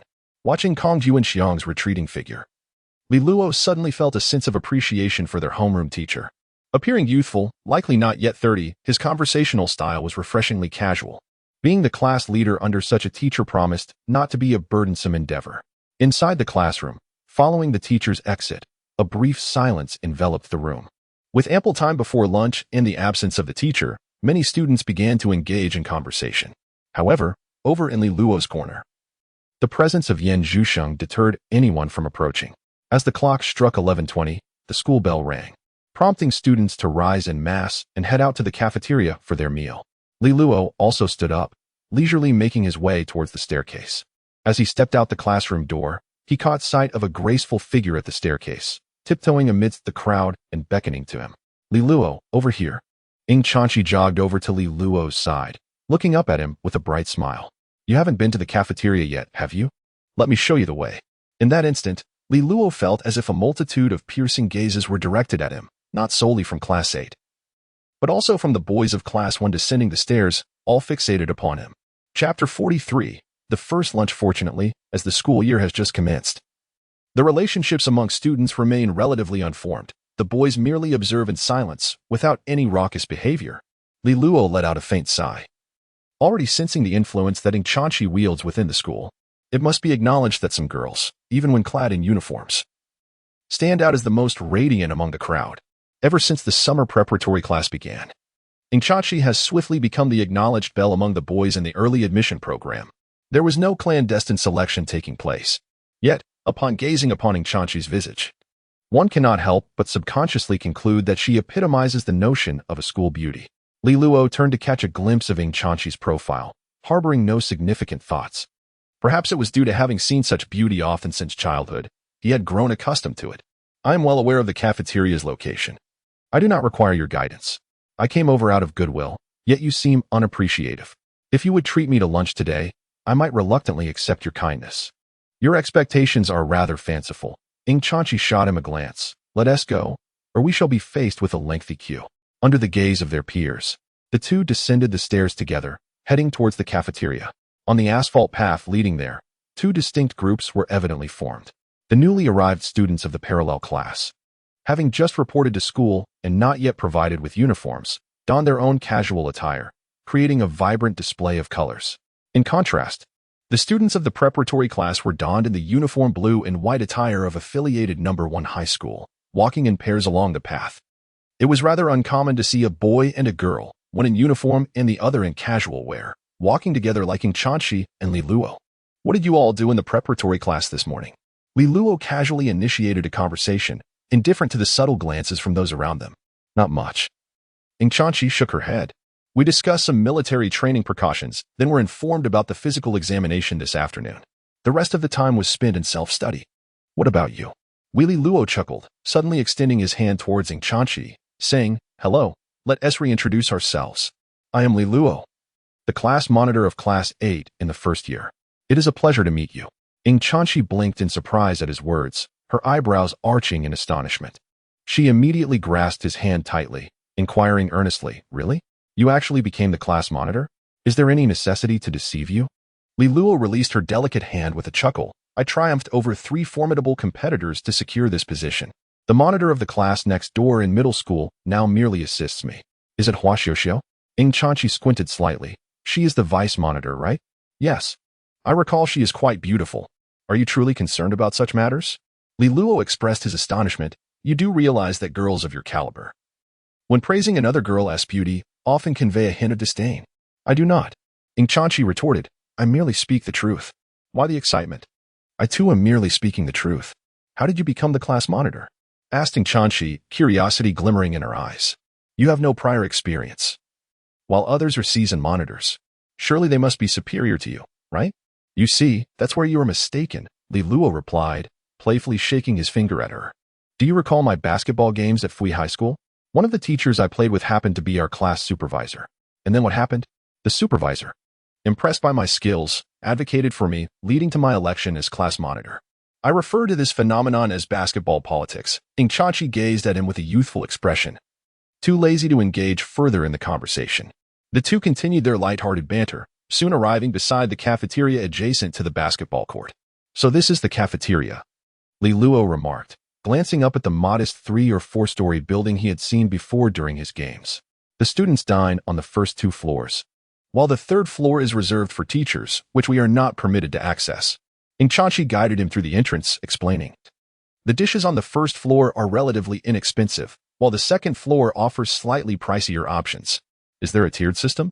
Li Luo raised an eyebrow, contemplating the distinctiveness of a prestigious high school. On the 1st floor, vegetarian dishes are priced at 1 yuan 50, and meat dishes at 3 yuan. On the 2nd floor, the vegetarian dishes cost 2 yuan, while meat dishes are 4 yuan. Leading him to the 2nd floor, Ing Chanchi added, however, the difference isn't significant. Sometimes I indulge in my favorite dishes on the 1st floor as well. Then why bring me to the 2nd floor? He inquired. Fewer people here, she said, glancing back at him with a roll of her eyes. And didn't you say you'd treat me? That hardly seems appropriate, Li Luo replied, following her up to the 2nd floor. How many meat dishes can we order? Quite shameless, Ing Chanchi muttered under her breath, then suggested. Let us each order 2 different dishes. That way, we'll have 4 in total.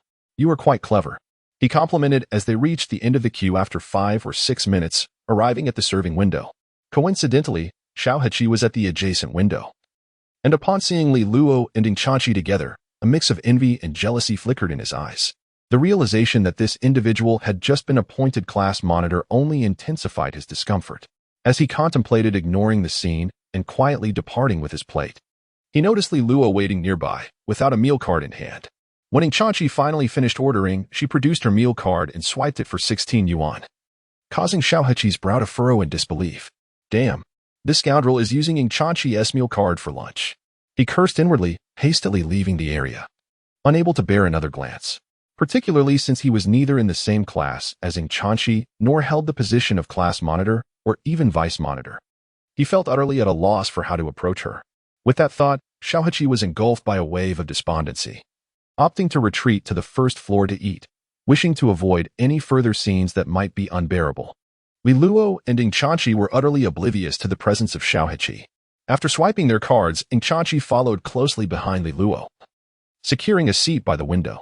However, just as they began their meal, Su Yinghuan and Jin Yuding, having just finished their own servings, caught sight of the two and made their way over to their table.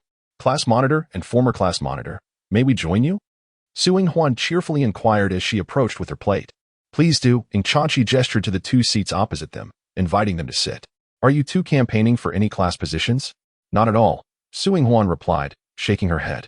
This morning, we only elected the class monitor, vice monitor, and sports committee member. We are not as formidable as Li Luo, so we hardly stand a chance. How is he formidable? Ing Chanchi cast a sidelong glance at Li Luo, pilfering a piece of sweet and sour pork from his plate, bewildered by the unconventional methods he employed. Chapter 44 Li Luo is my cousin. You have no idea, Jin Yuding exclaimed at that moment. Li Luo is remarkably capable. He managed to remember everyone's names and interests just from his self-introduction. It must be said that Jin Yuding's attitude towards Li Luo underwent a complete transformation of 360 degrees after the high school entrance examination. Especially today, witnessing him confidently address the class and effortlessly secure the position of class monitor left Jin Yuding profoundly impressed. Thus, her praise was heartfelt. This left Ing Chanchi somewhat astonished. After all, she was well aware that Jin Yuding had not previously been fond of Li Luo. She never anticipated such a significant shift in her opinion. You remembered the names of the entire class? Ing Chanchi asked, her surprise evident. As the class monitor, she had memorized all her classmates' names early on. Yet it took her about a week to associate names with faces. How could Li Luo accomplish this in the mere span of a self-introduction? Well, I managed to do so, albeit with some effort, Li Luo said, as he took a piece of braised pork from Ing Chanchi's plate and popped it into his mouth. It's all part of the class monitor's duties. So you really did memorize them all? Su Yinghuan inquired, her curiosity piqued. What about the person sitting behind me? That's Wei Chun. Impressive. It's not really a matter of being impressive. Wei Chun is my cousin. And the girl next to the aisle on my left? That's Chen Zhongqi. She plays the piano and has learned to dance. She seems quite shy. See, Su Yinghuan exclaimed, slapping the table and turning to Ing Chanchi. Earlier, Li Luo was in the classroom and rattled off a list of names, leaving everyone bewildered. Ing Chanchi turned to Li Luo. How come I never noticed you were this capable before? Is your memory really that exceptional? You helped me review for the exam, and it felt as if you had unlocked my mind. Now I can remember anything quickly, Li Luo replied, nonsensically. Always rambling, Ing Chanchi retorted, rolling her eyes at him. The four of them were seated by the window, enjoying their meal and conversation. Meanwhile, on the other side, Lu Shaowen and his desk mate Liao Hailan went upstairs for lunch. Accompanying them were Zhu Yufei and Zhangguo Wang, both of whom were Liao Hailin's middle school classmates.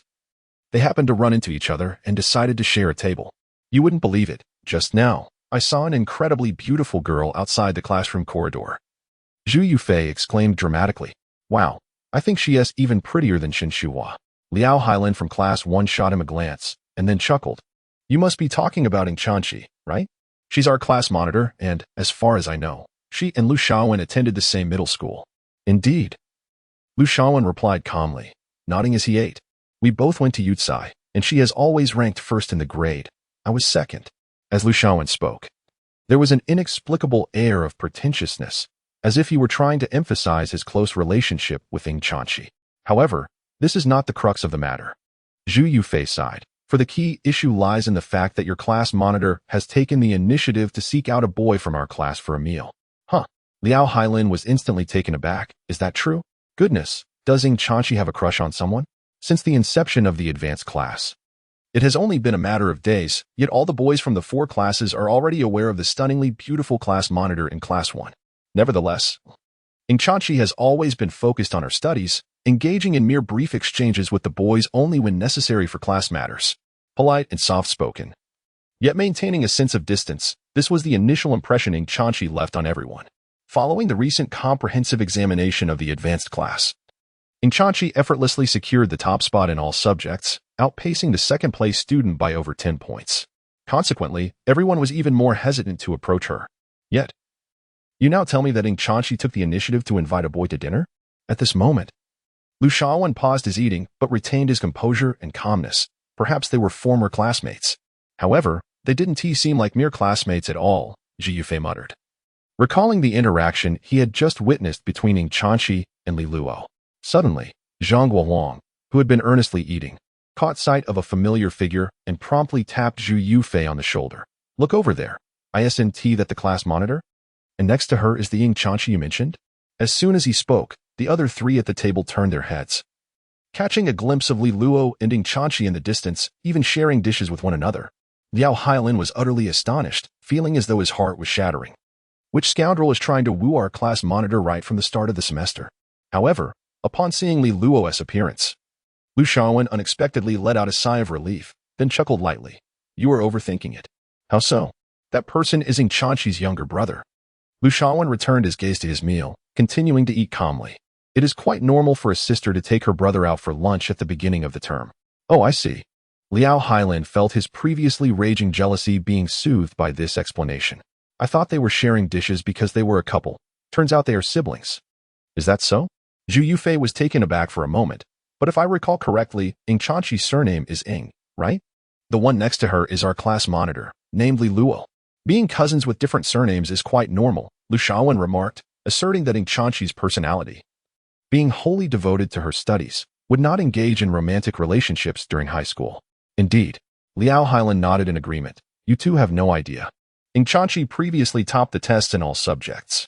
Do you realize how exceptional that is? She was also first in the independent enrollment examination. It's just that you from outside schools are unaware of it. Lu Shaowen spoke in a nonchalant manner, as if the achievement were his own. This time, securing the top spot in all subjects was not particularly surprising. First in the independent enrollment as well. Zhu Yufei, listening, was somewhat taken aback. That is indeed impressive. Zhu Yufei and Zhang Guowang, both of whom have participated in the independent admissions process, are well aware of the challenges posed by such examinations. Having both been unsuccessful, they recognize that Ing Chanchi, who secured the top position, undoubtedly possesses a level of skill that far surpasses theirs. Why dwell on this? Zhang Guowang vigorously consumed his meal and then nudged Zhu Yufei's arm, reminding him that there is still Yin Zhusheng in our class. I believe she is more aesthetically pleasing than Ing Chanchi. Impossible, Liao Hailan exclaimed from across the table. Can there truly be a girl in our school more beautiful than Ing Chanchi? Zhu Yufei fell into contemplation for a moment, admitting that upon reflection, it is indeed difficult to make a comparison. Chapter 45, The Responsibilities of the Class Monitor at 11:30 in the morning. Kong Juanxiang returned to his office after lunch, feeling rather idle, and opened his computer to read a novel. Today marked the beginning of the new school year, and in the afternoon, students were scheduled for a physical examination. The homeroom teacher had a meeting to attend, so he seized this moment of respite to indulge in a bit of entertainment. However, after merely half an hour of reading, there came a knock at the office door. Kong Laoshi called Li Luo from the entrance. Kong Juanxiang quickly minimized the screen, hoping to conceal the familiar title from Li Luo's view. What is it? He inquired. You mentioned earlier that we would be going for the physical examination this afternoon. What are the specific arrangements? Li Luo asked, having just finished his meal and stopped by after escorting Ing Chanchi back to the classroom. Oh, that, Kong Juanxiang replied, lifting his teacup, only to discover it was empty. He set it down, thinking it was no rush. He intended to come find them later. Since you are here, I will brief you now. Upon hearing this, Li Luo approached the desk, reaching for Kong Juanxiang's teacup and heading toward the water dispenser. I'll get you some water. Would you like it hot? Oh, thank you. Kong Juanxiang paused momentarily before responding. Hot, but please add a little cold water. When Li Luo returned with the teacup, Kong Juanxiang took a moment to observe him before sipping the tea and continuing, the examination will take place at the gym. We will start with class 1. By the time it's our turn, it should be around 2 or 3 in the afternoon. I will inform you of the exact timing once I receive the notification. When it's our class's turn, have the sports committee member lead the way, and I will accompany you. After the examination, please collect the health forms for me. We will then tally the students' heights and head to the storage on the playground to collect the military training uniforms. Li Luo nodded in understanding. Are there any other matters to address? During evening study, you will have a meeting. Kong Juanxiang reflected for a moment before saying, all 4 of you should attend. Is it related to tomorrow's military training? Li Luo inquired. Indeed, Kong Juanxiang replied with a smile. It's just some precautionary notes and such. Understood. Li Luo nodded. If there is nothing else, I shall take my leave. Go ahead, Kong Juanxiang said, reaching for the mouse, planning to resume his reading once Li Luo departed. However, just as Li Luo reached the doorway, he suddenly turned back and said to Kong Juanxiang, Kong Laoshi. Pressing the Windows key and D allows you to quickly switch to the desktop. It's quite handy. With that, Li Luo exited the office, thoughtfully closing the door behind him. Sitting in his chair, Kong Juanxiang was taken aback for a moment, then bent down to try it out. Discovering it indeed returned him to the desktop instantly. The next moment, he chuckled to himself, shaking his head in bemusement. That kid. As Li Luo descended from the 5th floor to the 3rd, he glanced at the classmates in the classroom, then walked over to Waxi Uxiu, Zhu Yufei, and Yin Zhusheng's desks, beckoning them to step into the corridor. After recounting the matters conveyed by Kong Juanxiang, Li Luo turned to Hua Xiuxiu. Once all the classmates arrive, you should take the stage to discuss the subsequent arrangements, and then collect the health check form from the teacher's office. Aren't you going to say it yourself? Hua Xiuxiu glanced at Li Luo, a hint of reluctance towards the position of class monitor surfacing in her tone. If the class monitor handles everything personally, what is the role of the vice monitor? Li Luo regarded her with curiosity. When you were class monitor, did you never delegate tasks to the vice monitor? Hua Xiuxiu remained silent. Truth be told, during her time as class monitor in elementary and middle school, she had always operated in such a manner, only enlisting the help of the vice monitor for tasks that required 2 people. However, in Li Luo's memory, Ing Chanchi, as class monitor, had always been rather hands-off, often leaving the responsibilities to the vice monitor, merely needing to listen to the teacher's instructions and relay them to the vice monitor and other class committee members. Back in middle school, Xiao Huqi had eagerly taken on these tasks, fully committed. In any case, I appreciate your help, Li Luo said with a smile. With her assigned task, Hua Xiuxiu returned to the classroom, her expression clouded with frustration. Despite not having secured the role of class monitor, her responsibilities seemed to have increased. Nevertheless, once all the students gathered in the classroom, she took a deep breath and addressed them regarding the day's follow-up arrangements. Li Luo sat at a window seat in the back row, when Yan Zhuxing turned to him and asked suddenly, "Why do we need to elect 2 sports committee members? There was only one in middle school. Having a female sports committee member can be quite beneficial," Li Luo replied. "Some girls are shy and insecure, and may feel embarrassed to mention when they are on their period. If they endure discomfort during military training, it could lead to health issues. With you around, at least those girls would feel comfortable approaching you to explain their situation and request leave to rest." He added, "Moreover, in high school, physical education classes might be conducted separately for boys and girls, necessitating a female sports committee member." "Oh, I see." Yan Zhuxing nodded, seemingly in agreement with Li Luo's perspective. As she returned to her quiet demeanor, Li Luo could not help but feel a sense of nostalgia. He sensed that Yan Zhuxing had not changed much in character from her high school days to the present. She remained pure, innocent, straightforward, and serene. Yet, Li Luo was aware that this was merely one facet of her personality. In the afternoon, Hua Xiuxiu retrieved the health check forms from the teacher's office and distributed them to everyone. Around 2 o'clock, Kang Juanxiang emerged from the office, and upon receiving notification from the physical education teacher responsible for the health checks, he called for the students to line up in the corridor to depart. At this point, classes 1 and 2 had already completed their health checks and were scattered on the way upstairs. As they passed the 3rd floor, Ingchachi glanced towards class 8 and spotted Li Luo walking alongside a remarkably beautiful girl as they exited the classroom. Her steps came to an abrupt halt. "Is something wrong, Cici?" Her deskmate Xiao Xinyan looked at her in confusion. "We haven't even reached the 4th floor yet." "Oh, it's nothing." Ingchachi withdrew her gaze, pressed her lips together, and ultimately accompanied her deskmate back to the classroom. Meanwhile, Li Luo remained oblivious to Ingchachi's presence as he clutched the health examination form and followed the line towards the gymnasium. After more than an hour of waiting in line, he finally completed the health check. In the queue for one of the tests, he spotted Hua Xiuxiu and inquired, "How many more tests do you have?" "This is the last one," Hua Xiuxiu replied.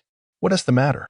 "Once you finish and return to the classroom, please remember to hand me the health examination form," Li Luo instructed. Hua Xiuxiu gritted her teeth and replied, "All right." Chapter 46. The subtle ambition of Hua Xiuxiu. At 4:30 in the afternoon, Li Luo sat in his seat, receiving the completed health examination forms from Hua Xiuxiu. He meticulously flipped through them one by one, and after approximately a minute, he returned the forms to Hua Xiuxiu. "Please deliver the health forms to Teacher Kong," Li Luo instructed. "I will accompany Zhu Yufei to collect the military training uniforms." "Understood," Hua Xiuxiu replied without further thought, taking the health forms upstairs to find Teacher Kong. Li Luo then called out to Zhu Yufei, "Gather a few boys. We shall go fetch the military training uniforms." "All right," Zhu Yufei responded cheerfully, playfully draping an arm around his deskmate Zhang Guohuang's shoulders, before turning to the nearby boys, urging them, "Come on, let's go get the uniforms." Some boys, having just completed their health checks and waiting in line for over an hour, felt fatigued and sat in their seats, pretending not to hear. At that moment, Yan Zhuxing also stood up, walking alongside Li Luo.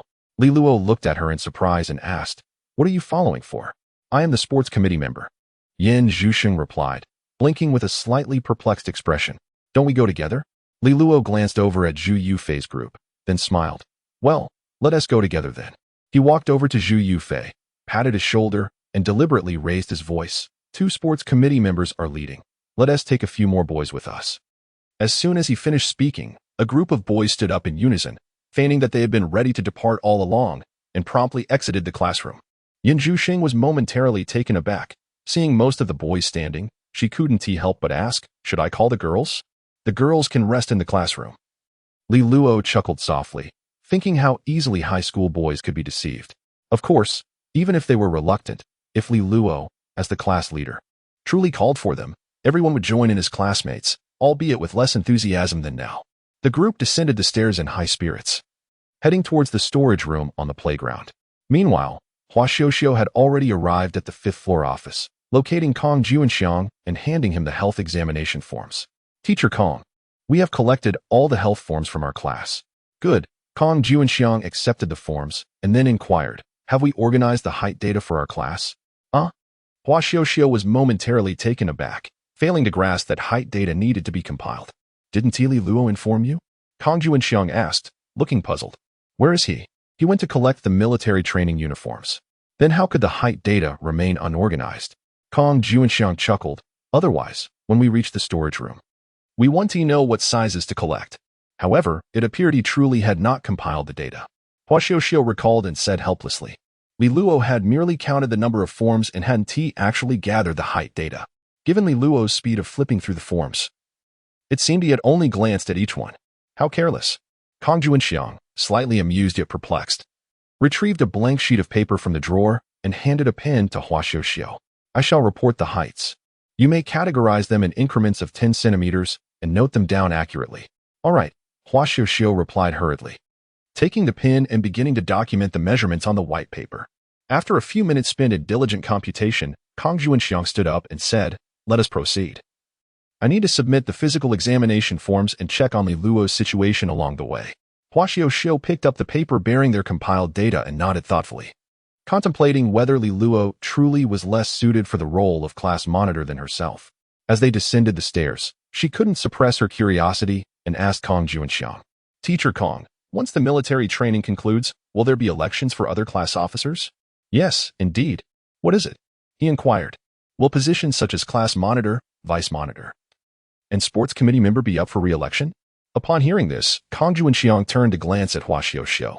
He anticipated a hint of shyness from her, perhaps averting her gaze, but to his surprise, she maintained direct eye contact without a trace of embarrassment. This prompted him to raise an eyebrow, and he responded with a smile, "Certainly, there will be a re-election. The current appointments for you four are merely for the duration of military training. Once it concludes, I trust your classmates will form their own opinions regarding your suitability for these roles." With the confirmation of the re-election, Hua Xiuxiu's eyes sparkled with renewed determination, resolved to excel during the military training period. Upon reaching the 8th grade classroom on the 3rd floor with Kong Juanxiang, she peered inside and noticed that Li Luo and the others had yet to return. Just then, the sound of footsteps echoed from the stairwell. Leading the group was Li Luo, accompanied by a dozen boys and a girl named Yan Zhusheng, marching back into the classroom with a sense of camaraderie. Each carried several military training uniforms, which they collectively placed on the podium. Seeing that Li Luo and the others had indeed brought back the uniforms, Hua Xiuxiu rushed forward. Frowning as she inquired, "How could you have obtained the military uniforms without compiling our class's height data?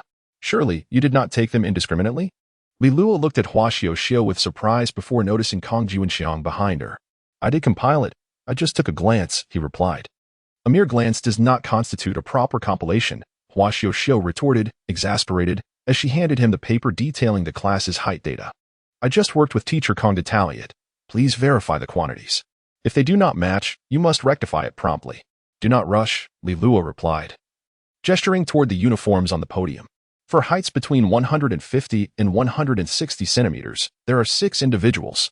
Hua Xiuxiu blinked, glancing down at the paper. Indeed, it states 6 individuals. For heights between 160 and 170 centimeters, there are 18. For those between 170 and 180, 11. And for heights exceeding 180, 5. The quantities should be accurate, no? Li Luo asked with a smile. Hua Xiuxiu tightly clutched the white paper in her hands, momentarily at a loss. "When did you compile this data?" she asked. Coughing lightly, Li Luo reassured her in front of Kong Juanxiang. "It's not your fault. I should have communicated more clearly. My memory is quite sharp, remember? I can recall the data after just a glance." Recalling it after just one glance, Hua Xiuxiu widened her eyes slightly, still somewhat incredulous. She could understand remembering after a quick look, but to tally the heights of 40 individuals and still manage to compile the data seemed rather absurd. "Are you sure your brain isn't made of computer chips? Just get used to it. There's no need to be so surprised," Li Luo replied, then added. "You handle the military training uniforms. Organize them by groups and have the students come up one by one for their distribution." "Oh," Hua Xiuxiu instinctively responded, then quickly collected herself. "All right." Kong Juanxiang, observing the interaction, merely chuckled and proceeded to submit the health check forms he was holding. Yan Zhusheng followed Li Luo back to their seats and, filled with curiosity, asked, "Is it really possible to remember everything with just one look?" "Of course," Li Luo affirmed. Oh, Yin Zhuxing nodded, then glanced down at his flat chest, frowning slightly, appearing somewhat discontented. Chapter 47. Wait for me after school. After dinner, the evening self-study commenced. Kong Juanxiang entered the classroom and activated the projector on the podium, casting a cheerful glance at the students, as the new semester begins and textbooks are yet to be distributed. I thought we might watch a movie to stave off boredom during self-study. While adjusting the projector, he directed his gaze towards the window by the corridor. Just as he was about to speak, Li Luo, seated in the back row, interjected, Ren Zhang, Fang Chen, could you please draw the curtains? Zhang Guowang. Shut the back door. Startled by Li Luo calling their names, the two students by the window momentarily froze. However, Zhang Guowang quickly sprang into action, rushing to close the door at the back.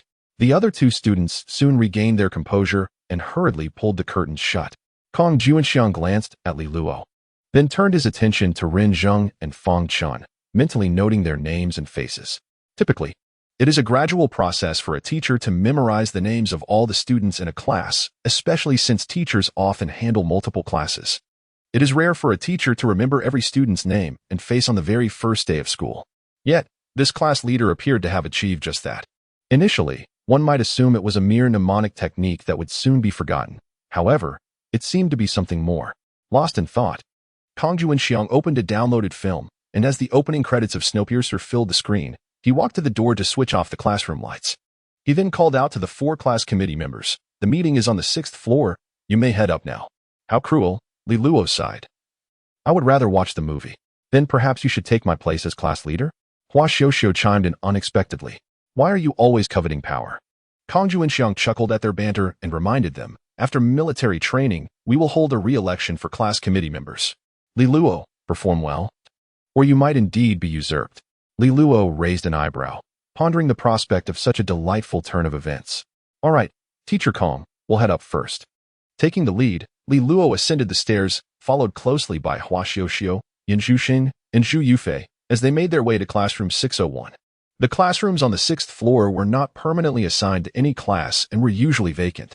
They were utilized for meetings, club activities, or public lectures when needed.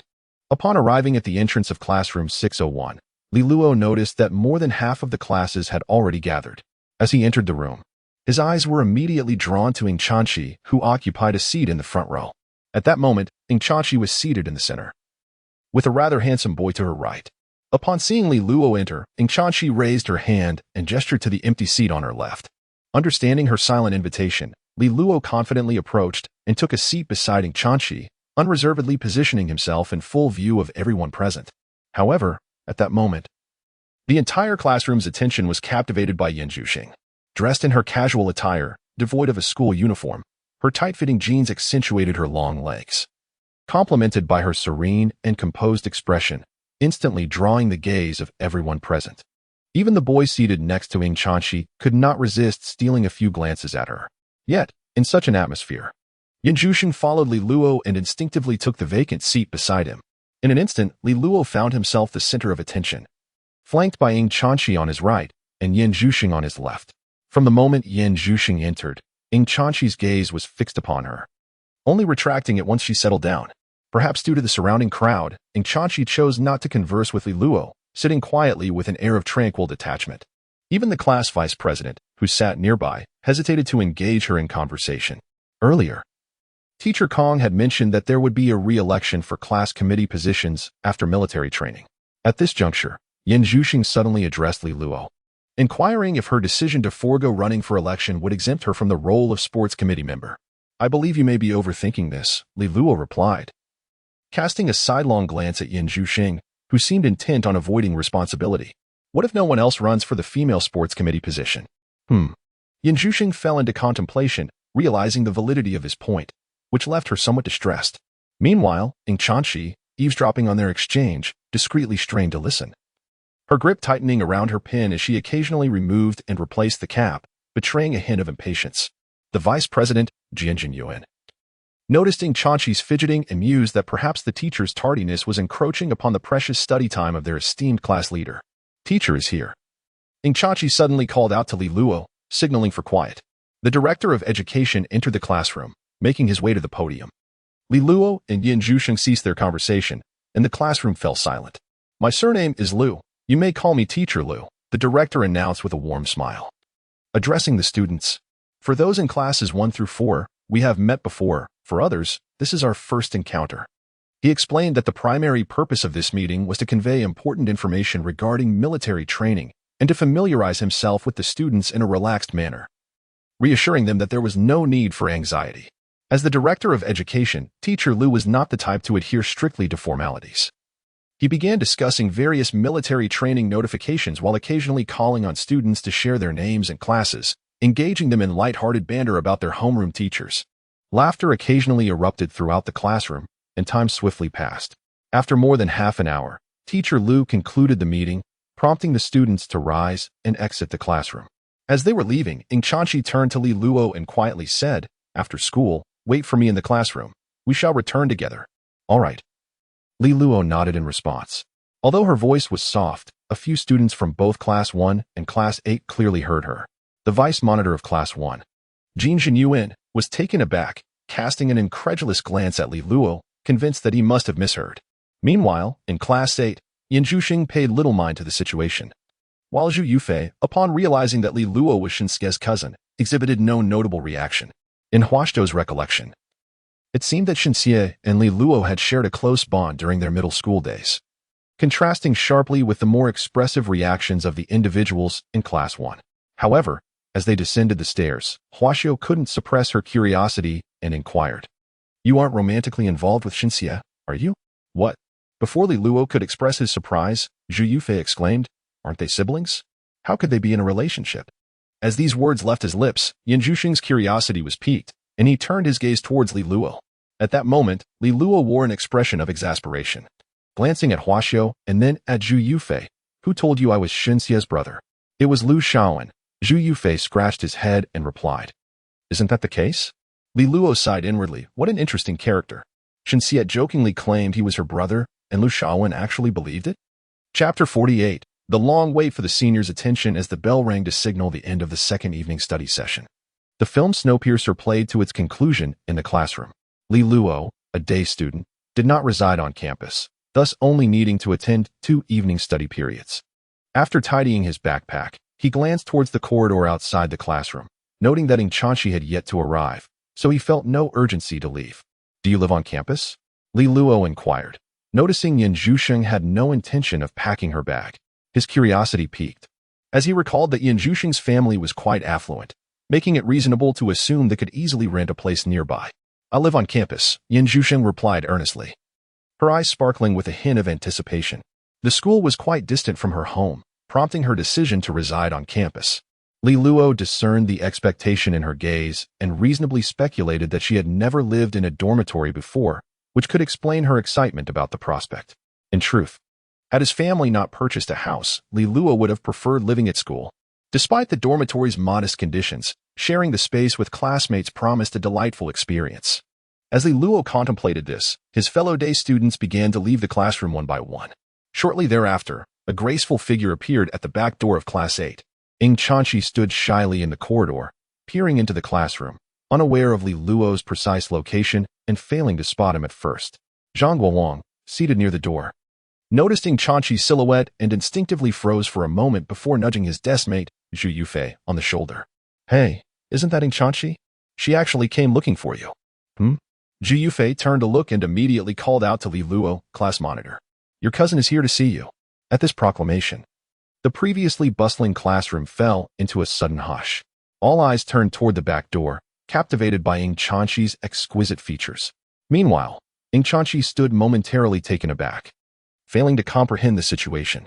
It was only when Li Luo stepped out, backpack slung over his shoulder, and waved at her that she finally caught on and followed him. As they descended the stairs, Ingchanchi, with a hint of skepticism, pressed, "What cousin? When did I become your cousin? That person in class must be joking." Li Luo feigned ignorance, deftly sidestepping the topic. Ingchanchi, not dwelling on it, redirected her attention to Li Luo's deskmate. On their way home, Ingchanchi tentatively inquired, "That sports representative from your class is quite beautiful, isn't she? Are you referring to that girl? Surely, you don't think I would comment on a boy's looks." Ingchanchi said, squinting playfully. "She seems to be your deskmate." "Only temporarily." Li Luo waved his hand dismissively. "Our teacher hasn't assigned seating yet." We'll likely wait until after military training to rearrange. I'm not particularly concerned about that. I'm merely curious how she ended up sitting next to you. She remarked. She is relatively tall, so she chose an empty seat in the last row, Li Luo explained, then touched his face with a smirk. However, if you believe it was my charm that attracted her to sit beside me, I would concede there is some truth to that. You're quite full of yourself. She teased. Upon hearing these words, Ingchanshi couldn't help but pout. With her stunning beauty, how could she possibly choose to sit beside him? How could that be? Li Luo retorted, feeling indignant. Just tonight, during the meeting, a remarkably beautiful girl asked me to sit next to her. Do you not recall? Get lost. Ingchanshi's cheeks flushed at his words. She raised her hand, ready to slap him. But upon realizing they hadn't yet left the school grounds and that fellow students were around, she reluctantly withdrew her hand, muttering under her breath, "You shameless brat." In the dimly lit school at night, few noticed Li Luo and Ingchanshi as they walked together. After exiting the school gate, they turned right, crossed the intersection, and entered the residential complex of Baihalanting. The thought of returning home together after school had initially seemed like a distant memory following the high school entrance exam. Yet here she was, still walking home with Li Luo. As they entered the elevator, Ingchanshi turned to glance at Li Luo's profile and remarked, "Military training starts tomorrow. I've bought you a bottle of sunscreen. You should take it with you." Huh? Li Luo paused, bewildered. What I need that for? Boys don't get sunburned. It's sunscreen, not makeup, Ingchanshi insisted. A little application won't hurt. By the time she finished speaking, the elevator doors had opened. Ingchanshi retrieved her keys and stepped out first to unlock the door. Li Luo followed her inside apartment 1502, only to be startled by Su Yoyu, who was sprawled on the sofa, eagerly awaiting their return. "Senior, what are you doing?" Li Luo was taken aback by her intense gaze, momentarily wondering if she had discovered his online writing alias. However, Su Yoyu simply looked at him wistfully and said, "I want fried rice." Li Luo replied, "You didn't have dinner, did you?" To be precise, Su Yoyu slumped on the sofa, patting her flat stomach. "I didn't eat lunch either." Since Ingchanshi had informed her through the door this morning about school registration, Su Yoyu had slept until 1 or 2 in the afternoon. After waking, she spent some time writing, inadvertently forgetting to eat lunch until her stomach began to grumble. Realizing that Li Luo was not home to prepare a meal, she instinctively wandered to the kitchen, only to remember that she would need to go out for food, which was not as satisfying as Li Luo's cooking. Disheartened by the thought of having to venture out again, especially when the restaurant's fare paled in comparison to Li Luo's culinary skills, she decided to wait it out a bit longer, since it was already around 5 or 6 o'clock. And knowing that Li Luo and the other day students would finish school by 8:30, she resolved to endure her hunger a little longer. Returning to her desk, she attempted to write again, but her hunger proved overwhelming. Instead, she settled on reading a novel, losing herself in its pages until she no longer felt hungry. Hours passed, and as it neared 8 o'clock, Su Yoyu glanced at the time and realized that it was nearly dismissal time. Eagerly, she made her way to the living room to await Li Luo's return. After an interminable 20 minutes of anticipation, she was finally rewarded with his arrival. "Senior, you really ought to adjust your schedule." Li Luo, with an exasperated expression, donned her slippers and made her way to the kitchen. With the new school term approaching, she mused that she could no longer afford to indulge in lazy mornings. After the semester commenced, her biological clock would naturally readjust, requiring no conscious effort on her part. Su Yoyu lounged on the sofa, softly lamenting, "Hurry up, senior. I can't hold out much longer." Li Luo chuckled and shook her head, then turned to Ingchanshi. "What about you? Would you like some?" Perhaps just a small bowl," Ingchanshi contemplated, feeling a twinge of desire for Li Luo's fried rice. "But not too much. I've already had dinner." "All right, just wait a moment. I'll take a quick shower first." With that, Ingchanshi headed off to wash, while Li Luo busied herself in the kitchen preparing the fried rice, and Su Yoyu patiently awaited his meal on the sofa. After more than half an hour, a satisfied Su Yoyu reclined back on the sofa, contentedly rubbing his belly and even letting out a burp. "Oh no, you've spoiled my appetite. What am I to do during the upcoming military training?" Chapter 49.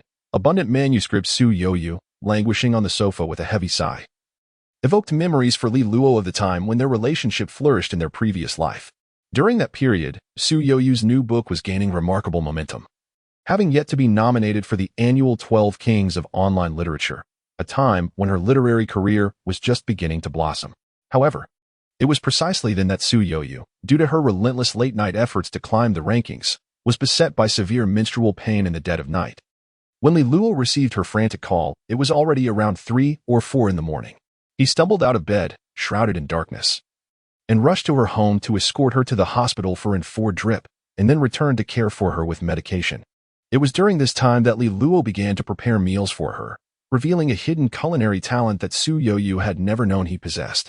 Consequently, even after her health had been restored, she pretended to still be unwell, cunningly deceiving him into continuing to cook for her.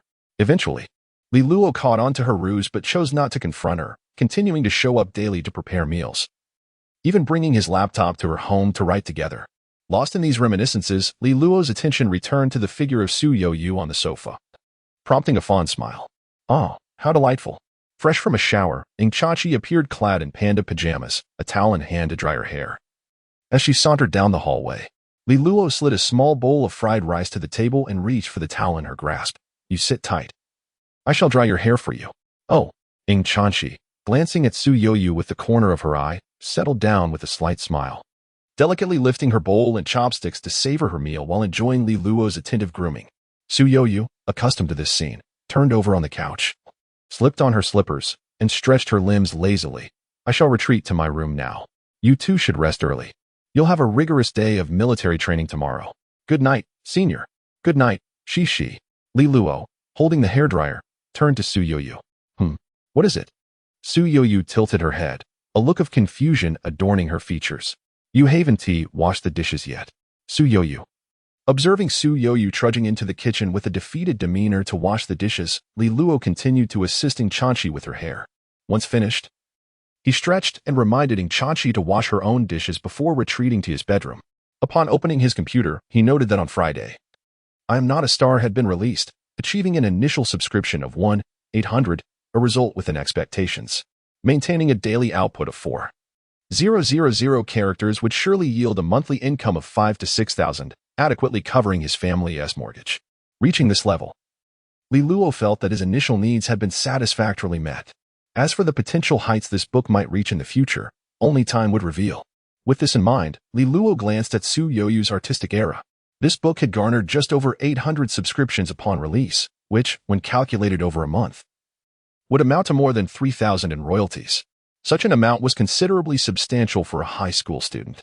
Although Su Youyu came from a well-off family, after accounting for standard living expenses and rent, she received merely around 500 yuan in pocket money each month. Comparing the more than 3,000 yuan in manuscript fees to that of a high school student, it would not be an exaggeration to say it equates to a form of financial freedom. Li Luo reminisced about his own high school days, pondering how carefree and self-assured he would have been if he had an extra 3,000 yuan in pocket money each month. In that light, Su Youyu truly is remarkable. Even during high school, she had already begun earning money through writing online literature.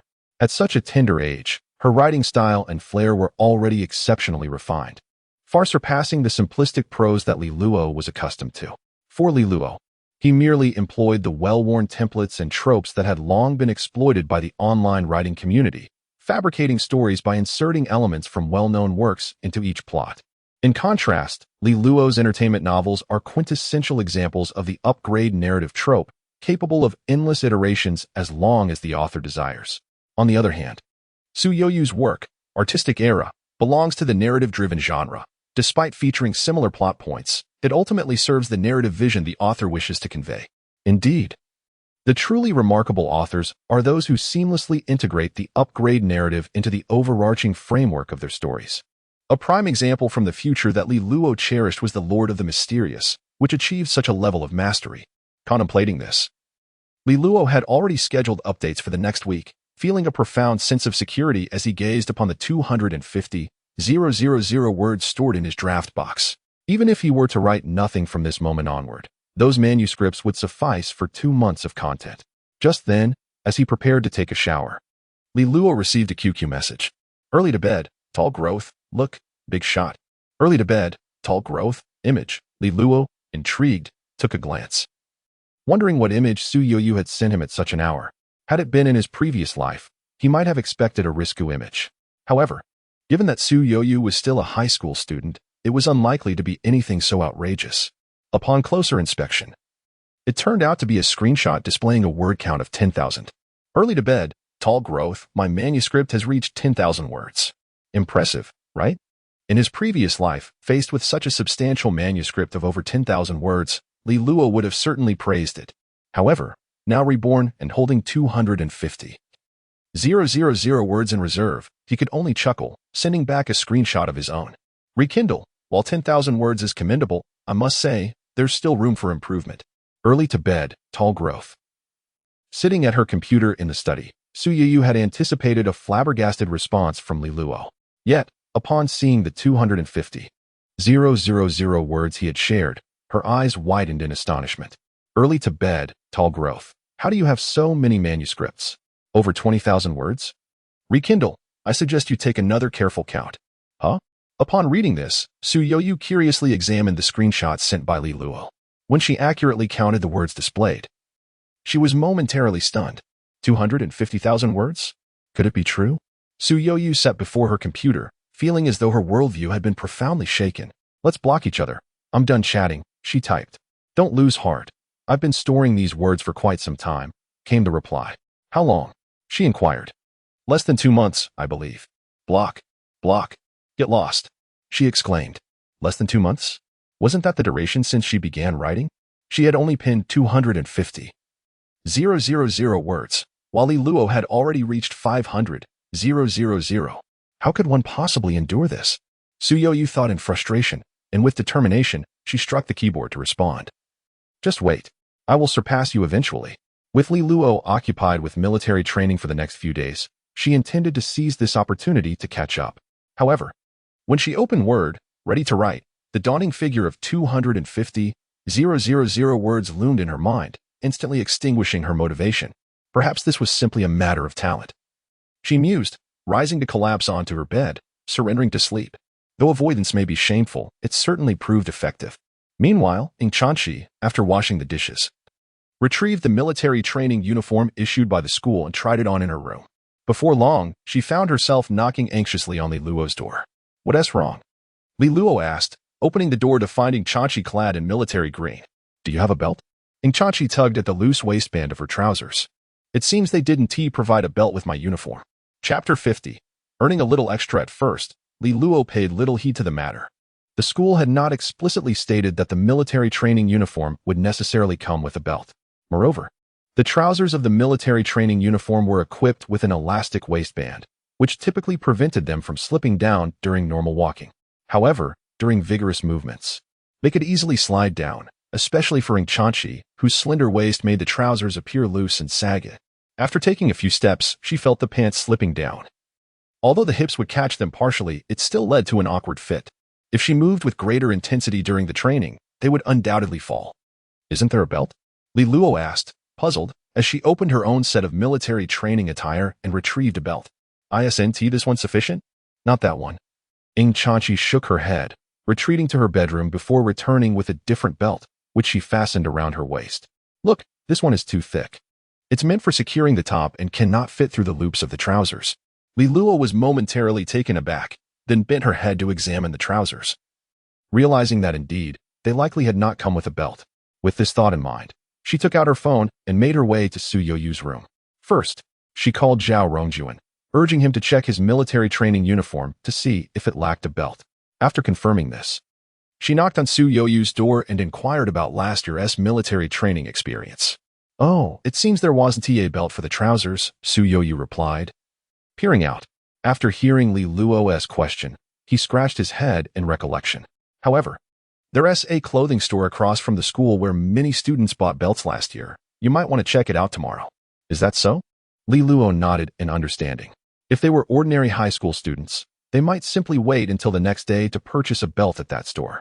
However, Li Luo had something else in mind. She took out her phone again and called her uncle, Lin Xiufeng. Hello? Xiao Luo? Lin Xiufeng sounded a bit surprised, not expecting her call at this hour. What is the matter? Uncle, Li Luo pondered for a moment before continuing.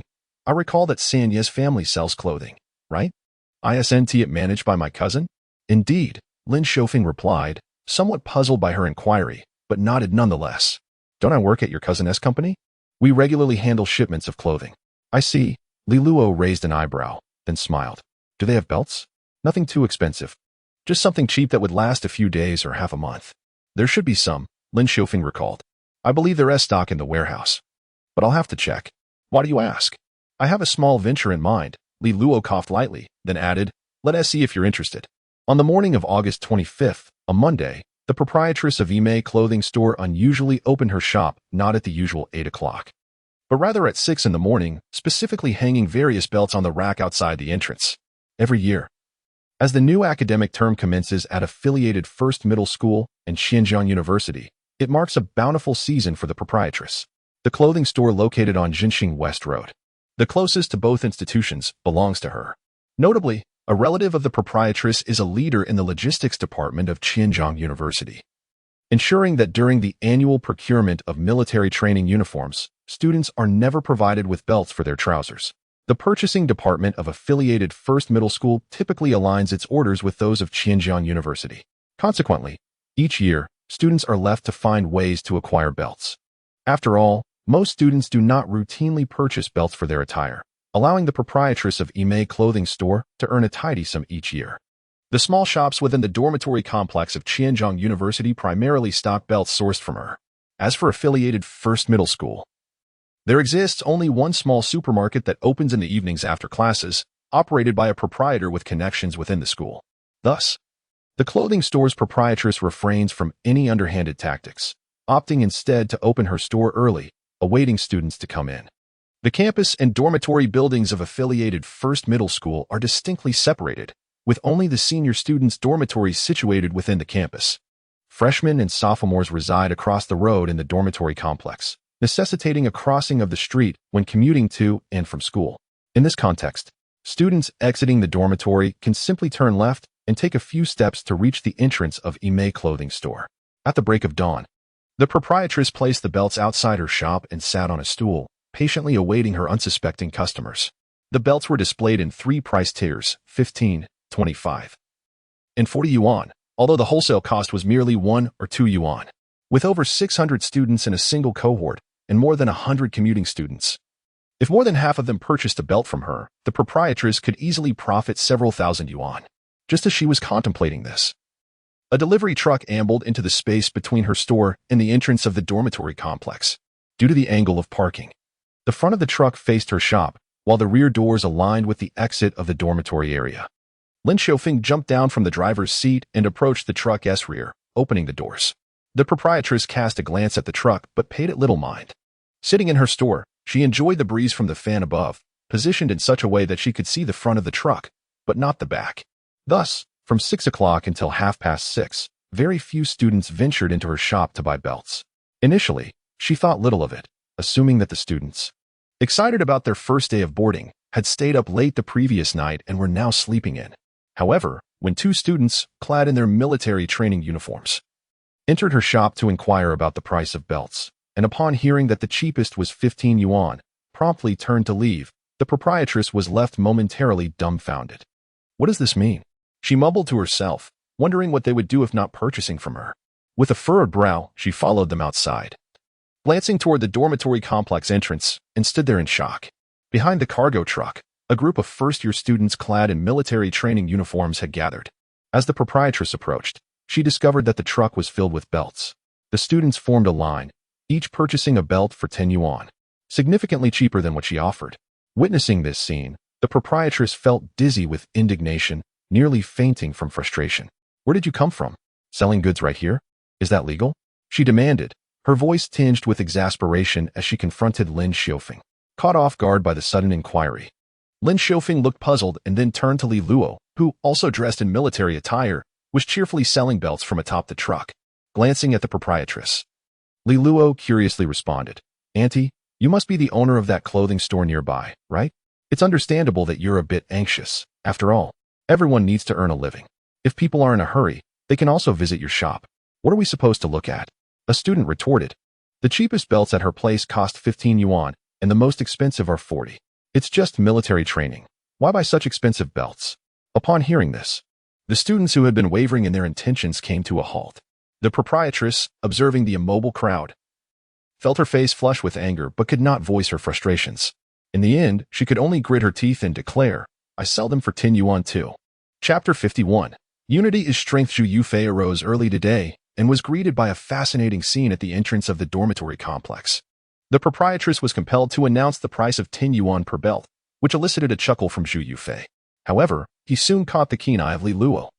Zhu Yufei, come here. Li Luo beckoned him. What is it, class monitor? Zhu Yufei approached, only to see Li Luo extending a belt toward him. I was just about to buy one. What are you purchasing for? Li Luo whispered, fanning the 10 yuan in his hand before shoving the belt into Zhu Yufei's arms and pulling him into the vehicle. I have a task for you. What task? Zhu Yufei was bewildered as he was pulled aboard, having unwittingly acquired a belt without cost, only to find himself entangled in a scheme. Just watch. When our classmates arrive to buy belts, assist me by delivering one to them, Li Luo instructed, patting his shoulder. It's complimentary for our classmates. Oh, understood. Upon hearing this, a sense of responsibility surged within Zhu Yufei, straightening his chest as he assured, no problem. Yet, in the next moment, his expression faltered as he sheepishly murmured, but class monitor, I don't recognize all our classmates. With me here, what is there to fear? Li Luo cast him a glance. I will remind you. With this assurance, Zhu Yufei felt relieved. However, watching Li Luo and Ding Chanqi assist in selling belts while he stood idle awaiting their classmates made him feel somewhat guilty, prompting him to lend a hand as well. Before long, Zhao Rongyuan arrived, spotting Li Luo from across the vehicle. With a puzzled expression, he inquired, why did you call me over so early? What else could it be? Li Luo pulled him over. Can't you see we're busy? Help us out. In contrast to Zhu Yufei, Li Luo was rather brusque with Zhao Rongyuan, commandeering him as free labor. As Zhao Rongyuan was a day student, he was already wearing a belt given by his grandfather, sparing him the need for a complimentary one and saving Li Luo some funds. Soon after, Hua Xiuxiu emerged from the dormitory and, upon spotting Li Luo at the vehicle, her expression turned to one of astonishment. Yet, the next moment, Li Luo called out her name. Hua Xiuxiu, come here. What are you doing? Hua Xiuxiu gazed at the scene in bewilderment, struggling to comprehend how, after a single night's sleep, her class monitor had transformed into a belt vendor. Don't worry about it. As our vice monitor, I am assigning you a challenging task. Li Luo stated earnestly, promptly pulling her into the fray. Following her, Yin Zhuxing also stepped out, and without any further persuasion, Li Luo commanded, sell the belts. Okay. Yin Zhuxing did not question the rationale and nodded before hastening to sell belts. After 6:30, the dormitory rush hour commenced, and the influx of customers seeking belts increased significantly. The 3 lines transformed into 4, then 5, 6, and 7, markedly accelerating the pace. With the addition of Zhao Rongyuan, Yin Zhuxing, and Hua Xiuxiu, the competition against the Ime clothing store had become utterly futile. After all, one need only take a few steps outside to enjoy the sight of stunning classmates like Ding Chanqi and Yin Zhuxing. Who would bother to visit a clothing store? Only those unwilling to wait in line would venture there. Wang Xinyu, over here. Li Luo recognized a classmate and called her over, prompting Yin Zhuxing to hand her a complimentary belt. Ding Chanqi cast a glance at Yin Zhuxing, pursed her lips, and continued selling belts in silence. Around 6:50 p.m., the number of people exiting the dormitory had dwindled significantly. Li Luo asked Hua Xiuxiu and the others to leave first while he stayed behind to assist Lin Xiufeng with tidying up. Ding Chanqi, not in a hurry to depart, observed her classmates leaving before stepping into the vehicle, crouching down to watch Li Luo count the money. What inspired you to come up with this tactic? She inquired. Li Luo stacked the bundles of cash neatly, glanced at her, and replied, intellect. I am well aware that it requires intellect, Ding Chanqi retorted with an eye roll. But I suppose most people would simply go to that clothing store to make their purchases. This is how individuals like them capitalize on opportunities. Li Luo chuckled, explaining that items like military training belts, in this confined space and short time frame, allowed their store to hold a monopoly with exorbitant profits. In reality, the wholesale cost of such a belt was less than $1. Under the conditions of monopoly, they dared to sell for 20 to 40 yuan. In just one day, they stood to amass profits exceeding 10,000 yuan. I am merely seizing the moment. My uncle has stock, and he can drive the truck. Otherwise, I would just be watching them make money, he added. Crouching in the vehicle, Ding Chanqi pondered Li Luo's words, as if glimpsing another facet of the world. After all, she was merely a first-year high school student, and even as a top scholar in all subjects, she found herself less astute than the seasoned Li Luo when confronted with such matters. You, my friend, possess quite a sharp mind, Lin Xiufeng remarked. Seizing the opportunity to enter the vehicle while no students were around, he playfully ruffled Li Luo's hair and chuckled. Then, squatting down, He had the box filled with neatly stacked cash that Li Luo had amassed, licking his lips. My monthly salary is only 6,000 yuan. And you've already earned me half of that in just one morning. Li Luo chuckled softly before asking, did your uncle mention anything? I gave him a heads up. He said to take as much as I needed and just keep a record upon my return, Lin Xiufeng replied cheerfully. The belts were initially intended as small gifts offered when selling clothes in their offline store and were seldom sold individually, costing only a few dimes wholesale. His uncle's clothing company sourced directly from factories, ensuring the lowest prices, even cheaper than the owner of the Yimei clothing store could obtain from the wholesale market. Thus, even at 10 yuan per belt, selling 300 to 400 in a single morning garnered Lin Xiufeng over 3,000 yuan in profit. Here, take this, he said. Handing over the money, Lin Xiufeng retrieved 5 vibrant red banknotes from his pocket and discreetly placed them into Li Luo's embrace. This is all I can give for now. If you find yourself short on pocket money later, feel free to ask me. But do keep this between us, as I would prefer to avoid your mother's nagging. All right. Love you, uncle. Li Luo unceremoniously accepted the 500 yuan, delightfully stashing it away in his pocket. After a moment's contemplation, he pulled out a single note and offered it to Ing Chanqi. Would you like this? I'm merely assisting. There's no need for formality. Ing Chanqi shot him an exasperated glance. Do you think I lack 100? Fair enough. Li Luo understood she would decline, recognizing it was merely a courteous gesture. He then stood up, brushing off his trousers. Well, we shall head to school now. Go on, go on. I will tidy up here. Lin Xiufeng waved his hand dismissively. Oh, by the way, Li Luo exclaimed as he and Ing Chanqi hopped out of the vehicle. He turned back momentarily. Uncle, do you have any free time this afternoon? I need to ask you a favor. I should be available, Lin Xiufeng replied, looking at him curiously. What is it? Could you help me purchase a few items? Chapter 52, Military Training. Huaxiao, come here. Just after assisting Li Luo in selling belts at the dormitory entrance, Huaxiao hurried into the classroom, only to hear Lin Yuan beckoning her from his seat. What is the matter? Huaxiao, clad in military green training attire, approached and took a seat in front of Lin Yuan. I noticed that the military uniforms don't come with belts, Lin Yuan remarked nonchalantly, sliding a belt across to Huaxiao's desk. I happen to have an extra one at home, so I brought it for you. Being a day student, Lin Yuan had not received the complimentary belts that Li Luo distributed. He had just arrived in the classroom and was eagerly awaiting Huaxiao, oblivious to the fact that all other classmates had received one. Upon receiving the belt from Lin Yuan, Huaxiao paused momentarily. I already have one. What? Lin Yuan expressed surprise. You brought your own belt to school? Not exactly.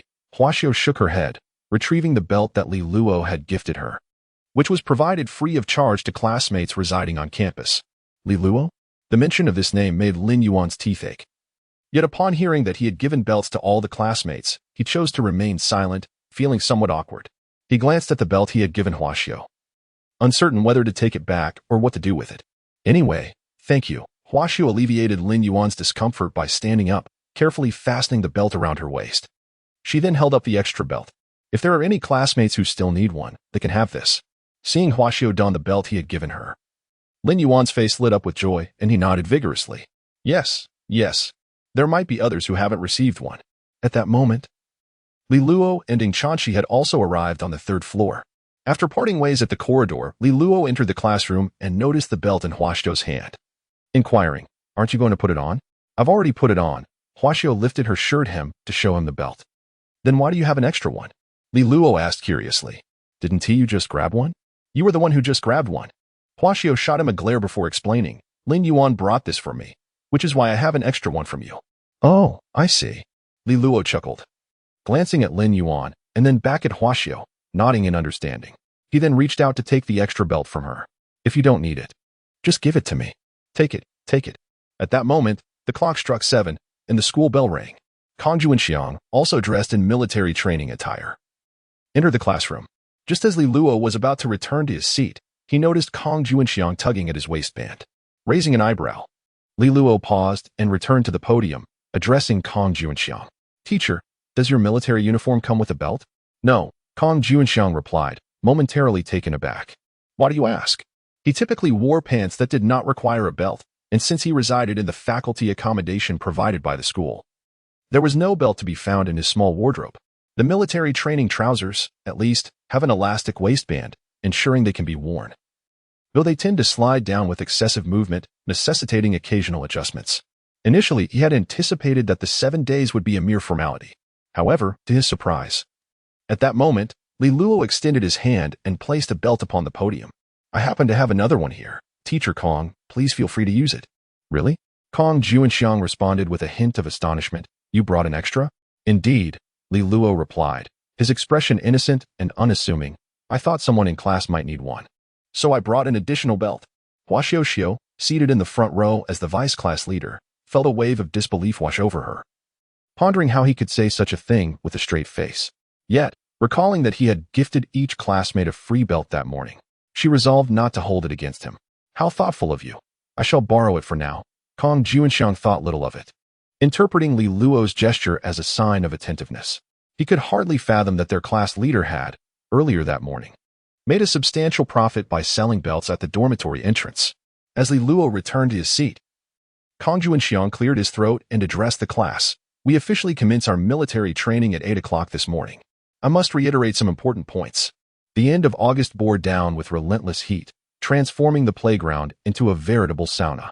Instructor Zhang of Class 8, slender and upright, stood before the formation, observing the new students as they assumed the military stance. After a morning filled with rigorous training and a lunch break, they transitioned into the afternoon session. The initial excitement of military training had dissipated, overshadowed by sore muscles and perspiration. You step forward, Instructor Zhang commanded, as he patrolled the ranks, abruptly pointing at Wei Chun. Wei Chun, taken aback, had just relaxed his legs due to fatigue, and the instructor's shout startled him into alertness. Yet, upon meeting Zhang's gaze, Wei Chun bit his lip and quietly advanced a step. I previously stated that no movements are permitted without permission. You shall run a lap as punishment. Wei Chun swallowed hard, wishing to protest, but the words caught in his throat. After a moment's hesitation, Zhang, noticing his lack of immediate action, chuckled and called out. Where is the class leader? Here, teacher. Li Luo raised his hand in response. Not here, but present. Where is the class leader? Present. And the sports representative? Present. Present. Came the chorus, though their voices were faint. Did you not eat lunch? Zhang approached Yin Zhuxing, demanding, louder. Yin Zhuxing, lacking the stereotypical fragility associated with girls, promptly corrected himself and shouted back, present. Well done, Zhang remarked with a smile, then inquired, do you have a vice class leader? Present. Hua Xiuxiu declared confidently from the ranks. Good. Zhang clapped his hands. You four, step forward together. As he spoke, Instructor Zhang approached Wei Chun and remarked, running alone can be rather lonely, can it not? Allow these four to accompany you. Upon hearing this, Wei Chun immediately lowered his head, biting his lip. His fists clenched tightly. However, at that moment, Li Luo had already reached Wei Chun's side, wrapping his arm around his neck. Come on, it's just a lap. 2 laps. He added. Instructor Zhang cast a sidelong glance and supplemented, indeed. Li Luo did not dispute this, responding loudly before hastily pulling Wei Chun along to start running. On the first day of military training, instructors tend to establish their authority, a routine one must become accustomed to. From the perspective of someone with experience, Li Luo offered words of comfort while running. Initially, Wei Chun could have managed alone, but now he had inadvertently involved the 4 of us. Hua Xiuxiu, who lacked stamina, couldn't help but murmur softly. This is precisely the outcome the instructor desires, Li Luo remarked calmly as he glanced at Hua Xiuxiu. When you complain about your classmates, the instructor achieves his goal, so it is best to refrain from such comments during military training. Yin Zhuxing and Zhu Yufei had no objections. Zhu Yufei, being athletic, found running 2 laps merely a warm-up. Surprisingly, Yin Zhuxing, with his long legs, completed the 2 laps with seemingly little effort. As the 5 of them finished and regrouped, the chief instructor announced a 20-minute break around 3 in the afternoon. Li Luo glanced toward the edge of the playground and spotted a familiar figure waving at him. Instantly, he patted Zhu Yufei on the shoulder and called out to the other boys, follow me, I have something good to show you. Chapter 53, Delivering Little Puddings Presently. Li Luo has garnered considerable respect within the class. It is not merely the fact that he received a belt in the morning. The essence lies in the shared experience of donning military green training uniforms and caps, making it challenging for even their dormitory mates to recognize one another amidst the crowd. However, when Li Luo stood in the carriage that morning, he could effortlessly spot them, accurately calling out their names. This sensation was quite remarkable. As Li Luo beckoned, several students instinctively rose to their feet. Zhu Yufei was the first to respond, prompting Zhang Guowang and Wei Chun, who had just settled down, to immediately stand and head towards Li Luo. Other curious boys followed suit. Nearby, Su Yinghuan, intrigued by the commotion, eagerly pulled Jin Yuding along to witness the unfolding scene. What are Li Luo and the others up to? She inquired. I have no idea, Jin Yuding replied, her face a mask of confusion. ISNT at the school wall. Why are they heading that way? Li Luo offered no further explanation, swiftly approaching the wall to greet Lin Xiufeng, who had been waiting outside. Uncle, thank you for your hard work. It's nothing, Lin Xiufeng chuckled, turning to retrieve items from the van. 3 large boxes, all encased in foam. A friend, called over by Lin Xiufeng, assisted him, and together they maneuvered one box towards the gap at the edge of the wall. Zhu Yufei, come lend a hand, Li Luo said, patting Zhu Yufei on the shoulder. You're tall. Go ahead and catch it while we support you. Sure thing. Zhu Yufei, having anticipated that the box contained beverages, eagerly climbed onto the wall to easily catch the box and pass it to Zhang Guowang beside him. After several exchanges, all items were successfully received. All right, I must get back to my tasks now. Call me if you need anything, Lin Xiufeng said, not lingering further. Once Lin Xiufeng departed, Li Luo smiled and directed his classmates to move the 3 boxes to the assembly point for Class 8. Those who had remained behind, resting, turned their curious gazes towards the scene. At this moment, Li Luo had already opened the boxes, revealing an array of beverages, including cola, Sprite, energy drinks, and Gatorade. The foam boxes were stuffed with ice packs, ensuring the drinks remained chilled upon opening. Help yourselves. Everyone in our class gets a share, Li Luo announced as he unveiled the last box. To his surprise, it contained not drinks, but little pudding ice creams, exactly 50 in total. Here are the little puddings. Each person can have one to enjoy before they melt. Long live the class leader. The most mischievous of the boys, Zhang Guowang, unabashedly seized a pudding, raising it triumphantly above his head in celebration. You're amazing, class leader. I absolutely adore you.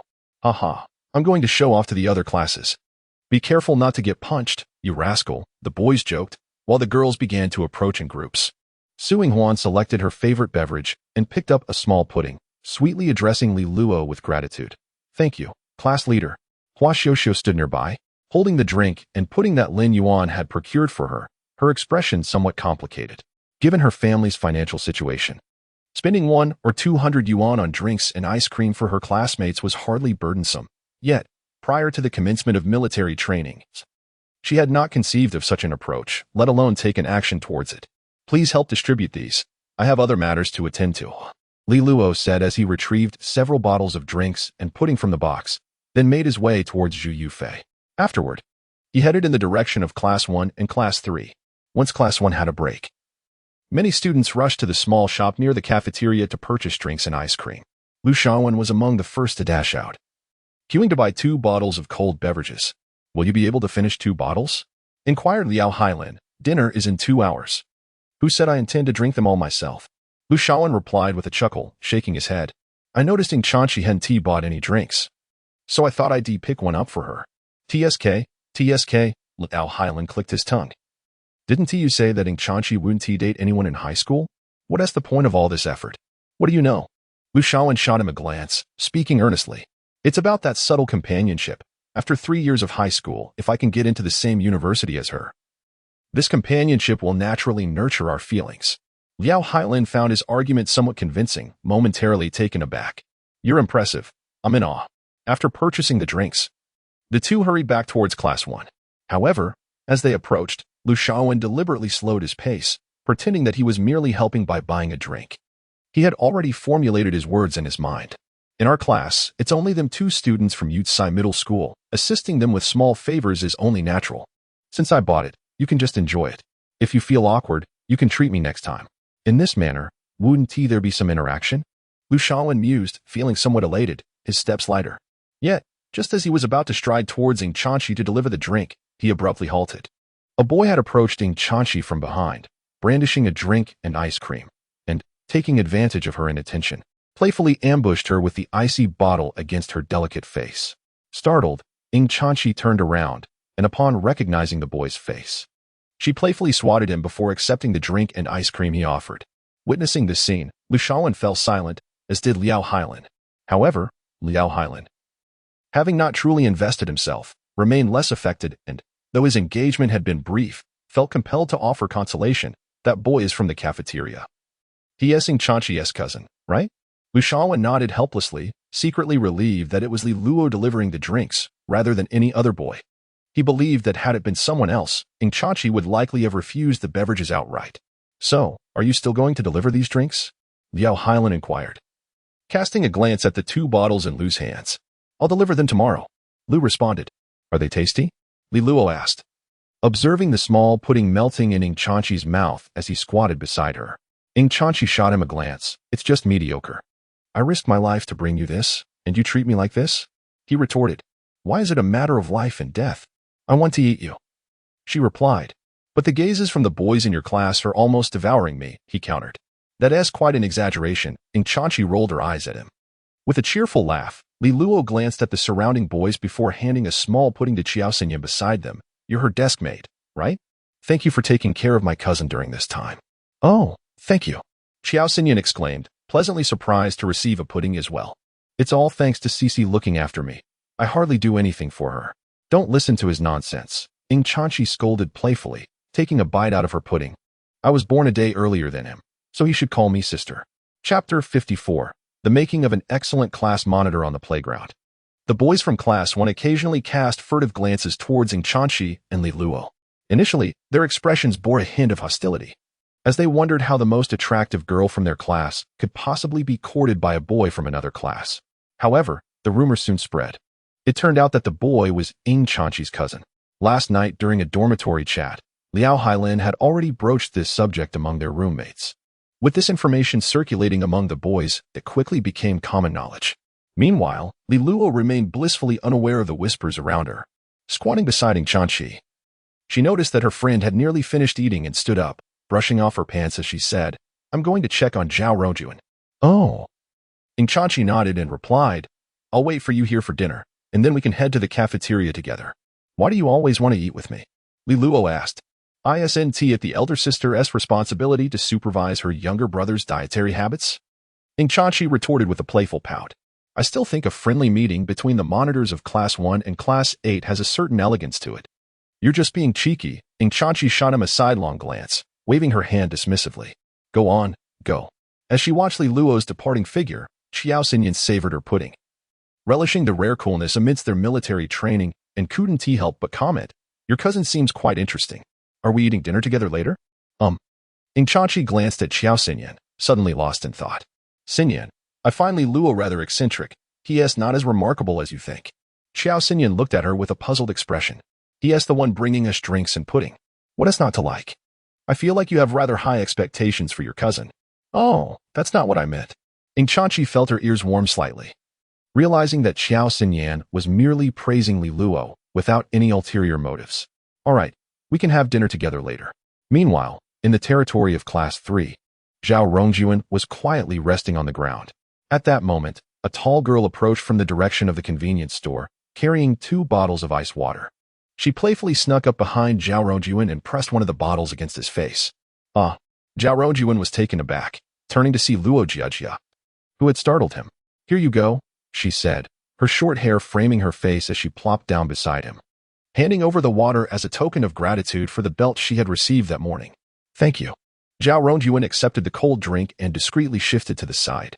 Unscrewing the cap, he took a sip and added, But that belt was something I got from a friend. That was still a gift from you, Luo Jiajia replied. I heard from others that a belt at the entrance costs 10 yuan, and the more expensive ones go for over 20. The 10 yuan belts are from my friend. What? Luo Jiajia was momentarily taken aback. Just then, Li Luo's voice floated in from behind them. I seem to have heard someone speaking ill of me. Zhao Rongjuan turned around and said, I was merely praising you. Keep the matter of the belt under wraps. Li Luo crouched down and handed a small pudding to Zhao Rongjuan, then turned to the side to look at Luo Jiajia. Hello, I am Li Luo from Class 8. You're the one selling belts at the entrance, right? Luo Jiajia blinked, asking curiously. That's my uncle's business. It has nothing to do with me, Li Luo replied, producing another small pudding and offering it to Luo Jiajia. Keep this under wraps. Consider it a little hush money. Haha, I won't say a word. Luo Jiajia accepted the pudding, munching on it while questioning, but I think it's quite impressive. Why can't we talk about it? Who knows? That clothing store at the entrance has some connections with a leader from our school, Li Luo shrugged. I'm essentially taking food from their mouths, costing them several thousand yuan. I'd rather not find myself facing subtle hostility at school later on. Of course, such matters would likely fade away. After all, this opportunity to sell belts only comes once a year, and the store owner has no reason to specifically target a student like Li Luo, especially since this year. She has profited quite handsomely from Qianzhong University, while Li Luo had intercepted her earnings here at affiliated high school. It was simply a matter of avoiding trouble. Li Luo had outgrown the phase of seeking attention and preferred a more tranquil and joyful high school life. After chatting with Zhao Rongyuan for a while, Li Luo patted his shoulder and gave him a knowing glance at Luo Jiejia. Seeing this, Zhao Rongyuan was instantly at a loss for words and shook his head repeatedly, indicating his disinterest in romantic matters. Li Luo sighed, indifferent to his reaction, and made his way back towards Class 8. At that moment, the homeroom teacher, Kong Juanxiang, descended the stairs to inspect the area. Upon observing the 3 large boxes, he curiously inquired, "What are these?" The class monitor had drinks and ice cream delivered. Hua Xiuxiu stepped forward to report upon seeing Teacher Kong. "Oh, is that so?" Kong Juanxiang glanced inside, noting the remaining drinks and small puddings, feeling a slight temptation. However, as a teacher, he felt it inappropriate to take students' belongings, so he merely stole a glance before redirecting his attention to Hua Xiuxiu to discuss matters regarding military training. If there were no pressing issues, he would return to his office to enjoy the air conditioning and read his novel. With military training still taking place at the school for the next few days, he could relish the comfort, but once they moved to the military camp, he would have to prepare for a more arduous experience.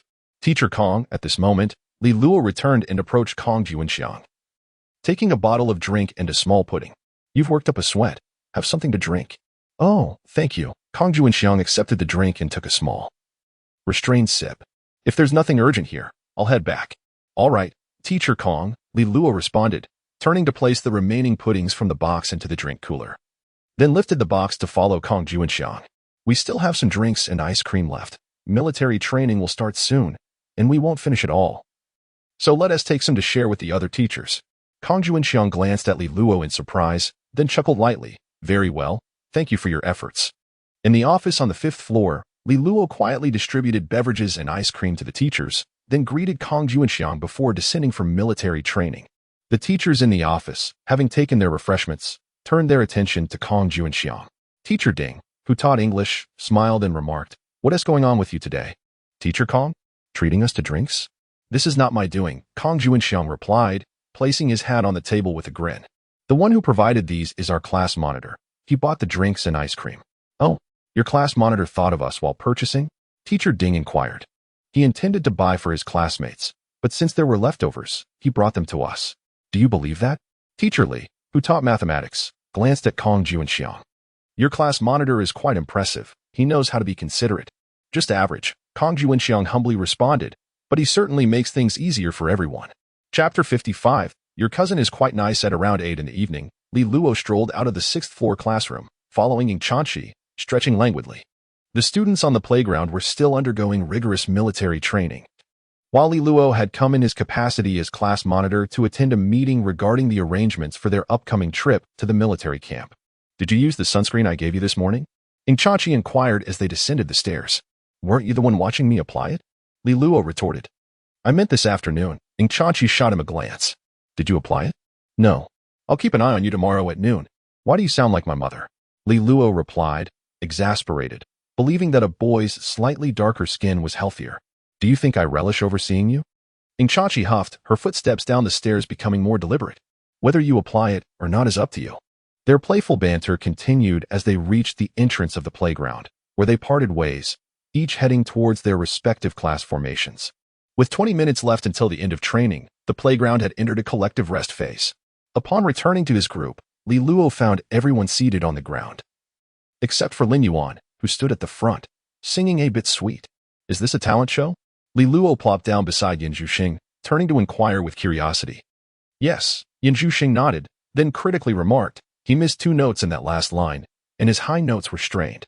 "There is no need to be so harsh on a classmate," Li Luo said, reminiscing about the days when Yin Zhuxing had trained him in guitar and singing during their previous life. Back then, Yin Zhuxing's life revolved solely around practicing music, eating, and sleeping, with most of his free time spent either listening to music or reading. Eventually, he took on an additional task, teaching Li Luo how to play the guitar. The impetus was not that Li Luo genuinely wished to learn, but rather that he had accepted a script for a short play in which the protagonist was required to play the guitar. Curious to understand this aspect better, he sought Yan Zhuxing's guidance. Through a series of exchanges, he found himself inexplicably immersed in learning. Yan Zhuxing was quite serious about this subject. Although Li Luo's inquiries were rather elementary, Yan Zhuxing always provided in-depth explanations. Consequently, the script became laden with excessive technical knowledge, ultimately leading to its rejection by the production team, leaving Li Luo with no financial gain whatsoever. Aren't you going to sing? Li Luo mused over these amusing memories, turning to smile at Yan Zhuxing. How do you know I can sing? Yan Zhuxing countered. Did you forget? During your self-introduction, you mentioned that you enjoy music and running. But I never said I liked singing, did I? Yan Zhuxing tilted her head, pressing for clarification on these minor details. Faced with this familiar feeling, Li Luo could only manage a slight smile. I suppose I just sensed that your singing would be delightful. Then I shall sing, Yan Zhuxing declared. Let us see if you like it. All right, Li Luo responded just as Lin Yuan finished a bit sweet, returning to the group while stealing a glance at Hua Xiuxiu. Curious about her reaction, and then, slightly blushing, settled down on the ground. At that moment, Yan Zhuxing rose to his feet, prepared to step forward, when a sudden long whistle echoed from the center of the playground, signaling the conclusion of tonight's military training.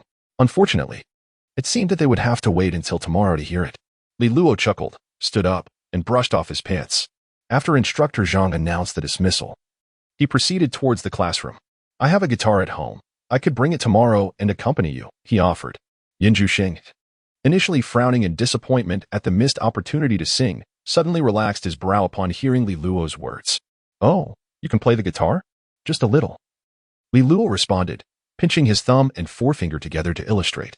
In Yan Zhuxing's presence, he dared to modestly claim only a slight proficiency, considering that it was Yan Zhuxing who had taught him the instrument in a previous life. According to Yan Zhuxing's own words back then, he was now at best a novice, capable of impressing those unacquainted with the craft. Upon returning to the classroom, Li Luo tidied his backpack at his desk, preparing to head home. The other boarders, however, still had an evening study session to attend before they could leave. At that moment, Yan Zhuxing turned to Li Luo and suddenly said, Could I ask you for a favor? What is it? My sunscreen has run out, she replied, producing an empty bottle and shaking it in her hand. Could you buy me a new one? This. Li Luo raised an eyebrow, instinctively opening his backpack to retrieve a bottle of sunscreen, which he offered to Yan Zhuxing. I have a bottle here. You can just, wait. As he spoke, he caught sight of Ing Chanxi's silhouette by the back door, and he quickly retracted the sunscreen, shoving it back into his bag. He truly was out of his mind to consider giving away the sunscreen gifted to him by Ing Chanxi. If she found out, he would surely face her wrath.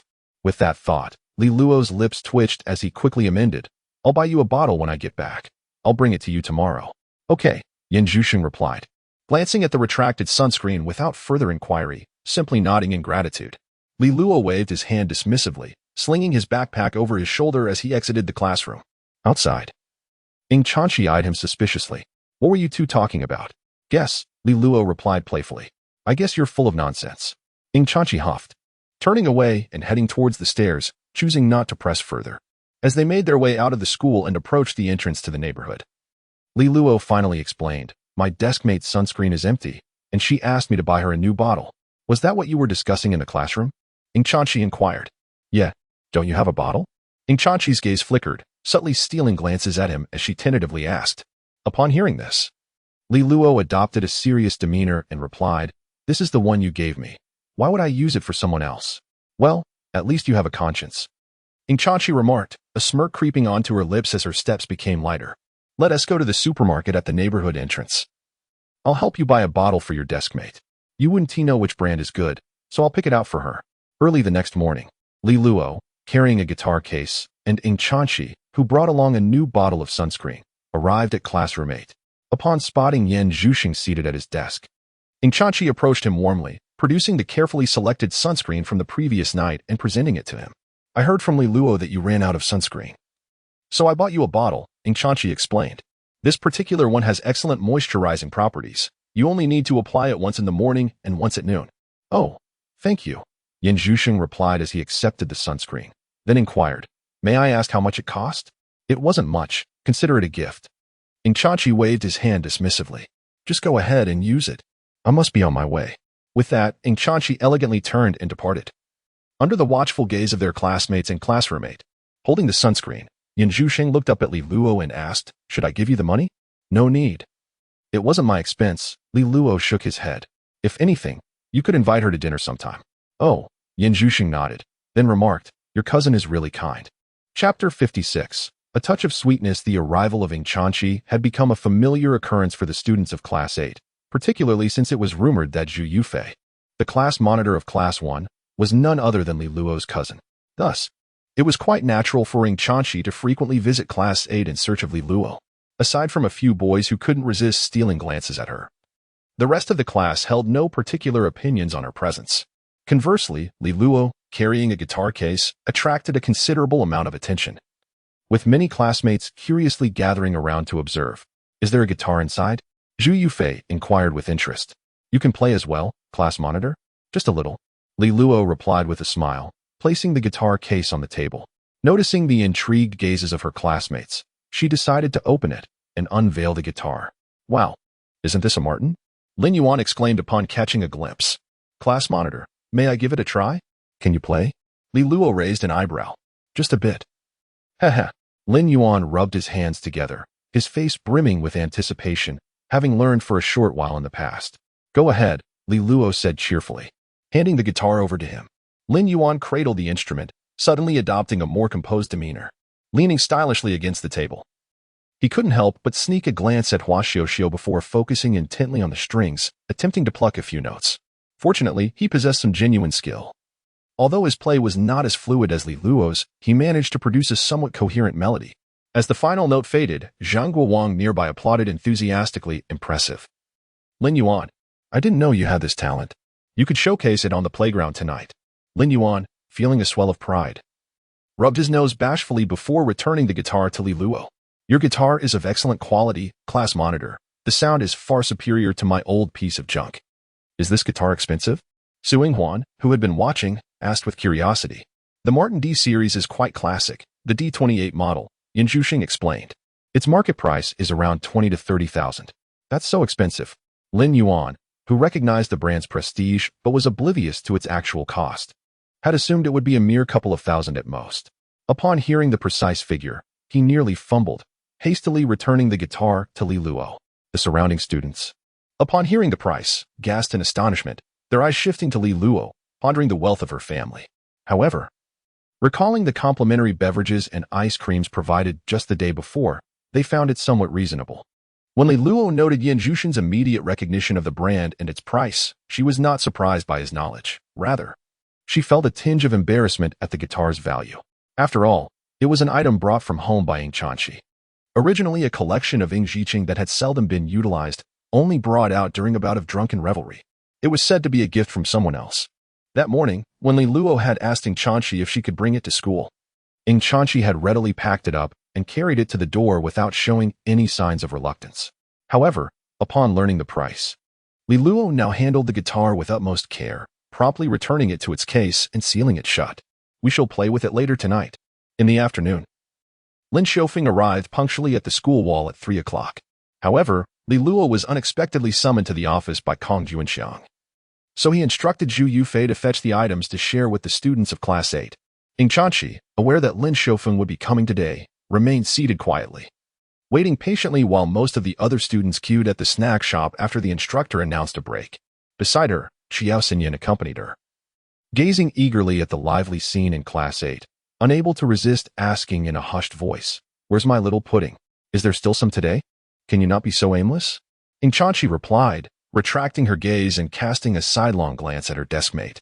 "What use is aimlessness?" Xiao Xinyan shook her head repeatedly, then curiously inquired, "Isn't your cousin coming today? I don't think I've seen him." Ing Chanchi looked towards Class 8, still failing to spot that familiar figure. Just then, a voice called out from beside her, "Ing Chanchi, I bought you a bottle of drink on my way. It's right here." Both Ing Chanchi and Xiao Xinyan turned to see Lu Shaowen approaching them, extending his hand to place a can of cola before Ing Chanchi.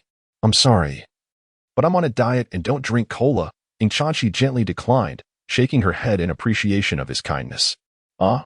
Lu Shaowen was momentarily taken aback, holding the cola awkwardly, unsure whether to leave it or take it back. Finally, he asked, should I go buy something else?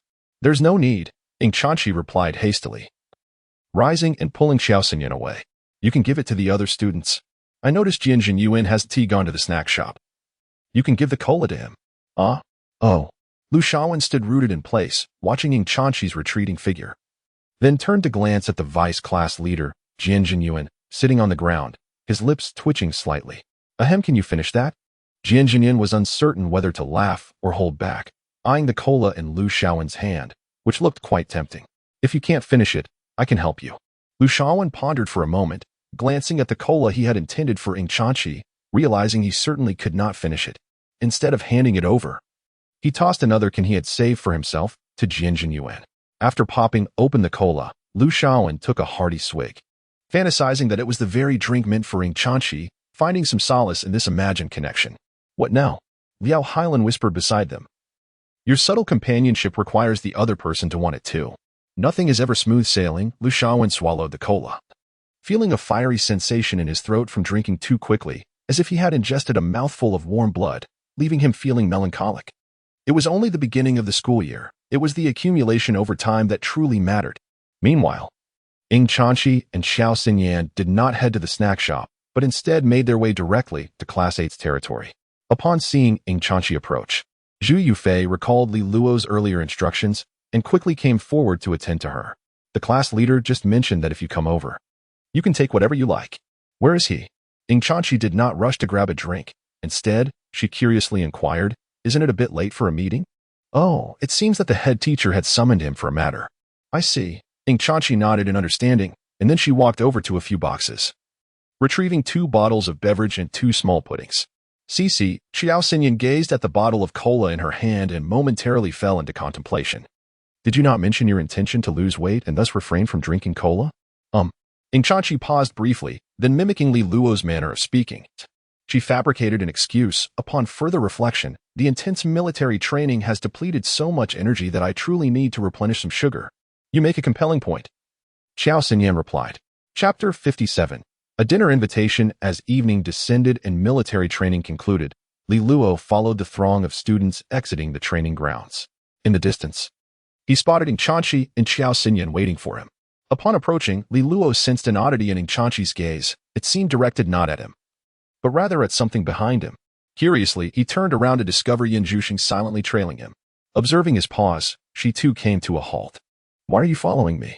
Li Luo inquired with a bemused smile. I'm not following you, Yin Zhuxing replied, shaking her head. She gestured toward Ing Chanchi, stating, I wanted to invite her to dinner. Oh, Li Luo recalled his earlier suggestion from the morning. Are you treating us?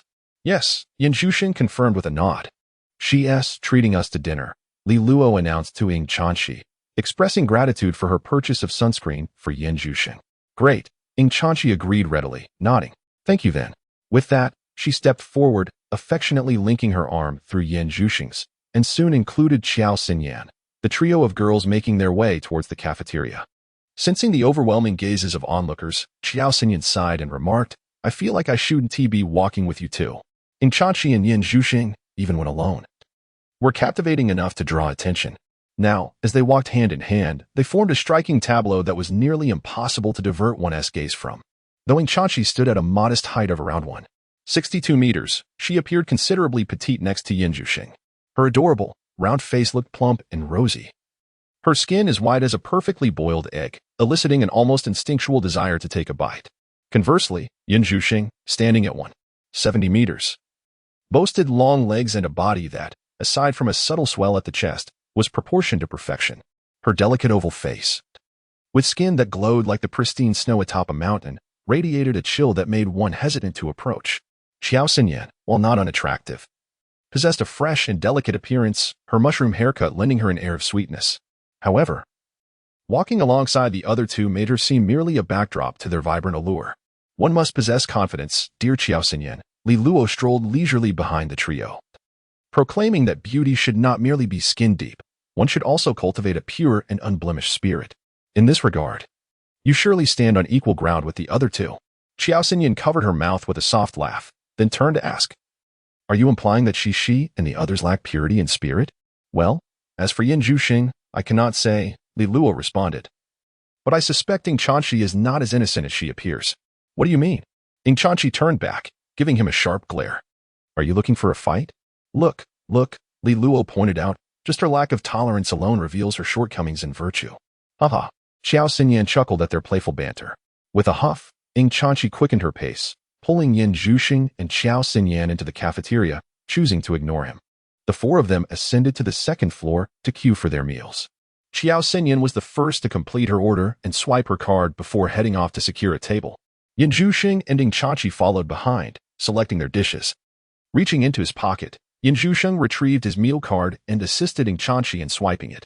Meanwhile, Li Luo began to place his order and, noticing Yin Zhuxing about to return the meal card to his pocket, raised an eyebrow and inquired, "So, it seems you are only treating her?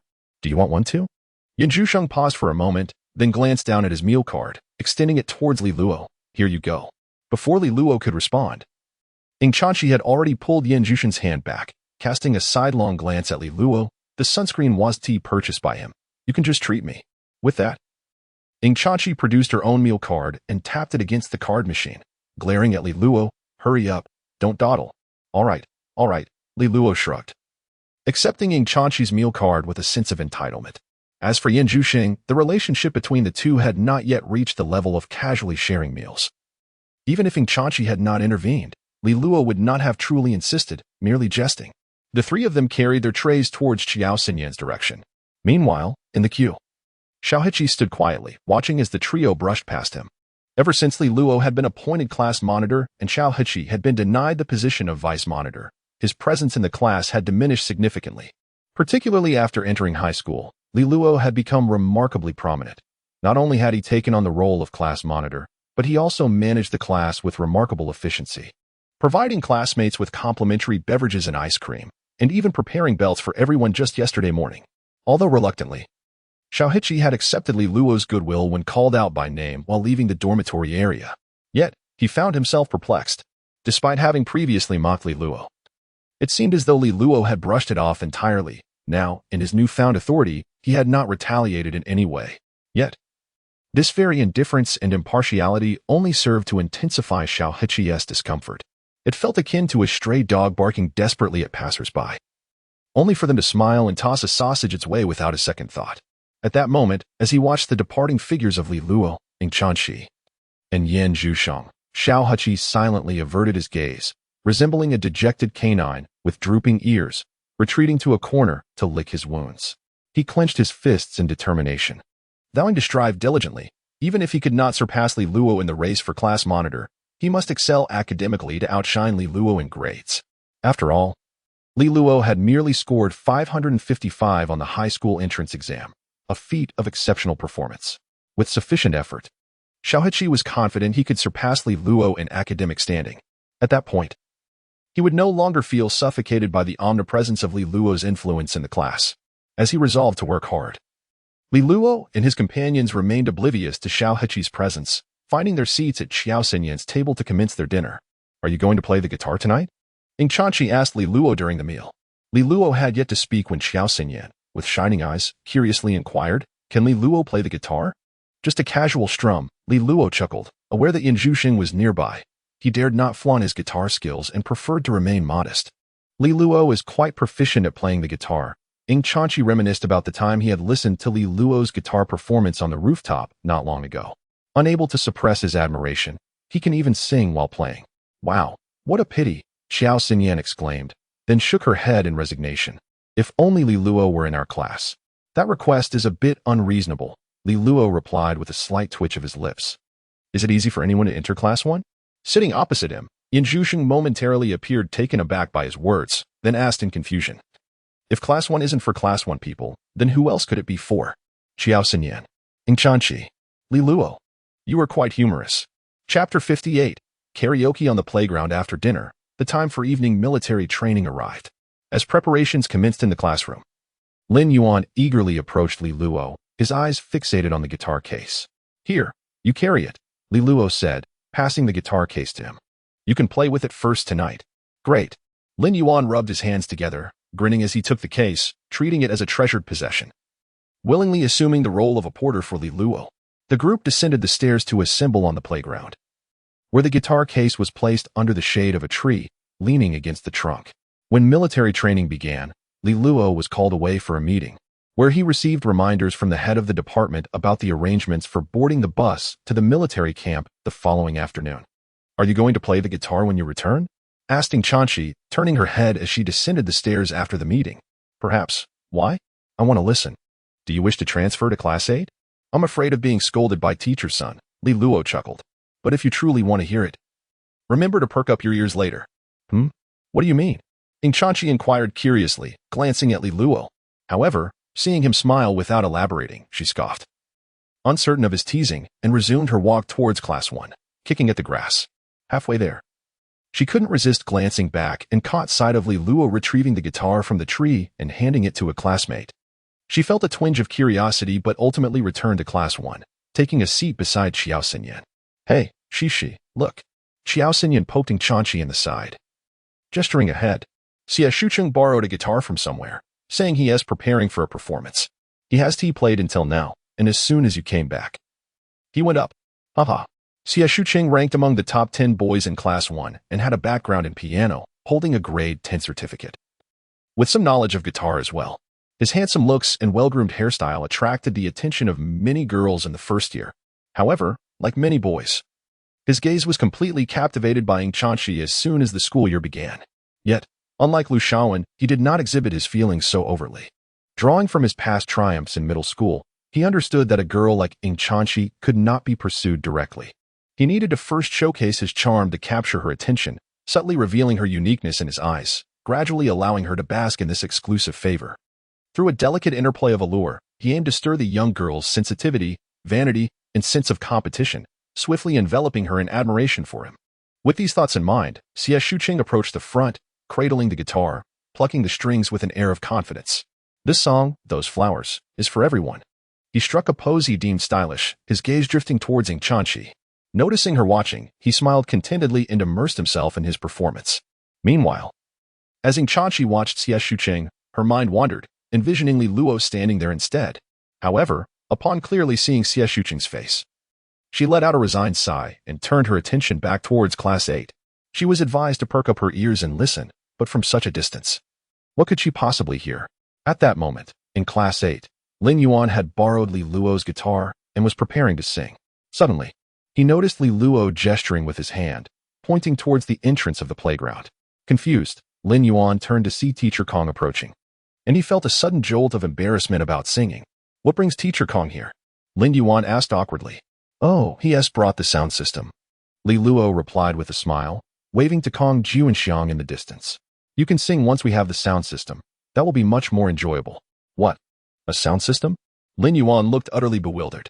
As Kong Ju and Xiang drew closer, Lin Yuan saw that he was carrying a sleek black sound system and 2 microphones. "Here you go, borrowed from the school," Kong Ju and Xiang said, placing the sound system on the ground and handing a microphone to Li Luo. "This is from the music room. Just return it to our classroom tonight, and you can return it in the morning." "All right. Thank you, Teacher Kong," Li Luo expressed his gratitude. Crouching down to fiddle with the equipment, after confirming everything was in order, he positioned one microphone in front of the guitar and handed the other to Lin Yuan. Earlier that afternoon, when Kong Ju and Xiang had summoned Li Luo to the office for some instructions, Li Luo had casually inquired about whether there was a sound system available for use on the playground. Normally, Kong Ju and Xiang would never go out of his way to secure a sound system for a student. However, Li Luo's recent performance had pleased him, so he readily agreed, telling him to wait for the evening. Ultimately, he fulfilled his promise and brought Li Luo a sound system to enjoy. "Sing. Why are you just standing there?" After Li Luo set up the sound system, he noticed Lin Yuan frozen in place, a look of anxiety etched on his face. "Class monitor. Are you really going to sing?" Lin Yuan asked, feeling somewhat bashful. Singing in front of the entire class was already pushing his limits, now, with a sound system. Everyone in the playground would hear him. The mere thought of it made his legs feel weak, and he found himself retreating in trepidation. "Everyone has their first time. Just practice more, and you'll get used to it," Li Luo reassured, stepping closer to Lin Yuan. He took the microphone, addressing it. "Good evening, classmates. This is Li Luo from Class 8. Next, our classmate Lin Yuan will present a song." "What song was it again?" Li Luo turned to Lin Yuan with a questioning expression. "The brightest star in the night sky," Lin Yuan blurted out. Laughter erupted across the playground. accompanied by cheers and applause, creating a lively atmosphere. All right, the brightest star in the night sky. Li Luo positioned the microphone in front of Lin Yuan, offering him an encouraging glance. Caught in this situation, Lin Yuan took a slow, deep breath, forcing himself to calm down before lowering his head and strumming the guitar strings. He didn't dive straight into the performance, but repeatedly played the introduction until he became completely immersed in the music.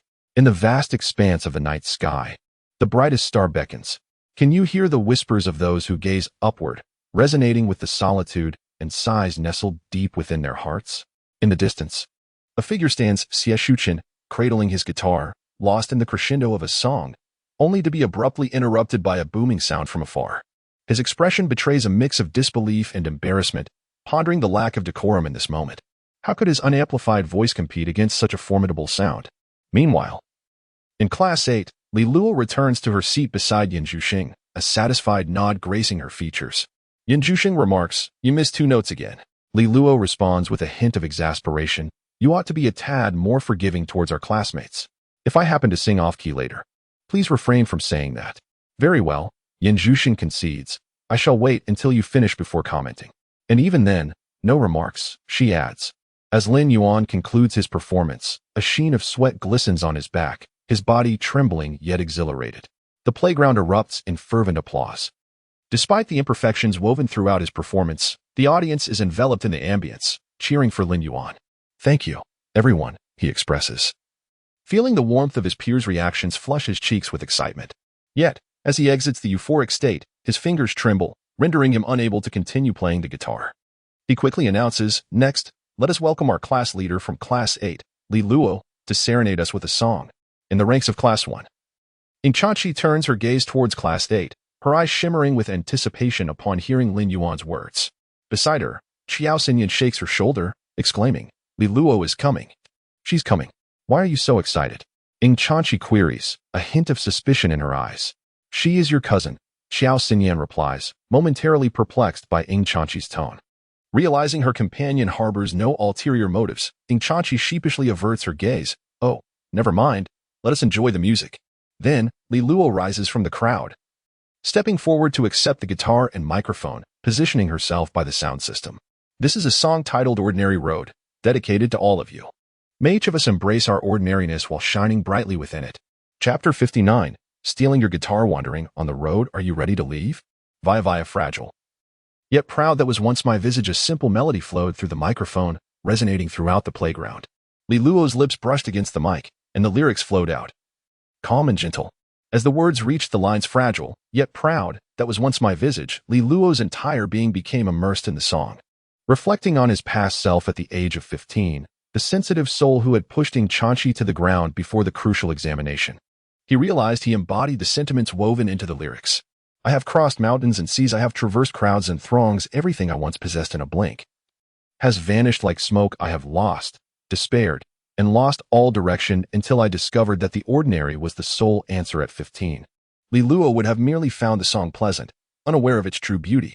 Yet at 35, returning to the starting point of his youth, he felt his young heart still beating fervently, stirred by the poignant lyrics. "Such a beautiful song," Qiao Xinyan remarked, feeling the power within the melody.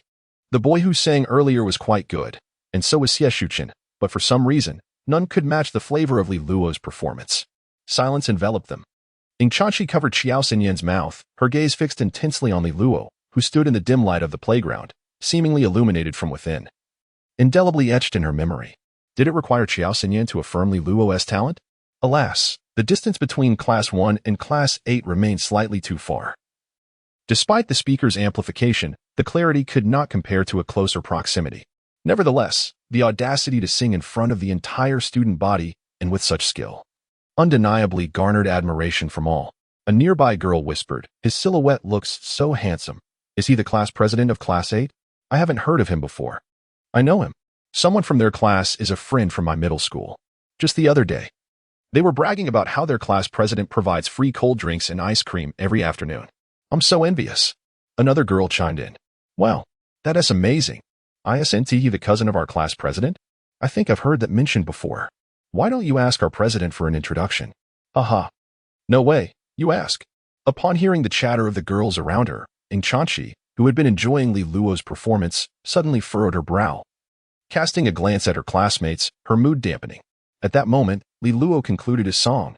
However, he did not cease strumming his guitar, seamlessly. He transitioned into the next piece.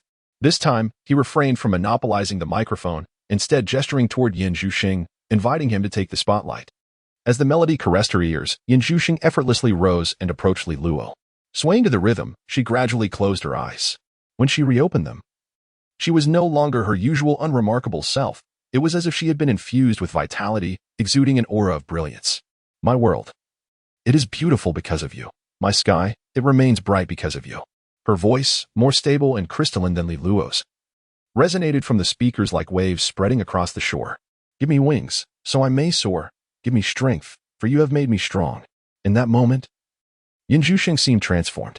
The classmates from Class 8 stared in awe at her, witnessing as she released her ponytail, letting her hair cascade freely, followed by a soaring high note that pierced the air. If Li Luo's earlier performance was marked by a calm and steady demeanor, Yin Zhuxing now embodied the essence of a commanding queen, unleashing her energy upon the stage. Her peers could hardly fathom that the typically serene and composed Yin Zhuxing could metamorphose into such a vibrant and confident persona upon taking the microphone. It was as if her eyes sparkled with light. Students from other classes on the playground were equally taken aback, almost believing they were witnessing a live concert. Yin Zhuxing's voice flowed like crystal-clear waters, sharp and swift like an arrow, resonating with clarity and strength, devoid of any superficiality. As the song approached its midpoint and transitioned into an interlude, Yin Zhuxing momentarily regained her composure and glanced at Li Luo, extending her hand toward him. What does this mean? Li Luo blinked, puzzled. Then, with a swift motion, Yin Zhuxing moved in front of him, snatched the guitar from his grasp, cradled it in her arms, and immediately showcased her skills, elevating the entire song to a new climax. Embrace the dream, fly forward, do not evade, do not retreat. You are my fortress on the path to success. Her fingers danced gracefully over the guitar strings, producing tones that, while reminiscent of Li Luo's earlier playing, conveyed a richer and more profound essence. The dazzling techniques she employed were beyond anything Li Luo had ever mastered. Give me wings. Let me soar. Give me strength. You have made me strong. As she reached the second climax, Yin Zhuxing elevated her pitch yet again, entering a state of pure exhilaration. The students on the playground were swept up in her enthusiasm, clapping along with the rhythm, some even joining in song, transforming the scene into a grand chorus. Li Luo, having been deprived of his guitar, stood to the side, clapping in time with the beat, a smile gracing his face as he observed the spectacle. This exuberant version of Yin Zhuxing was one he was quite familiar with, as they had once shared a roof, with her singing daily while he recorded her performances. If we were to describe Yin Zhuxing as a reserved and aloof beauty in her everyday demeanor, then when she grasps the microphone and an instrument, she transforms into the queen of music, commanding the entire audience. As long as there is music, she becomes wholly immersed, entering a state of complete abandon, relishing every moment. In this instant, Yin Zhuxing radiates purity. Upon concluding the final lyric of the song, she once again closes her eyes, her chest gently rising and falling. When she opens her eyes anew, she has retracted all expressions from her face, reverting to her usual cool demeanor. After returning the guitar to Li Luo, she silently takes her seat. Let us express our gratitude to our classmate Yin Zhuxing for her rendition of the most beautiful Sunday. Did everyone find it delightful? Indeed. One more, please. Do not cease. At this moment, Li Luo has already noticed the commandant's intentions, and thus cheerfully declares, let us conclude here for today. There will be ample opportunities in the future. Enjoy your military training, everyone. As his words resonate, the commandant's whistle sounds, signaling the end of today's training. Perhaps due to the sheer brilliance of Yin Zhuxing's voice, many are left yearning for more, wishing the training could extend a little longer. Why did you snatch my guitar earlier? On the way back to the classroom, Li Luo turns to inquire of Yin Zhuxing. She blinks and replies earnestly, your playing was inadequate. It disrupted my singing. Li Luo, perhaps it is best not to utter such hurtful words. You asked me first, Yin Zhuxing counters, and I did not mention your two missed notes. Isn't that precisely what you just did? Yin Zhuxing ponders, seeming to concede she did indeed say that, thus retracts her statement. I truly appreciate your candor. Upon returning to the classroom, Li Luo tidies his belongings, slinging the guitar over his shoulder in preparation to head home. At that moment, Yin Zhuxing glances at the guitar and remarks, you should practice more regularly to maintain your dexterity, I noticed your hands seem somewhat unaccustomed today. Indeed, you are correct. Teacher Yin. I am not a teacher, Yin Zhusheng corrects him, but I could teach you if you require assistance. Is there a fee? I do not seek payment. Gazing into Yin Zhusheng's innocent eyes, Li Luo swallows a plethora of playful retorts. Very well. Then I shall look forward to your guitar lessons. Waving goodbye, Li Luo exits the classroom with his guitar case. Outside, Ing Chachi has just ascended the stairs in search of him. Let us proceed to the playground, Li Luo says, patting Ing Chachi on the shoulder. What shall we do at the playground? Ing Chachi inquires, somewhat puzzled. My guitar instructor advised me to practice diligently. As Li Luo descends towards the playground, he expresses his need for an audience. Would you be willing? Of course, I would be delighted. Chapter 60. Waiting for you after class within the campus of affiliated high school number 1. 3 teaching buildings and a cafeteria dominate the center, while to the east lies the administrative building and library. To the west, one finds the playground and an outdoor basketball court. Ing Chachi followed Li Luo down the stairs on the western side of the teaching building, crossing the asphalt road within the school grounds until they arrived at the playground. At that moment, the playground was deserted. The few white lights that had been on during military training were now extinguished. Walking alongside Li Luo, Ing Chachi felt no fear in the dimly lit playground. Instead, there was a subtle sense of anticipation. Where are we going? She inquired. Right here, Li Luo replied. Approaching the flagpole, where he retrieved his guitar and plopped down on the steps. As Li Luo adjusted himself and idly strummed the strings, Ing Chachi settled beside him, turning to observe the earnest profile of his face. What do you plan to sing? What would you like to hear? Are there any songs related to classmates or campus life? Let me think. Li Luo lowered his head and began to play softly, a soothing rhythm flowing forth. Harmonizing with his voice. Will you remember tomorrow, the diary you wrote yesterday? Will you still think of me tomorrow, the one who used to cry the most? Upon hearing the lyrics, Ing Chachi instantly recognized the song as the one sitting next to you. The title seemed quite fitting since they had been desk mates for a time in middle school. Whoever marries the sentimental you, who reads your diary, who ties up your long hair, who makes your wedding dress. Upon reaching this point, Ing Chachi felt a twinge of discomfort. However, noticing Li Luo lost in his song, she refrained from interrupting him. As the song gently concluded, Li Luo turned to Ing Chachi and asked with a smile, "What do you think? Are you satisfied?" "It sounds good," she nodded, then shook her head. "But this song is too melancholic. Do you have something more upbeat?" "Sure." Li Luo blinked, pondering for a moment before slowly strumming the guitar strings. "Then let us go with this one." As the gentle music accompanied the rhythm, Li Luo began to sing slowly. "In the alley where you live, I rented an apartment, hoping to encounter you unexpectedly." Listening to the lyrics, Ing Chachi couldn't help but raise an eyebrow. She was fond of the content, yet it seemed she had never heard this song before. Lying on your school's playground, gazing at the starry sky, the lights in the classroom still shine, and you haven't tea left. Remember the love letter I wrote to you? For some reason, Ing Chachi felt her heart race. When Li Luo finished singing, she tucked a loose strand of hair behind her ear and quietly asked, "What is the title of this song?" "Waiting for you after class." "Is that the title?" Ing Chachi inquired, a mix of curiosity and confusion in her voice. "I don't think I've ever heard it before." "Well," Li Luo suddenly smiled bashfully, "I once had a dream, and this song appeared in it." "Really?" Ing Chachi paused for a moment before realizing, "Isn't that something you composed yourself?" "It was a dream imparted to me by Jay Cho," he retorted. "You're just talking nonsense." Ing Chachi playfully nudged him. "Then why don't you ask him for another song in your dreams?" "I shall inquire next time I dream of him." Upon returning home, Li Luo slipped into his slippers and heard a commotion coming from the kitchen. Curiously, he approached the kitchen door and peered inside, spotting Su Youyu wielding a chef's knife, seemingly engaged in some culinary endeavor. "Sister, are you cooking?" Li Luo inquired, astonished. In his mind, Su Youyu was nothing short of a culinary black hole. Hoping for her to prepare a delicious meal was as futile as expecting her to write 1,000 words daily. Fortunately, Su Youyu was self-aware. Upon seeing Li Luo return, she dashed out, grasped his shoulder, and urged him toward the kitchen. "Junior, you two are heading to the military camp for training tomorrow. I believe it is imperative to have a proper farewell feast to send you off," Su Youyu declared earnestly. Li Luo replied, "If you want to eat, just say so. No need for pretense. I'm more than willing to cook for you." "I want some too," Ing Chachi chimed in, peeking in with her hand raised. "Just a little bit, please." "Understood," Li Luo responded, taking the knife and tapping it against the cutting board. "You all wait outside." Half an hour later, After a sumptuous repast, Su Yoyu lay on the sofa, patting her stomach contentedly, letting out a belch without a care for decorum. However, the thought that Li Luo would soon be departing brought a wistful sigh from her lips. As the saying goes, to win a woman's heart, one must first capture her stomach. Su Yoyu felt her own stomach had already been wholly ensnared. At that moment, Ing Chanchi emerged from the bathroom, took a seat at the dining table, and began her meal of fried rice. While eating, she glanced at Li Luo and asked, "Could you sing that new song from the playground again? After your class?" "Yes, that very one." "All right," Li Luo agreed, retrieving his guitar and settling onto the sofa. Su Yoyu, who had been lounging, curled her toes, making space, and curiously inquired, "What new song?"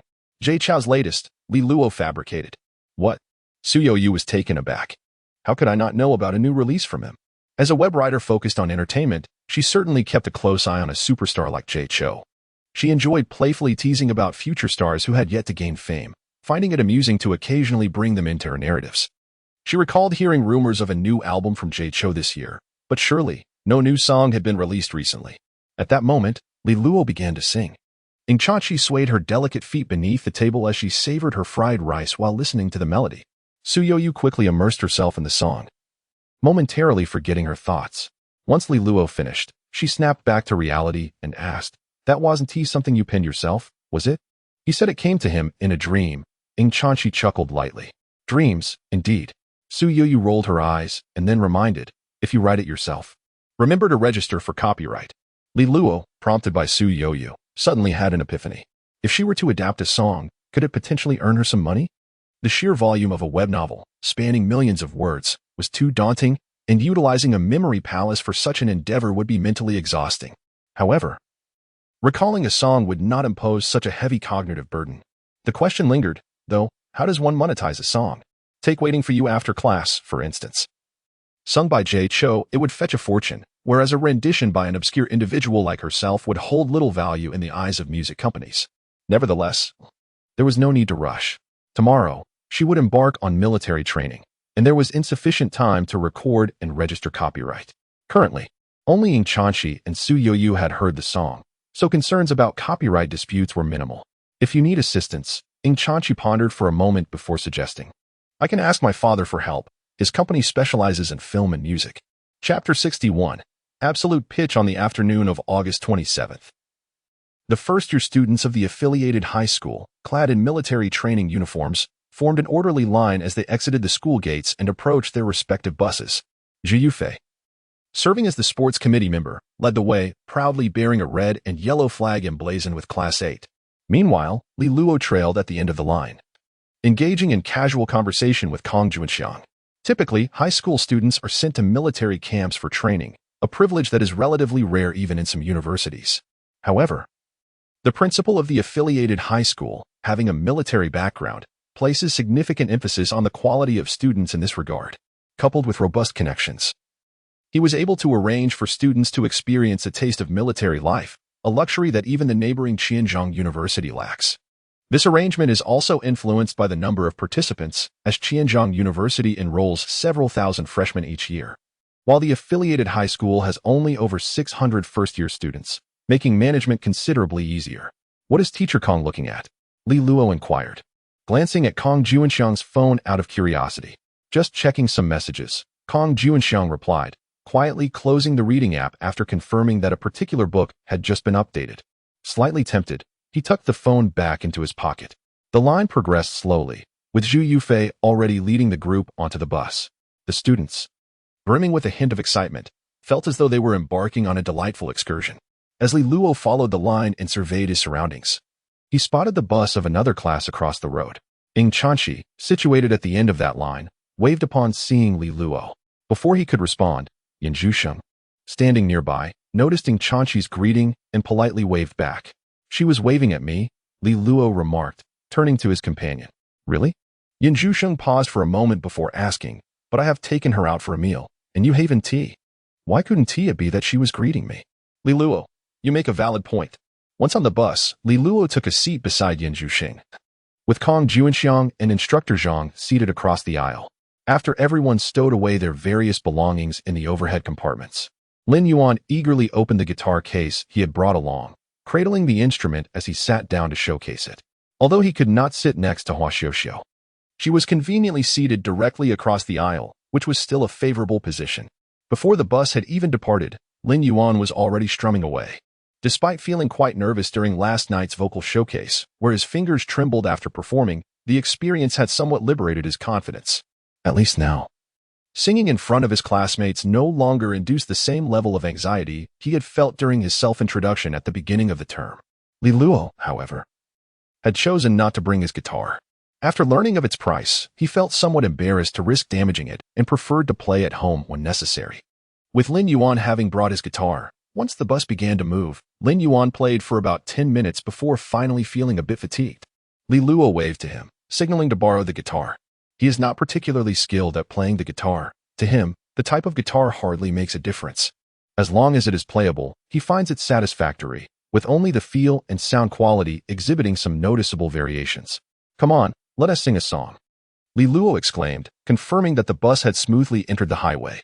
Once it settled down, he stood up, leaned against the aisle railing, and cheerfully addressed his classmates, inviting everyone to join in the song. Let us row our oars together, the little boat pushes through the waves. This song is one that nearly everyone can hum a few lines of. As Li Luo started the tune, a few bolder classmates joined in, and gradually, the infectious spirit spread throughout the entire bus as they all sang together. The sea reflects the beautiful white tower, surrounded by green trees and red walls. Nearby, Instructor Zhang, listening to the lively singing, couldn't help but chuckle, remarking on how the military training had transformed the atmosphere, making it feel almost like a spring outing. Kang Juanxiang also smiled, glancing at Li Luo, who was passionately strumming his guitar, feeling increasingly satisfied with the joyous ambience cultivated among the students. Only 2 or 3 days had passed since the military training began, yet thanks to Li Luo, most of the classmates had already developed a strong sense of belonging to Class 8 of the first year. One of the objectives of the military training organized during the school opening was precisely this effect.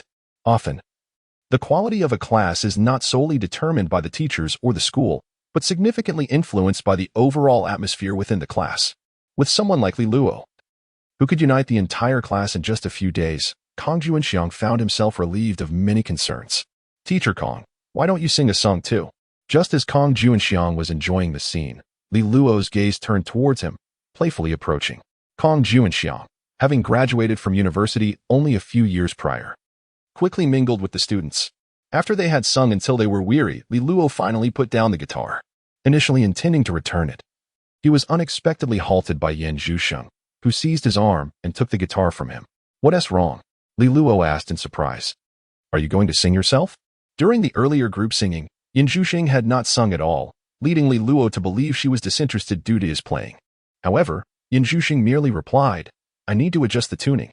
Cradling the guitar, she gently plucked the strings, listening intently, then began to twist the tuning pegs to adjust the tension of the strings. Is the guitar out of tune? Li Luo inquired with curiosity. Yan Zhusheng shot him a sidelong glance and said, It's absolutely dreadful. The rhythm sounds like noise. Li Luo smirked slightly. Your ears must be a bit spoiled. All right. Yan Zhusheng concluded her adjustments and handed the guitar back to Li Luo. You can give it a try. Skeptical yet intrigued, Li Luo accepted the guitar and began to pluck the strings. Almost immediately, he found himself raising an eyebrow in surprise. How to describe it? The sensation was peculiar. While he had previously accepted the sound quality, after Yan Zhusheng's adjustments, the tone indeed seemed to have improved significantly. What did you do to change it? Li Luo turned to ask her. First, determine the pitch of one string, and then proceed to adjust the others accordingly. Yan Zhusheng stated simply. But what if all 6 strings are out of tune? Then, start by adjusting one of them. How can you be certain that the adjusted note is accurate? Yan Zhusheng glanced at him quizzically. My ears tell me so. Isn't that called absolute pitch? It can be considered as such. Li Luo smacked his lips and then suddenly recalled something, thus inquiring, Can absolute pitch be trained? It cannot, Yan Zhusheng shook his head. But with extensive practice, one can achieve a result akin to absolute pitch. Li Luo thought of his memory palace, which could replicate and remember sounds, if he concentrated. Could he not also attain the effect of absolute pitch? Oh, I shall give it a try. With this thought, Li Luo handed the guitar to Yan Zhusheng, saying, Mess it up, and then teach me how to tune it. Yan Zhusheng blinked and looked down at the guitar in his hands. For an ordinary person, it is best to use a tuner for tuning. Chapter 62, The Classic Water Delivery at approximately 4 in the afternoon. The bus arrived in an orderly fashion at the entrance of a military camp located in the northeastern part of Yinjian district. Li Luo returned the guitar he had adjusted back to Lin Yuan. Upon taking his seat, he noticed Yin Zhuxing gazing at him with a rather peculiar expression. Clearing his throat, he inquired, "What's the matter?" Feeling slightly uneasy under her scrutiny, he pondered whether he might have gone a bit overboard. Yin Zhuxing stated earnestly that it was quite challenging for an ordinary person to accurately identify pitch without prior practice. Yet, astonishingly, Li Luo had managed to progress from someone utterly tone-deaf to possessing absolute pitch in just over 20 minutes. This revelation left Yin Zhuxing profoundly moved. She had never encountered, nor heard of, such an occurrence before. Perhaps I have a good memory, Li Luo mused, not fully grasping the significance of absolute pitch. He had merely designated a room within his memory palace specifically for the retention of various pitches.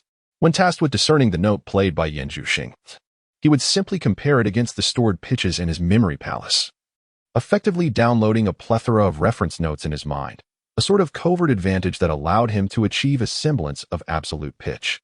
However, his skill remained somewhat unrefined. He could only identify individual notes. Should Yin Zhuxing play a sequence of notes, he might become flustered, requiring additional time to distinguish them. More practice would be necessary. All right. We have arrived, announced Kong Juanxiang, rising to clap his hands to gather everyone's attention. Once we disembark, follow Instructor Zhang to the accommodation building to drop off your luggage. Instructor Zhang exited the bus and led the students from Class 8 towards their lodging. The camp had arranged 2 buildings, one for the boys and another for the girls. As Li Luo entered their dormitory, which housed 8 individuals with bunk beds, Zhu Yufei followed closely behind, accompanied by Lin Yuan, Zhang Guohuang, Wei Chun, Fang Chun, and others. Xiao Heqi, however, opted not to join them, slipping into the adjacent dormitory, choosing not to share quarters with Li Luo. Once they had settled their belongings, the group congregated in the corridor to admire the scenery. During this time, Instructor Zhang made an appearance to personally demonstrate how to fold a blanket into a neat square. Li Luo invited the instructor to use his blanket for the demonstration. After Zhang concluded his demonstration and departed, Li Luo promptly tucked the neatly folded blanket into a corner and retrieved a thin fleece from his suitcase to serve as his sleeping cover. "What do you mean by this, class leader?" someone inquired. Li Luo raised an eyebrow, explaining that the neatly folded square would need to be arranged each morning for inspection. Therefore, he thought it best to have the instructor assist him. He intended to simply toss the fleece into his suitcase upon waking, thus avoiding the need to fold the blanket into a square. Upon hearing Li Luo's reasoning, the others were taken aback, realizing their class leader was indeed quite ingenious. At 5:30 in the evening, the assembly whistle echoed from downstairs. As the crowd hurried down the stairs, they formed a queue and, under the guidance of their respective instructors, marched resolutely towards the dining hall. Along the way, the instructors offered insights about the military training venue, delineating the areas that were accessible and those that were off-limits. After a unified dinner, the evening would be designated for leisure activities, with formal military training commencing the following morning. Coincidentally, there was a basketball court nearby, and Li Luo borrowed a basketball from Instructor Zhang, leading the boys from the class to engage in a game. Meanwhile, Shi and Xie Shuqing expressed their intent to play basketball as well. Xiao Xinyan rushed back to the dormitory and suggested to Ying Chanqi, who was seated on the bed engrossed in a book, "Shall we go for a stroll?" "No," Ying Chanqi replied with a shake of her head. "After military training, we have entrance exams to prepare for, and I need to find time to review. With your grades, you still need to study? How are we supposed to survive?" Xiao Xinyan responded, exasperated, then added after a moment's consideration, "It seems Li Luo from Class 8 is also playing. Are you really not going? Li Luo is there too?" Ying Chanqi raised an eyebrow, quietly setting her book aside and standing up to gaze down the corridor towards the distant outdoor basketball court. However, everyone was clad in military training uniforms, a sea of green, making it difficult to discern one person from another. "Oh, it doesn't matter if he's there or not. We can find him while we're out," Xiao Xinyan insisted, taking Ying Chanqi's hand as they descended the stairs together. With no choice but to comply, Ying Chanqi accompanied her down to the basketball court. As twilight deepened, bright incandescent lights illuminated the surroundings of the court. Walking alongside Xiao Xinyan, Ying Chanqi arrived at the edge of the basketball court, where she spotted the boys from Class 1 gathered beneath a hoop, engrossed in their game. However, her gaze quickly shifted to another hoop, where Li Luo's figure caught her attention. Despite her lack of interest in the boys from her own class, the moment she arrived. The boys from Class 1 became emboldened, eager to impress. Whether or not their shots were successful remained uncertain. But they were determined to execute their moves with flair and style. Consequently, Lu Shaowen and Xie Shuqing found themselves fiercely competing on the court. Their spirited play reminiscent of bulls clashing in an arena.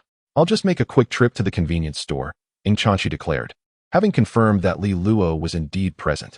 Turning to Qiao Xinyan, she added, "Do you want to grab an extra bottle of water?" Qiao Xinyan, grinning, inquired. "You could give it to whichever boy plays well. It would surely captivate all the guys on the court. I'm not that childish." Ing Chanqi shot back with a sidelong glance at her friend, shaking her head before retrieving 2 bottles of ice water from the convenience store's cooler. "Then why are you taking 2 bottles?" Qiao Xinyan asked, puzzled. "One for my cousin," Ing Chanqi replied. After settling the bill, she hurried back towards the basketball court, each hand clutching a bottle of water, inadvertently drawing the attention of several boys. Many had already been observing Ing Chanqi, and upon noticing her carrying 2 bottles, excitement surged among them. Particularly, Xie Shuqing and Lu Shaowen intensified their competitive play, resembling rams locked in a spirited contest. Under the scrutiny of such gazes, Ing Chanqi made her way toward the basketball court occupied by Li Luo and his classmates. However, to her surprise, before she could reach them, a girl's silhouette appeared beside Li Luo, waving her hand. Intrigued, Li Luo approached, only to find a girl with cascading long hair, her face aglow with a smile as she offered him a bottle of drink. The surrounding boys immediately erupted in playful jeers. After presenting the drink, the girl, her cheeks slightly flushed, hurried away. "Your class monitor is impressive," Zhu Yufei chimed in with a mischievous grin. "You even have girls bringing you drinks now. What were you all discussing just now?" Lin Yuan inquired, his curiosity piqued. "She said she really liked the songs I sang," Li Luo replied, his expression somewhat peculiar as he gazed at the drink in his hand. "Why didn't she bring me one? I sang yesterday too." Lin Yuan protested, visibly irked. "Do you genuinely believe it was merely for your singing?" Zhu Yufei chuckled lightly before asking, "So, who is that girl? She didn't mention her name." "But she is probably Gao Yuqin from Class 7, Li Luo casually remarked, recalling that she was the class monitor he had seen during a previous meeting. "Oh, you have quite a good memory," Zhu Yufei noted. Indeed, Li Luo instinctively responded, only to suddenly recognize the voice as familiar. Turning around, he discovered Ing Chanqi standing behind him, her face adorned with a cheerful smile, gazing at him. Chapter 63. Conclusion of military training. Had it been an ordinary girl present, Zhu Yufei and his companions would have undoubtedly engaged in light-hearted banter and merriment. However, at this moment, the arrival of Ing Chanqi, a captivating blend of beauty and academic prowess, imbued the atmosphere with an ineffable aura. Instantly, Zhu Yufei and Lin Yuan fell silent, retreating respectfully to the sidelines to observe the unfolding scene. Li Luo, casting glances at Ing Chanqi and the 2 bottles of water in her possession, raised an eyebrow and brazenly extended his hand. "You can't possibly finish all that, can you? Allow me to assist you with one." "Such a fanciful thought." Ing Chanqi scoffed lightly, sidestepping his intrusive hand and safeguarding her bottles. "You seem to have found your footing and garnered quite the popularity. Perhaps you should savor beverages gifted by other girls instead." "But I don't drink soda," Li Luo retorted, offering her a bottle of cola while attempting to surreptitiously reclaim one of her water bottles. "I'm trying to lose weight, and water is far healthier. You can take care of this drink for me." From a distance, Qiao Xinyan blinked, sensing a hint of familiarity in this excuse, and cast a few more scrutinizing glances at Ing Chanqi. "What weight are you trying to lose? Who would believe that?" Ing Chanqi murmured under her breath. Yet her grip on the cola remained firm. "Isn't it a bit inconsiderate to give me drinks that are meant for someone else? I have no obligation to cater to the feelings of every girl who harbors a fondness for me," Li Luo replied, twisting open the water bottle Ing Chanqi had handed him and taking several hearty gulps. "Otherwise, I'd be overwhelmed during my 3 years of high school. Such shamelessness." Ing Chanqi shot him a disdainful glance before asserting, "I have my own water. You should keep this drink for yourself." "I have water too," Li Luo countered, shaking his bottle and gesturing towards Yan Zhusheng, who was relaxing beneath a nearby tree. "If you can't finish yours, you might as well offer it to her." Ing Chanqi paused briefly, then wandered toward Yan Zhusheng. There, she found Yan Zhusheng seated on a bench, gently strumming a guitar, lost in her own world. Eyes closed and humming a tune, oblivious to the stares of her classmates encircling her. Surrounding her feet lay 8 or 9 bottles of various drinks. all bravely gifted by admirers. Since her enchanting performance on the playground the night before, many had begun to inquire about this girl. By daybreak, those who came to glimpse Yin Zhuxing's beauty were utterly astonished. Thus, like Ying Chanxi, who had garnered attention during summer classes, Yin Zhuxing swiftly became the talk of the gossip circles across all classes. Some bolder boys had already begun to express their affections towards Yin Zhuxing. Yet, she remained blissfully unaware of it all. Once she finished her song and opened her eyes, she returned to her aloof demeanor. Looking down at the assortment of drinks on the ground, she quietly gathered them and approached Li Luo and his group. Would you like any? I can't finish them all. Look, Li Luo remarked, glancing at Ying Chanxi, all of these drinks are gifts from others. They're meant for sharing. Remember how? Back in middle school, the drinks given to you by other boys always ended up in my stomach? Zhu Yufei and Lin Yuan rushed over, filled with exuberance, eagerly selecting beverages from Yin Zhuxing while chanting in jubilation. Ying Chanxi cast a sidelong glance at him, silently stowing away her cola, disinterested in further engagement. She approached Yin Zhuxing and inquired, shall we take a stroll together? After distributing the drinks, Yin Zhuxing turned to Ying Chanxi, pondered for a moment, and nodded in agreement. Very well. As the clock struck 10, the lights in the dormitory extinguished. Early the next morning, before 6 o'clock, the commanding officer's whistle echoed through the building, signaling the commencement of military training. Initially, Li Luo anticipated a more rigorous regimen within the confines of the barracks. However, much to his surprise, the morning sessions primarily focused on standing at attention and marching in formation, while the afternoons were reserved for a variety of engaging activities. Thursday featured obstacle course training, where each class competed in a race. Observing the instructors demonstrate their speed and agility, effortlessly vaulting walls as if they were beds, was amusing. Yet, when it came time for them to attempt it themselves, they found themselves in comical predicaments. On Friday, they experienced firearms training, although each individual was allotted only 3 bullets, leading to a brief encounter before being ushered away. Nevertheless, having the opportunity to handle a real firearm was a privilege that underscored the unique treatment afforded to students of affiliated No. 1 high school. In his previous life, Li Luo's high school military training had been nothing more than a formality, and his experience in college was even more casual and perfunctory. Lacking the vibrancy of life within the military camp, once he arrived at affiliated No. 1 high school, he realized that the lives of top students were far from mundane. They were indeed rich and exhilarating. Reflecting on his past self, he could only deem himself a fool. By Saturday afternoon, they were scheduled for an outdoor exploration activity. The instructors designated a large area on the hillside behind the camp, leading the way as they trekked several kilometers.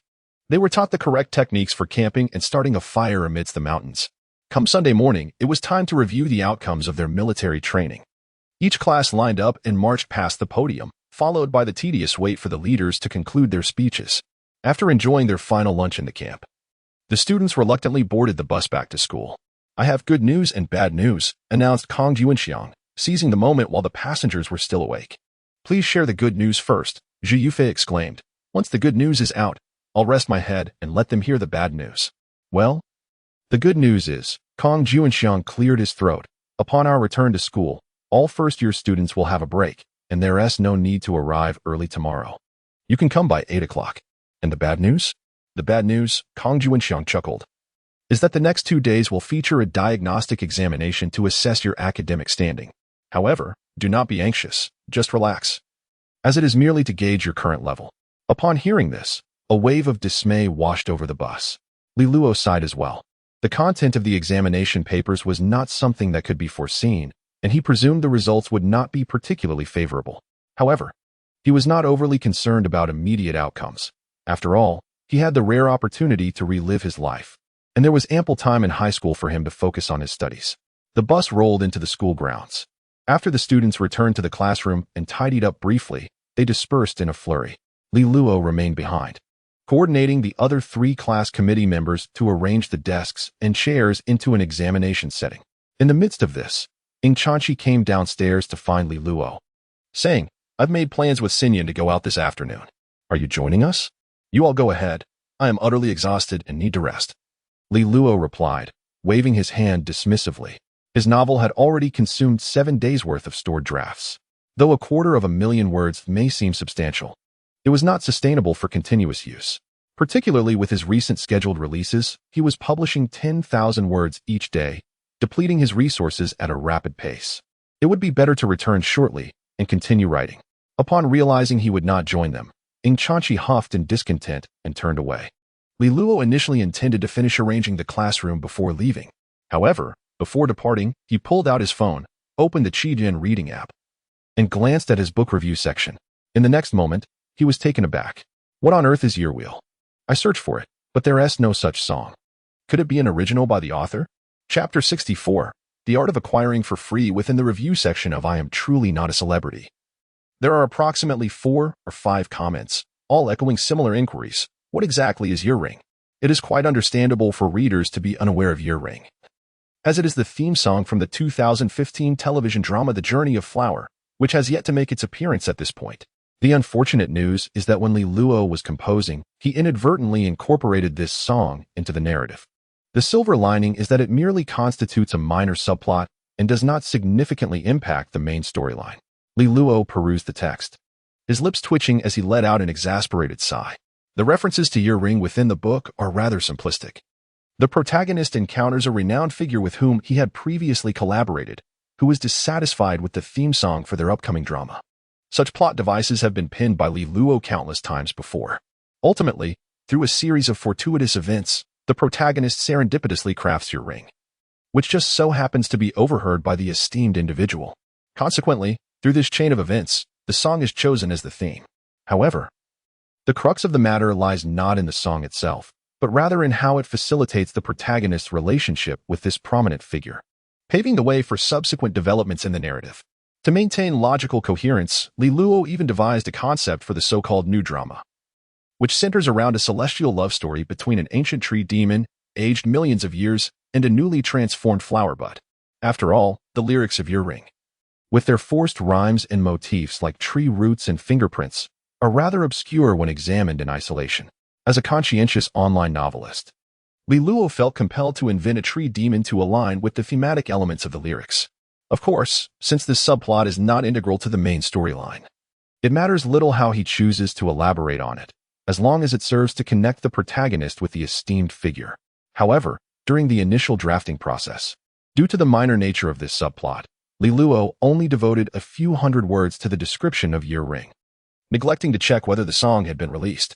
Immersed in the flow of writing, those few hundred words might have slipped by unconsciously in mere minutes, resulting in a minor blunder. Some readers, who enjoy listening to music while indulging in literary works, search for the song upon reaching this segment of the narrative, only to find nothing. Consequently, they flock to the review section to inquire. In this day and age, online literature lacks the functionality described in the chapter, possessing only a comment section, which currently has a limited impact. Yet, as Li Luo gazed at these comments, he contemplated hastily returning home to amend this segment, substituting it with a theme song from a drama that predated 2014 to salvage the situation. However, as this thought crossed his mind, he suddenly turned to glance at Yin Zhuxing, who was preparing to leave, and an unexpected idea surfaced within him. Yin Zhuxing. The backpack-laden Yin Zhuxing turned back at the sound of Li Luo's voice, her brow furrowed in confusion. Is there something else? Do you have other plans this afternoon? Yes. Yin Zhuxing extended her right hand, counting off on her fingers. I will head home, listen to music, read, take a shower, and then sleep. May I consult you about something? You inquired. I have composed a song, but it currently exists only as a guitar melody. How can I record it in a standard format? Upon hearing this, Yin Zhuxing paused momentarily, astonished by the revelation that you had written a song. Well, I suppose so, you confirmed. Yin Zhuxing scrutinized you, recalling how you had mastered absolute pitch in a mere 20 minutes. Thus, the notion of you writing a song seemed less surprising. With this thought, Yin Zhuxing nodded to himself, contemplated briefly, and then turned to exit the classroom. Follow me. Where to? You asked, hastily closing the classroom door and trailing after Yin Zhuxing. To my home, she replied, glancing back. Oh. At 3 o'clock. Following her lead, you took a taxi to a place you were quite familiar with, a high-end residential community near the South Metro Station in Anjian District, which was Yin Zhuxing's home. Upon entering, Yin Zhuxing handed you a pair of slippers and changed her shoes before stepping into the living room. You entered the room, taking in the familiar yet unfamiliar surroundings, feeling somewhat disoriented.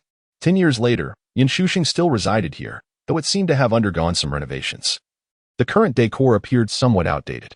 Nevertheless, The home's layout bore a striking resemblance to that of a decade ago. "Come with me," she said, not lingering in the living room, and proceeded to ascend the stairs. You followed her to the second floor, entering a room where a piano occupied the center. Surrounded by an array of eclectic instruments and equipment, resembling a small recording studio, Yin Zhuxing approached the wall, picked up a guitar, and handed it to you before taking her seat at the piano. "Give it a try, sing your song," she urged. "All right," you responded, feeling entirely at ease in this room, devoid of any tension. In a past life, you had spent countless hours here learning the guitar, having been corrected by Yin Zhuxing numerous times. Now, returning to the familiar setting, you felt remarkably relaxed as you embraced the guitar and began to play. "The circle outlines my fingerprints, imprinted upon my lips, memories of bitter kisses like tree roots." At this moment, Yin Zhuxing closed her eyes, attentively listening to your performance. As the interlude concluded, she opened her eyes at an opportune moment, attempting to synchronize her fingers on the piano with your melody. After finishing the first rendition, you glanced at her and asked, how is that? Is it acceptable?" Yin Zhuxing cast a fleeting glance your way, rose from her seat, and approached a piece of equipment in the corner. After tinkering with it, she returned to the piano and simply said, once more. Hearing this, you felt a jolt, recalling memories of being guided by Yin Zhuxing in the past. Once she entered teaching mode, she transformed into an impeccably composed instructor. "Very well." You sighed and began to play the guitar again, resuming your song. After singing it 4 or 5 times, Yin Zhuxing finally ceased to make him repeat, instead rising to tinker with various equipment nearby. Li Luo approached to take a look, yet could not comprehend what was transpiring. He had grasped the basic melody. Yin Zhuxing remarked, "You will write a set of lyrics for me later. And then? Then I shall contemplate the arrangement." After a moment's reflection, Yin Zhuxing considered that she might need to consult a few arrangement instructors. "Oh, am I imposing upon you?" "Not at all." Yin Zhuxing shook her head. "It's quite intriguing." Observing her apparent enjoyment, Li Luo began to understand somewhat. Matters related to music seemed never to bore or trouble her. "Is there nothing required of me? How long should I expect to wait?" "At least until next week," Yin Zhuxing estimated. "Come to my house next weekend. By then, the arrangement should be nearly complete." "I have another song here." Li Luo pondered for a moment, then boldly inquired, "Do you think we could work on it together? Such a splendid opportunity to benefit. I certainly do not wish to squander it." Chapter 65. Parting for 3 days, then I shall trouble you with this. Once you have arranged the song waiting for you after class, I will write down the lyrics of both songs and hand them to Yin Zhuxing. Li Luo said as he stood up. "Not a trouble at all," Yin Zhuxing replied with a shake of his head. "It's already past 5. Li Luo observed the time and inquired, "Shall we go to my house for dinner?" "No need." Yin Zhuxing glanced at him, then shifted his focus back to the lyrics in his hands. "An aunt will be coming over soon to prepare dinner." Li Luo recalled that this was indeed the case. In his previous life, he had become quite adept at cooking, successfully taking over the aunt's position and earning a handsome salary of 15,000 from Yin Zhuxing. "Very well. I shall take my leave then," Li Luo said as he exited the room, waving his hand. "See you at school tomorrow." "All right." Yin Zhuxing didn't rise to see him off, completely absorbed in the 2 songs, pondering how to arrange the music to align with their melodies. For Yin Zhuxing, playing music was akin to playing a game, filled with unique delight. Once immersed, it was difficult to extricate oneself. Li Luo was unconcerned. He reached the door, changed his shoes, and hailed a cab towards the direction of Baihalenting. Midway through his journey, his phone vibrated. Upon checking, he discovered it was a call from his mother. "I have arrived at your place. I will prepare a wonderful meal for you tonight," Lin Xiaohong said over the phone. "Where have you been?" "I went to a classmate's house," Li Luo replied. "I'll be back shortly. Make sure to bring a bottle of vinegar when you return," Lin Xiaohong instructed. "We are running low on vinegar here." "Got it." After arriving at the entrance of Baihalenting community, Li Luo exited the cab and purchased a bottle of vinegar from the convenience store. As he stepped outside, he encountered 2 familiar figures. Li Luo, Ing Chanqi, who was just about to enter the community, waved at him excitedly. Li Luo approached, holding the vinegar. He glanced at Xiao Xinyan beside Ing Chanqi and asked, "Have you just returned?" "Aunt Lin called me, asking when I would be back for dinner," Ing Chanqi replied. "Since Xinyan's home was empty, I brought her along." "I see." Li Luo nodded as they walked into the community together. At that moment, Ing Chanqi turned to him and asked, "Where did you go this afternoon? Did you play basketball with Zhao Rongjuan?" "No, I went to a classmate's house," Li Luo said. Which classmate?" "Yin Zhuxing," Li Luo replied. "The one you know." "Ah?" Ing Chanqi paused, a look of skepticism crossing her face as she pressed further. What were you doing at a girl's house? Oh, remember that song I mentioned? Li Luo reminded her. Yan Zhuxing has a small recording studio at her home, and she can also arrange music. I just asked her for a favor to help record it. Is that so? Ying Chanchi bit her lip, feeling a twinge of displeasure. Didn't I say? You could have asked my dad for help. Uncle Ying is usually quite busy. Li Luo shook his head. It's best not to disturb him with such trivial matters. I can seek his assistance when something truly challenging arises. Having sought assistance from others, what more is there for me to say? Ying Chuanqi remarked somewhat sulkily, hastening her pace while pulling Qiao Xinyan along, leaving Li Luo trailing behind. Can one truly be upset over such trivialities? Li Luo shook her head in resignation, clutching the vinegar bottle as she leisurely returned to room 1502. Upon entering, she was greeted by the sounds of cooking emanating from the kitchen, accompanied by the tantalizing aroma of dishes being prepared. After changing into her slippers, Li Luo stepped into the kitchen, placing the vinegar on the countertop, and noticed that besides Lin Xiaohong, Su Youyu was also assisting. You're back? Lin Xiaohong glanced at Li Luo before instructing, come help me. Let your senior take a break. Aunt Lin, allow me. Ying Chuanqi entered the kitchen, effortlessly removing an apron from Su Youyu and putting it on herself, gently steering her senior out. You've worked hard. I'm hardly exhausted. Su Youyu blinked, but by the time she regained her senses, she was already outside the kitchen. In truth, she had merely been washing vegetables, and as she turned to observing Chuanqi, she realized that the synergy between her and Aunt Lin was indeed far more harmonious than her own. Does Cici often help Annie with cooking? Su Youyu inquired curiously, glancing at Li Luo, who had also been ushered out. One could say so. Li Luo shrugged, expressing her resignation. At that moment, the front door swung open, and the voices of Li Guohong and Lin Xiufeng drifted in from outside. Li Luo approached the entrance and peered out, discovering the two men laboriously carrying a long table inside. What are you up to? Li Luo stepped forward to assist in moving the table into the living room, then asked with a puzzled expression. Your mother instructed us to bring it in, Li Guohong replied, patting the surface of the 2-meter-4 table. You all can use this space to work on your assignments together. I have a desk in my bedroom, she countered. But Cici does not. Li Guohong shot her a glance. Besides, sitting at your bedroom desk facing the computer, who knows if you'll actually focus on your homework? Can't you have just a smidgen more trust in your own son? Why are you so chatty? Li Guohong patted the table again. Everything has been arranged for you. Just accept it. Have you been performing well at school? You didn't cause any trouble during military training, did you? Father, I believe it's time for you to update your perception of your son, Li Luo said, shaking his index finger and tapping his chest. The individual standing before you is the class monitor of Class 8, you know. Really? Li Guohong looked momentarily stunned. You, a class monitor? Ask Uncle, he knows. Ah, indeed, Lin Xiufeng chuckled. During military training, he even asked me to bring drinks to his classmates. Why didn't you tell us? Li Guohong looked at Lin Xiufeng in disbelief. I thought you all were already aware, Lin Xiufeng replied innocently. Has Li Luo mentioned becoming class monitor?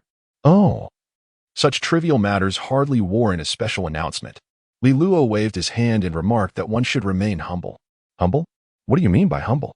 Lin Xiaohong called from the kitchen. If you have nothing to do, come in and help serve the dishes. Around 6 in the evening, a table of 7 began to enjoy their dinner. Upon hearing that Li Luo had been elected class monitor, Lin Xiaohong was taken aback, unable to resist scrutinizing her son from head to toe. Are you really fit to be a class monitor? Could you not have a little more confidence in your own son? Li Luo helplessly shook his head. Why not asking Chanchi? I might even do a better job as class monitor than she does. That seems reasonable. Ying Chanchi glanced at Li Luo, quietly lowering her head to eat, merely responding with a casual remark, still feeling awkward about Li Luo's visit to Yan Zhuxing's house. Meanwhile, Qiao Xinyan whispered, Li Luo is quite popular at school now. There are even girls who take the initiative to bring him drinks. Oh? Lin Xiaohong glanced at Li Luo. She was inclined to trust Qiao Xinyan, given her status as a classmate, but she emphasized, nevertheless, our primary focus should be on studies, so don't get too carried away. Rest assured, your son has no interest in early relationships. Chapter 66. The significance of the entrance examination. Parents seem to possess a peculiar ability. No matter the initial topic of conversation, they invariably steer it back to academics. After graduating from university, the discussion often shifts to matchmaking or marriage. Once married, the focus inevitably turns to having children. In essence, conversations at the dinner table rarely stray far from these subjects. Listening to Cici, Lin Xiaohong suddenly inquired. I hear your school has an entrance examination tomorrow. Have you been studying diligently? No, Li Luo replied with unabashed honesty. How can you speak so nonchalantly? Lin Xiaohong retorted. This is not military training, you know? What about Cici? I have studied, came the reply from Cici. Look at that, Lin Xiaohong pointed out. How can she study while you do not? Ah. It was yet another one of Mom's familiar habits. While Lin Xiaohong had many admirable qualities, her talent for comparing Li Luo unfavorably to other children always struck a nerve. Had it not been for Li Luo's rebirth at the age of 35, rendering him immune to such tactics, the 15-year-old Li Luo might have huffed disdainfully and sulked at this moment. Mom, you don't quite understand, Li Luo said earnestly. What is the purpose of the entrance examination? Do you know? Lin Xiaohong was momentarily taken aback by his question, before responding. Isn't it to assess how hard you worked over the summer? No, Li Luo interjected, raising a finger and gently shaking it. The entrance examination serves to reveal shortcomings and identify gaps in knowledge. What do you mean? Think about it, Mom, Li Luo coaxed. It's akin to final exams or midterms. Before those tests, we often cram and frantically prepare. Perhaps, by sheer luck, we encounter a question we have previously studied and answer it correctly. However, the underlying principles and knowledge may not be thoroughly grasped. If tested again after a week or two, one might falter. This indicates that while one may have scored well, true mastery of the material has not been achieved. It's a false accomplishment. Lin Xiaohong, taken aback by his reasoning, asked, and then? Then comes the entrance examination. Li Luo replied with utmost seriousness. If, before this entrance exam, you study as fervently as for a final exam and achieve a high score, the knowledge you recall in the moment is still not genuinely mastered. Consequently, you might not recognize the underlying issue, which can lead to misfortune in future assessments, as you have not truly internalized the material. The purpose of the entrance examination is to allow you to rest during the summer, revealing your vulnerabilities in the absence of extensive review. Only knowledge that you have genuinely absorbed will surface effortlessly, while the errors you make are the gaps that require further exploration and understanding. Lin Xiaohong felt somewhat bewildered by his words, pondering if there was indeed some truth to his reasoning. After all, she had never attended high school herself, and perhaps Li Luo's assertion held merit. Consequently, Lin Xiaohong turned her gaze towards a few girls, seeking answers from them. Ahem. Su Youyu stifled a laugh and nodded repeatedly, affirming that Li Luo's words were rather sensible. She, too, had not devoted much time to studying. Recently, motivated by Li Luo's impressive 250,000 word manuscript, she had been fervently typing away. As of today, she had accumulated 20,000 words of her own. Where would she find the time to review her studies? Nevertheless, you must perform well in your exams, understand? Lin Xiaohong sighed, feeling somewhat at a loss against her growing son. You ranked 86th in the district for your high school entrance exams, which should place you quite high in your class. My performance in the entrance exam was a bit of an anomaly, Li Luo preemptively warned. I can't possibly achieve such results every time. Well, my expectations of you are not too demanding, Lin Xiaohong replied, unable to argue further. Just don't let yourself fall to the bottom of the class. After all, you are the class monitor, right? You can't afford to embarrass yourself academically. Got it, Li Luo said, picking up his chopsticks and serving Lin Xiaohong a piece of meat. Mom, you should eat more vegetables. After finishing their meal, Ingchachi escorted Xiao Xinyan home. Lin Xiaohong then began to tidy up the dining table and wash the dishes in the kitchen, while Li Luo wandered back to his bedroom. At that moment, Li Guohong entered the room, glanced at his computer, and then inquired, I've read your novel. Li Luo was suddenly taken aback, his body shivering in shock. What did you say, Dad? I said I read your novel, Li Guohong replied, sitting at the edge of the bed, pulling out his phone, and smiling. It's quite interesting. I wonder how your mind concocted such a tale. The depiction of university life, the process of musicians releasing songs, the competition for charts, and the subtle rivalries between companies, all of it seems quite plausible. But how did you, a high school student, come to know of such matters? Ahem. Li Luo felt goosebumps rise at his words. I found it online. Your mother even recommended it to your uncle, Li Guohong reminded him. However, your uncle isn't very adept with smartphones or computers, so I don't know if he managed to read it. Let's hope he didn't. Li Luo gritted his teeth, feeling a wave of embarrassment wash over him. I share your mother's sentiments, Li Guohong continued. Consider this a hobby. We have no objections. But it must not interfere with your studies, understood? Rest assured, I am aware of my priorities. Very well, Li Guohong chuckled lightly, then sighed. You are now a high school student. Your mother never attended high school, and I only went to a vocational school, which was quite esteemed back in the day. You know? However, now that you are in high school, there is little we can assist you with regarding college entrance exams. We are not familiar with that process. If you encounter any difficulties, do not hesitate to consult your teacher. Do not let embarrassment deter you.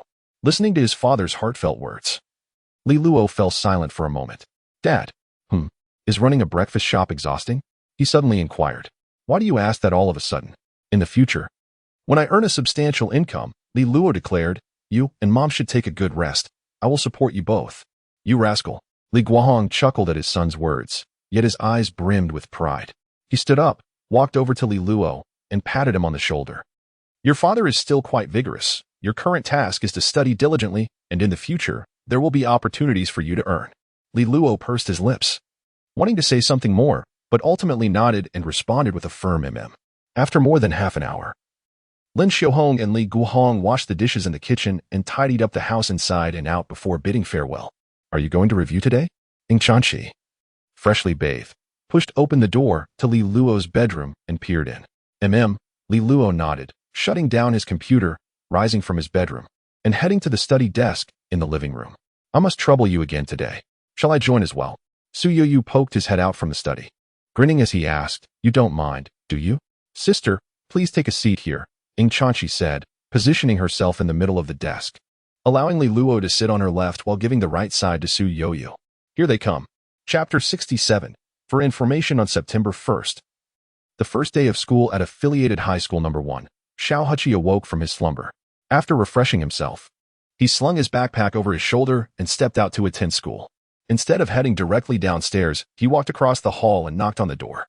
A student of similar age opened the door, clad in the affiliated high school number 1 uniform, the number 2013 emblazoned on his back, signifying his status as a senior in the second year. Let us go, Xiao Yuping, Xiao Heqi's cousin, said with a smile. There's an entrance exam this year. You must perform well. Xiao Heqi nodded vigorously, his eyes reflecting determination. The two brothers descended the stairs and enjoyed breakfast at a nearby eatery at the community entrance. Their families, under the guidance of Xiao Heqi's father, had each purchased a residence in the neighborhood adjacent to affiliated high school number 1. However, due to concerns regarding the two boys' self-discipline, although the houses were acquired, they primarily resided at the school. It was only on weekends or during school holidays, like the previous day, that Xiao Heqi would return to stay at home. As they savored their breakfast, casual conversation ensued. Since you've just arrived at affiliated high school number 1, there are many things you may not yet understand. Feel free to ask me any questions, Xiao Yuping remarked, munching on fried dumplings. I usually hang out in class 1 of the second year, on the 4th floor of the building behind you. If you need anything, come find me. Understood, brother. Xiao Heqi nodded, though a hint of sorrow lingered in his heart. You are far more accomplished than I am. I cannot even enter class 1. Are you lamenting your inability to join class 1? Xiao Yuping shot him a glance, fully aware of his cousin's character, suspecting he was still thinking of the girl named Ying Chanqi. Could you keep your voice down? Xiao Heqi glanced around, feeling a bit embarrassed. You haven't seen Ying Chanqi. If you did, you would surely like her too. I believe your exposure is still limited. Xiao Yuping shook his head repeatedly. Do you know Su Yoyu? She used to be at your Yucai High School. Have you encountered her? I think I've heard of her, Xiao Heqi recalled, though it seemed he had not met her. That's precisely what I mean. Your experience is lacking. Xiao Yuping chuckled lightly. Su Yoyu is the class monitor of class 1 in the second year, the vice president of the Literature Society, and also the vice president of the Student Council. Now that she's in the second year, she is likely to be promoted soon. Moreover, she ranked first in her grade last year, consistently excelling in major examinations. She is exceptionally beautiful and Xiao Heqi was momentarily taken aback by his cousin's words, then somewhat defiantly responded, Ying Chanqi is not lacking either. She is also the top of her grade and the class monitor. Who knows, she might join the student council in the future. TCH, just wait and see. Xiao Yuping waved dismissively. Come find me at lunchtime. I will show you what Su Yoyu looks like, and you will understand. Then I will also introduce you to Ying Chanqi, Xiao Heqi retorted, a spirit of competitiveness evident in his tone, adding, plus, there's a girl in our class who sings beautifully and is just as attractive as Ying Chanqi. Xiao Yuping looked at him in surprise. Are you starting to have feelings for someone else? As I casually remarked, it truly is quite pleasing to the eye. Just as the two brothers were enjoying their breakfast and engaging in light conversation, 3 new patrons arrived at the entrance of the breakfast shop. Boss, 10 pan-fried dumplings, 2 pan-fried buns, a bowl of wontons, a serving of soup dumplings, 1 bowl of sweet tofu pudding, and 1 bowl of savory tofu pudding. Li Luo's voice echoed through the establishment. What will you have, senior? I'll just have a portion of minced meat mixed noodles and a bag of soy milk. Su Youyu replied. Let me take care of the bill. Ing Chanchi's voice followed. How much is it, boss? Let us settle it together. Upon hearing the familiar voices, Xiao Hichi and Xiao Yuping instinctively halted their chopsticks and turned their gaze toward the entrance. In the next moment, both of their expressions brightened, and they exchanged glances before eagerly exclaiming, Look, that's Ing Chanchi. And over there is Su Youyu. The very instant they spoke, the brothers found themselves momentarily speechless, then abruptly turned to look again. By this time, Ing Chanchi had already paid and entered the shop with Su Youyu to find a place to sit, while Li Luo remained behind, awaiting their order. As the 2 ethereal girls walked into the shop, Xiao Hichi and Xiao Yuping nearly forgot to breathe. Xiao Hichi's gaze fell upon Su Youyu's figure, and he suddenly comprehended the true meaning of his cousin's earlier remark about her enviable physique. Meanwhile, Xiao Yuping was captivated by Ing Chanchi's pure and sweet visage, rendering him momentarily speechless. Brother, Su Youyu is indeed quite beautiful. Little Chi, Ing Chanchi is not lacking either. I suddenly find myself understanding you better, they remarked to one another. Just then, Li Luo approached their table, setting down her tray and taking a seat beside Ing Chanchi. At that moment, Xiao Yuping noticed the rather bothersome boy sitting next to them and couldn't help but inquire, and who is this guy? Why is he sitting with them? Oh, that's Xiao Hichi replied, his expression tinged with embarrassment and helplessness. He's Ing Chanchi's next-door neighbor and currently our class monitor in Class 8. Are they close? Xiao Yuping raised an eyebrow. I suppose so. It seems you have quite a journey ahead of you. Xiao Yuping patted his cousin's shoulder. However, the next moment, he witnessed Su Youyu suddenly reach out with her chopsticks, playfully snatching a piece of pan-fried dumpling from Li Luo's plate. These mixed noodles aren't as delicious as the fried noodles you make. We've run out of noodles at home. Otherwise, I wouldn't be here for breakfast. Brother. Xiao Hichi cast a knowing glance at Xiao Yuping. It seems your situation isn't much better. To be fair, this was Li Luo's first time seeing Su Youyu in a school uniform throughout their lives. Su Youyu's figure was commendable, and even in the loose-fitting blue and white uniform, her graceful silhouette was unmistakable. Typically, she donned fresh and trendy attire at home, appearing considerably more mature. Now, clad in the uniform, she radiated an added touch of innocence. After finishing their breakfast, the 3 of them walked together toward the school gate. Just as Yan Zhuxing arrived at the school gate, he spotted Li Luo from a distance and walked directly to his side, saying, I have already conceived the arrangement. Just come to my house this Saturday. Is it a song written by Li Luo? Ing Chanchi, peering around Li Luo, inquired curiously of Yan Zhuxing. Indeed, Yan Zhuxing nodded. But he has only provided the basic melody and lyrics, so we still need to rearrange and record it. I see. Ing Chanchi blinked and asked, May I join you on Saturday? I have yet to witness the live recording of a song. Of course, Yan Zhuxing readily agreed. What about me? What about me? Su Youyu interjected eagerly. I have never seen a live recording either. Being an author of entertainment novels, Su Youyu was keen to seize such an opportunity for broadening her horizons. However, Yan Zhuxing looked at her in confusion, then turned to Li Luo, asking, Who is she? A senior from the 2nd year. She's a friend of mine and Ing Chanchi, Li Luo replied. Oh, Yan Zhuxing nodded. If she is your friend, then she is welcome to join. Thus, the plans for the weekend were solidified, and the 4 of them entered the school gate, attracting the attention of countless classmates along the way. Chapter 68, Apologies. I have someone I admire, although Kong Juanxiang mentioned yesterday that arriving in the classroom before 8 this morning would suffice. Most students still trickled in well before 7. By the time Li Luo and Yan Zhuxing entered through the back door of the classroom, a significant number of their classmates had already taken their seats. Zhu Yufei, call a few people over, Li Luo said, patting Zhu Yufei on the shoulder as he passed by, startling him with a puzzled expression.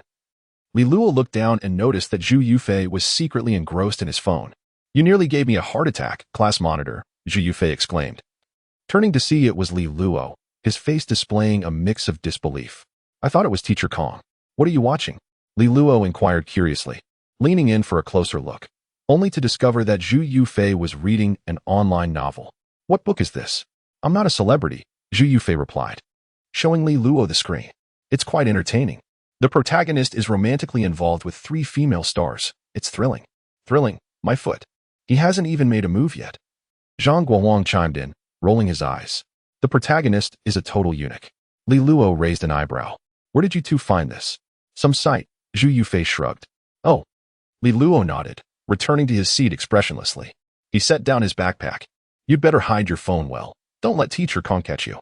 Relax. I'm quite adept at outsmarting teachers. Zhu Yufei winked, then stood to call over a few boys. You're going to get the school uniforms, right? Yes. Li Luo replied, suppressing his earlier thoughts of eliminating the 2 distractions, and led the group toward the door, heading to the storage room on the playground. In the morning, Li Luo took the group to collect the uniforms for Class 8, distributing 2 sets to each person. At 8:30, the school entrance examinations officially commenced, beginning with the Chinese language test. Mathematics was scheduled for 1 in the afternoon, followed by English at 3, concluding the day's assessments.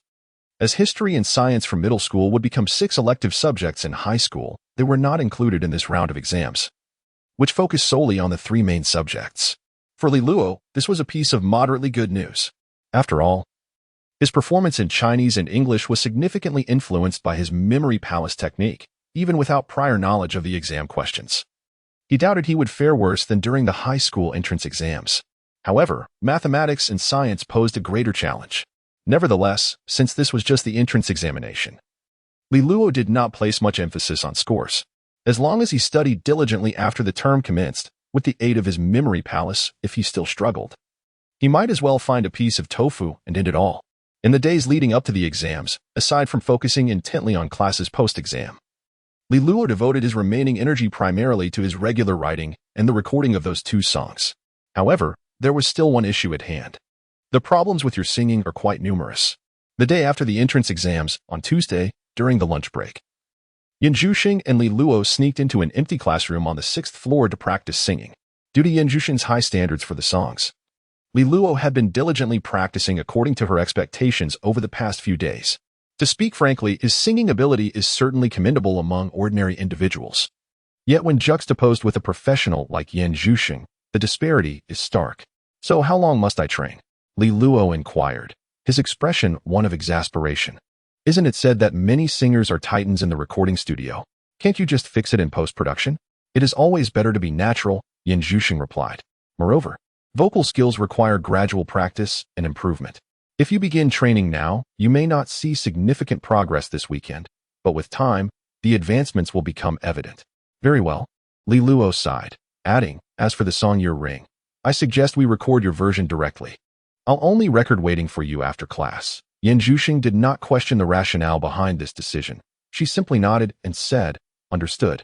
However, I have another inquiry. What is it? What does your song Your Ring signify? Yan Zhuxing tilted her head and asked, is it a portrayal of sadness, regret, or lament? You can consider it a tearjerker. More or less, Li Luo responded. But tearjerkers are my least forte, Yan Zhuxing frowned. This prompted Li Luo to realize that even a decade later, the short video performances posted by Yan Zhuxing online are often criticized by viewers as lacking emotional depth, merely showcasing technical prowess. While she can mask certain shortcomings with powerful and high-pitched songs, she struggles with the subtleties required for gentle love ballads. She can sing them, but lacks the essence. Nevertheless, Li Luo does not hold expectations for Yan Zhuxing to achieve perfection. After all, her talent is undeniable. He merely requires the song Your Ring to add a touch of flavor to his online writing. He's also quite curious whether a previously popular song, if conceived within the realm of a literary work, can attain the same level of success. He wonders how much it would sell under such circumstances. However, Yan Zhuxing suddenly interjected, I have another method for singing tearjerkers. What method? Li Luo asked, momentarily taken aback and intrigued. Yan Zhuxing tilted her head, contemplating for a moment before stating, I like you. Li Luo felt his heart skip a beat. What?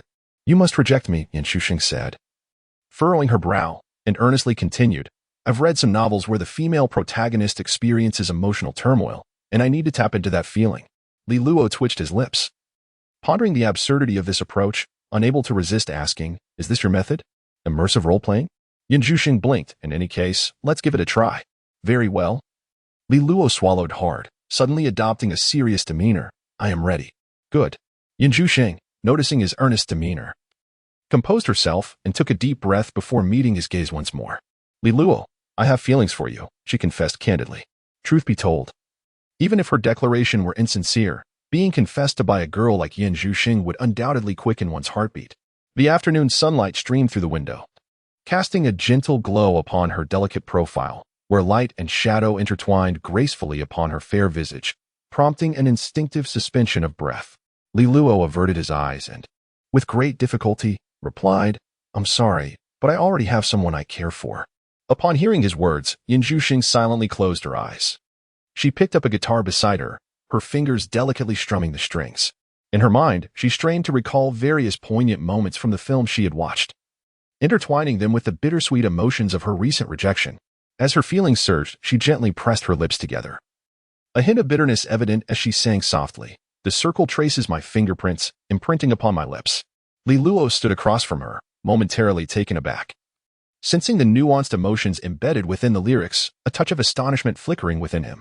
Could it be that it truly resonates?